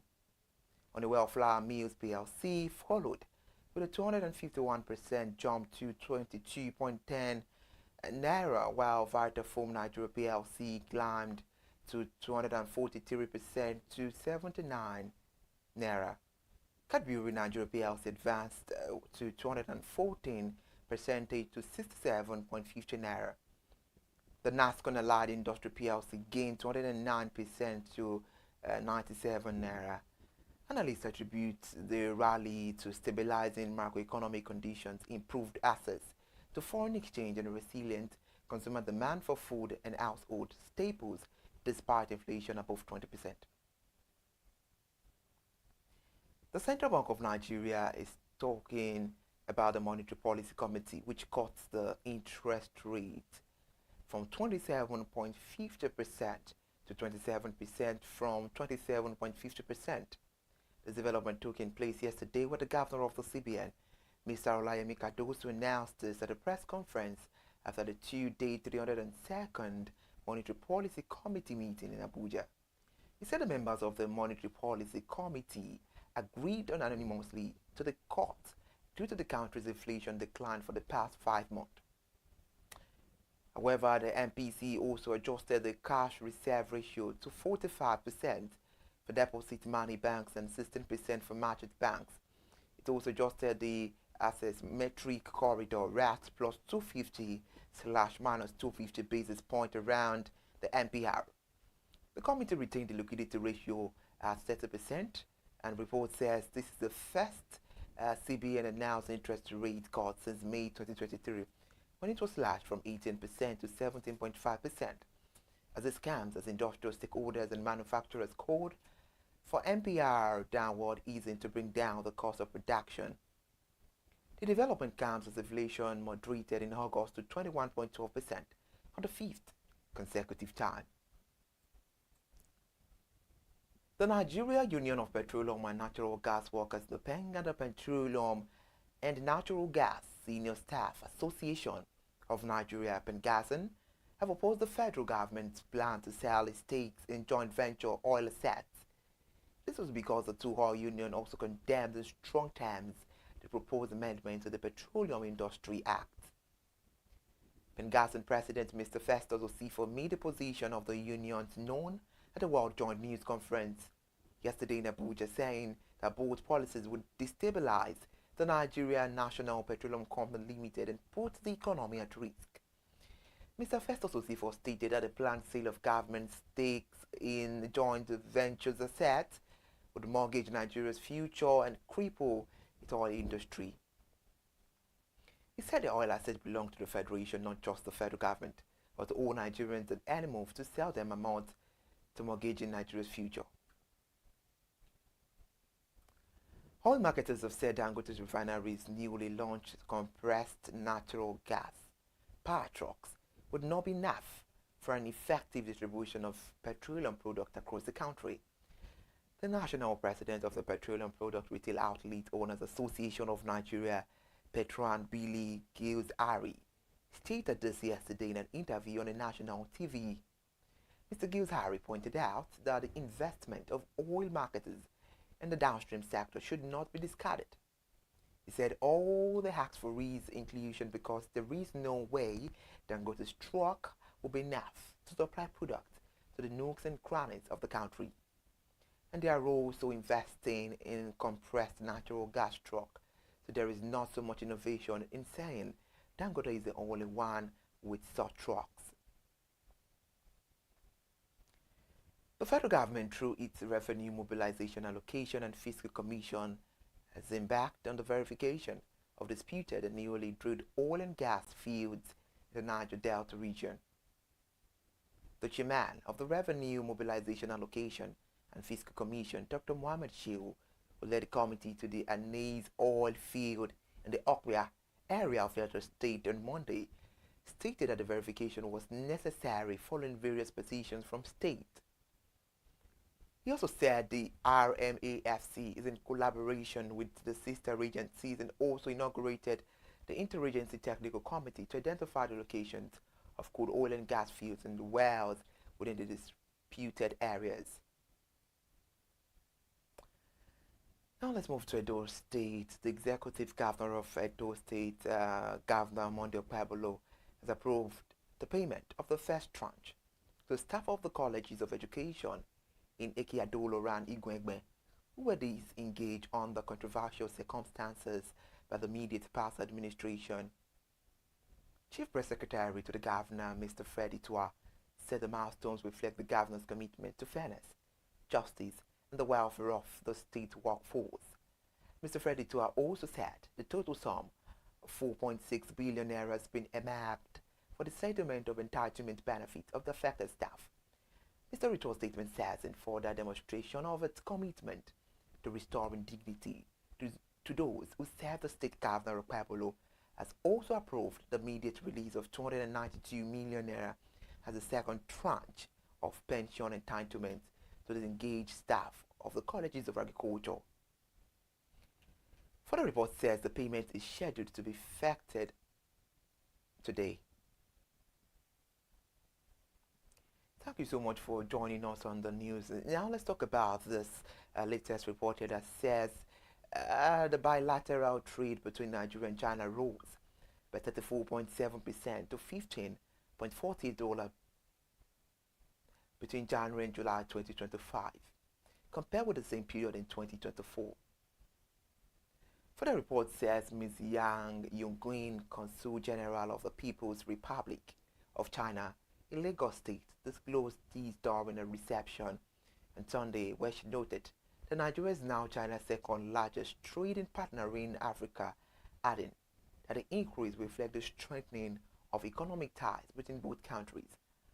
While delivering her remarks, she also attributed the growth partly to the elevation of bilateral relations to comprehensive strategic partnership at the 2024 Forum on China-Africa Cooperation Summit, which she said has opened broader opportunities for collaboration. She further highlighted expanding cooperation in infrastructure, trade, energy, culture, and education, stressing that these efforts are delivering tangible benefits to citizens of both nations. Pressing the news further now to statistics, the National Bureau of Statistics said the Nigeria's oil sector grew by 20.46% in the second quarter of 2025, outperforming the non-oil sector. The report of the Bureau's second quarter 2025 gross domestic product released on Monday revealed that the sector grew by 10.38 percentage points compared to the 10.08% recorded in the corresponding quarter of 2024. NBS said that a significant difference followed the rebasing of the GDP by the NBS in July, updating the base year to 2019. NBS released the longer-weighted rebased GDP figures updating the base year to 2019. Report says the GDP rebasing involves updating the method used to calculate the country's economic output, often by selecting a more recent base year for comparison, a change that significantly alters year-on-year assessment. According to the National Bureau of Statistics, the oil sector growth increased by 18.59 percentage points from the 1.87% recorded in the first quarter of 2025. It added, the second quarter 2025 figure also outstripped the the 5.66% and 2.08% growth rate recorded in the third quarter and fourth quarter of last year respectively. The report reads, on a quarter-on-quarter basis, the oil sector recorded a growth rate of 6.01% in the second quarter of 2025, and the oil sector contributed 4.05% to the total real GDP in the second quarter of 2025, up from the figure recorded in the corresponding period of 2024 at 3.51% and up from the preceding quarter where it contributed 3.97%. Away from that, the Depot and Petroleum Product Marketers Association of Nigeria is threatening to take a legal action against the Dangote Group if the refinery giant doesn't retract allegations of product diversion. The development comes at a time when Nigeria's downstream petroleum sector is gripped by tension over pricing, supply, and competition. This is as the National Industrial Court in Abuja, the FCT, yesterday restrained the Nigeria Union of Petroleum and Natural Gas Workers and the Direct Trucking Company Drivers Association from embarking on strike actions or blockade that could disrupt the operations of the Dangote refinery. MRS Oil Nigeria Limited and MRS Oil and Gas Company Limited. The clash between the refinery and Dapman follows claims by the Dangote Group that some marketers were exploiting discounted purchases from its refinery under the guise of domestic supply, but diverting the product to neighboring countries where pump prices are nearly double. Dangote described the alleged scheme as a long-running drain on Nigeria's resources and insisted it would not be complicit. It also declared that any party who feels aggrieved by the content of the publication is entitled to seek redress through the appropriate legal channels without recourse to 7-day notice. We've come to the end of ConsumerHallaTV News at 4. I am Iri Ayomikunle Eke.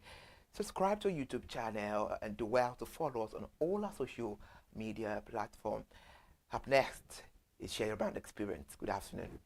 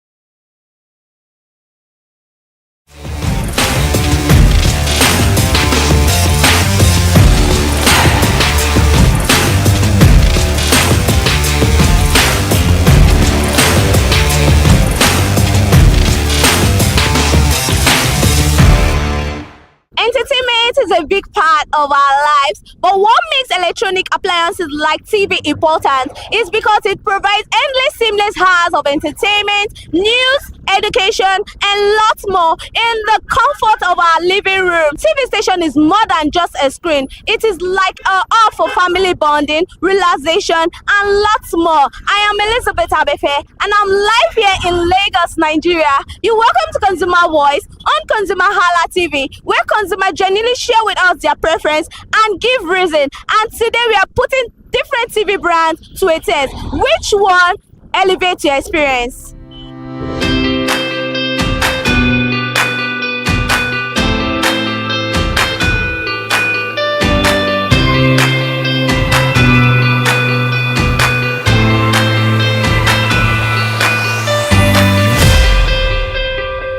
Yeah, good morning. What is your name? My name is Olawale. Okay, do you have a TV at home? Yes, I have a TV. Okay, which brand of TV do you own at home?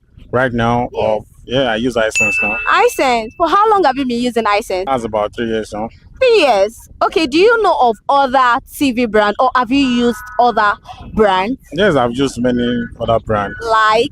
I've used Polystar, LG, Samsung, and then Sony. Okay, so why did you now stick to iSense? What does iSense have that other does not have?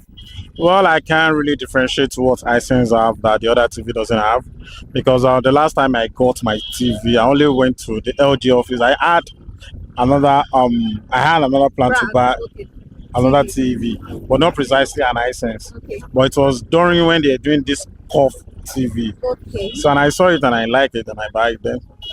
So immediately I bought it and I've been using it since then. Okay, now you told me that you don't want to go for this brand, but then you have another brand in mind before. Yes, I have another brand, and which is Samsung. Okay, Samsung. So why did they now have to convince you? What conviction? How were they able to convince you for you to stick to iSense? Well, what I saw there is just how the TV is being manufactured. The curved TV, precisely we've been using LED and some other TVs in the past, and the plasma and others. So when I saw the TV, I felt so in love with it, with the curve, with the shape and others. That's all. And the quality of the pictures. And that's what I love about it.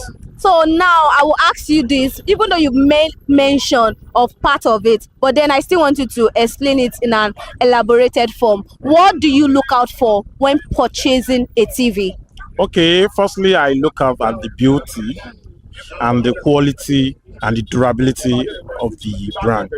That is what I look for. So I will ask you this, what do you want iSense to improve on?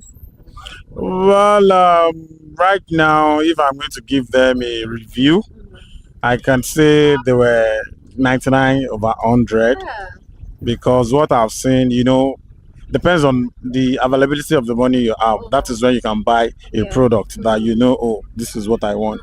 So ever since I've been using it, there's no power failure, no electric shock, nothing like a power circuit, breakable, something like that. So I'm really satisfied with that. I wanted to ask you, does it worth the money? But you already told me satisfaction. You are satisfied with it. Exactly, I'm satisfied. So what's your favorite show to watch on this your TV now? What favorite show do you watch on it? Yeah. Well, precisely, I'm a football lover. So mostly I watch football weekend, because my kids watch all this Nickelodeon, Disney, all those that. But mostly weekend and every Tuesday and Wednesday I watch football. Okay, so TV now is for what? Well, TV is just like something very important to humanity. You understand? You can't just sit down at home and feel so bored without watching a TV. There are many other visitors that can come. You understand? I could remember vividly when we were still very small that we're using all these presidents. You understand? I'm 40 years of age right now. So around 80s, when we go to our neighbors to watch TV, we saw a lot of hell, embarrassment and others. So as a parent now, it's a must you provide it for your children so that at least they feel more comfortable about it. Thank you very much, sir.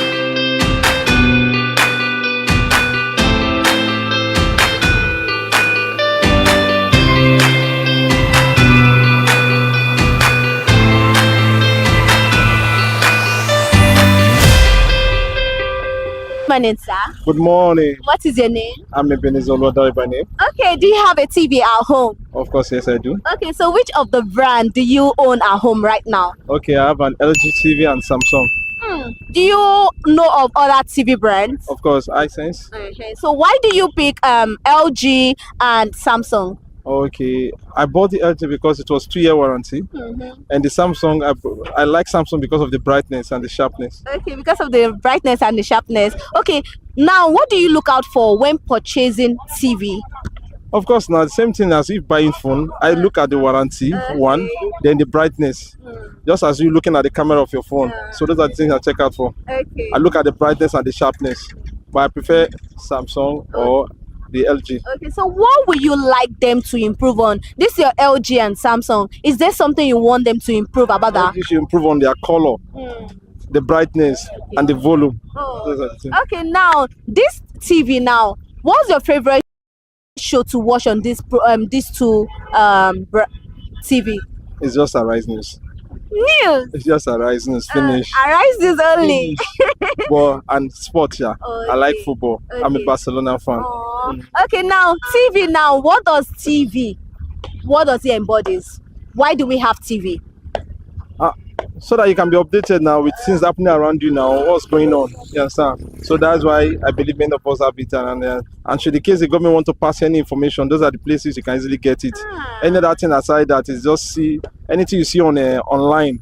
It's people that type it there. So those are just content creators. But anything that you see on TV, is just believe it's real. Thank you very much, sir.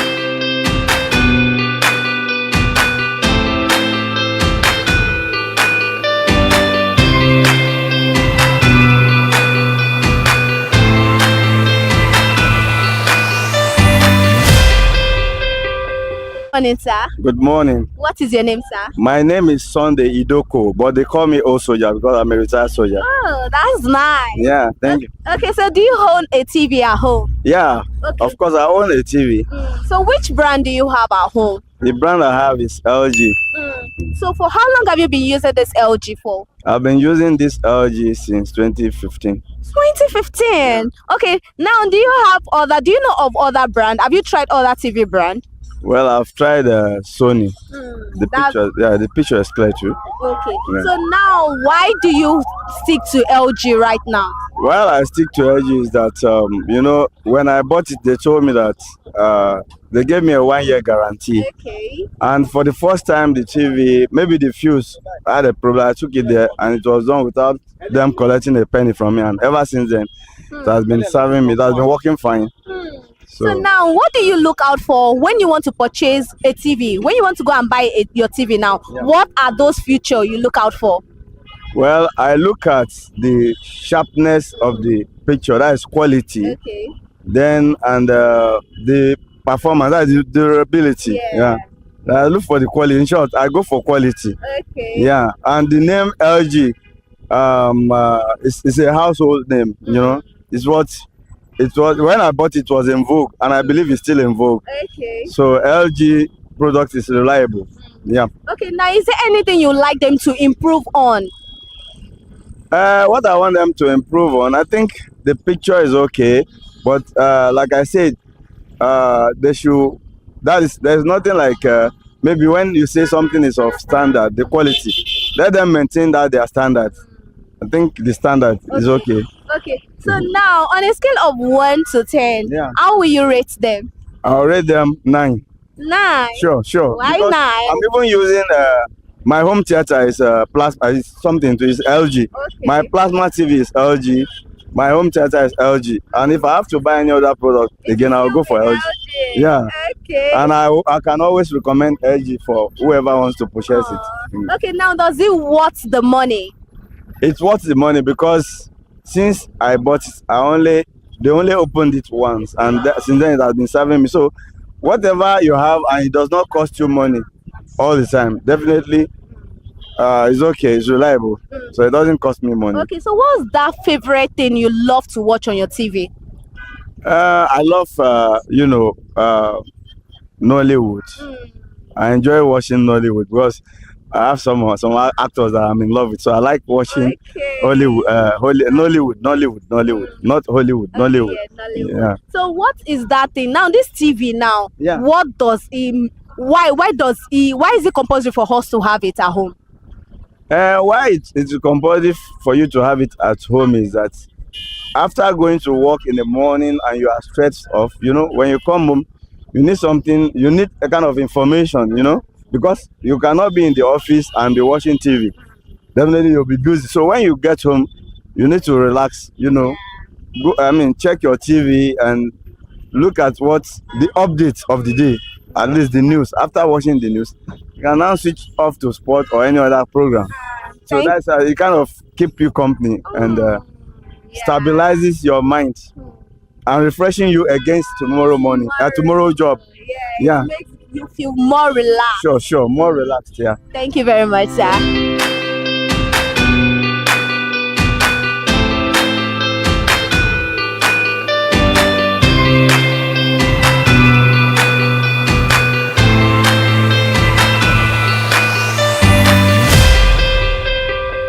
Yeah, good morning. What is your name? Rico. Okay, so do you have a TV at home? Yes, I do. Which brand of the TV do you have? LG. LG. For how long have you been using this LG for? 2019. 2019. Okay. Which other TV brand do you know of or have you used? Hisense, Samsung, Coppola. So then why do you stick to LG? Nothing really. I would say the name. I trust the name. It's been a while. It's been around. So you are the team brand's name. Something like that. Okay, what if the brand is just like that? It's not giving you what you want. So you're just going to say because it's a popular brand, you have to go for it. No, if it's not giving me what I want, we'll change them now. It's ASAP. Okay, now what do you look out for when you want to purchase a TV? Is there something specific you look out for when purchasing a TV? Nothing really, but the color will show if it's original or not. Most times when I check to show if it's China or not. Yeah. So do you want them to improve on anything? The remote is so expensive and it spoils easily. So yeah, that. So on a scale of 1 to 10, how well will you rate LG? Good, 10. 10. I have any reason not to give them 10. Okay, it's your choice. Anyway, so how do you feel now? Why must we have TV at home? Why must Yeah. For aesthetic. Yeah, aesthetic. Okay, so what's the favorite thing you love watching on your TV? Series, any good series, I'm good with that. Oh, thank you very much.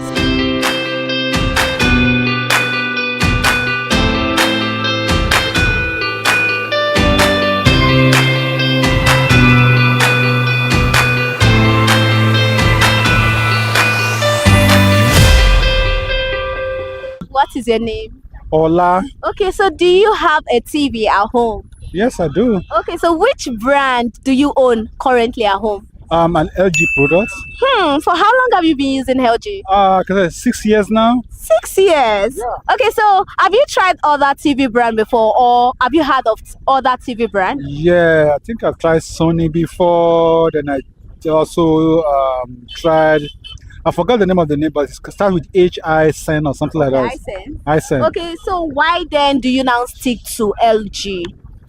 Because I like the color contrast and the green, whatever, kind of like it saves energy. It doesn't consume much energy. Oh, yeah. Okay. Now, is there anything you like them to improve? On LG? Yeah. I would say stand, television stand. Stand. Okay, yeah, the stand. Okay. They should have more, more types of stand rather than just one single type. Okay, so now I know you already mentioned the color and all of that, but then I still want you to talk more. What other feature do you look out for when purchasing a TV? Internet compatible, and also other device like they have other input device like your USB, like your computer, like your audio outputs and also other input and output device. So on a scale of 1 to 10, how well will you rate this your LG? I would say 10 to 10. 10. Yeah. You give it 10. Exactly. Okay, now what's your favorite show to watch on this your TV? It's good on Netflix. Why it's on Netflix? Because Netflix has a good color contrast. So yeah, and the internet's capability is really, really good. Okay, so now what's that favorite show? Maybe football, news. What's that particular thing you love sitting that you watch on your TV? I watch movies, all kind of movies, foreign movies, Nigerian movies, yeah. Okay, now. Hollywood movie and Nollywood movie. Okay, so now can you tell us why is it compulsory for us to have TV at home? Well, it's good to have TV at home because if you have kids, you can always browse for information, you can always browse for education, you can always get news, and you can always, when you have TV, you have other ways of displacing your inputs. Like you have a flash drive, you can look it through your TV and all that, and you can always, sometimes you can play audio video on TV. So thank you very much, sir.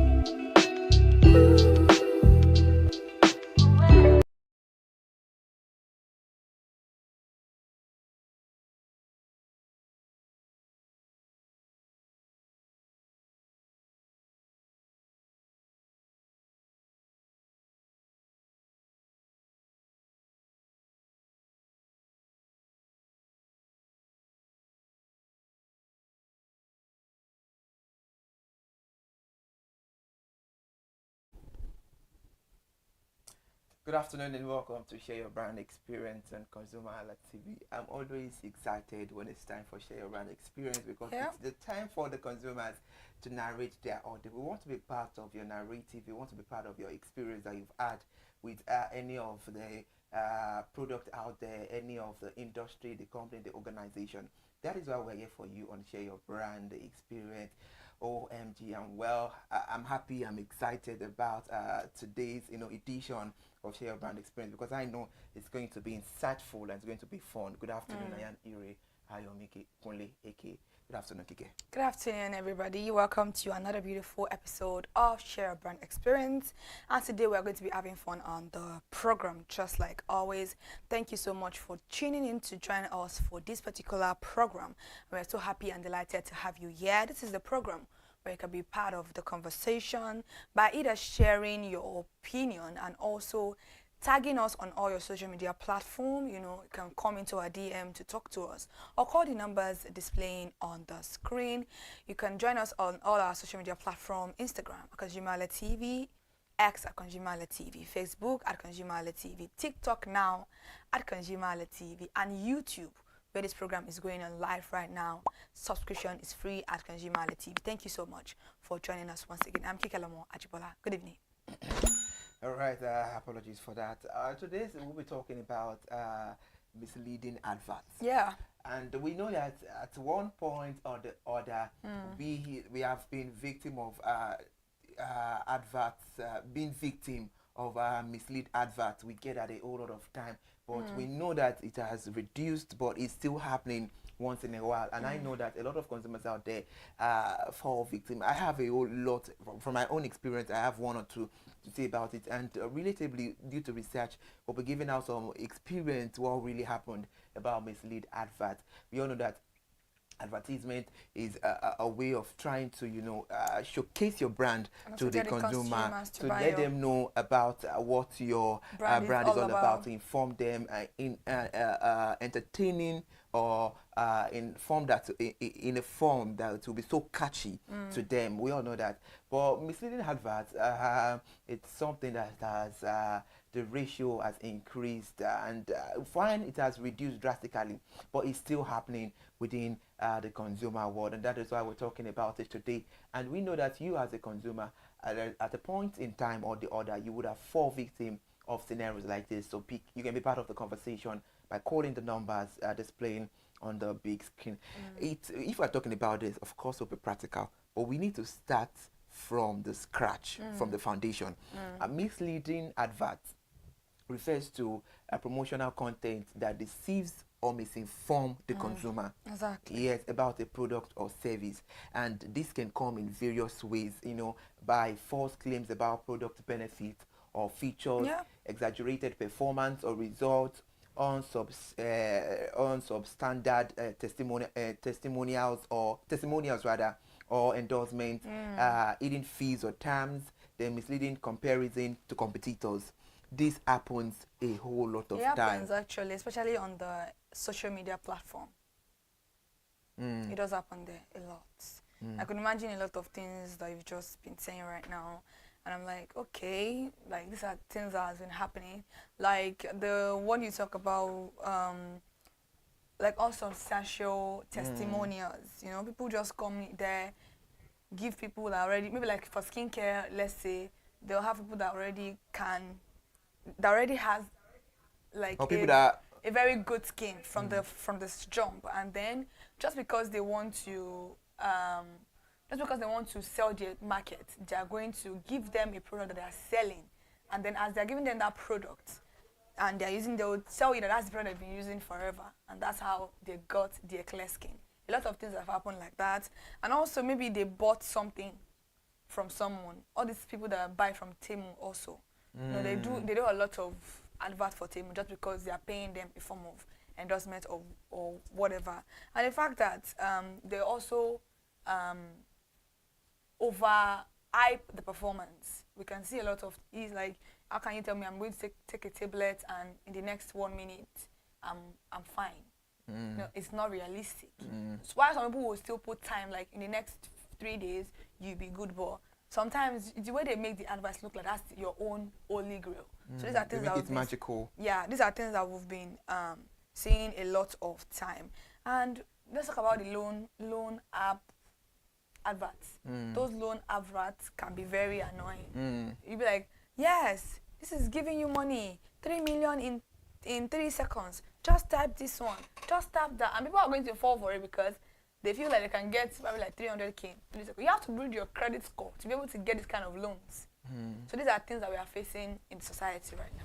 Of course, I can say that misleading advert has now become a norm in our society compared to 2005, early 2000, when it was high. But I think consumers are now well informed. But drastically it has stopped, but it's still existing within the consumer world. I would make this, for instance, we see a whole lot of times whereby a new brand in the economy or in the market world would come and just use a picture of a celebrity without the celebrity endorsing, your brand. How can you see if you can play on someone that is selling fish?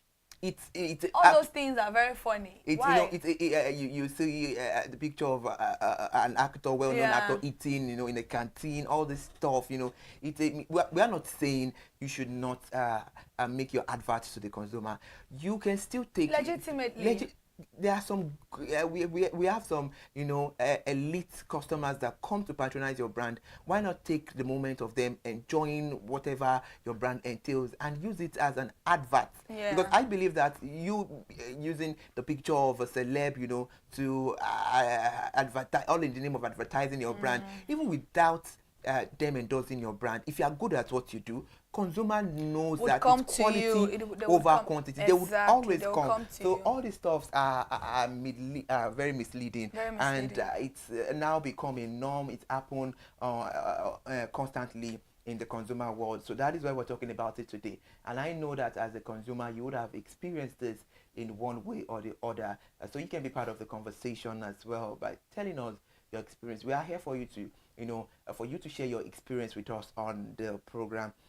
Misleading adverts can harm consumers, damage brand reputation, and violate advertising regulations. To cite examples here, Joe's Media Nigeria Limited, the Advertising Regulatory Council of Nigeria, flagged Joe's Media for running an unapproved and misleading advertisement across digital platform. And some of the false claims included long detox tea, and they were saying that the product was advertised as making smoking a healthy activity and improving lung conditions for smokers. How would you bring out a brand and to encourage them that okay, you people can keep on smoking, but we have the a tea that can detoxify your lungs. Even when the maker of this brand are always putting it on the label that smokers are liable to die young. Stuff like this happens a whole lot. I wouldn't know the issue. Maybe they're trying to make a living, but it's so sad, and it's something sad in that it's something not well to write them about, that just because you want to make a living, you're putting some people's health at risk. It's alarming, and knowingly or unknowingly, it has become a cankerworm and is now eating deep to the system of everybody in the society, which I think the government needs to take the necessary step to just make it stop of a sudden. I know that in such cases like this, that is where a lot of agencies are coming in, like NAFDAC, all this reference, we can link them to all this fake products. Counterfeit product. Because I don't know, you made use of skincare, for example. If we look at the skincare world and research, NAFDAC, we're giving kudos to them. They are doing their job. They know their honest there. A lot of skincare counterfeit product that it's so common out there in the market sector, and consumers are always buying 247. And also the one they make in some Nigerians make that are not even in an unhygienic place. These are issues that are very, very big issues. These are issues that can cause people to lose their life. Imagine somebody using your product and they have developing skin cancer just because you want to make money, but whereas you are hiding under the fact that you are a very good, you're a dermatologist and know what they are doing. These are issues that we really need to tackle, and kudos to every agency in Nigeria that's tackling this at the moment, because this is like a very important conversation to have amongst all the consumers, and also the manufacturers need to sit themselves down and rethink whatever they are doing to the consumers. Absolutely, Kike Lomo, I cannot agree less with you. You are right about that, and I also think that consumers, we are always hammering it that you consumers, I wanted to use you people, but I won't exclude myself, because we all are consumers at the end of the day, in one way or the other. There is a point in time, in fact in all points, we are all consuming a product at a particular minute, second, hour, every day, every month, and all of that. We need to always be on our toes, topping the game of information. We need to know research, and patience is very, very important when you are buying something new and from somebody you don't know before. Even if you are buying it for a long time, please try as much as possible to verify whatever this advertisement is showing you, to know if this thing is really, really working. You can Google search all the ingredients on the particular product they are trying to advertise to you before you can even make purchase of it. Money is not easy to come by in this country. Talk about you buying something that is not going to be working for you. All right, another example here, Lubodisiac Extreme. This product claims to enhance libido and guarantee sexual performance regardless of age. Meanwhile, it's a fake advert. All these things are very, very, paramount. We also have an instant noodles brand, the popular instant noodles brand in Nigeria, forced backlash for claiming that their products could enhance brain function in children without scientific proof to support the claim. What's that? All these things. That is, we are still standing on the mandate that consumers should know their game. Really? You should be well informed. You should be educated. And I'm very sure a lot of people are going to fall for these brain active whatever. A lot of consumers will, fall victim of such. I could remember vividly when I was much younger. I was in secondary school then, and talking about instant noodles, they were doing. I don't know, maybe they do it in Lagos State. You go to schools, cook Indomie in large portion, give students. Yeah, I think they do that. They did it, and they were in a school. I could remember the name of the school. I think it was St. Hans in Molete Ibadan that very year. And maybe a child, maybe she might be facing a health challenge and all of that, but in the process of the people in charge, so she fell down all of a sudden. She collapsed. So the news went viral that day that Indomie, maybe they want to use people for rituals and all of that. Nigerians. And for a while in Ibadan, for that time, I could remember parents are always like, no, don't take noodles. Eating noodles is not healthy. Your children will fall sick, so collapse and all of that. So that's a very bad one. So it's a very bad omen. That's just I needed to bring in that insight, because consumers themselves at a point can create a niche of false, story or false advert about brands. So, and if something remotely small happens, they blow it up a proportion. And even without them, okay, it happened to you. Let me make my own research. And in fact, how many children are they serving the noodles? One person just fainted. Is it when she ate the noodles? Did she complain that she was sick?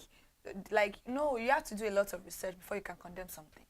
So, out of all the rights consumers have, a right to redress, a right to be heard, a whole lot of rights. Right to information too is very, very vital, and it's important. As the word important, it's key. I mean, who else can brainwash you when you yourself, as a premium consumer, your onions, you're well informed about the counterfeit they're trying to bring or sell to you. Yeah. You wash them and let them know that, hey, if you don't know what you're doing, I'll get you arrested. And some things actually sound very fishy, If you listen to some adverts, you'll be like, what are you saying to me right now? But because we have this, what we call, let's say blind trust, Nigerian audience kind of have what we call blind trust. And sometimes because celebrities advertising it to them, they will tend to use because they love the celebrity. And do you know that, sorry, I had to cut you short over there. Celebrities, of course, they are reputable figures in the society, no doubt about that. But them endorsing all these brands because of what you're does not mean that, okay, 100% of what they are trying to endorse is premium. Of recent, we know of a celebrity, I'm sure as I'm talking about it, you would know as well. She was, caught sit in the gym trying to, and her picture went viral. And people now brought out a picture, like she is advertising for Slim Tea. Okay, she actually has a big tummy, and in the picture for advertising the Slim Tea, she's flat. Her tummy is flat. So all these things, we as consumers, we should be always careful in one way or the other. That kind of a misleading advert, because when a consumer starts using this product, they're not seeing change. They're like, okay, what's going on? Is it my body? You go check the celebrity page, the stomach is flat. You be like, what am I eating? What am I doing wrong? What am I doing wrong? And when you try to reach out to them, they'll start, giving you some tricks. What are you eating? Stop taking this. Stop taking that. And all these things you need in one way or the other, they are beneficial to the body system. Very, very well. So please, we should always stay informed. We are still citing some misleading adverts.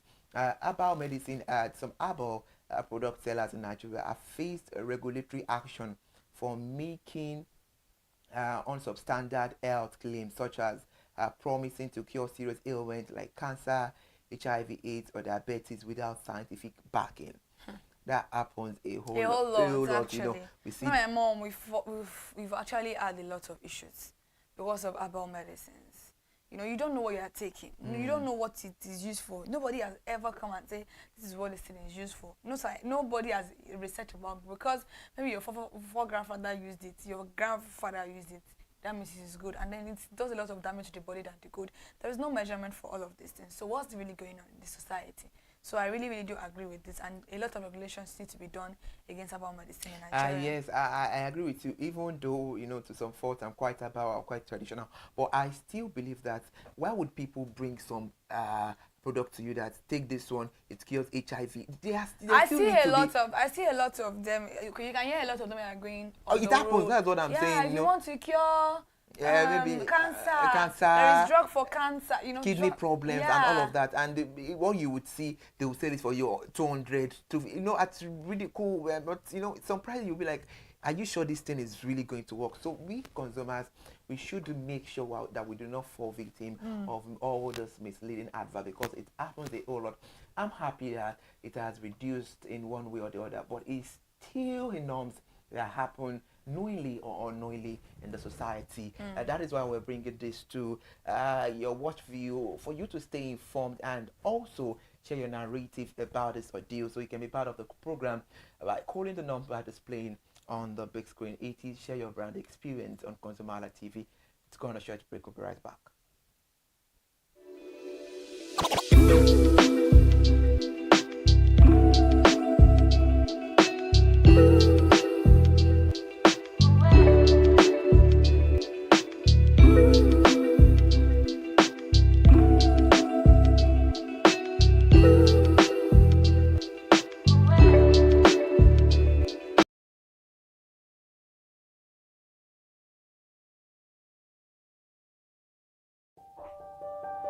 Hey there, do you know in the world today, everyone is a consumer, and as consumers, we all have the right to be heard. In Nigeria today, as a consumer, you have all right to product information, right to fair pricing, right to return goods, right to product labeling, right to fair dealings, and a lot more.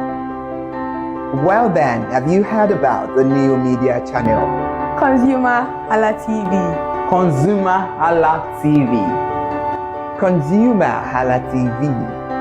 At ConsumerHallaTV, our goal is to inform and educate consumers in Nigeria with insightful news alongside development within the fast-paced world of consumers through well-researched, specialized, and analytical content. Our vision at ConsumerHallaTV is to create an engaging platform that provides right connections for meaningful brands in Nigeria, thus creating a more caring world for consumers where business thrive. And guess what? Our ConsumerHalla brand is the first consumer complaint resolution portal in Nigeria, powered by a 72-hour feedback mechanism. We offer consumer advocacy, informative talk shows, branding promotions, advertising, and lots more. Connect with us via our YouTube channel at ConsumerHallaTV. Follow us on our Facebook page, ConsumerHallaTV, our Instagram page, ConsumerHallaTV, and do well to subscribe to our YouTube channel. Subscription is free. ConsumerHallaTV. At ConsumerHallaTV, you deserve to be heard. At ConsumerHallaTV, you deserve to be heard.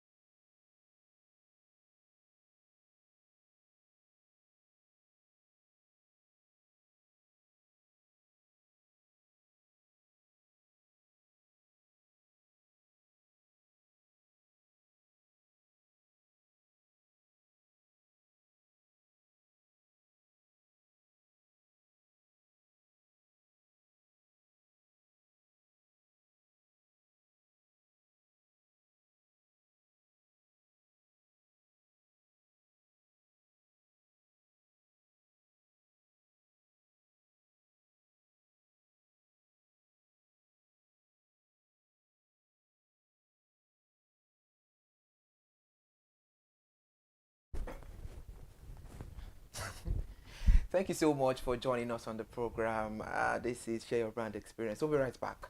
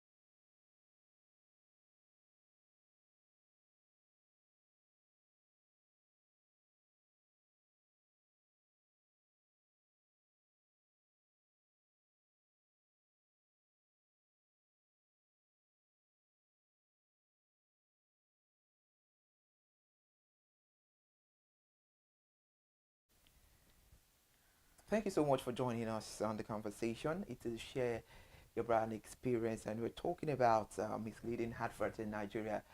I said earlier on, and I'm recapping the lines again, it has become a cankerworm that has eaten deep into the consumer world, and the consumers, we all need to be careful so we won't fall victim of all this misleading product out there, because in one way or the other, they're killing the organs in our body system, and it's very detrimental to our health. We've cited a lot of examples about a lot of misleading adverts, a whole lot. Before we go on that short break, we spoke about our biomedicine advert. You know, it happens a whole lot, and I know that you over there, you would also relate to what we're talking about, because it's factual, it's reality, it's something you can also relate on about what we are discussing on the program. And please note, the Share Your Brand Experience is meant for you as a consumer. You can be part of the conversation by calling the numbers displaying on the screen, and to share your opinion, and also to share your ordeal about this issue we're analyzing on the table this afternoon. So it's very, very important, because all the examples we've highlighted talking about misleading adverts, we spoke about people trying to, you know, cajole consumers. You cited the social media, and I think I can even say on social media, it's not reducing at all, it's increasing. That's the worst one. Yeah, but you know, maybe on the afterward it has reduced drastically. Yeah, but like on social media, oh my god, you know, anybody can just pick up anything to post on social media. There's no regulations. There's no regulations. Like You're very right there. So I can say, according to statistics, I can say in the outside world it has reduced drastically, because the world now has now evolved on phone. You know, everything is now digitalized. So I think on social media it's now very, very high. It's very high. The rate is very, very high. So we need to be very, very careful, because we are on the media, and we digest all this information. So when we digest all this information, the best thing we need to do as a consumer is to go make research. Where she said, you made mention of research the other time. It's very important. Whereby, you know, making the research, you gather the authentic information, and you know what they say about authenticity. Authenticity is the key.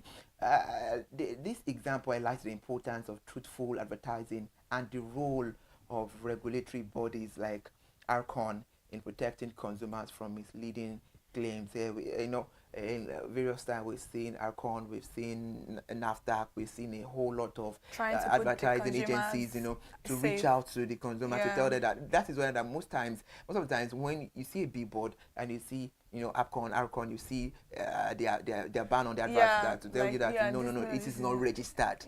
Because it's a misleading advert. So we see misleading advert a whole lot of times. It happens. It has been happening for a very long time. It's still happening, and it will keep on happening if something is not done about it. Yeah. So the best way not to fall victim and for your safety as a consumer is to stay informed. And to stop misleading adverts in Nigeria, some steps can be taken. The Advertising Regulatory Council of Nigeria, ARCON, should consistently monitor and penalize advertisers who violate guidelines. We know they are working. No doubt about that. They're always on their toes, just like the example I started, whereby you would see a banner, an advert and all of that, and they would, place their ban on it that no, it's not registered. They are doing a whole lot, and I think that we need to urge them to do more by monitor and penalize. Even I think they should deploy some of their staff, since the world is now digitalized, to be on social media. To be on I'm social, very sure they have that. I'm very sure they to have be on social media to see what is happening there, whereby if people are coming to mislead the consumers with authenticated adverts, they should put be able them to, to book. So they should strengthen the regulatory enforcement. We know you people are doing your job, you know your onions so well, but we are urging you to do more, because a lot of people still don't know left and right. They don't know the difference. A lot of consumers, we are not, I can tell you that consumers are informed, but most times they live in doubt. Yeah. They don't know. I just feel like it's not like doubt. Nigerians have blind trust, actually. Once they see something, they just feel like that thing is truthful. Yeah, I feel like they just have blind trust. Yeah. So another thing that that should be done, to eradicate misleading advert in Nigeria is public awareness. OMG, I know a lot of public awareness is being done by the right agencies, but I think more needs to be done to reach out to the consumer, to educate consumer about the risk of misleading advertisement and how to report suspicious claim. This is very, very important. Reporting is also a form of awareness, actually. When you report something, you're also creating awareness around it, so that people will know the scheme to which these people are doing their work. So I think reporting is very, very important. Don't just let it happen to you and keep it under the, sweep it under the carpet. Like, oh, I don't want, Nigerians have this thing like, I'm Nigerian, I'm not supposed to be humiliated. I'm not supposed to be scammed. These are things that come into people's head. So that's the reason why it's very important to always lodge a complaint, so that we can know what's really going on in the society. Just like on Scam Alerts recently, we checked the amount of time people steal phone is over, let's say, phone snatching.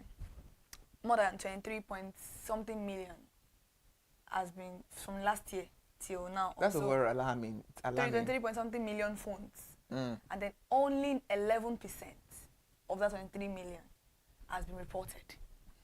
What happened to the rest of them?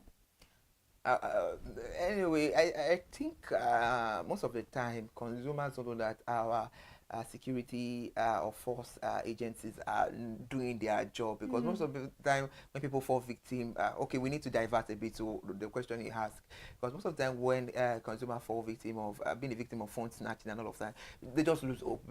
Having the ideology that what will they do? It's gone. Even if you're not going to involve the authorities, at least make an awareness about it.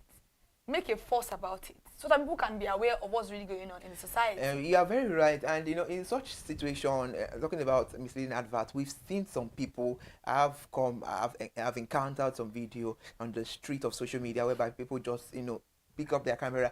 Did you know what I saw today? Yeah. It's happening here. Be careful of this. Be careful of that. Fanta just changed their plastic. The blue one. To blue one now. Yeah. I saw a video. I was on the street of TikTok. Just strolling on the street of TikTok, and somebody just raised an alarm like, okay, you people, you need to be careful. I think there are some people that want to start, the counterfeit, want to start duplicating Fanta. I saw a blue cover of Fanta, and under the comment, people now said no. This is the blue one, is the new one. It's the if new you see one. the old one, that means it has expired. It has expired. Yeah. It's the new one. So, in one way or the other, this man that picked up his phone has done a public awareness, and is trying to, reach out to people. But, But he hasn't done a public awareness. He has done a public awareness in ignorance. He could have researched before you actually made that kind of post. He could have been sued for libel or scams, or what would I call it? You're right about that. He should have made proper research. But I still think he still has the goodwill of the consumers. I get you. I'm not saying that. I don't think I want to commend anybody for doing that. You are trying to, in a way, some people will have bought it that somebody is trying to mimic Fanta. You could have reached out to them or done your research first. Because I'm very sure if you had just typed blue Fanta cover, they will have given him whatever he wanted. So that is not even TikTok something. do that. That's not even something to even give you commendation for. You didn't do. I get your point that you're trying to create awareness, but you think you're trying to create awareness in the essence that you're trying to also mislead people.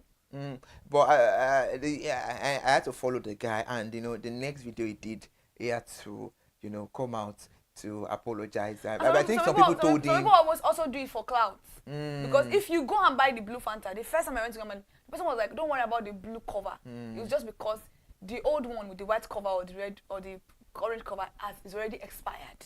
So if you buy that one, don't buy it from them. Buy the one that has the blue cover. So if I wouldn't even know, because and I think it's on Fanta's issue too. They could have made awareness that this is the reason why I'm bringing the blue cover out. That one aside, but for you to just pick up your phone without doing a proper he later got some people to tell him that what you've done. So he now came out like, okay, he has the goodwill of the consumer, and he didn't know, and a lot of that. And most people said, okay, it's fine, and all of that. You can't be fine, but I don't think that's a very nice that video didn't come to my own timeline, I wouldn't have known that it has blue. But TikTok will probably push that kind of video out. So please, we should always be careful and do our proper research before even making public awareness. Exactly. Advertisers and agencies should adhere to ethical standard and industry code. We're talking about industrial self-regulation. We would use this this example we just cited about Fanta. Industry self-regulation, they should have adhere to come out to actually inform, because even that particular man that you're talking about, if Fanta had picked him up, you know that he doesn't have a case in court.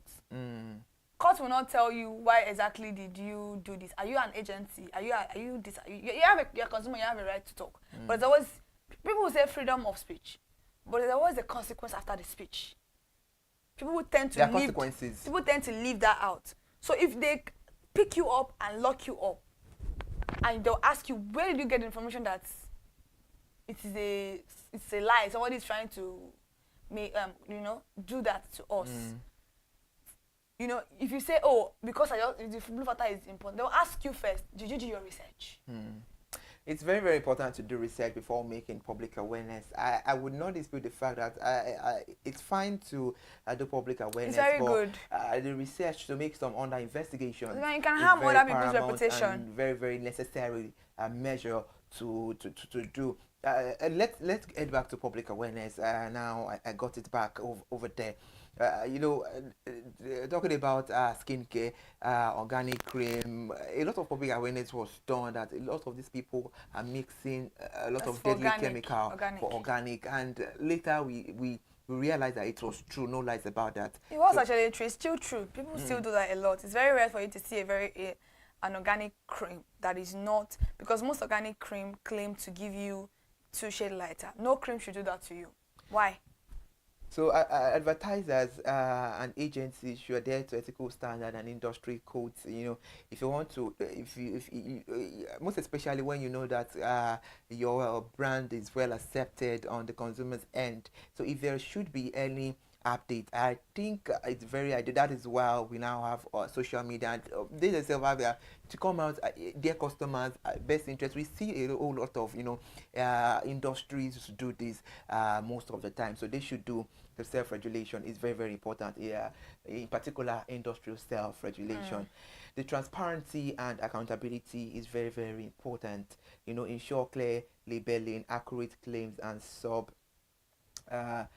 station of product benefit is very, very important. Transparency and accountability. We should, as an industry, as a producer, as a company, you should make sure you are very, very transparent about your product to the consumers. Let them know that, okay, this is the step we're taking. We are doing A flavor, we want to start doing B flavor. When you see B flavor, don't think it's a duplicate. It's from our end. Some consumers we've gotten some messages from some of our consumers. They say they want B flavor.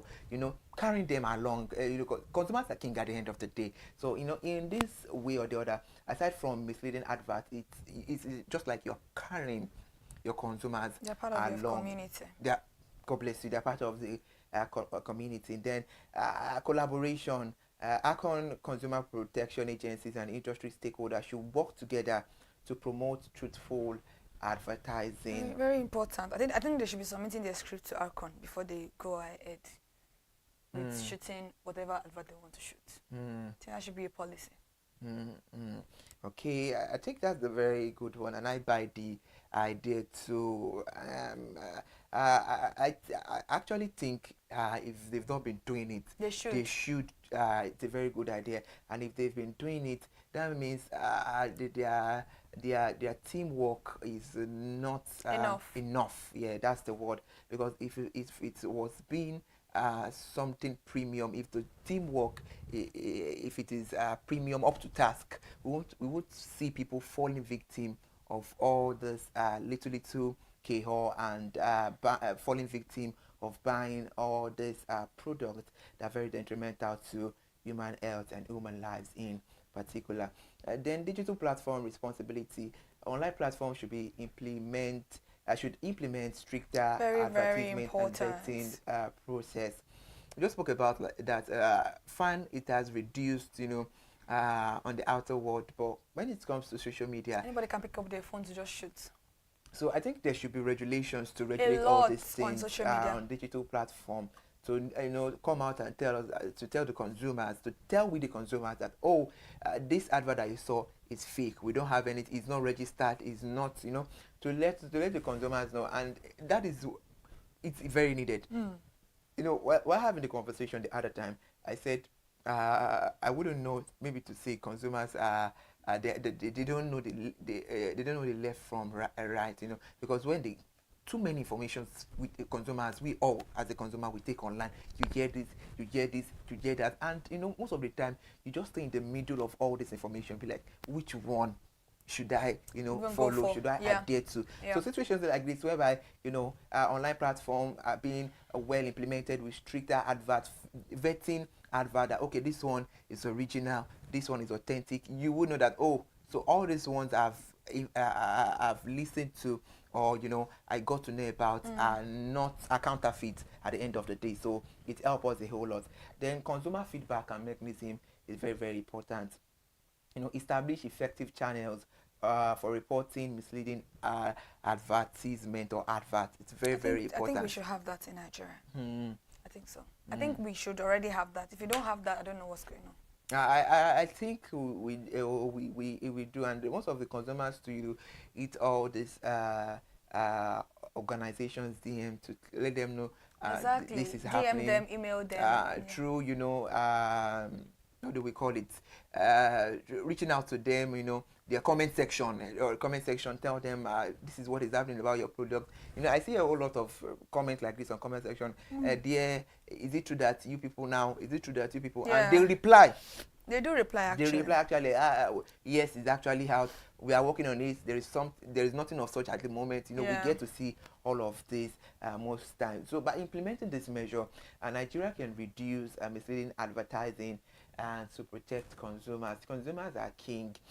So I think in the phrase of consumer is king, we need to prioritize consumers' health. Yeah, because all these things we're using, Yoruba will say the health will later, the body will ask, the body would, it's just like you not caring for your body. Exactly. You do your body anyhow. It will later tell on you that no. What I did, these are the consequences. For there are consequences to to everything that human being does. That we do, even relating it to consumer end over there. So please, consumers, misleading adverts, something that is still happening. It might have reduced on the outer world, but I can tell it and I can put it to you straight in the face that it still happens on the media, and that is where I can say we live most of our life these days. So we should be careful, stay informed, and always try to not even try. We should always make sure we reach out to the original industry. We know all these things, and I love the fact that most organizations now label their real social media handles just for scenarios like this. For you to be clarified. In such incidents, you need clarity. So where you can get the premium clarity is from this organization or industries. Just be careful out there and always verify whatever you're buying from anybody. You don't need to be spoon-fed. You can also eat on your own. You can do your research and a little of patience. It doesn't matter how cheap or how expensive the product is. Any product can be very misleading. They can sell you a misleading product for a very high price. It's not only cheap products, they sell for a very high price. And before you take your phone to do any video, always do a lot of research on any products you want to talk about online. But online is another word entirely, but we need to be very, very careful on the streets of social media. Okay, thank you so much, Kelly Majimala. You've spoken so well. I just have to, see this out to the consumer to always verify. Verification is very, very vital in consuming the world, and just shine your eyes. Just while growing up, we hear people say this line a whole lot. Shine Ojue, you're in Lagos, shine your eyes. So you're not even in Lagos, anywhere you find yourself, just make sure you have an ego high. When you keep an ego high, most of the time you won't fall victim of this bad circumstance or scenario. Thank you so much for joining us on the program. If you still want to be part of the conversation, it's not too late. You can share your experience with us on the comment section.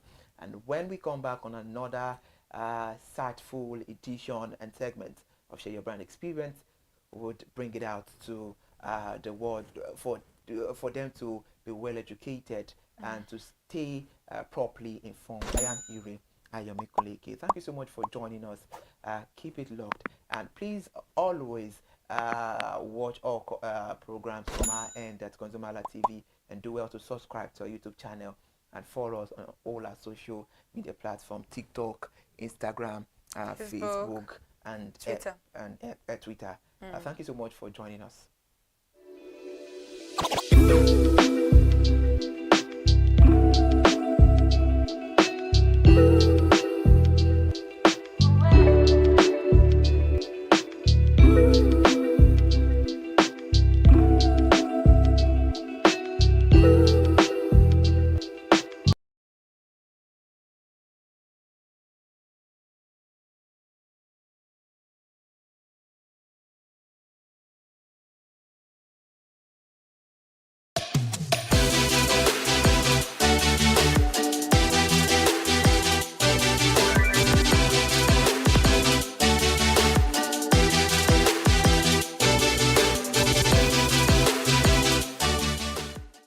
Hello and welcome to another edition of your #1 entertainment show on ConsumerHallaTV. Screen time, where you enjoy premium entertainment, and not just entertainment. You get to get informed and get to know about happenings in the entertainment industry. On this show we have celebrity of the week, interviews, top 5 countdown, and everything spicy. I am Iremofe Kofoworola, the man clothed in wealth and honor. And if you're a regular viewer of this show, you get to know that I'm not always alone, because definitely a king has to have a queen. So today on the show, as usual, is with the ever amazing, the one and only Kikelomo Ajibola. Good afternoon, Iremofe. Yeah. How are you? I'm good. I mean, good to have you here. I guess he forgot to mention movie release update, because that's my favorite section. So he doesn't want to talk about it because he doesn't want to talk about it in that aspect, because he doesn't want me to feel special. But I am special, and this is the Screen Time on ConsumerHallaTV. Thank you so much for joining us on another beautiful episode of Screen Time on ConsumerHallaTV. I'm Kikelomo Ajibola, and like he said, whenever it's screen time, it is that time that we have fun and make a lot of noise in the studio. I mean, it's so interesting. I'm always looking forward to coming on the show. I mean, because I know viewers just have to get entertained. Exactly. Entertainment is part of life. Yeah. But today it's different. Very different. Yeah, because I mean, everybody takes pictures. Everybody tries to document moments, exactly. and away from the fact that pictures or photographs, they are used for aesthetics and all that. Yes. They create memories. Yeah, that, documentation. Yes, that you ordinarily might forget sometimes. But hold on to that picture. I'm like, oh, I took this picture this day, like that, like and I think Facebook is very good at reminding you of what you look like in 2015, 2010, what you posted. So and sometimes, beautiful. it reminds you of growth. Yeah, you understand. This was the way you looked in 2015, in like 2025, 10 years now. Yeah, exactly. You've seen a lot of all those trends on TikTok actually, and even on Instagram. You've seen people saying, "Oh, my glow up," you know, just what they look like 10 years ago and now what they look like now. So it's always beautiful to look back at where you've come from, and always also gives a sort of motivation and the fact that, oh, you were a resilient human being, you were full of strength, and you were brave and beautiful to the extent that you had to grow to this particular level that you are in today. So documentation of photograph is a very beautiful thing actually. I really agree with it. Not everybody likes to take photographs. Yeah, sure. I'm not a fan of taking photographs, but once now I'm like, okay, let me just take this photograph. I'm like, oh, I took this picture, I took this picture, that. So if you're not a fan of it, that's not an issue, but I know once a while, you will definitely take photographs. And away from that, it evokes emotion sometimes, you know. Probably, like we said, it helps to create memories. And probably there was something remarkable about that event or that day. You get to like, oh, so things happened and all that. So photography is a beautiful industry, and it's becoming more competitive and very lucrative. People are making money, making a lot of money. Now in Nigeria today and across the globe, we have several photographers and all that. But away from all that, one striking thing about it is that we have those who we can call set photographers, or behind the scene photographers, people who went on movie sets or music video to production. Capture those moments that are really, really essential to the production. Yeah, and have you ever seen any picture before a movie is released? I'm like, oh, yeah, I'm a lot of this them. movie. Yeah, a lot of them.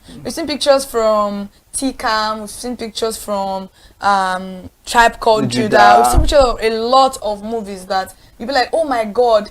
There's one guy, Akim Effect, that did a photograph of Brian Chatter with a buns on his face. People were like, it evoked a lot of emotion. People were anticipating that particular movie. So we've seen a lot of pictures like that. I'm like, okay, I really want to see this movie now because of this kind of picture that I saw from the movie set. So yeah, we've seen a lot of them. Interesting. And today we have a photographer with us in the studio who is going to do more justice to what it feels like to be a behind the scene photographer and to be a photographer generally. So you want to know who he is. He's no other person than Olanrewaju Olubokola Abimbola, fondly known as Ozone, who is a Lagos-based photographer whose creative journey started in 2017 after several years of pursuing photography as his passion. His lens has captured moments on acclaimed movie and music video sets. Interesting one, I mean. Very interesting. So guys, join us as we welcome our guest for today. Exactly.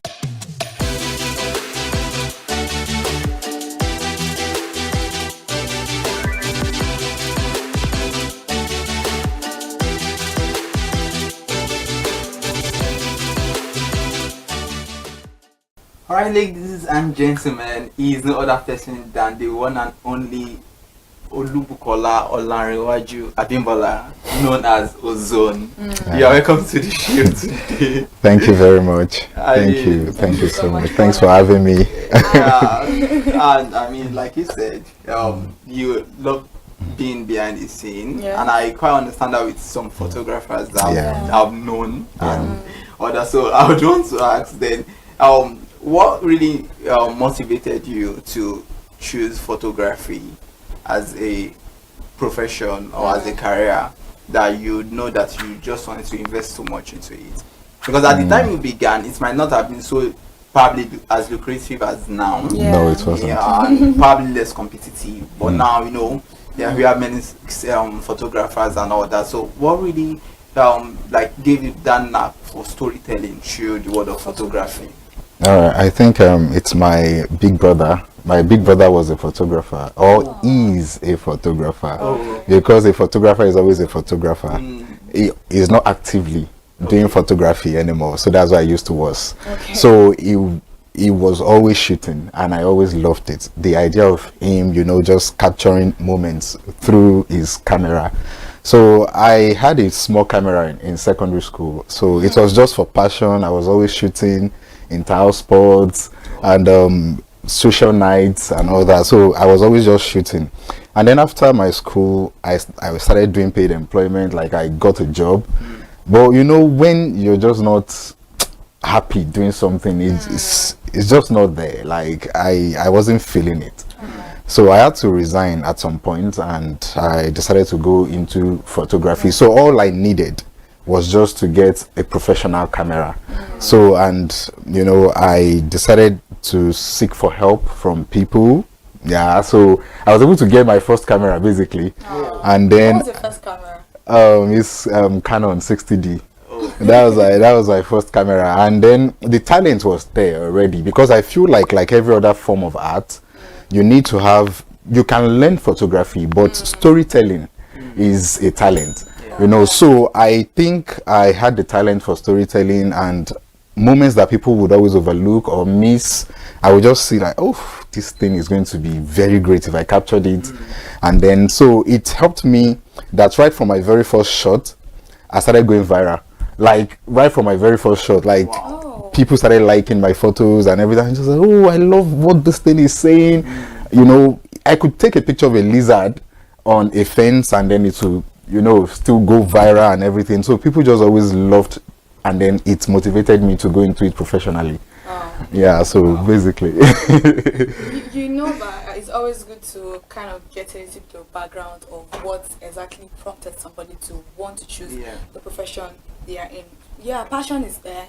You also, I think you mentioned that it may not have been as lucrative. Yes. Did you ever even think that it was going to be this lucrative? No. It's so funny. No, to be very honest, like I just felt like, what was that thing I could do, you know, that would be easy on me while I'm still making money. You get what I'm saying? Because I liked it anyway. So and I had a, you get what I'm saying? So I felt like, oh, let me go into it. And I could remember my first models, I paid them for the photo shoot. Yeah. You get what I'm saying? Like I begged for money. Like, hey, I want to get like 5 models. We went to the beach, and then you know I gave them 5,000 there. And that was like 2017. It's not, yeah, 2017, yeah. Yeah, So it's actually very nice. And which beach? Is it like the beach? No, was it? I think it was Takwa Bay. Takwa Bay. So you took. We took. Oh my god, you must have loved photography. For passion, I can't. Oh my god. You know? I think you spoke about the fact that there's some things that you see that maybe some ordinary people, ordinary eyes. Let me not say ordinary people. You all are special. Like maybe ordinary eyes would say, let me just overlook it, but you look deep into like, okay, this would actually make a good photography. So what actually makes those kind of pictures very unique to you? How do you determine that, okay, this is exactly what, like a lizard on the fence, everybody can see this. So how do you take those pictures? Your inner eyes. Like what? Like, you must be an oracle for you to know this picture is going to be nice, and then from the first picture you were going viral, so you must actually know your onions. Yeah, I think there are 3 things that always make photographs exceptional. And I think apart from the authenticity, which comes along with training, I think emotions should actually be a part of your photographs. Like when you look at somebody and then you feel like, if you shoot this moment, if someone sees it, how are they going to interpret it in the next 20 years? Are they still going to get the story behind it? Because like if it's a smile, if it's a cry, if it's a frown, like you just want to take it and then make sure that it is, you know, that emotion is visible for anybody that is looking at it. And then the third thing, like I said, talent. You get like there is people that learn, like 3 people can learn under you, and at the end of the day they are taking different shots, and then you know different stories. They are just telling it differently. Yeah, I could say to tomorrow, I could talk to tomorrow about this particular thing, but because of you always say ability and ability is kind of different. Very something like it is inbuilt. That's a talent, but something you can learn, like your ability to be able to actually learn this thing and just shoot it. So I get where it's saying that your skill and also your talent has to come together for you to be able to be a good photographer that tells a story behind every photo that they click. Yeah, very beautiful. I mean, photography is a beautiful form of art. Yeah, it's a powerful storytelling that you know. Evokes a lot of I mean, you are seeing these pictures and it reminds you of so many things. Yes. Now let's now relate that to movie sets. Yeah, because we are trying to look at it because not every photographer is a still set photographer. Not everybody can. Yeah, not everybody. Because not everybody can actually take moments on during movie production or music video. You have captured moments during music video production, movie sets, and all that. So what role does a BTS photographer play in the promotion of movies? Very important role. And it's very, very good for PR and for promotion basically.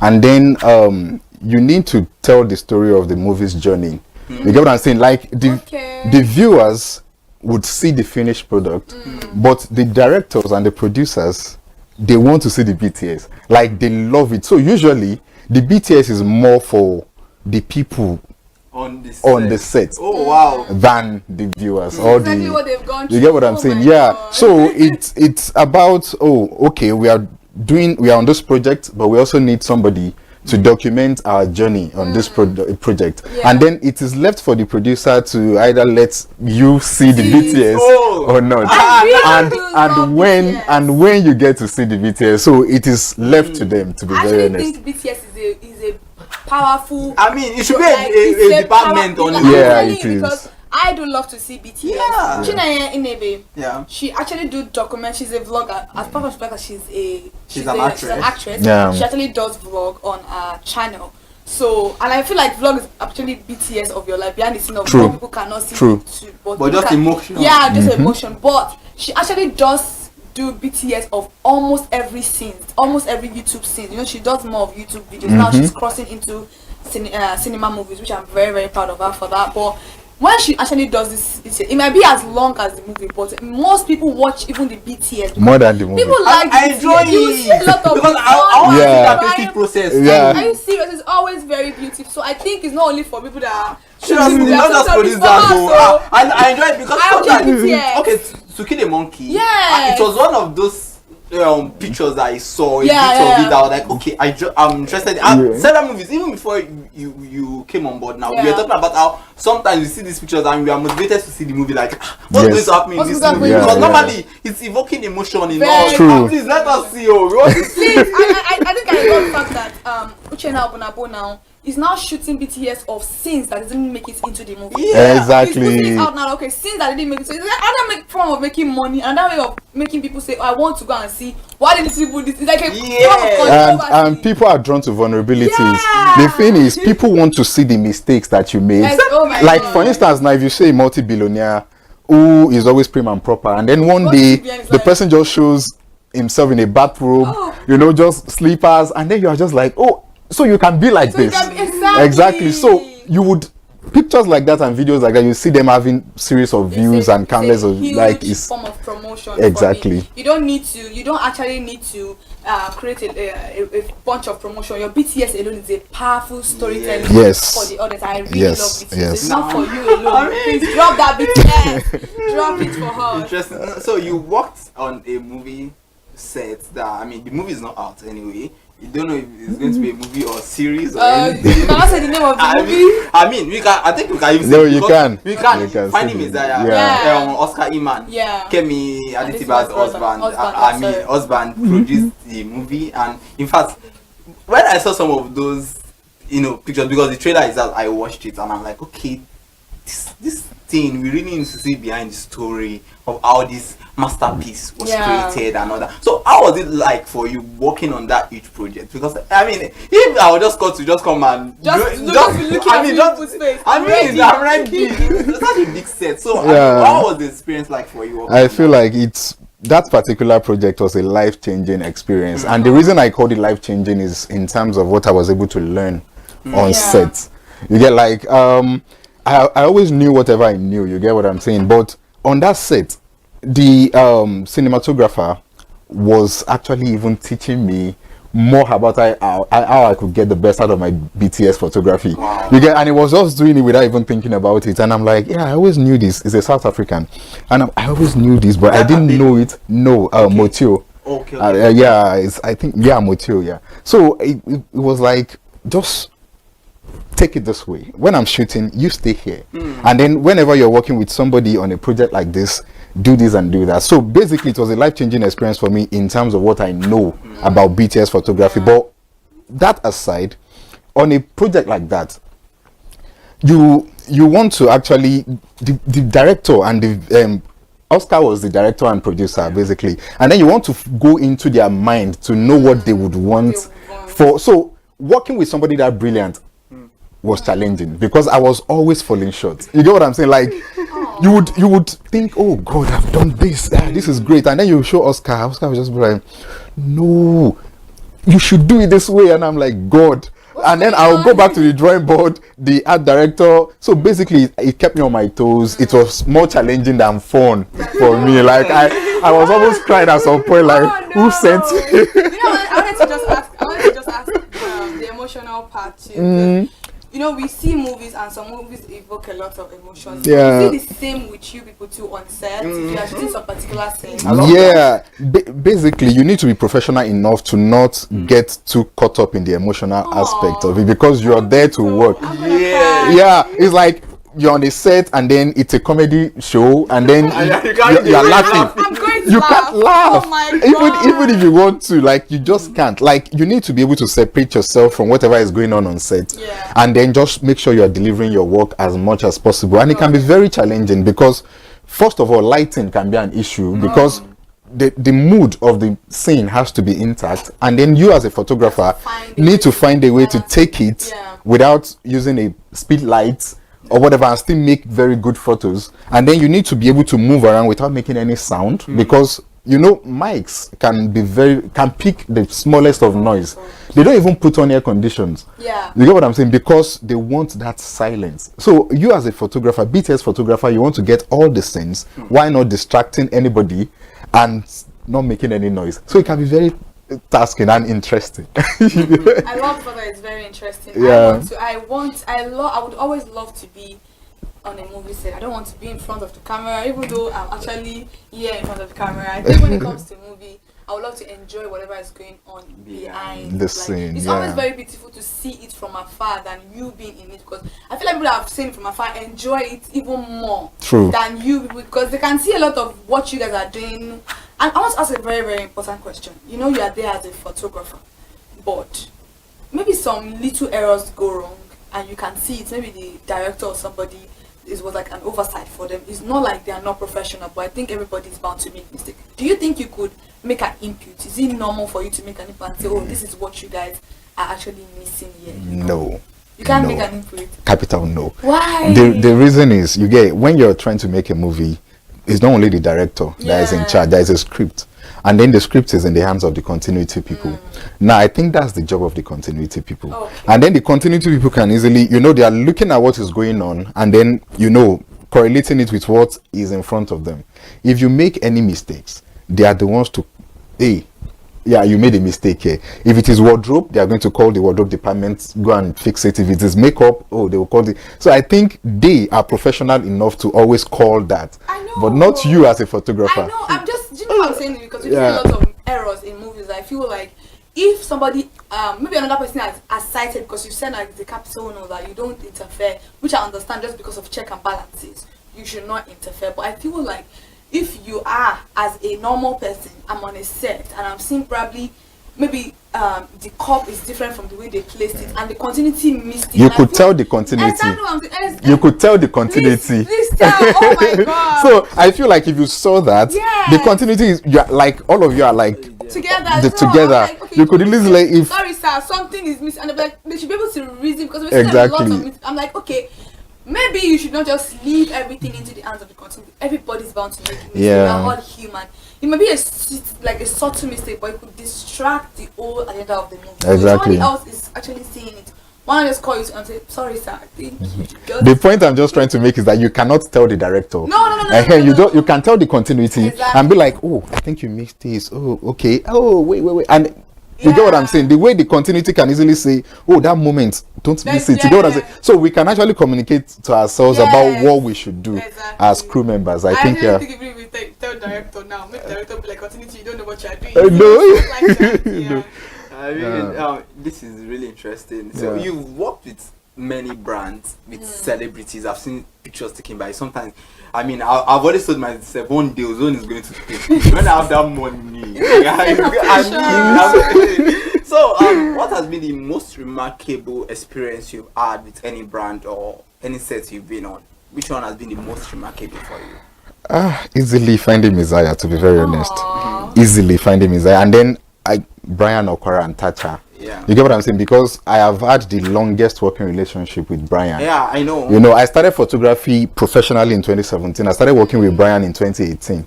Up until now. You get what I'm saying? Like, and he has introduced me to a lot of his friends, and you know, I've worked with a lot of people from there. So Brian, one corner first, you get what I'm saying? And then finding Messiah too, because of what it was able to teach me for that couple of months. And then with Tacha is a whole different experience, because with Tacha it taught me how to bring the, you know, international storytelling into what the local people also want. Like, I worked with Moet and Chandon and then gave them what they wanted, and okay, I'm working with no leave no transfer brand of Tacha, and then I'm still trying to, like, oh, what I did for Moet and Chandon, how can I do it for Tacha in a smaller scale, or in a scale that befits our brand? So you know what I'm saying? You know Tacha is doing a Guinness World Record very soon. Yeah. Are you going to be the one to take the picture? I don't know. There is no comment about that. There is no. That is interesting. Now let's look at it. You're a man of many parts. You're a father, husband, and a professional photographer. So how are you able to juggle all of these things to strike a balance without one affecting the other? Yeah, for me, I think you need to go back to what your motivation is in the first place. When you remember that, you would always know where your alliances and your allegiance should be. And my motivation is my family. I work because of them. So basically, when I'm not on the system editing, I'm trying to spend as much time as possible with my kid and, you know, at home. You get? So when I'm not working, I'm always at home. Like, my friends hardly see me. You get? Like, I hardly go anywhere at all, because I want to just, like, you know, see me as much as possible. You get? Like, I think for me, I just always remember that I do everything for them. You get? That's So that's just it. So there's no, that is just work, family. Social life is A little bit. I'm lucky because my job takes me to places, and I'm, you know, while working, I'm still social at the same time. You get what I'm saying? So that's true. You know, you talk a little bit about lucrativeness of the business. I know most people will not want to answer how much or how you people, especially if someone has I understand. Exactly, I understand. I'm not going to put you on the under the bus. So let's just say, on a scale of 1 to 10, rate the lucrativeness of photography right now, like presently in Nigeria. It's dicey. Do you know why? Why? Because it's not a black and white answer. Okay. The photography itself is very lucrative. I'm not going to lie. On a scale of 1 to 10, I could say 8. Yeah.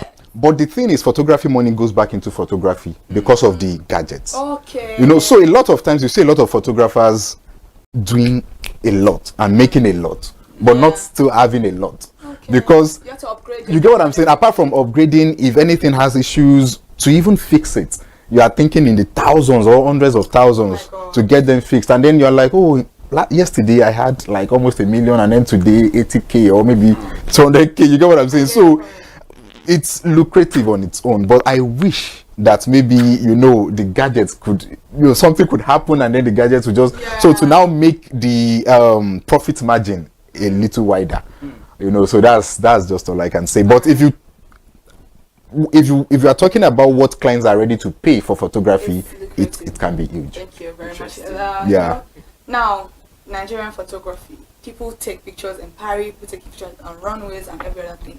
Very short and precise. What do you think the future of photography in Nigeria is going to look like, or is looking up to?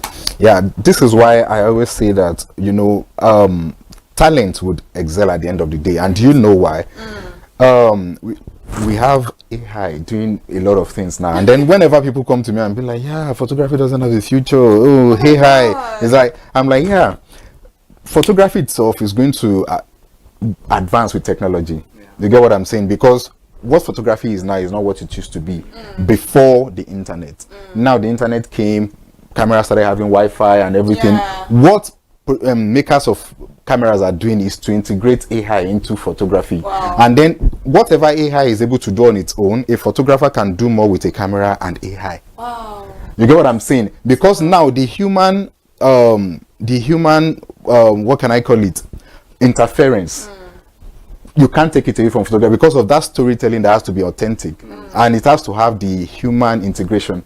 You get, so you are the one to tell the, even if you want to get the best out of AI, a photographer will get better out of AI than a normal person. That's very so interesting. We've been having beautiful discussions, and I know I've learned a lot. Fair has learned a lot, and people watching us also, they've probably picked one or two things. For anyone that wants to go into photography, I know you hearing him speak, you already know the kind of angle and how you're going to be able to make the work, and also the money you are making is probably going to go back into the gadget. So, but then before we leave, because we have to leave right now, it's already time up. We play games on the program. Game of, in 3 words. Give us 3 words that describe yourself.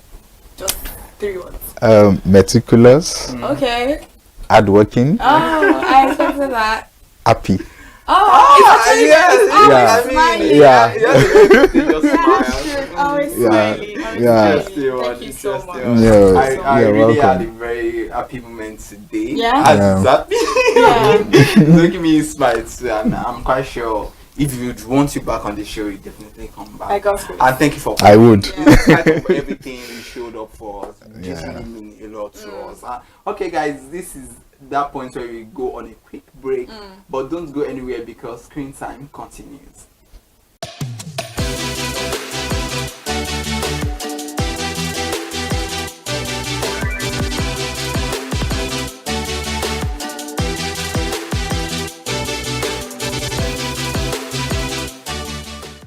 My name is Olubukola Ozone, a photographer and a social media enthusiast. You're watching ConsumerHallaTV.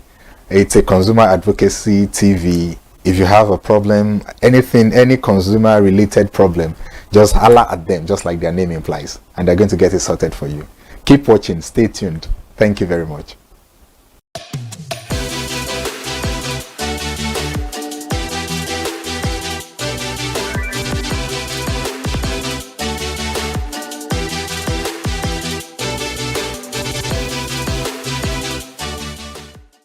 Welcome back. In case you are just joining us, this is Screen Time, your entertainment show on ConsumerHallaTV. And earlier before the break, we had award-winning photographer Ozone, who was on the show today, Olanrewaju Olubukola.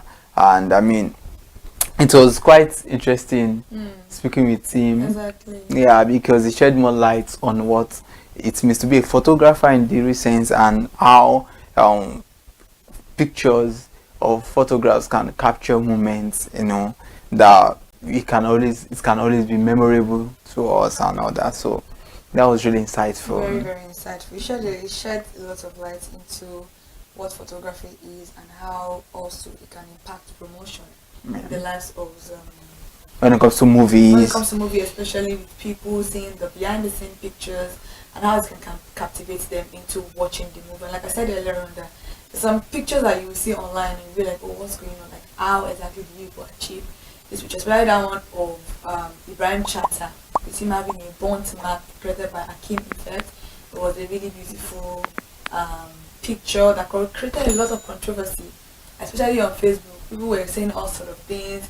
His house got burnt, he was burnt, like very unrealistic. I'm like, okay, this is just a movie.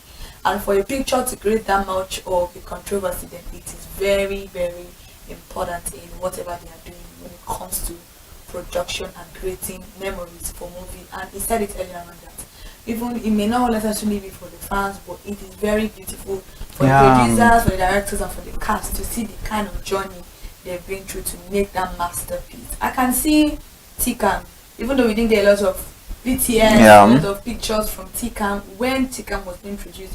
After TCAM was dropped and these celebrities started posting their behind the scenes on the post, I could remember Omeche's post, I was talking about the fact that she was so happy to be on the set.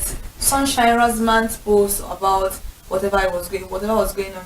You know, Michael Ejo, Bimbo Akintola's post. All of their posts were really beautiful, and it even made people want to actually see what the movie is actually all about. So even after production, even after everything, even after the post-production, the after effect of a photograph is a very powerful one for the fact that for TCAM it played a key role for when the celebrities started posting their pictures. Yeah. You kind of like, oh wow, so it's all the makeup, everything, all the hairs that she did. Oh, Sunshine. There was a lot of BTS from her. It was very, very beautiful. I didn't know who took those pictures, whether it was other people, whether it was from our own phone. Regardless, they were very beautiful. Interesting one, and also it even makes you who appreciates art, you as a fan, it makes you appreciate what they've done more, because when you see the behind the scene, because sometimes even if it's as videos, then you can get to sometimes when what we see on screen and we criticize, you know, it's a lot deeper, a lot of sweat, blood, that a lot has really gone into that production. So it's a whole lot, and kudos to all photographers out there who is doing something beautiful that we can always hold on to. Also, in the light of celebrating photographers, we are looking at our top 5 countdown for the week. We are looking at photographers that, I mean, like we said earlier on, the industry is now competitive. Very competitive. And many people are coming up, and we have seasoned photographers who over the years they've really captured images that, you know, you can always say these things for years you are still going to be talking about it. But generally we are looking at top 5 photographers whose works have really, you know, spanned across television, documentary, film, and I mean we've seen that behind the scenes. We've seen even photographs they've captured through their lenses that we know that you know, very beautiful. Yeah, so coming on number 5 spot today is no other person than Adiola Olagunchu.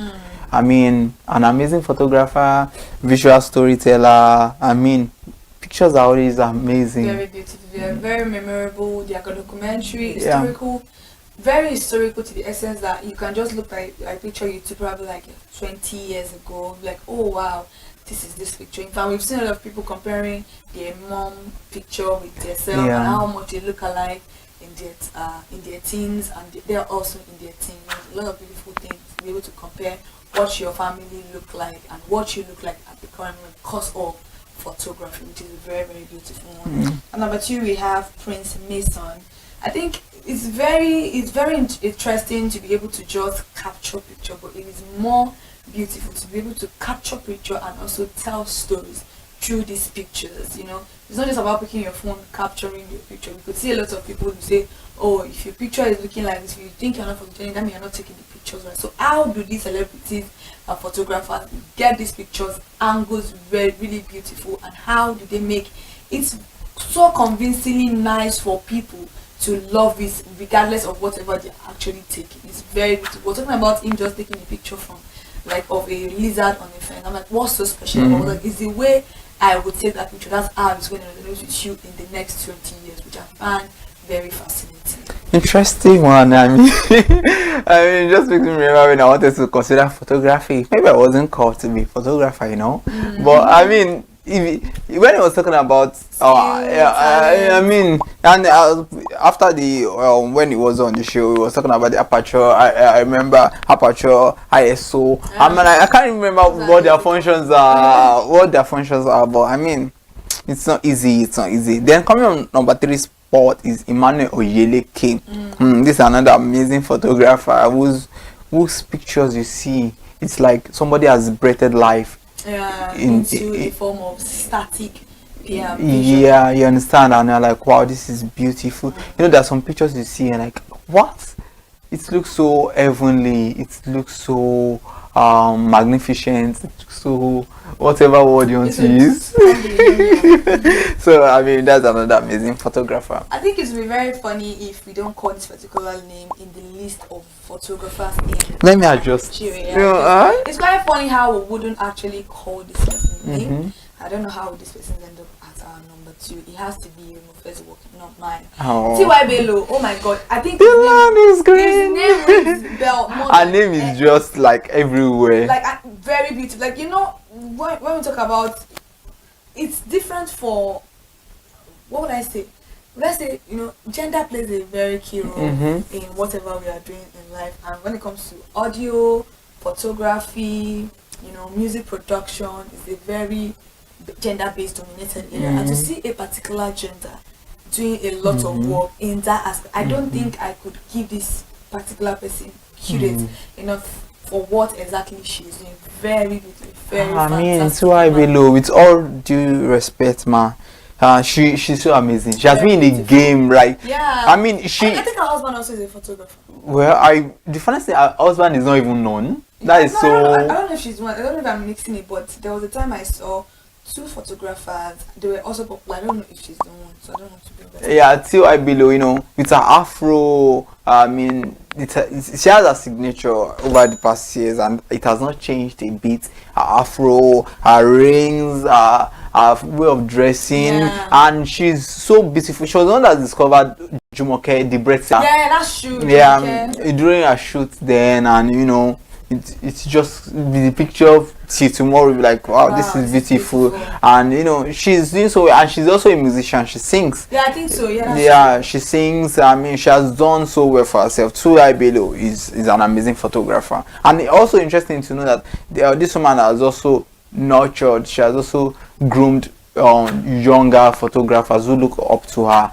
I mean, being in the industry for like today, when it comes to BTS, I think there was a time I can't remember the particular movie for Muabudu, Ebony Life. She captured the behind the scene photograph, behind the scene moments for Ebony Life, and the pictures were, I can't remember that particular movie. So she's doing, when it comes to behind the scene, when it comes to photography generally. So, and she was the official photographer for the then president of Nigeria, Goodluck Jonathan. She was the official photographer then. I mean, she's doing well.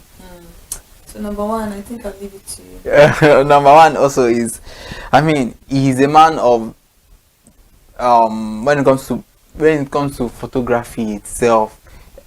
I mean, if there was a word like evolution of photography in Nigeria, Kelechi Amadiobi is one photographer that, I mean, this man is a legend. The same way we have legends when it comes to movies, music. In Nigeria, Kelechi Amadi is I mean, is there any celebrity that he has not captured? I mean, he has captured many celebrities, and just like T.Y. Bello too, he has been in the game for years, and he has also nurtured younger photographers who look up to him. I mean, he's doing quite well, and there was the time he captured Omotola Jolade Kehinde. I mean, his pictures are very beautiful. Beautiful. Now I think this is one of my most favorable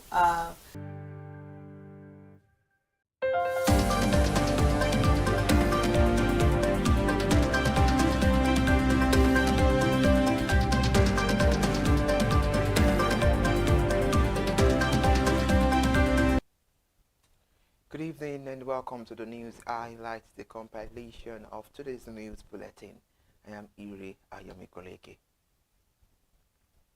Nigeria's oil regulator has revoked approval for Total Energy's planned about $860 million sale of its stake in Shell Petroleum Development Company of Nigeria to Chapel Energies.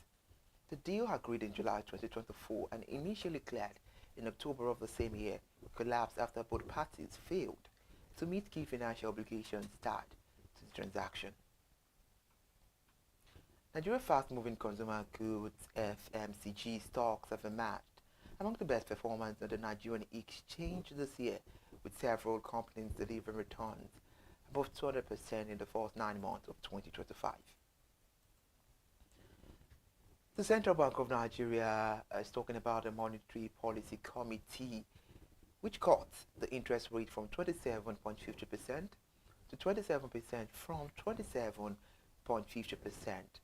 This development took in place yesterday where the governor of the CBN, Mr. Olayemi Kadoso, announced this at a press conference after the two-day 302nd Monetary Policy Committee meeting in Abuja. He said the members of the Monetary Policy Committee unanimously agreed to the cut due to the country's inflation decline for the past 5 months. Away from that, on another highlight now, the Nigeria Union of Petroleum and Natural Gas Workers, the PENG, and the Petroleum and Natural Gas Senior Staff Association of Nigeria PENGASN have opposed the federal government's plan to sell its stake in joint ventures oil assets. Oil marketers have said Dangote's refineries and newly launched CNG power trucks would not be enough for an effective distribution of petroleum products across the country. In another highlight, the federal government, through its Revenue Mobilization Allocation and Fiscal Commission, has embarked on the verification of disputed and newly drilled oil and gas fields in the Niger Delta region. Away from that, in Edo State, Governor Monday Okpebolo of the state has approved the payment of the first tranche to staff of the colleges of education in Ekiadolo and Igwengbe, who were disengaged under controversial circumstances by the immediate past administration. The news agency of Nigeria reports a bilateral trade between Nigeria and China rose by 34.7% to $15.48 billion between January and July 2025, compared with the same period in 2024. Present the news highlights further, the NBS National Bureau of Statistics said the Nigeria's oil sector grew by 20.46% in the second quarter of 2025, outperforming the non-oil sector. The Depot and Petroleum Products Marketers Association of Nigeria is threatened to take legal action against the Dangote Group if the refinery giant does not retract allegations of product division.